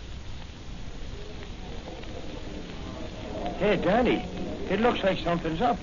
Yeah. Wait, I'll ask this guy coming along the hallway and find Dr. Bartlett. Say, you, where can we find Dr. Bartlett? Dr. Bartlett can see no one. We're from police headquarters. We've been sent to guard Banker Ridley. You're too late. Mr. Ridley's dead. Dead? Yes, he died on the operating table just a minute ago. Manigan, you phone headquarters while I take a look around. Okay, Dan, I'll do that right I'll be in or somewhere near the operating room. I've got to find Dr. Bartlett. Oh, just a moment. Are you Dr. Bartlett? No, I'm just an intern. Dr. Bartlett's office is 2 doors down on the right. What's that you've got in your hand? It's a scalpel. A scalpel? Yes, a very sharp knife for making incisions. What are you doing with it? Well, I'm not permitted to speak. Come on, open up. I'm the law. Well, you'll have to see Dr. Bartlett. I'm seeing you right now with a bloody scalpel in your hand. Here in this room here, I want to talk to you. But you... In you go. Now tell me what happened in the operating room. I assure you, it's against the ethics of... Ethics be hanged. Talk. Did you kill Banker Ridley? No, I tell you I had nothing to do with it. Then what are you doing with that scalpel? I picked it up after the lights went on. The lights went on? Were they off? Yes. Just after Dr. Bartlett made the incision in Mr. Ridley's throat and was about to operate on the diseased gland, the lights went out suddenly and a stench bomb exploded just inside the door. It blinded everybody and everything was confusion. When the lights finally went on, Mr. Ridley was breathing his last. An artery in his throat had been severed. Where were you standing? Across the table from Dr. Bartlett. Then you could... Yes, but I didn't. What are you doing with that scalpel? I told you, I picked it up when the lights went on. Why? I noticed it was bloody. Well, wouldn't it naturally be? Hadn't it just been used to make an incision? Not this scalpel. The one Dr. Bartlett used to make the incision had already been put back into the sterilizer. But why should you pick up this scalpel? Well, I thought there might be fingerprints on it. Fingerprints? When everybody would be wearing sterile rubber gloves? Well, I didn't stop to realize that. Your story is pretty thin. I'm going to take you down to headquarters and let some of our... From your story, I take it you suspect the intern of having killed Ridley during the confusion caused by the unexpected developments. No, I don't, really. I think someone higher up is a guilty person. Surely not Dr. Bartlett. He's one of the most famous and respected surgeons in the country. Ridley's death meant profit in millions to someone or to some group. You know the lengths to which some of our most respected citizens will sometimes go to acquire quick riches. That's true. You know, money is all right when it does good. But money is evil when it causes evil. Well, there's the first edition of the evening papers. Listen. Yes. Well, it started just as we suspected. Listen to that. Yeah. Well, Danny, what are you going to do? Patrolman Dan Garrett is off duty, but the Blue Beetle never is. I'm going into action. Can I help you? Yes, Doc, you can. What about that secret solution you made that dissolves steel? You mean my formula X4? Yes, that's it. I have some over here in this cabinet. Here you are. Now here. Here's a little fire level. But be very careful. It's powerful stuff. Thanks, Doc. What about your portable wireless telephone? I've got that in my magic ray and my flashlight. Good. You know, Doc, if I can solve this case quickly, maybe I can save a lot of little investors from losing their life savings. That's true, Danny. That's true. Well, Doc, the Blue Beetle has some nipping to do tonight. So long, Doc. I'll see you when I've cleaned up this stock market racket.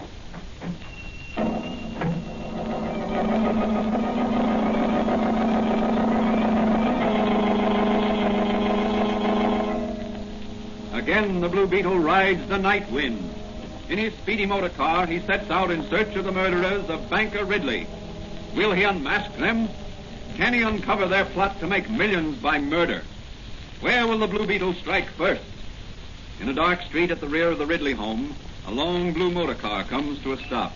A figure silently steps forth and approaches the high wall around Ridley's city home. Now, here's the rear of Ridley's house. I'll have to watch my step. This wealthy neighborhood's well guarded. Here's a door in this wall. Locked, I'll bet. Just as I thought. Let me see now. Try one of these master keys. No, that one won't do. I'll try this one. That's the one. Better go easy. The hinges on this door will probably squeak. So far, so good. Better close this after me. Watchman finds this open, he'll be suspicious. Now to gain entrance to the house without arousing anyone. Hang that... What's going on down there? Hold on, Beryl, eat this bottle action. Plain cats make as much noise as a garbage collector. Here's a window. Only wired down with a burglar alarm. Just attach these suction cups to it, and I'll cut out the glass, remove it without disturbing the frame. That's got it. I'll just remove the whole pane of glass and climb through. There. Now, I'll look around with my flash. That's the kitchen. All clear here. This door must lead into the dining room. No, that's the pantry. The dining room is beyond. What does this other door lead to? It's the hallway. The library should be up there on the right. Everything is dark. Well, this is my chance to search the place.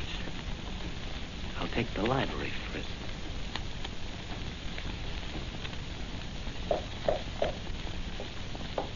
This wall is hollow. Just the place for a wall safe. Back at the picture. See if I can move this panel. And there may be a button. Someone's coming. I'll hide behind these curtains until they go. Who's in there?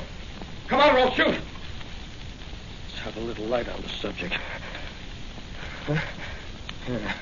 I just sworn I heard someone come in there. I was right. The picture over Father's wall safe. It's the Blue Beetle. Drop that gun, Ridley. Not me, Sorry, Ridley, but I want to examine some of your father's private papers for a possible clue to his murder. He's out like a light. Well, I'll just tie you up and gag you and then put you... Let me see.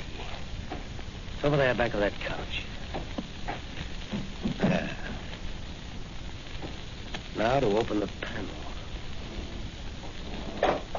Just as I thought. A large wall safe hidden behind that panel. Now for a little Formula X4 poured on the lock.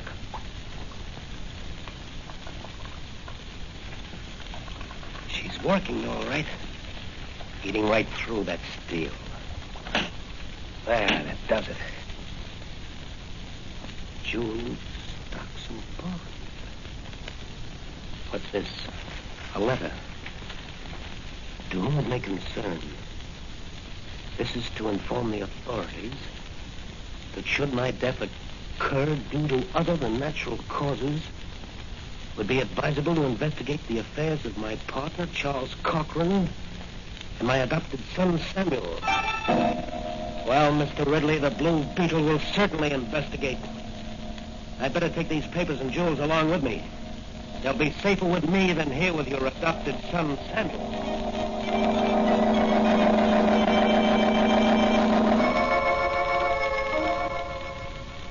Off into the night sped the Blue Beetle on the trail of those responsible for the death of Banker Ridley.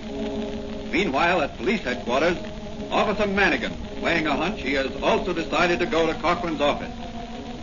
In the still of the night, two cars are speeding toward the same destination. Each has a single occupant. One of the cars reaches its destination ahead of the other. A mysterious figure alights and disappears behind the building on the corner. Quickly, he mounts the fire escape. A minute later, a circle of light is playing on the door of a safe. In the middle of that circle of light is a large Blue Beetle. The doctor's Formula X4 worked once before tonight. It ought to work here.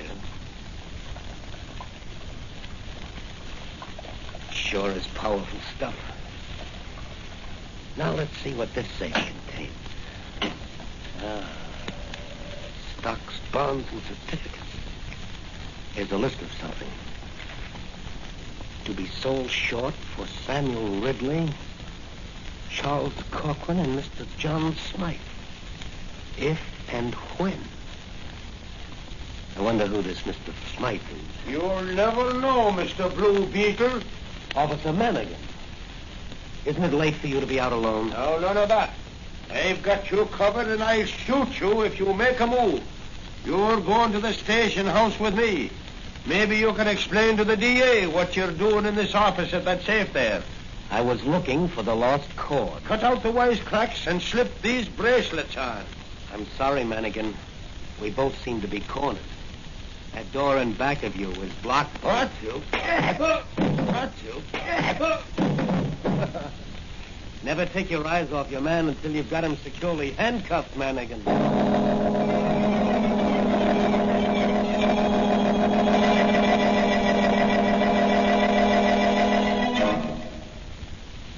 After taking the unconscious Manigan back to police headquarters and propping him up against the front door, the Blue Beetle sped on his way to the home of Charles Cochran. Arriving at his destination, he enters the Cochran home by means of a skeleton key. And hearing voices, he slips into an adjoining room and listens. Oh, here's your check, Dr. Bartlett, for $7,500. Your fee for operating on old man Ridley. The operation was successful, but the patient died. Yeah, but what about the profit on the stock? We'll settle that when we complete the transaction. I'm carrying your account under the name of Smythe, you know. Yes, but what if... Oh, are you worrying about the intern who was arrested? Yes, frankly, I am. Well, don't worry about him. He'll never testify in any court. I had someone bail him out, and he's here in this house now. We're sending him away tonight on a one-way ride. What? You don't mean... Exactly. Oh, but you can't do that. Why, that's... Murder? Yes, Dr. Bartlett. Murder. Just like your operation on my partner today. True, one of my men short-circuited the light at the hospital, and another one, disguised as an orderly, dropped the stench bomb. But you, Dr. Bartlett, severed the artery in Banker Ridley's throat. The Blue Beetle! Yes, the Blue Beetle. He's going to nip a band of murderers. Crst! Emma! You cowboys? Don't move, any of you. I've got men outside, and they're coming in to take you. Pardon me, Mr. Blue Beetle. I doubt that statement. I happen to know that it is the Blue Beetle's proud boast that he works alone. Grab him, men. Stand away, Raymond.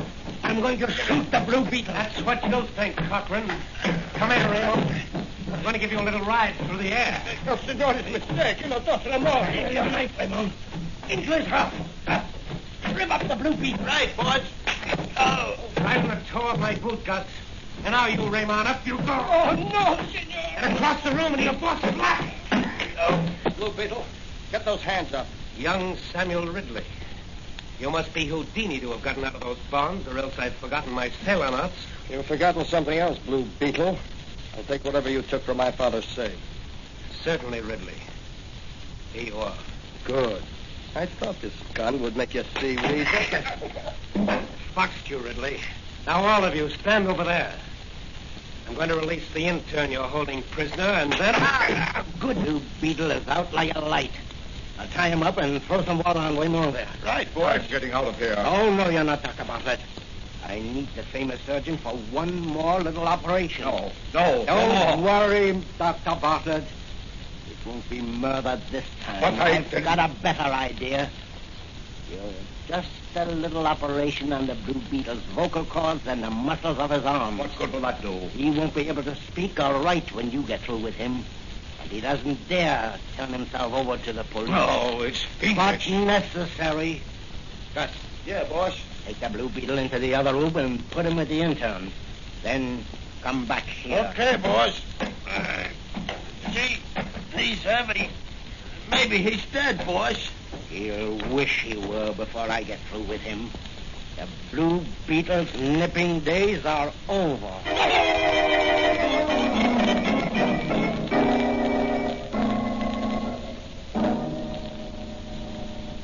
What will happen to the Blue Beetle? Will the Archfiend Corcoran be able to force Dr. Bartlett to maim him for life?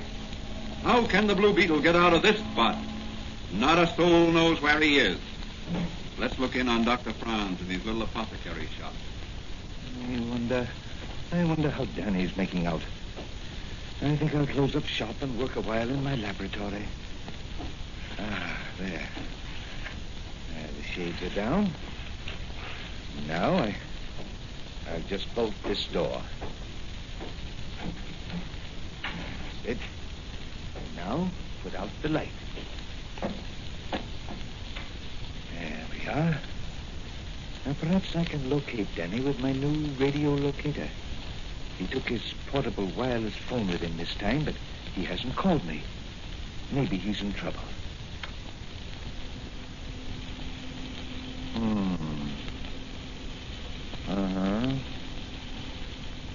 I can't seem to locate him. I'll just swing it north 2 more degrees. There. Now let's see. That's got him. Contact meter registers pretty weak, though. His vitality must be low. Now perhaps if I connected up my radio energizer to this locator, I could shoot some vitality to him through the ether. I'll just connect these 2 wires here, so, and then turn on the energizer and let him have it. There. There it goes, Danny. I hope it's reaching you and giving you renewed strength. It's all I can do for you.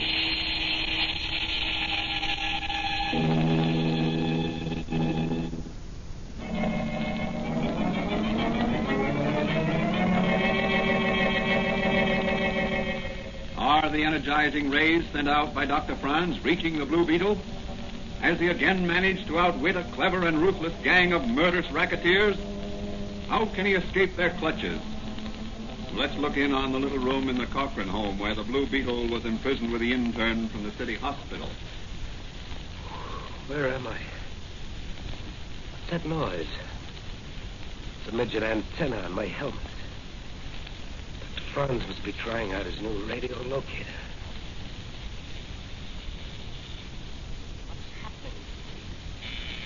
I feel as if I were being pumped full of energy.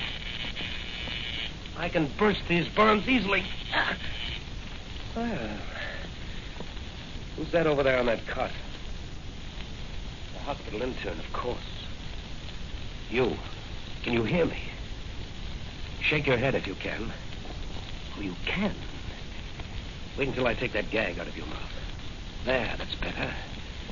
Now I'll cut your bonds with my magic ray.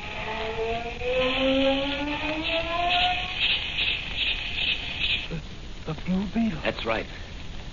How do you feel? A little weak. You hold my hand a minute. Get some energy from me. Now, Now, do you think you could hold a gun on some men if I help you? I could hold it alone. You certainly pepped me up. How did you do it? That's a secret. Now, here is your chance to be a hero. I'll do anything I can to get out of here. Good. Have you a fountain pen? Yes. Here it is. Will you hold it like this, you see? Like a pistol. This way? That's right. It'll fool those men in the other room until we can pick up a real gun inside. Now, you follow me. We're going in and clean up those rats. What's the matter with your eyes? They're shining like searchlights. Due to a new invention of a friend of mine. Come on.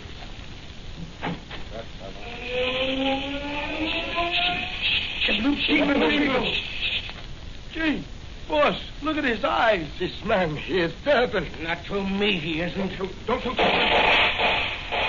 It's no use, Cochran. You can't injure the Blue Beetle. Throw down that gun. Drop it or I'll blast you all with my magic ray. You better drop the gun, boss.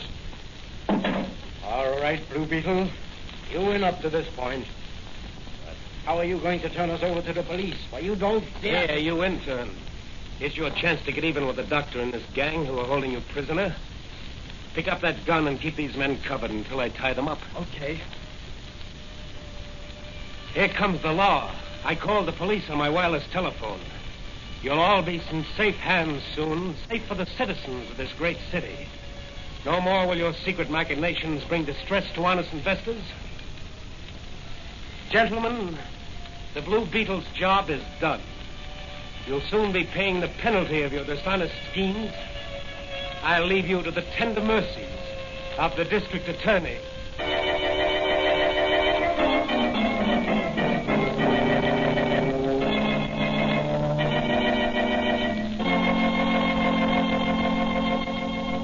In the early hours of the morning, Patrolman Dan Garrett, no longer the Blue Beetle, sat in Dr. Fran's living room. Danny, you did a swell job. And now you'd better get some rest. Yeah, I guess you're right, Doc. I'll see who it is. Just a minute. I'm coming. Is Patrolman Garrett here? Yes. Who wants him? The chief. Everyone's called back to duty. Why? What's happened? Some crooks have started a reign of terror, and they've threatened to blow up the city.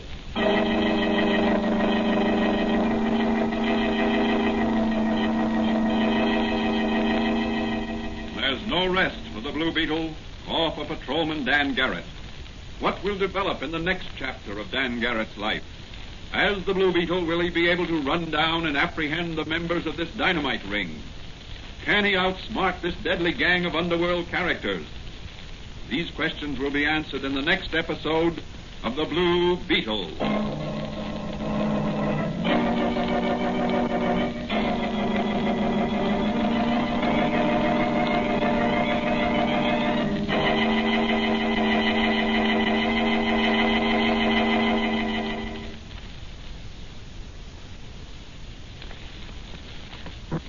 And now, here's the Blue Beetle himself to say a few words.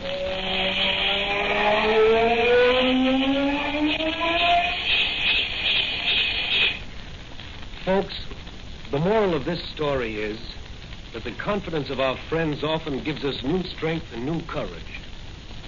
And also that our confidence and friendship for others often helps them.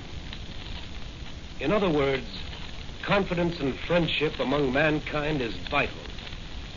And if everyone is sincere in everyday life, they will aid others or be aided by others, just as Dr. Franz sent new vigor and vitality to me in order that I might rise and fight. So my advice to young and old is to cultivate the friendship and confidence of your fellow men. And through that friendship and confidence, find new strength and courage to face the problems of each day.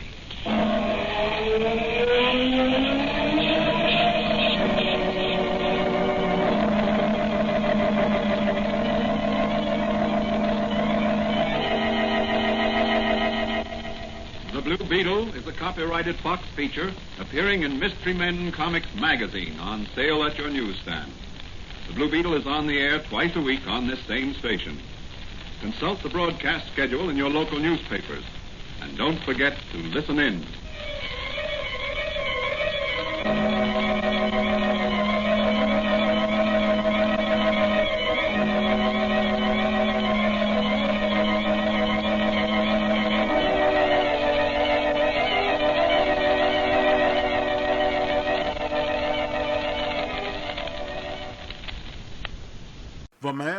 1,000 Voices. Mel Blanc is up next.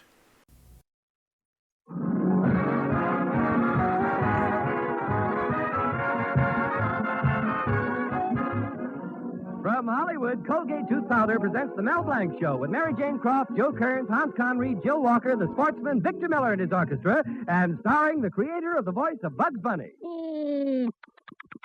What's up, Doc? Yes, Colgate Tooth Powder for a breath that's sweet and teeth that sparkle brings you the Mel Blanc Show with Mel playing his new character, Zookie. Hello, everybody. Hello, everybody. Hi. And starring himself in person, Mel Blanc. Hi, folks. Ugga, ugga, boo, ugga, boo, boo, ugga.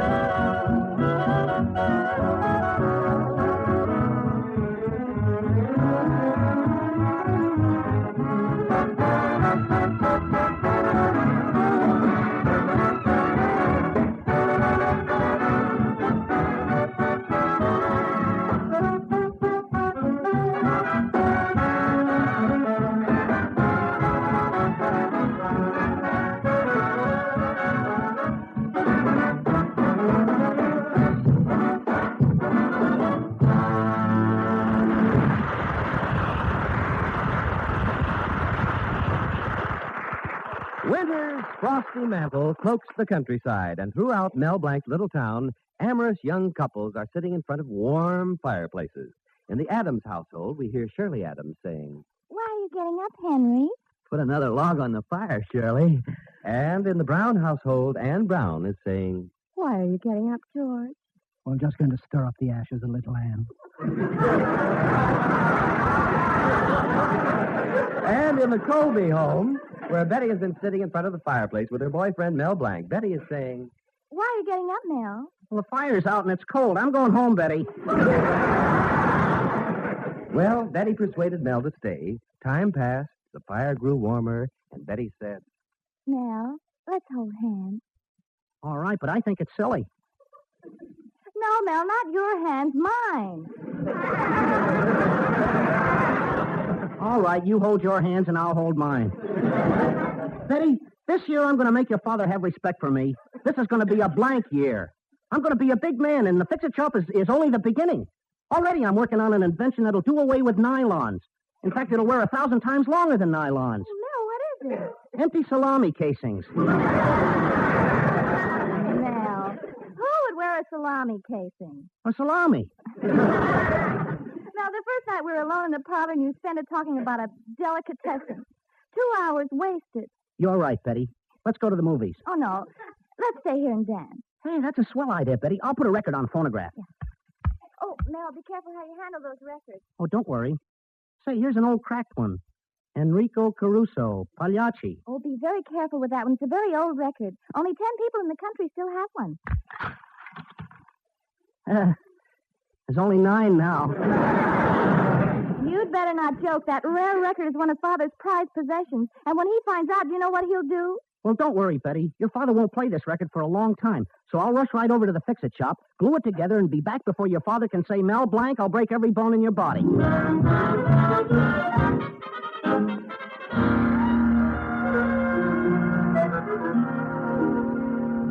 Let me see now. This last piece goes in here. Ah, got the record glued together now. Oh, wait, this can't be right. It came out square. I'll take it apart again. This time I'll put it into a frying pan so it comes out round.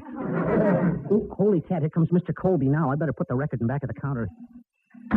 Hello, Mr. Colby. Hello, Mel.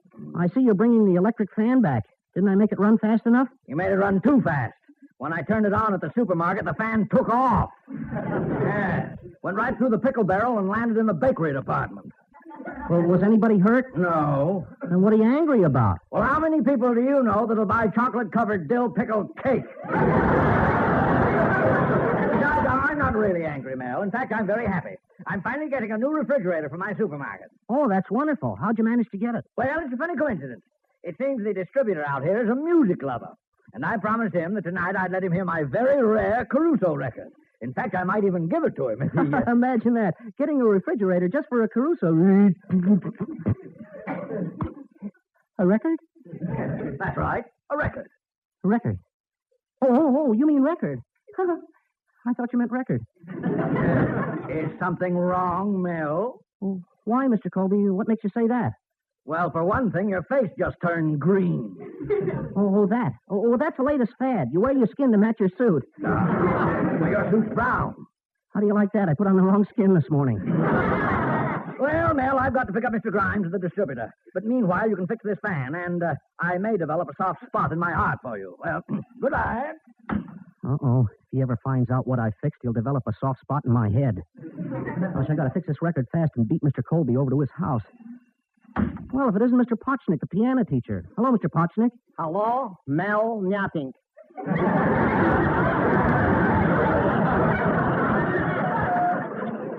Mel Nyatting? Oh, excuse me. Mel Blanc. Oh, look, Mr. Pochnik, I have your calendar on the wall. Oh, yes. The calendar with President Truman on it. That says, play the piano and become president in 10 years elect. Yeah, did it get you any new pupils? No, but since I put it up, I got a dozen new friends from Missouri trying to tell me how to run my business. Oh, by the way, Mr. Pochnik, did you ever have any luck getting a house for yourself? Well, you know, Mel, for 3 years I was in uniform. Yeah, but I told you, Mr. Pochnik, they don't give priorities to Western Union men. I tell you, Mel, I was so desperate last year, I told my real estate agent, get me anything, an apartment, a barn, a garage. I even take a cottage in Cucumber Manga. So last week, he finally called and said he had a flat. A flat? Are you living in it? What, living in it? Was a flat tire. He wanted me to... Well, it's too bad, Mr. Pochnik, but if you don't mind, I've got to put together this broken record. Oh, just a second, Mel. I have to play at a wedding tonight, and I want you to fix by me my flute. Well...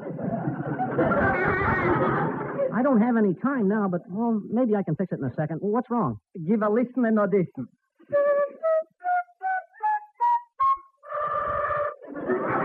Well, no wonder it don't play right. The strings are missing. I'll have it fixed in a second. Careful how you're fooling around. That ain't a piece of plumbing. Oh, I got it fixed. Try it now.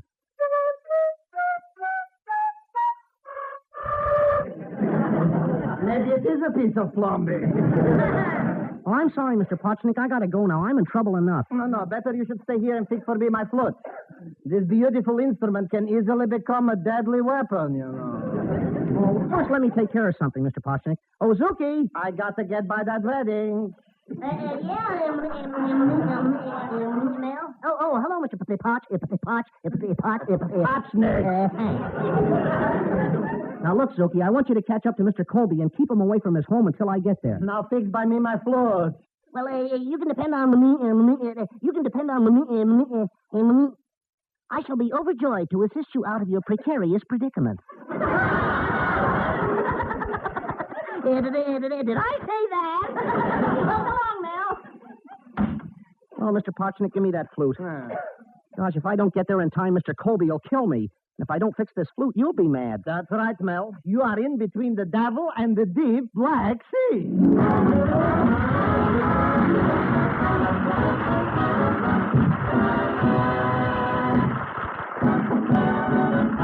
Use Colgate tooth powder, keep smiling just right. Use it each morning and use it each night. Don't take a chance with your romance. Use Colgate tooth powder. When you shoot for success and miss your aim, a breath of trouble may be to blame. Yes, a breath of trouble, unpleasing breath, is a definite handicap. Could it be that you're a victim? Many are and don't know it. So just do this. Brush your teeth night and morning and before every date with Colgate tooth powder. For Colgate tooth powder cleans your breath as it cleans your teeth. Yes, scientific tests have definitely proved that in 7 cases out of 10, Colgate tooth powder instantly stops unpleasing breath that originates in the mouth. What's more, no dentifrice at any price cleans your teeth more quickly and thoroughly than Colgate tooth powder. Remember to buy it first thing. And remember the name, Colgate tooth powder, with the accent on powder. Don't take a chance with your romance. Use Colgate tooth powder. And now, Victor Miller, the Sportsman, and their arrangement of Nellie Bly.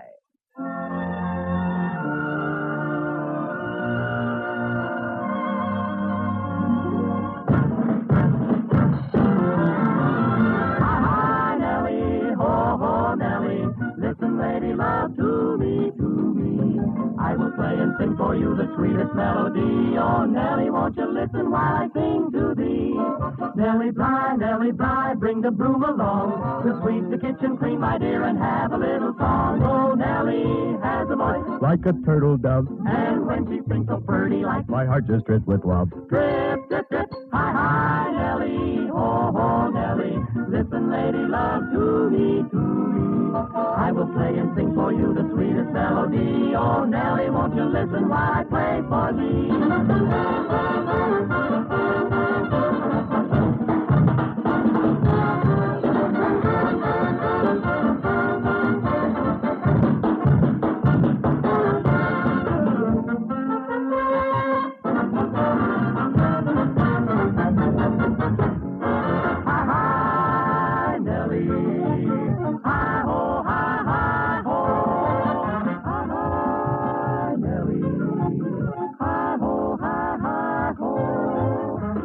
Bly has a light in the corner of her eye, and though it makes me so tongue-tied, my mind to hear the hoot, hoot, hoot, Nellie. Hi, hi, Nellie, ho, ho, Nellie. Listen, lady, love to me, to me. I will always love you till the day I die. Oh, sweet, sweet Nellie Bly. Me for you, kid. Hi, ho, Nellie, hi, ho.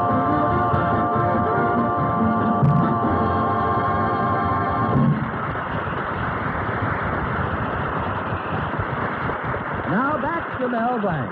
Mel has broken Mr. Colby's rare Caruso record and has to repair it before Mr. Colby gets home. But meanwhile, he's being detained in his fix-it shop by Mr. Potchnick, whose flute he is repairing.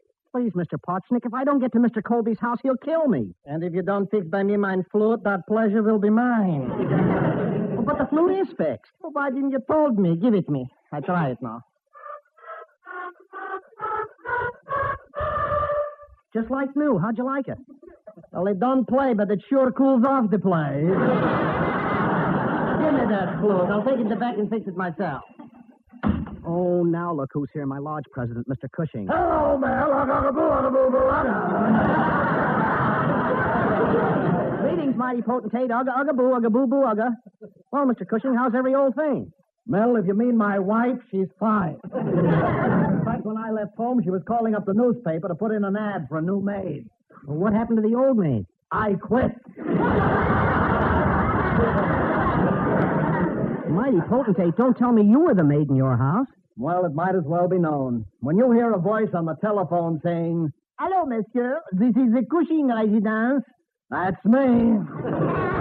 Well, don't you ever have any help in your house? Oh, yes. We used to have an upstairs maid and a downstairs maid. But my wife got suspicious. Well, what made her get suspicious? I was always out of breath.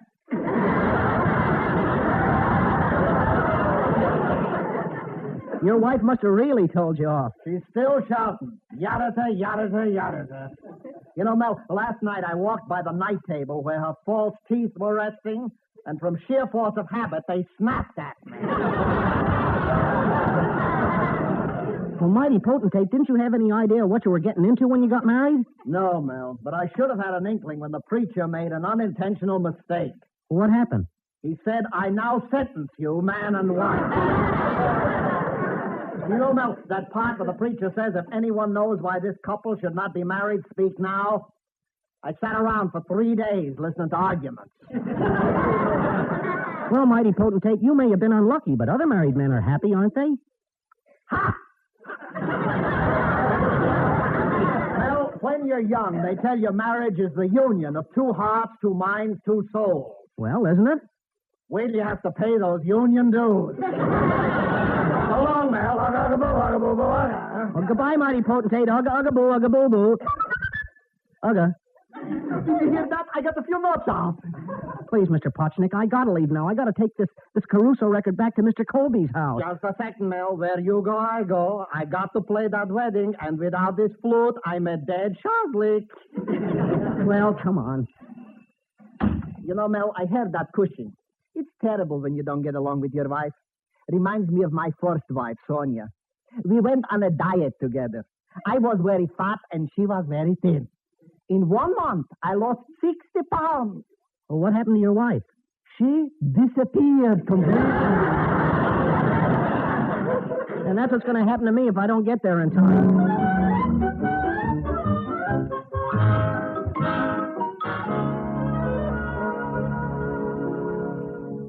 I thought you'd never get here. Dad told me about Mr. Grimes. Have you got the Caruso record?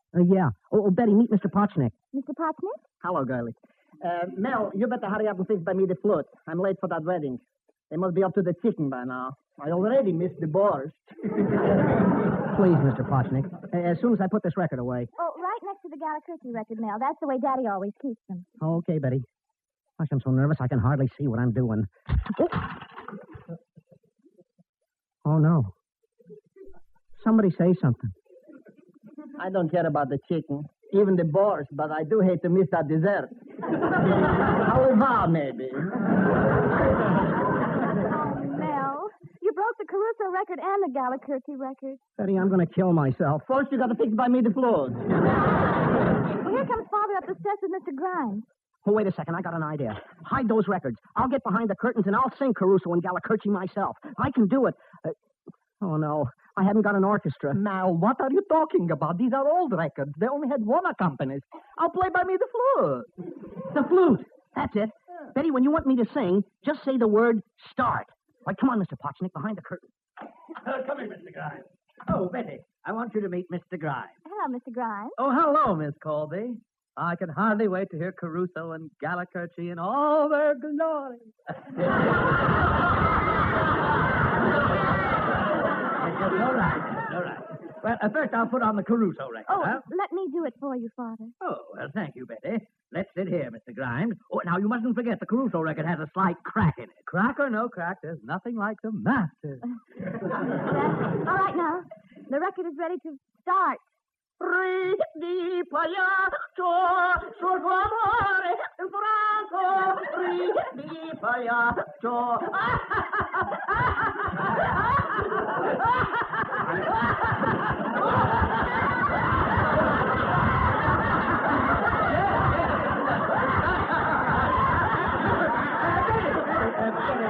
You better change the record. Put the Galacurti one on, will you? Yes. All right, Father. Now, Galacurti is ready to start. The gentle now.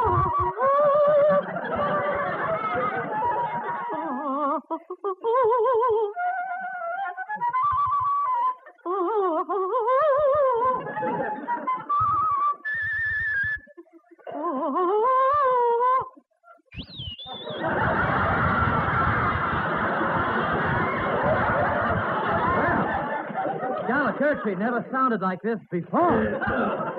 Betty, put the Caruso record back on. All right, Father. Now, I'll start again.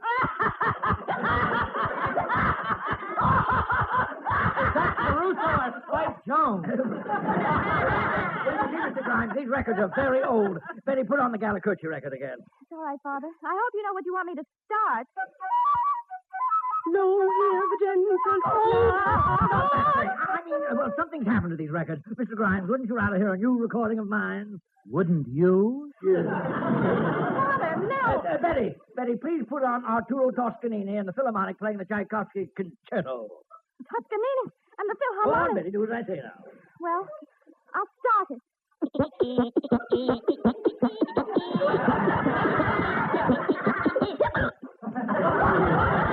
Well, this is a bad day for Toscanini, too. If you don't mind, Miss Colby, I'm leaving Oh, now. Mr. Grimes, so soon? Yes, this is as good a time as any for me to start. Stop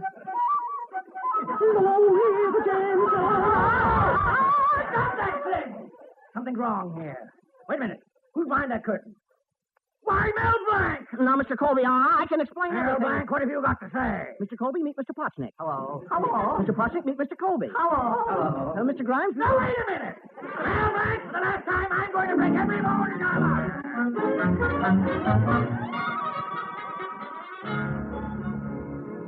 Gosh, Betty, isn't it surprising how everything worked out so nicely? Oh, yes, Mr. Grimes is getting Father a refrigerator, and he's even replacing the record you broke. And he asked me to wait here on the porch for him. I wonder what he wants. Oh, here he comes now.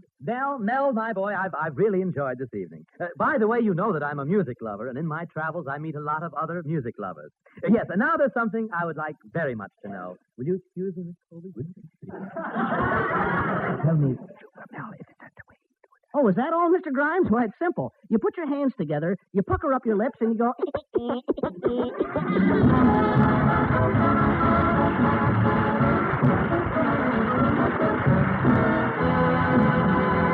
Mel Blanc will be back in just a minute. Use Colgate tooth powder, keep smiling just right. Use it each morning and use it each night. Don't take a chance with your romance. Use Colgate tooth powder. You think that a little breath of trouble, unpleasing breath, could be holding you back? You think this is the reason you're not as popular as you'd like to be? Well, then, why not do this? Brush your teeth night and morning and before every date with Colgate tooth powder. For Colgate tooth powder cleans your breath as it cleans your teeth. Yes, scientific tests have definitely proved that in 7 cases out of 10, Colgate tooth powder instantly stops unpleasing breath that originates in the mouth. What's more, no dentifrice of any price cleans your teeth more quickly and thoroughly than Colgate tooth powder. Remember to buy it first thing. And remember the name Colgate tooth powder with the accent on powder. Don't take a chance with your romance. Use Colgate tooth powder. This is Mel Blanc saying thanks for listening, good night, and that's all, folks. This is Bud Easton reminding you that Colgate tooth powder for a breath that's sweet and teeth that sparkle brings you the Mel Blanc Show every Tuesday at this time. Be sure to join us again next Tuesday night for more fun with Mel and the people you'll meet in Mel Blanc's Fix-It Shop. Say hello to Halo Shampoo for naturally bright and beautiful hair. Remember, even finest soaps and soap shampoos hide the natural luster of your hair with dulling soap film. But Halo Shampoo contains no soap, therefore leaves no dulling soap film. Even in hardest water, Halo makes oceans of rich, fragrant lather, quickly banishes loose dandruff and dirt. Halo needs no lemon or vinegar rinse. Say hello to Halo and goodbye to dulling soap film. Get Halo Shampoo at any cosmetic counter. There's a worldwide shortage of fats and oils, so ladies, won't you please save every drop of fat that you can. Put it in a tin and turn it in. Your butcher will gladly pay you a high price for it. The Mel Blanc Show is written by Mac Benoff. This is CBS, the Columbia Broadcasting System.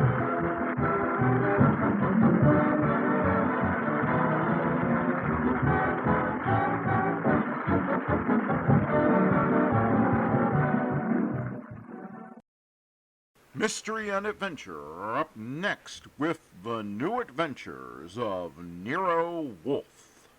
Stay tuned for Nero Wolfe, transcribed in 30 seconds. Tomorrow, you're invited to a 1-hour concert by the renowned NBC Symphony.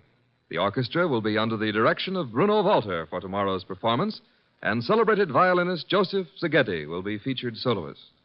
Selections for tomorrow include the overture to Mozart's Marriage of Figaro and the same composer's brilliant concerto for violin and orchestra.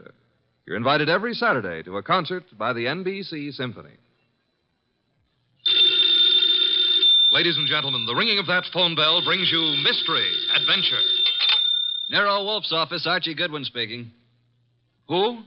Mr. Hal Horton, United Industries? Oh, I see. Well, I must warn you, Mr. Horton, Mr. Wolfe doesn't take kindly to big industrialists. Says their great wealth upsets his digestion. Why do you want to see him? The connection's bad. I don't hear you. Who? Who? Mr. Horton, who? We're cut off. What is it, Mr. Goodwin? Mr. Hal Horton called. I understand that. I won't see him. Tell him what money I have to invest I put into orchid plants. Mr. Horton wasn't promoting anything. And what did he call you for? The great Horton needs a detective. Maybe just my occupational reflex, but I thought he said somebody'd been murdered.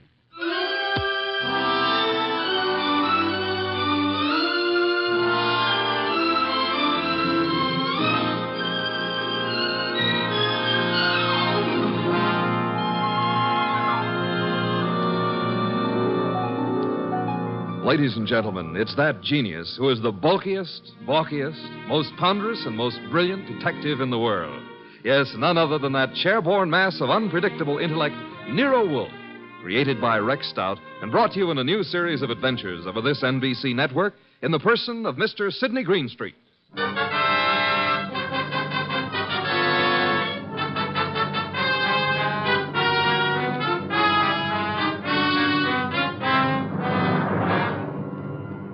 It turned out that what Horton had said had been murder, which became celebrated in the case of the malevolent medic. But its solution wasn't a simple matter of following up his accusation. It had false clues mixed all through it like raisins in a pudding. The man we came to know as the malevolent medic was young Dr. Benjamin Sloan. The case began on the sunny afternoon when Grace Banks, his nurse, came into his private office. Waiting room's finally empty, I take it? Well, there's one more patient, darling. I'm sorry, doctor. Mrs. Horton's here for another of the thiamine chloride shots you ordered for. I said you could give her those, Grace. She doesn't have to wait to see me. Oh, she's hung up her mink coat, parked her orchid and her alligator bag, and filled up all the ashtrays with lipstick cigarette stubs. Mrs. Horton prefers to wait for you. She seems very upset. I hoped she'd get hold of herself. Mrs. Hal Horton with all that money. Whatever gives her such jitters? Darling, if I ever get in that condition after we're married, please shoot me. I've advised her to go to a specialist. Hers isn't a true medical case. Well, I'll do what I can. Get a needle ready, will you, Grace, and show Mrs. Horton in. Yes, darling. I mean, doctor. Mrs. Horton, will you step in now?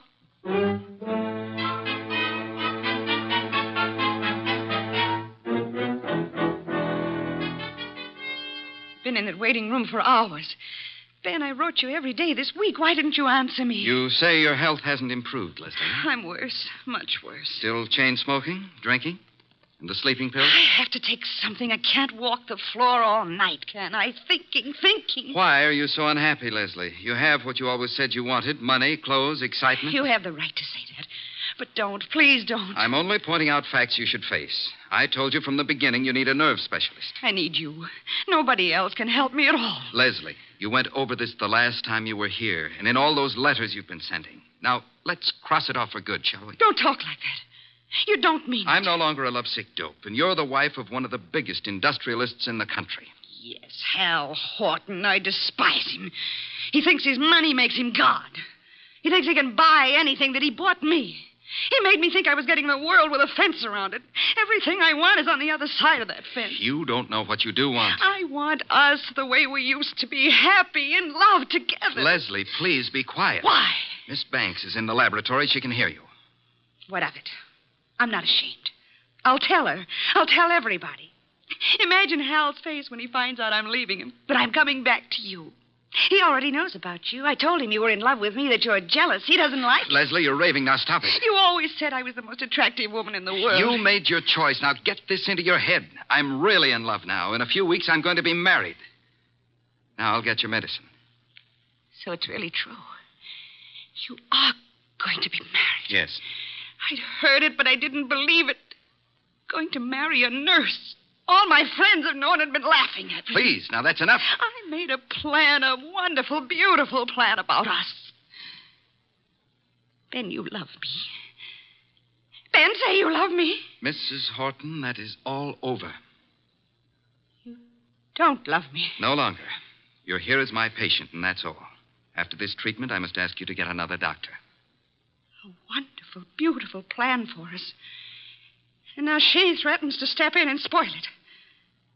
Well, maybe I'll spoil a few plans. How would you like that? Threats will accomplish nothing. I can ruin things for you, Ben. All those fancy ideas of yours about having a fine practice, being a great doctor. Do you want to give those up? I can arrange it so that maybe there won't be any wonderful future for you. Are you prepared to face that possibility? Because I'm prepared to make it a reality. And I mean it. You'll regret this day as long as you live. I'll get your medicine, Mrs. Horton. Hand me my bag. Thank you.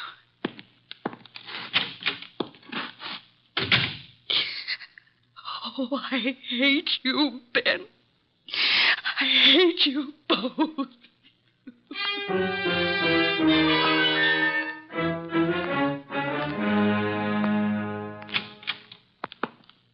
Sorry to have kept you waiting, Mrs. Horton. Miss Banks had to do a repair job before she could use the sterilizer. Alcohol, Miss Banks? Yes, Dr. Sloan.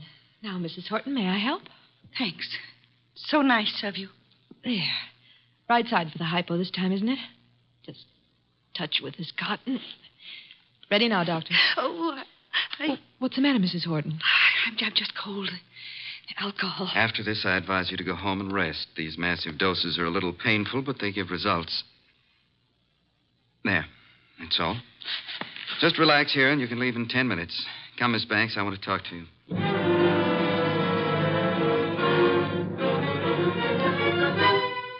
Doctor! I feel sick. I feel very sick. You might as well stop acting. I can't get up. My feet. Ben, look at her. Something's happened. Hysteria. No, her face. Oh, Ben, she's falling. Mrs. Horton, hold on to me. I've got you. Hold her up. Leslie, what is it? Pain. Terrible pain. Where? What from? Sick everywhere. Pain, everything's pain. Pain in my head, pain in my feet. My feet. My feet.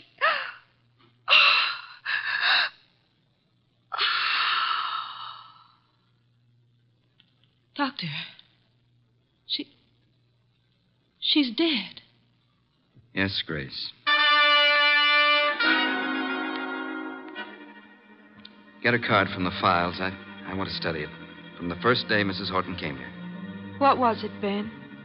What happened to her? Symptoms are of a heart condition from which it seems the patient has just expired. Then you must call her husband. Grace, did you hear me? Yes, Dr. Sloan.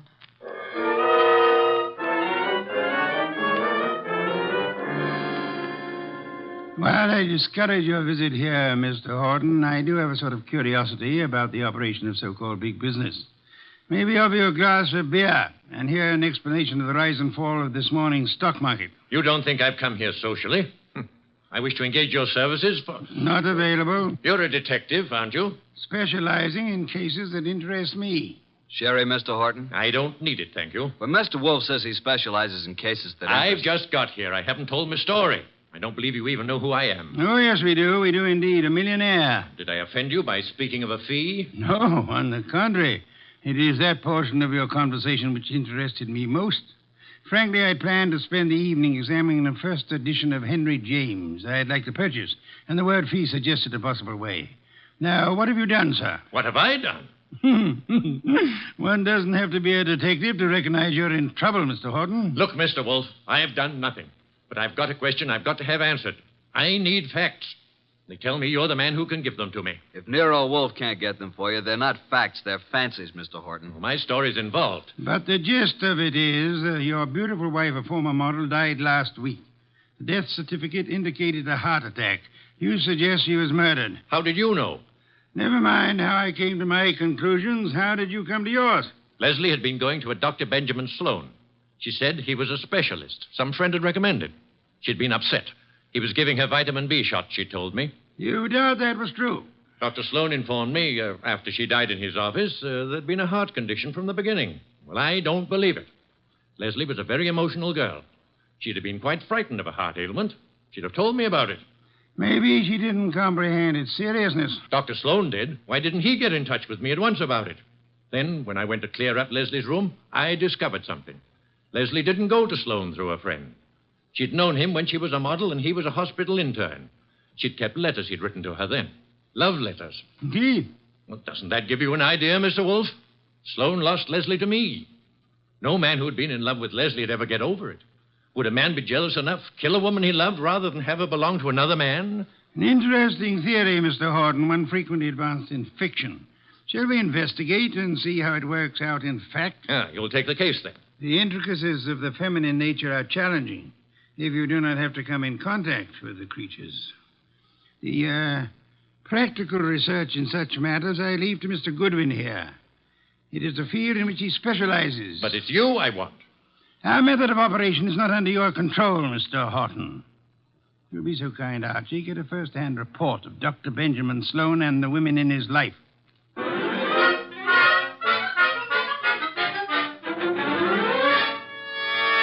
Just came to ask a few routine questions, Dr. Sloan. I don't understand your interest in the Horton case, Mr. Goodwin, is it? That's right. The death certificate was signed and a report made to the medical inspector. Detectives are a snoopy lot. Detectives? Are you from the police department? No, I'm employed to note some details before we close up the Leslie Horton estate. Sudden deaths have to be double-checked. I'm afraid I can't add a thing to what I've already reported. Well, thanks for seeing me anyhow. Been a pleasant visit. Ever have a patient die in your office before, Dr. Sloan? No, but I've seen similar cases in the hospital, of course. Was Mrs. Horton warned about her heart condition, Dr. Sloan? I discussed her case with her fully and frankly. And her husband, wasn't Mr. Horton alarmed? He didn't know. Mrs. Horton's ailment was, well, not to bore a layman with medical details, was not a fatal one necessarily. She might have gone on for years. Just played in bad luck, huh? The worst. Mm-hmm. When'd you first meet her? Several weeks ago. And you saw her how many times? It's all on the record. She was nervous. I prescribed thiamine chloride. Her medical report card shows that. You read it for yourself. Well, I guess that's all, Dr. Sloan. Won't bother you further. Miss Banks will show you out. Yes, Dr. Sloan? Sort of a modern Aladdin arrangement, isn't it? Wish I could press a buzzer and have a beautiful girl like you up here. Mr. Goodwin is leaving. Oh, this way, Mr. Goodwin. You can use the side door. The waiting room's full of patients. So long, Doctor. This way, through the lab. There's a door from it into the corridor. Cozy place, all those bottles. I suppose there's enough stuff in here to kill an army. To cure one. Miss Banks, may I say that you're the kind of a nurse that patients dream about? Make it a pleasure to go to a hospital. Blonde hair, blue eyes, winkers an inch long. Are they real? If you'll excuse me. What do I have to come down with to persuade you to take care of me, huh? I don't take cases. I'm a technician. Good day, Mr. So you work just for Dr. Sloan? That's too bad the way he's involved in this Horton case. It looks serious. Mrs. Horton simply died of a heart attack in Dr. Sloan's office. If you wanted to help your boss, Miss Banks, you'd stop rushing around and answer a few questions. I'm sure Dr. Sloan gave you the necessary information. Guess he doesn't realize the trouble he's in. If you can supply any details that'll change the picture, you'll be doing him a great favor. He's a nice guy. I want to help. What is there to say? The report... Let's get it in your own words. Just what really happened here that day. Well, Dr. Sloan gave Mrs. Horton the vitamin B shot. That was routine. Mm-hmm. But she didn't get up afterward. She said she was sick. And then she fell and I caught her. And Dr. Sloan administered emergency treatment. What did that consist of, Miss Banks? All that is in the office record. What would bring on such an attack? It could have been several things. Could it have been something she ate? Acute indigestion affects the heart. Maybe Mrs. Horton would be here now if the doctor thought to use a stomach pump. He did use one. He did everything there was time to do.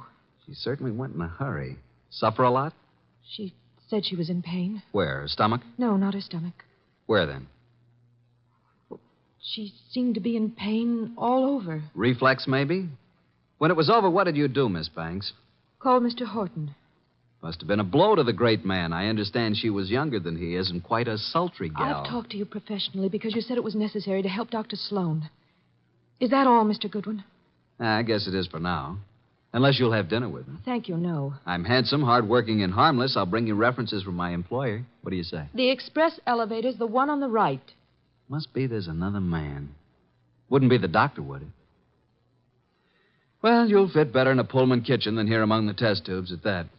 My reluctant congratulations.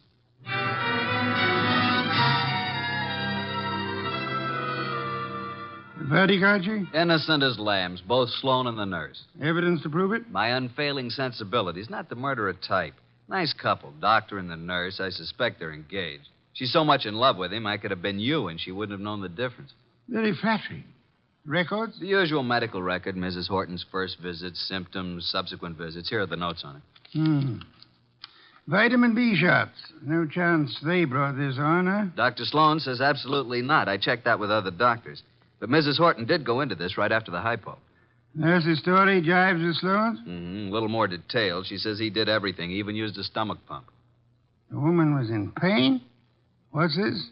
Head to feet? My way of saying pain all over. What other papers did you examine? Only the medical record. Get back to Sloan's office late tonight and examine all the papers in his desk. Can't you trust me? I tell you, there's no reason even to suspect these two. When you have one of your adolescent infatuations on, blood dripping from a dagger in a girl's hand would look to you like crushed rose petals. With this Grace Banks out of the way, maybe you can recognize evidence. Sounds like a long, bleak evening. Hand me that medical book, and then be on your way. I want to think.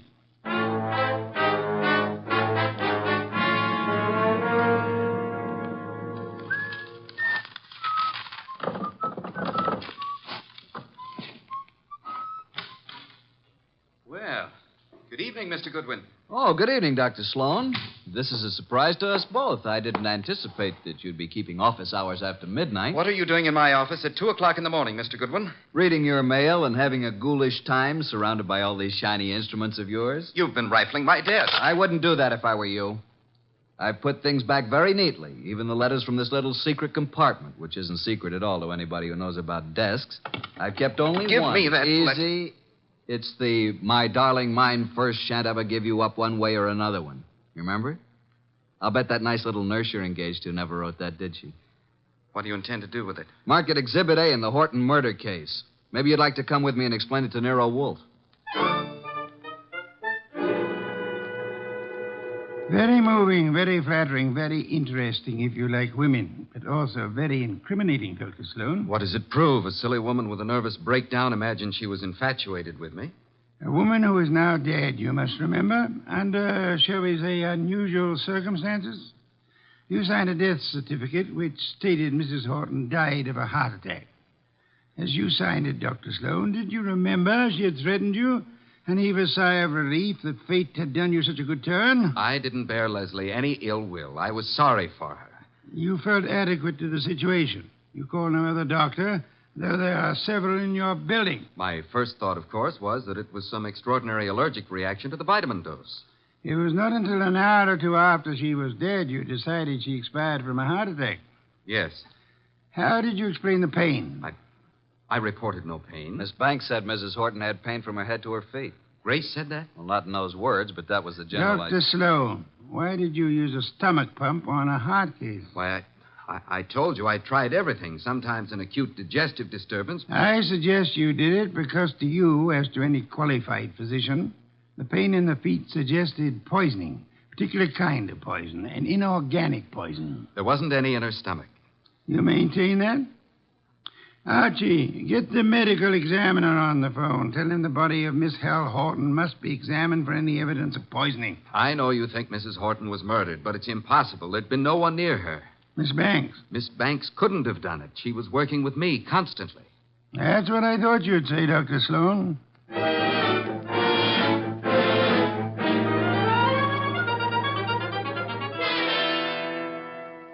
Mr. Wolfe, I had to see you. This is the most dreadful thing I've ever heard of. Trying to accuse Dr. Sloan of murdering a patient. It appears he had a reason to want Mrs. Horton dead, Miss Banks. She was that thing the poets write about, a woman scorned. She had sent him this hysterical letter threatening scandal if he rejected her. He couldn't control her. She kept coming back to his office making scenes. He gave her nothing but thiamine chloride. I know. I fixed the shop myself. Don't start covering for her. I'm not. I tell you, I filled the needle. And I didn't put anything but thiamine chloride in it. You haven't any reason to think anybody did, except for that letter you stole. If it wasn't for that letter, give it to me. Give it to me. Stop it, Archie, quick. Now, drop it, baby. Come away from that fireplace. Why, you little tiger kitten. I didn't think you had it in you. Come on, let go of it. Let go. Give it to Papa. Now, look what you did. You almost got Nero Wolfe out of his chair. Destroying evidence is a serious offense, young woman. She kept coming to the office, writing and pestering him. I heard her from the laboratory. You read her letters, too, didn't you? You knew if something didn't stop her, Dr. Benjamin Sloan was a ruined man. But he didn't kill her. I know he didn't. I don't believe he did. You don't? Well, then who? You've just provided an excellent motive for having done it yourself, Miss Banks.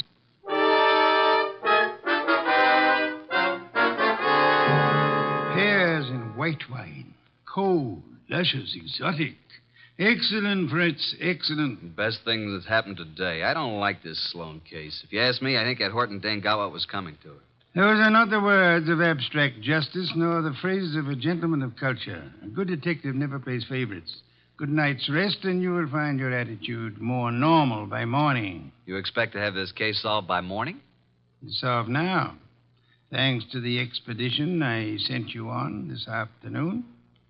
The arrests can wait. No one will escape. I feel like a murderer myself. If I hadn't wormed it out of Grace about the Horton woman complaining of pain, and if you hadn't jumped at the word feet. That, Archie, my dear fellow, is the purpose for which you exist, to discover pertinent facts. Have we quite finished? Coffee in the study, then. Here's the door. I'll go. Mr. Wolfe in? He isn't seeing anyone this evening, Mr. Horton. Well, he's seeing me. Archie, if that's Mr. Horton, I'll see him. You'd better.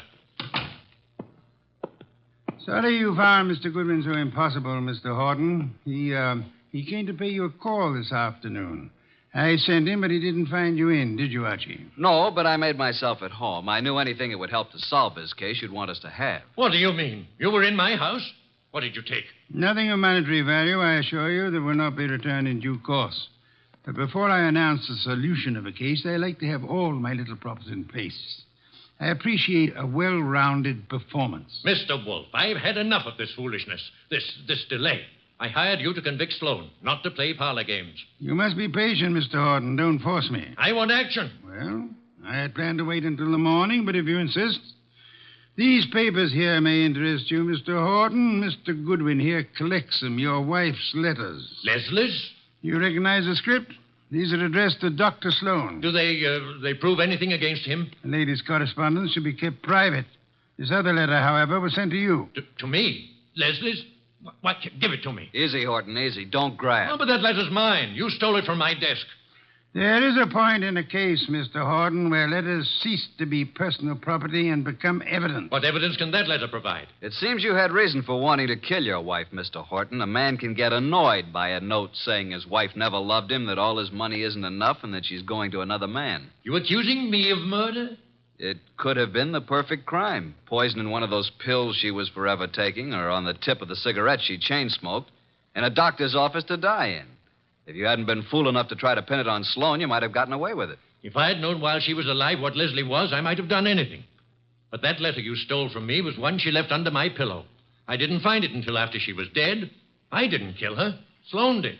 You hired me to prove that, Mr. Horton. Suppose you let me go about my business. Nero Wolfe's office. Yeah? Oh, you did? Good boy.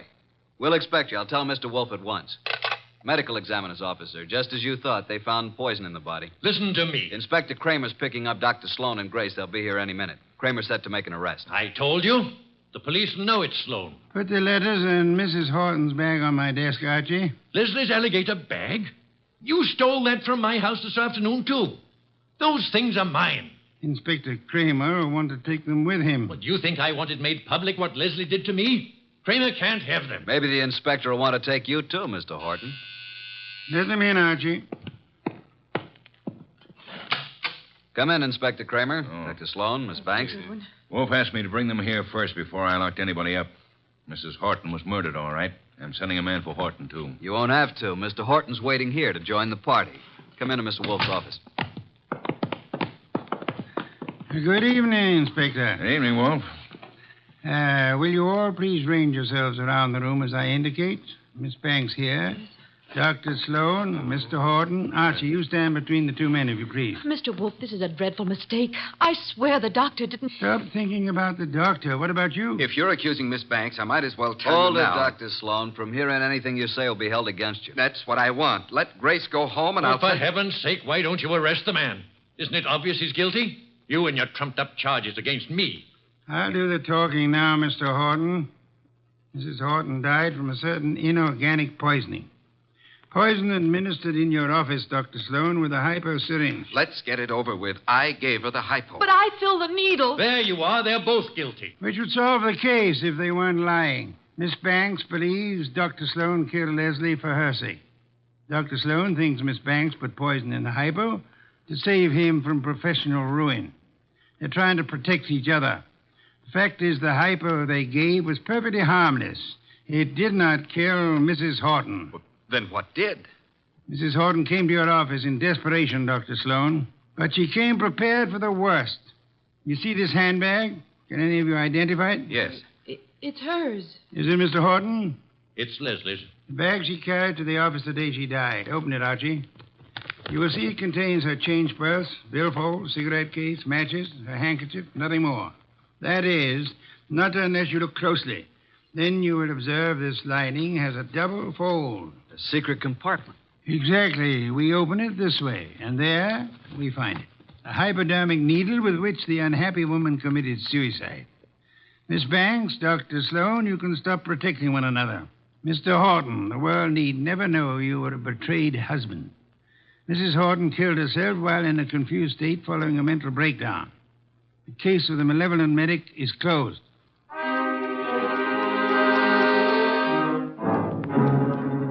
How did you ever get the hunch about the handbag, Mr. Wolfe?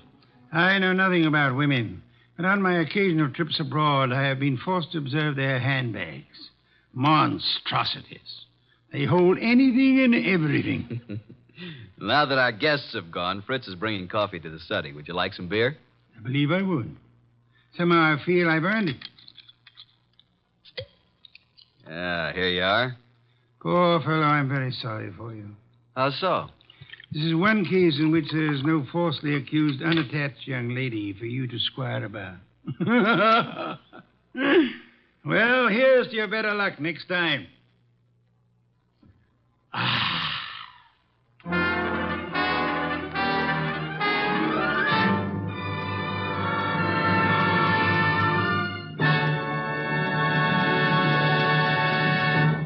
You have been listening to The New Adventures of Nero Wolfe, starring Sidney Greenstreet.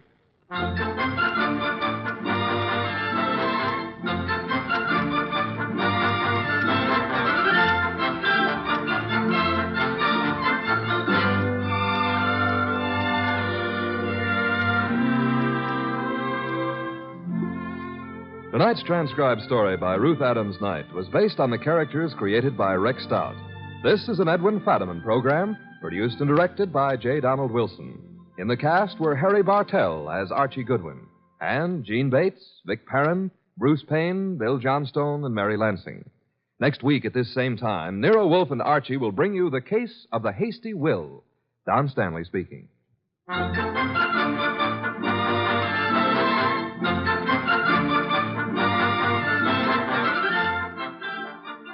Three chimes mean good times on NBC. There's music and mystery for you every Saturday evening on NBC. For music, tomorrow, your hit parade brings you the top tunes in the land with Snooky Lanson, Eileen Wilson, and Raymond Scott's orchestra. And for mystery, Herbert Marshall stars as the Man Called X, a man in search of adventure who travels wherever there is intrigue, danger, and romance. More good mystery at Sam Spade next on NBC. Look, up in the sky. It's a bird. It's a plane. It's the adventures of Superman on nightly old-time radio shows. Coming up next. Presenting the transcription feature, Superman. Up in the sky. Look, it's a bird. It's a plane. It's Superman. And now, Superman, strange visitor from the planet Krypton, who came to Earth with physical powers far beyond those of mortal men, and who fights a never-ending battle against crime and injustice, disguised as Clark Kent, mild-mannered reporter for a great metropolitan newspaper. Mystery and adventure fill the life of Superman these days, for he is now involved in one of the most baffling riddles of his career. In our last episode, we heard how he and Lois went to see Van Doren, president of the Metropolis National Bank, and told him they believed his secretary, Mr. Fortune, was responsible for the vanishing of a special freight car carrying $5 million of the bank's money. Van Doren went into Mr. Fortune's office and found that the secretary had disappeared also. Then, the oddest thing of all, Mr. Fortune's body was found outside the office of Miss Bailey, Van Doren's receptionist. But the mystery had only begun. Inspector Neely was called, and as he was investigating the case, a very strange thing happened. This whole mystery, Mr. Van Doren, seems to hinge on whether or not we can be sure you did not see Mr. Fortune leave his office. I did not see him go out. I couldn't have missed seeing him if he had, Inspector Neely. Well, you can check your story, Van Doren, by talking to Miss Bailey. To get out, he'd have to come through her office here. If she didn't see him come out, then we'll know for sure that he must have got out some other way. But there is no other way, Inspector. Well, we'll worry about that when we come to it. Let's go back into your office, Van Doren, and check Miss Bailey's story. Very well. But I assure you, Inspector, I was in my office every minute of the time, and I'd have seen Mr. Fortune if he... Oh, Miss Bailey, the inspector would let... Where are they? Look in Fortune's office. Okay. Oh, they're not in here. Lois, Miss Bailey, where are you? If they couldn't have left here. The three of us were in the outer office all the time. There's no other way of getting out. How about the windows? It's a 4-story drop, Kent, and there's no fire escape. What? Do you mean to say Lois and Miss Bailey have disappeared, too? Right. Have to. Well, maybe it is. But the fact remains they're not here. They've vanished just the way Mr. Fortune did, just the way that freight car did. Now, if you can figure this one out, Inspector, then well, by jingle, I'll start believing in Superman. I'm beginning to think this may be a job for Superman. Oh, stop talking nonsense, Kent, and let's try to figure this thing out. I'm beginning to think I'm going crazy, what with freight cars and people vanishing all over the place. Well, whoever's behind all this, we can be pretty sure he's a mastermind. Let's have a look at those windows, Van Doren. Right. Yeah. No fire escape, just as you say. They certainly couldn't have dropped 4 stories to the yard below. Kent, do you suppose... Kent? Now he's not here. Yet he was standing behind us only 30 seconds ago. I'm going crazy. There's no doubt of it. Now I'm going stark raving mad. Now, take it easy, Van Doren. Those 3 people must be around here somewhere. Lois Lane, Miss Bailey, and Kent. Kent, I imagine, just stepped out for a minute. Let's go and see. Kent! Why, Kent? Oh, Kent!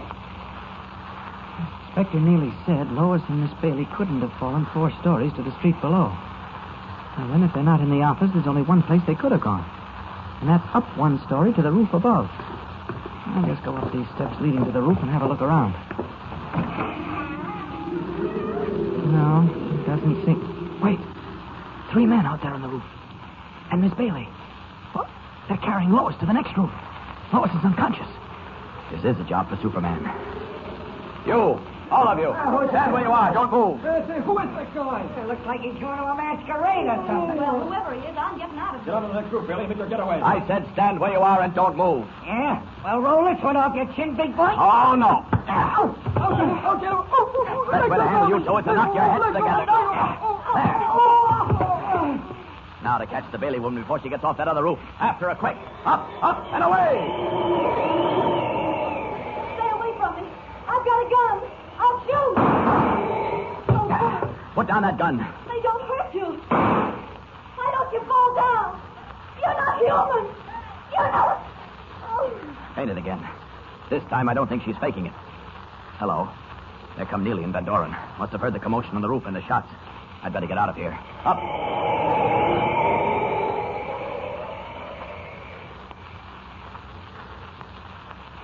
Now, Miss Bailey, here at police headquarters, we have ways of making people tell us what we want to know. So you'd better talk. Sorry, I don't know a thing. Not a thing. May I say something, Inspector? Certainly, Kent. Listen, Miss Bailey. Lois Lane is now in a hospital suffering from shock and that crack you gave her over the head. But she's entirely conscious and knows what happened to her. She says you asked her to get you a glass of water. And when she turned her back, you came up behind her and hit her over the head. How can she prove I hit her if her back was to me? She heard you come up behind her and turned her head just as you struck. When she came to, she was on the roof. And those men were removing a rope that had been tied around her waist. Now, it's very obvious that after you knocked her out, those men lowered a rope from the roof to the window, and both you and Lois Lane were hoisted up that way. All right, so I did it. So what?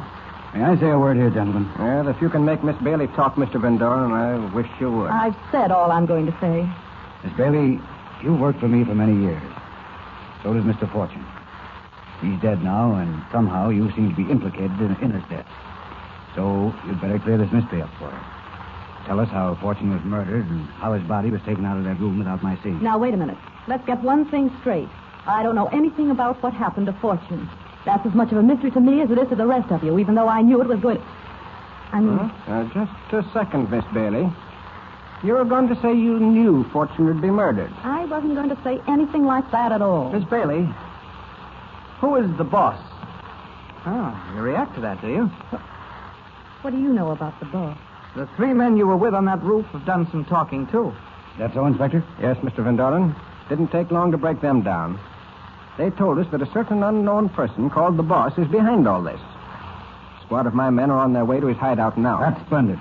Now perhaps we'll find out what happened to that freight car, how it vanished, and where the $5 million went to. We'll know that when we get the boss. Now, these men didn't seem to know much about how that car was made to vanish. Also, they'd never seen the boss. Apparently, no one ever has. But you see, Miss Bailey, we're making progress. So I think you'd better tell us all you know. It'll make things much easier all around. So, do I get a break when this thing comes to trial? Yeah, well, we'll see. Well, Now then. Get all this in shorthand, Matthews. She'll sign it later. Yes, sir. Well, go ahead, Miss Bailey. well, I was working for the boss. Yes? So was Mr. Fortune. Neither of us had ever seen the boss. Well, go on. Well, we went to the hideout. He spoke to us over a loudspeaker. Oh? Sometimes he reached us by telephone at the office. That's the way it happened this morning. The boss telephoned me. He said Clark Kent and Lois Lane were coming to question Fortune. Oh. He said he'd have to put Fortune out of the way. I asked him how he was going to do it, but he said not to ask questions. And then he told me when a knock came at the door, I was to open it and I'd find Mr. Fortune lying out there dead. And then I was to go into Mr. Van Doren's office and faint. Well, go on. I was to arrange it so that Kent and Van Doren went into my office, leaving me alone with Miss Lane. What I was supposed to do after that, you already know. Keep on taking this down, Matthews. Now, look. Why did the boss want you to spirit Miss Lane out of that room? I asked him that, but he wouldn't tell me. You can bet he had a reason, though. He always does. You still maintain you know nothing, absolutely nothing, about how Fortune met his death. Not a thing. You can't pin a murder rap on me. Inspector. Oh, Jones. What luck. No, sir, we went to the address those men gave us. The place was empty. All we found was a room with a loudspeaker in it. Huh? And straight wires to another room where there was a microphone. Well, we'll watch the house. Well, there's no point in that, sir. The boss knew we were coming. What? There was this note pinned to the front door. Let me see that. Hello? What does it say, Inspector? It says, better luck next time. And it's signed, the boss. Yeah, some class to this little hideout, huh? I'll say. The boss sure does things right. Maybe it's a good thing the police raided the other dive, huh? Shut up. Bosses get something to say. Good evening, gentlemen. Hello, boy. Hiya, boy. We seem to have had some excitement these past few days. Unfortunately, several of our number have been taken by the police. Fortunately, however, they know very little, so they won't be able to tell the police much. I was kind of worried about that, boss. I'm glad to hear it's okay. Gentlemen, I have called you here to discuss our next job. As you may have heard, the Metropolis National Bank is planning another shipment of gold. $2 million worth. Certain that we wouldn't dare attempt the same trick twice, the police have advised them to ship it exactly as they did the other, in a specially built freight car. Well, you mean you're going to make that freight car vanish just like the other one? No, this is what we will do. That train must pass over a deep ravine. There is a bridge. Yeah, Rainbow Bridge. Sure, I know it. Boy, that's some drop. If you ever fell off that bridge, you wouldn't have a chance. That's exactly what's going to happen to that train. We shall plant great charges of dynamite at the base of each column supporting that bridge. Holy smoke. The train will start to cross the bridge. When the locomotive reaches the other end, its wheels will trip a lever, which will set off the dynamite. The entire train will crash into the valley below. Boy. You men will be waiting nearby with a fast truck to transfer the gold from the freight car to the truck and make your getaway. Simple, isn't it? Yeah, sure. Yeah, to get away with it all right. Sure. You know, boy, such a pretty desolate mountain country there. But what about the people on that train, the engineer and the brakeman? $2 million is worth a few lives. Plus that, I'm anxious to see the end of Clark Kent. Yeah, sure, but what's all this going to do with Clark Kent? Gentlemen, you can't see beyond your noses. Kent has been working on this case ever since it started. As I figure it, he'll certainly be aboard that train. Need I say more, gentlemen? Need I say more? Well, it looks as if danger really is beginning to threaten. Have you solved the mystery surrounding the death of Mr. Fortune? How was he taken out of his office without Mr. Van Doren seeing him? And have you found the answer to the riddle of the vanished freight car? Well, then be sure to hear the next baffling and thrill-packed episode with Superman. And remember, tune in the next thrilling installment of the transcription feature, Superman. Up in the sky, look! It's a bird! It's a plane! It's Superman!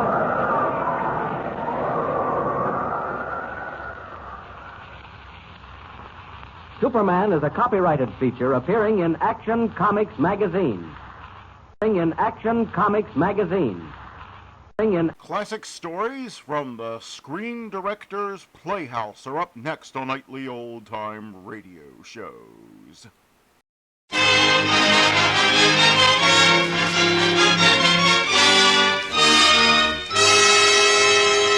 RCA Victor, world leader in radio, first in recorded music, first in television, proudly presents...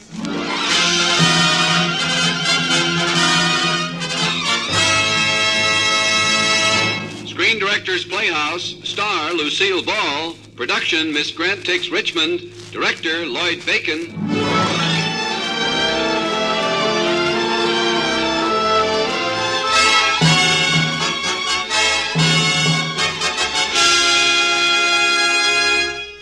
The Hollywood Screen Directors present A Tale of Arms and the Secretary. Tonight, transcribed for the first time on the air, the motion picture comedy Miss Grant Takes Richmond, starring Lucille Ball in her original role of Ellen Grant.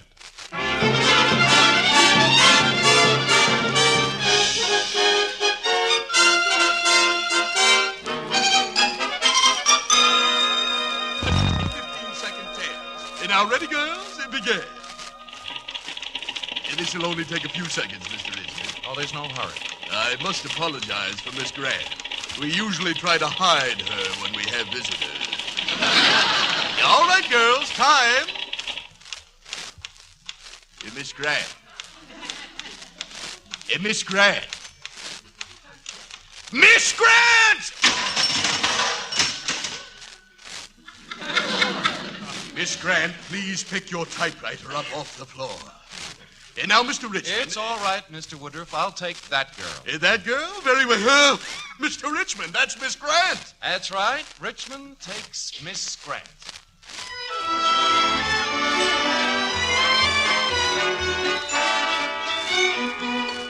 Mr. Kilcoyne, I want you to meet our new receptionist, Miss Ellen Grant. Receptionist? How do you do, Mr. Kilcoyne? I'm sure I'll please you. I have a diploma here from the Woodruff Secretariat. Never mind, Miss Grant. One more thing. Yes, sir. That room that Mr. Kilcoyne just left. Yes, sir. It's our conference room. I see. No one but Mr. Kilcoyne and myself is permitted to enter. Is that clear? Yes, perfectly clear. Fine. Mr. Kilcoyne, the conference room. Yeah. Hey, Dick, are you nuts? What do we need with a receptionist? She thinks we're in the real estate business. Besides, she's a perfect front. Nice eyes, nice hair, and nothing under it. Hello? Yeah, 200 to win. Morning Star, 8th at Pimlico. Right. Some bookie outfit we are with a dame yet. Don't worry about the dame. She was the dumbest one in the whole school. So is my wife, but I'm still paying her alimony. Look, if you're so worried about her finding out, why don't you give her some dictation? Here, answer this circular. Tell them we'll buy the property. Buy it? Well, what's the difference so long as we don't send the letter? Okay, but we need a secretary like a horse needs a yacht. Hello, 200 across the... Okay, Miss Grant, I got here a letter for you to answer. Now, take this. To the Sunset Knolls Estates. In your offer to sell 20 choice acres... am I going too fast for you?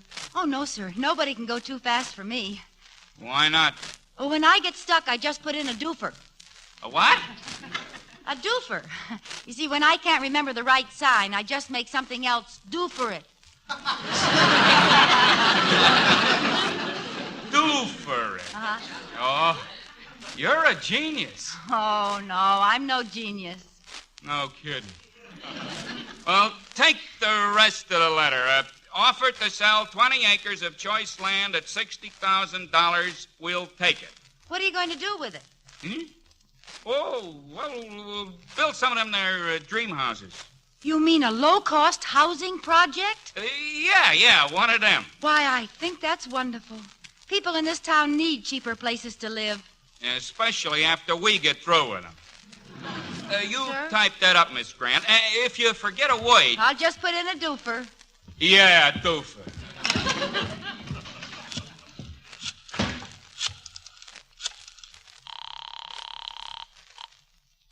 Civic Center. Judge Grant, please. Hello? Uncle Ben, guess what? You been fired? No, I haven't been fired. You haven't? Then your boss must be an idiot. No, he isn't. He's going to build a low-cost housing project. Oh, I can't talk any longer, Uncle Ben. A lady just came in. Yes, madam. Can I do something for you? Well, that depends on whether you're Dick's secretary or his hobby. Where is he? Oh, whom shall I say is calling? Peggy Donato. I'll go right in. Oh, but you can't go in there. That's the conference room. I know, and I got some tall talking to do. Dick, look who's here. Well, aren't you gonna kiss me, Dick? As I recall, the last man to kiss you is now among the dear departed. He just wasn't up to the strains of our business, Dick. But you are. I want you back in my organization. Look, get this, Peggy, and get it straight. You're big-time bookmaking. I'm small. I like it this way. It keeps my lifeline long. Does it also keep you playing footy-footy with Miss Dreamy Puss out in the front office? That's strictly business. Should have been that way with us. In that case, my sweet, goodbye. But, Dick, what is it? That lifeline of yours, it's suddenly become a lot shorter. Well, Bright Eyes, who do you think you're kidding with that hunt and peck system? I beg your pardon? Are you too busy to give Dick a message for me? What kind of a message? You better write it down. You do write, don't you? Mrs. Donato, any word you can pronounce, I can write. Wonderful. Tell him I have an investment he'd better take. $5,000 on the Flywell property at Belmont. 5,000 Flywell property at Belmont. I have it. Congratulations. I knew you'd make it. Oh, and I had such a wonderful comeback. Miss Grant. Yes, sir? I'm going out to invest in some racetrack properties. Yes, Mr. Richmond. Oh, I almost forgot. Here's the letter Mr. Kilcoyne asked me to type up. Oh, dear. Miss Grant, why don't you get a cushion and type on the floor? Yes, sir. Now, let me see the letter. 60,000 is the price, huh? Mm-hmm. Well, I've changed my mind, Miss Grant. 55 is my top offer. Oh, but what about the low-cost housing project? I'm afraid we'll have to forget about that. Forget about it? All those wonderful plans? Well, there must be something I can do. There is, Miss Grant. Just stick to your doofers.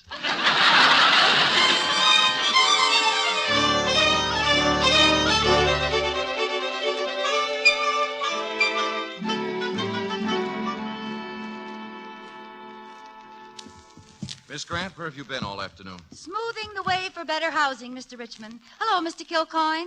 Greetings. Here, I'd like you to meet my Uncle Ben. Glad to meet you, Mr. Richmond. My uncle and I have arranged it so you can buy the Sunset Knolls property for $50,000. Isn't that cheap? It's a steal. Miter. We even brought the papers. A sign here, and that check is yours. I'm sorry, but I've reconsidered the deal, and, well, I don't think we'd care to do business. The transaction seems to be a very wise one. And my uncle ought to know he's a judge. A judge? I resign from the firm. Kilcoyne. Kilcoyne, since the judge feels so strongly about this, why, we'll sign. Oh, good. Just sign here, Mr. Richmond. Thank you. Miss Grant, there must be some way to reward you for this wonderful achievement. And we'll find it. Oh, Mr. Richmond, the only reward I want is the privilege of doing more. That's what I figured. Mr. Richmond, you've done a fine thing for your city. Good day. Well, Miss Grant, you fixed us up quite an investment. Oh, thank you. Investment. Oh, that reminds me, Mr. Richmond. Miss Donato left a message this morning. She wants to invest $5,000 in the Flywell property at Belmont. We can't take that kind of bet. Investment?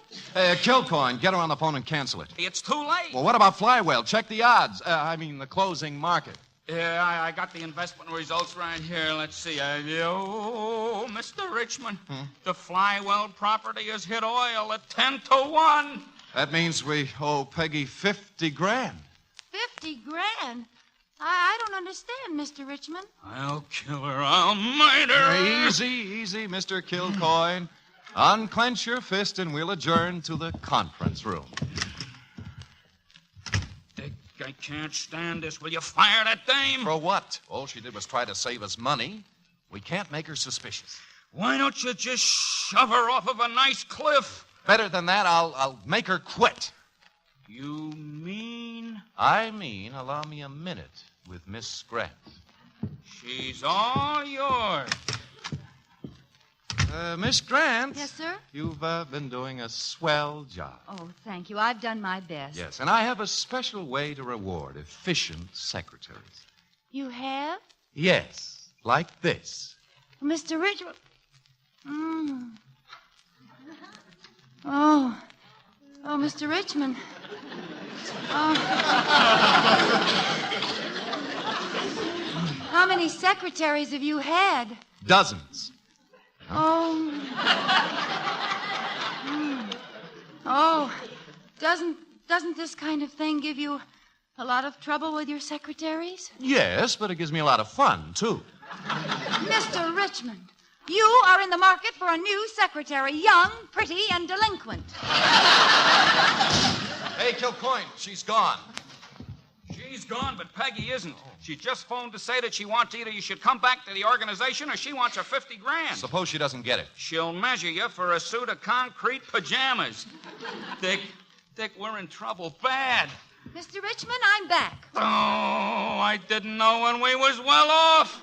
I've decided that it's my duty to the housing problem. But any further display of passion, Mr. Richmond, and I will ask my uncle, the judge, to install a policeman at my desk. Mr. Richmond. Yes, Mr. Kilcoyne? The conference room.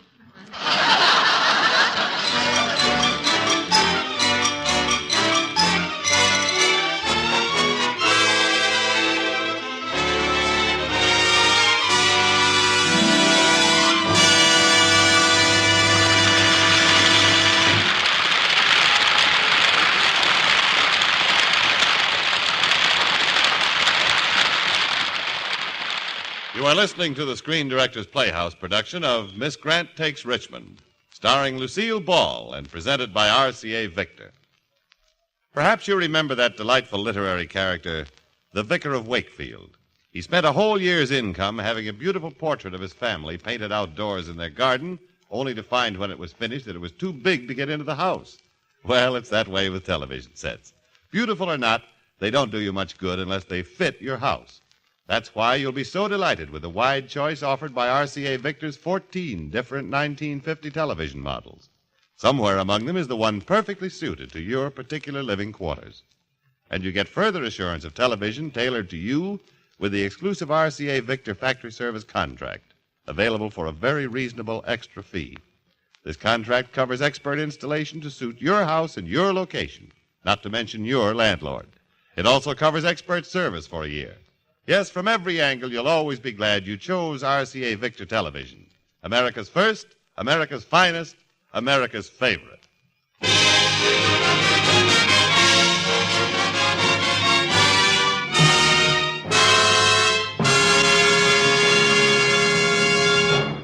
Now, back to Screen Directors Playhouse production of Miss Grant Takes Richmond, starring Lucille Ball in her original role of Ellen Grant.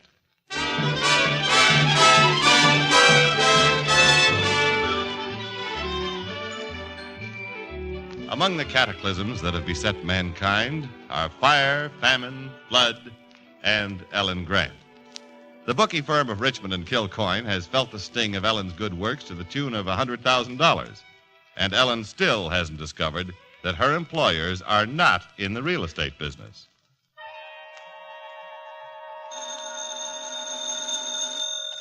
Yeah? No, sorry. No bets. We're temporarily out of business.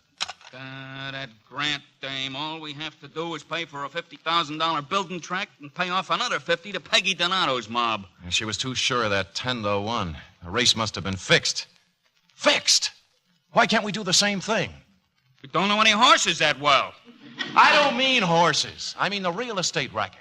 Okay, Miss Grant wants a low-cost housing project. Well, why don't we go ahead and build it? Sure.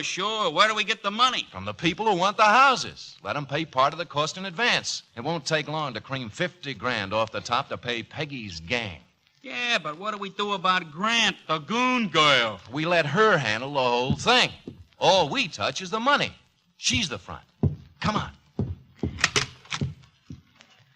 Oh, Miss Grant. Mr. Richmond, if you put a hand on me, I'll scream. Mr. Kilcoyne and I have a problem. Well, perhaps I can help you with it. Yeah, you're the great little fixer. It's just this. We want to go ahead with the housing project, see? Build the whole thing ourselves. But we're awful busy. Now, it's going to be a big job. We'll take care of the books, but the operation needs somebody to head it up. A person with brains, initiative, energy, leadership. Now, Miss Grant, do you know a person like that? Yes. Who? Me. Do you have all those qualities? I used to be a campfire girl. And Miss Grant, the job is yours. Oh, thank you, Mr. Richmond. And I'll prepare myself. How? Beginning tonight, I'm going to start taking vitamin pills.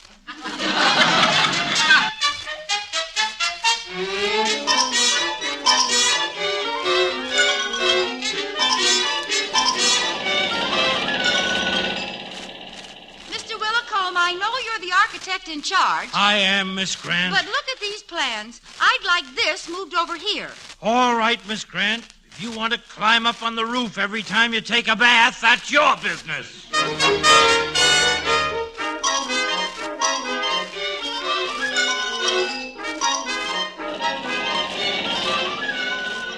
Mr. Willicombe? Yes, Miss Grant? I've got an idea. We don't have to wait until the foundation is finished to build the framework. What is your idea? Start from the top and work down. What's going to hold the building up? It'll just hang from the roof.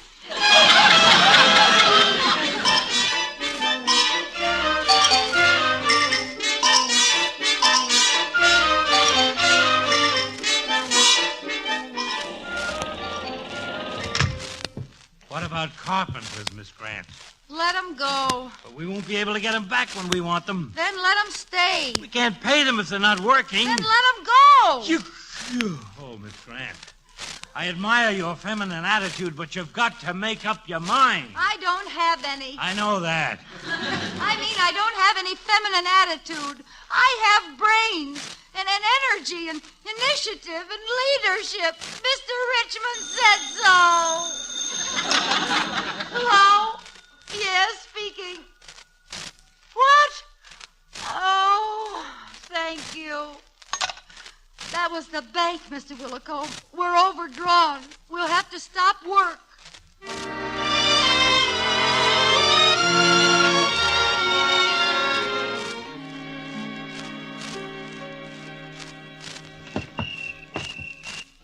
Hello, Miss Grant.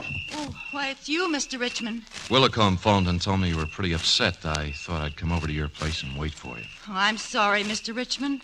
I kind of let you down, too, I guess. You and all those people who were hoping for homes. Oh, don't worry about me. Things just didn't work out. We'll tell the people together, Ellen. Boy, when I mess things up, I mess them up for everyone. Hey, I thought we were going to take the blame. You can't, Dick. You're just getting started in business. Yeah, but it was a false start. I think I'll make some different arrangements.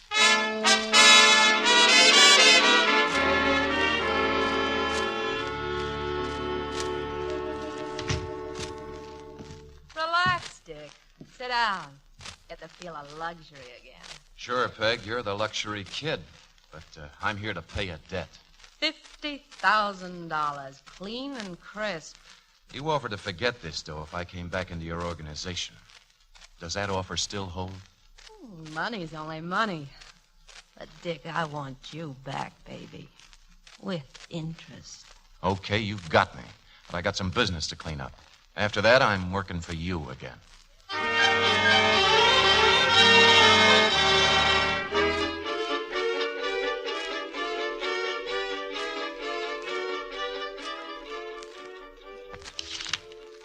$48, $49, $50. 50 $1,000 bills. They're yours, Ellen, for the project. Dick, I can't believe it. Oh, that beautiful lettuce. But where did it come from? What's the difference as long as it's here? Pardon me while I go out and buy a black suit. I'm going in mourning. Ellen, will you look after the office? Yes, sir. Come out for a walk, Kilcoyne. I'll explain the whole thing. Oh, there's a conference room phone. Well, I guess it's all right to answer it. Hello? Yes, this is Dick Richmond's. You want a place of what? But there's nobody here by the name of Flying Bathtub. A horse? Oh, I see. 20 across. Was that message for me, Miss Grant? Oh, yes. And it's too bad you didn't get here sooner. It was a good bet. I'm sorry, Ellen. Now what, the police? No, I wouldn't want people to know that my uncle, a judge, was taken in by a bookie. Well, I'm going out of business anyway. Why? That deal with Peggy Donato. You remember her. Yes, I remember her. Hey, Miss Grant, what are you doing in the conference room? Forget it, Kilcoyne. She knows. And now I'll clean out my desk, Mr. Richmond. And when you pick your next sucker, give her my regards. Hey, take it easy. You ought not to jump at concussions. I sure found a swell guy to fall for. Him and his Peggy Donato. Oh, this ain't as if he wants it that way, but getting you that 50 G's for the housing project put him in hock to her. What? Sure, he hates her. Yeah, I'll bet. Yeah, he was trying to level with you. Why, he was even fixing to get out of this racket. He was? Sure, the way the horses are running these days, there's more dough in real estate. Well, then Dick's in trouble? Plenty. Well, can't we do anything to help him? Nah, nothing. Peggy Donato runs with a pretty tough crowd. Tough, huh? Well, Mr. Kilcoyne, if my months at the Woodruff Secretarial School taught me nothing else, they taught me courage. Donato, watch out.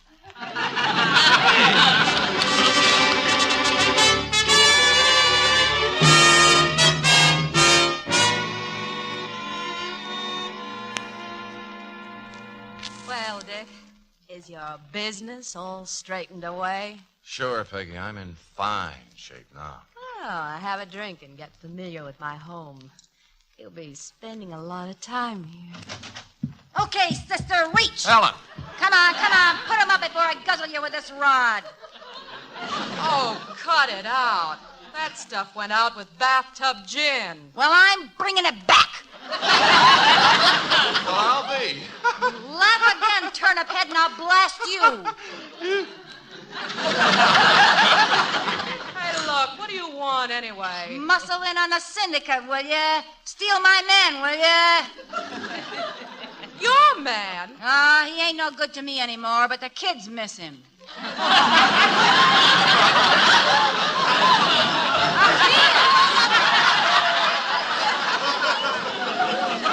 What do you mean, kids? I think I'll shoot your ears off just for laughs. Wait, look, you can have him. Take him away. Oh, Anything. Peggy, don't let her take me. I want to be with you. And a pig's eye you'll be with me. He's yours, sister. Okay, Slewfoot, start moving.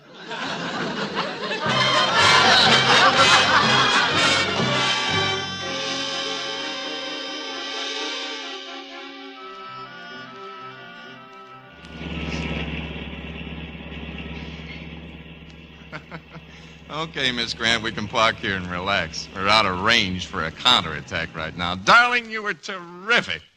You can put the gun away. Shut up. What? Hey,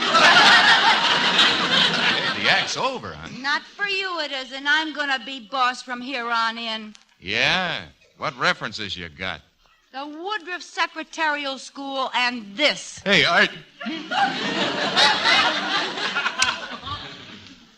Miss Grant! Well, what do you know? Miss Grant just took Richmond.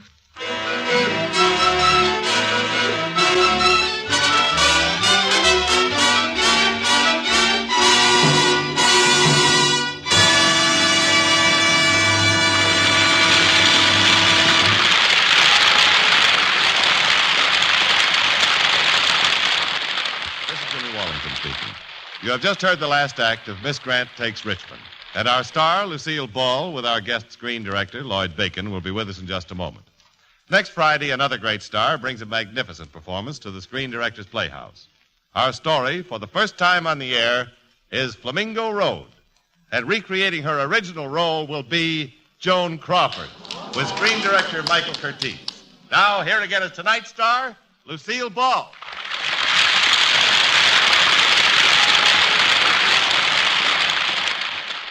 Say, Lucille, I'm told you practically run your ranch to dance music via RCA Victor's new 45 RPM system. That's right, Jimmy. That Victrola 45 is so tiny and lightweight, even loaded with records, that I carry it right into the barn and milk the cows to dance time. It's wonderful for the figure. Yours or the cows? The cows. Oh. We have the only 45 RPM cows in the San Fernando Valley. But seriously, Jimmy, those 45 dance band records are simply super. How does RCA Victor corner so many top musicians? Well, I'll bet they use one of those magic RCA Victor devices like radar. They probably spy out all new babies who are going to grow up to be outstanding musicians and sign them up at the ripe old age of 1. well, you'd think so to hear the first anniversary album of 10 records which RCA Victor has just issued. This new album, Lucille, celebrates the first birthday of the 45 RPM system. It has records by Al Goodman, Tex Beneke, Tommy Dorsey, Perry Como. Oh, that Perry Como. I'll bet when he was a baby, he even cooed in perfect pitch.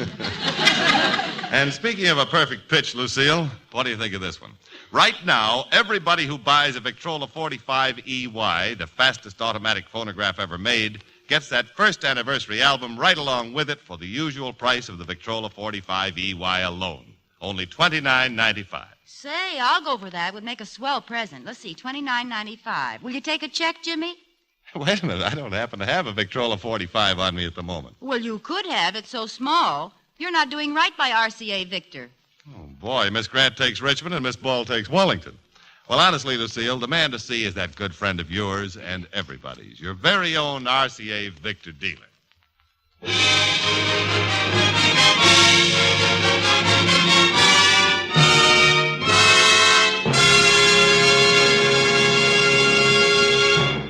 Ladies and gentlemen, there's a man here I'd like you to meet. The director of Miss Grant Takes Richmond. I don't think he invented show business, but for about 4 decades now, he's certainly helped to keep it going. Along the way, he's brought you such swell film entertainment as Mother is a Freshman, It Happens Every Spring, and You Were Meant for Me. And now here he is, my director, Lloyd Bacon.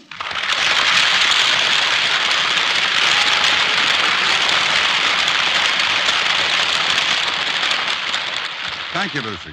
But you make it sound as if I'm an old-timer in pictures. Well, aren't you, Lloyd?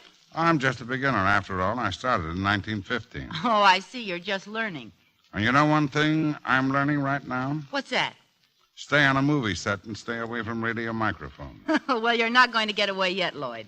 Because working with you, I've found out just how much a person can learn in all your years of picture making. When an actress has a director full of knowledge like that, picture making doesn't seem nearly as difficult as it is. Thank you, Lloyd, for showing me how. Thank you, Lucy. But how about you showing me what to do about this microphone? Oh, that's easy. Good night, Lloyd. Good night, everyone. Good night, Lucy.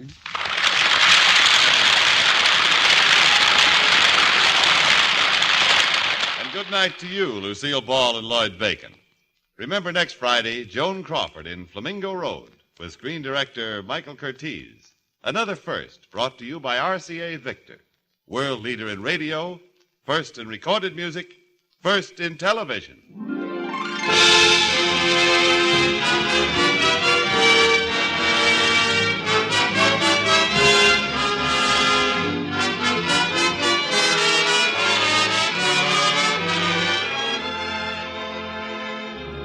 Miss Grant Takes Richmond was presented through the courtesy of Columbia Pictures, producers of No Sad Songs for Me, starring Margaret Sullivan, Wendell Corey, and Vivica Lindfors. Lucille Ball can be heard on her own radio show and will soon be seen in the Columbia Pictures production, The Fuller Brush Girl. Lloyd Bacon appeared through the courtesy of 20th Century Fox, producers of the Technicolor picture Ticket to Tomahawk. Included in tonight's cast were Stephen Dunn as Dick Richmond, Herb Vigran, Gene Bates, Frank Nelson, Norman Field, Arthur Q. Bryan, and Frank Barton. Miss Grant Takes Richmond was adapted for radio by Richard Allen Simmons, and original music was composed and conducted by Robert Armbruster. Screen Directors Playhouse is produced under the supervision of Howard Wiley and directed by Bill Karn. Portions of tonight's broadcast were transcribed. You are invited to listen again next Friday when RCA Victor presents Screen Directors Playhouse, star Joan Crawford, production Flamingo Road, director Michael Curtiz. Listen next for Jimmy Durante on NBC.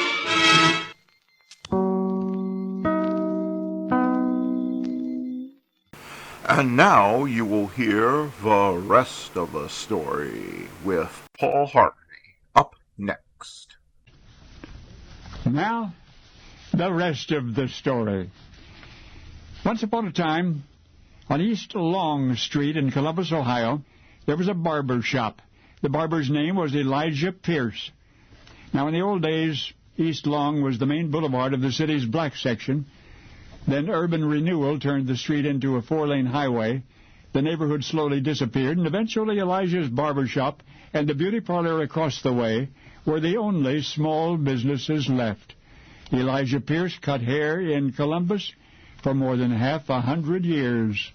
Like Floyd's barber shop in Andy Griffith's Mayberry, Elijah's establishment was sort of a community meeting place, a dispensary for gossip, a comfortable, dependable fixture in a rapidly changing world.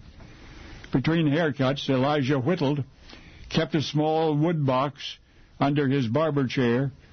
Whenever business was slow or the fellows in the shop just wanted to talk, Elijah would take out a piece of wood.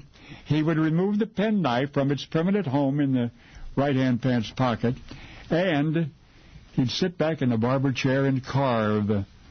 Sometimes Elijah gazed at a piece of wood for a long, pensive while before deciding upon an appropriate transformation. And then one by one the chips would fall into the old man's lap. Slowly a little wooden figure, whatever had struck Elijah's fancy, would emerge. You should have heard Elijah talk about his boyhood.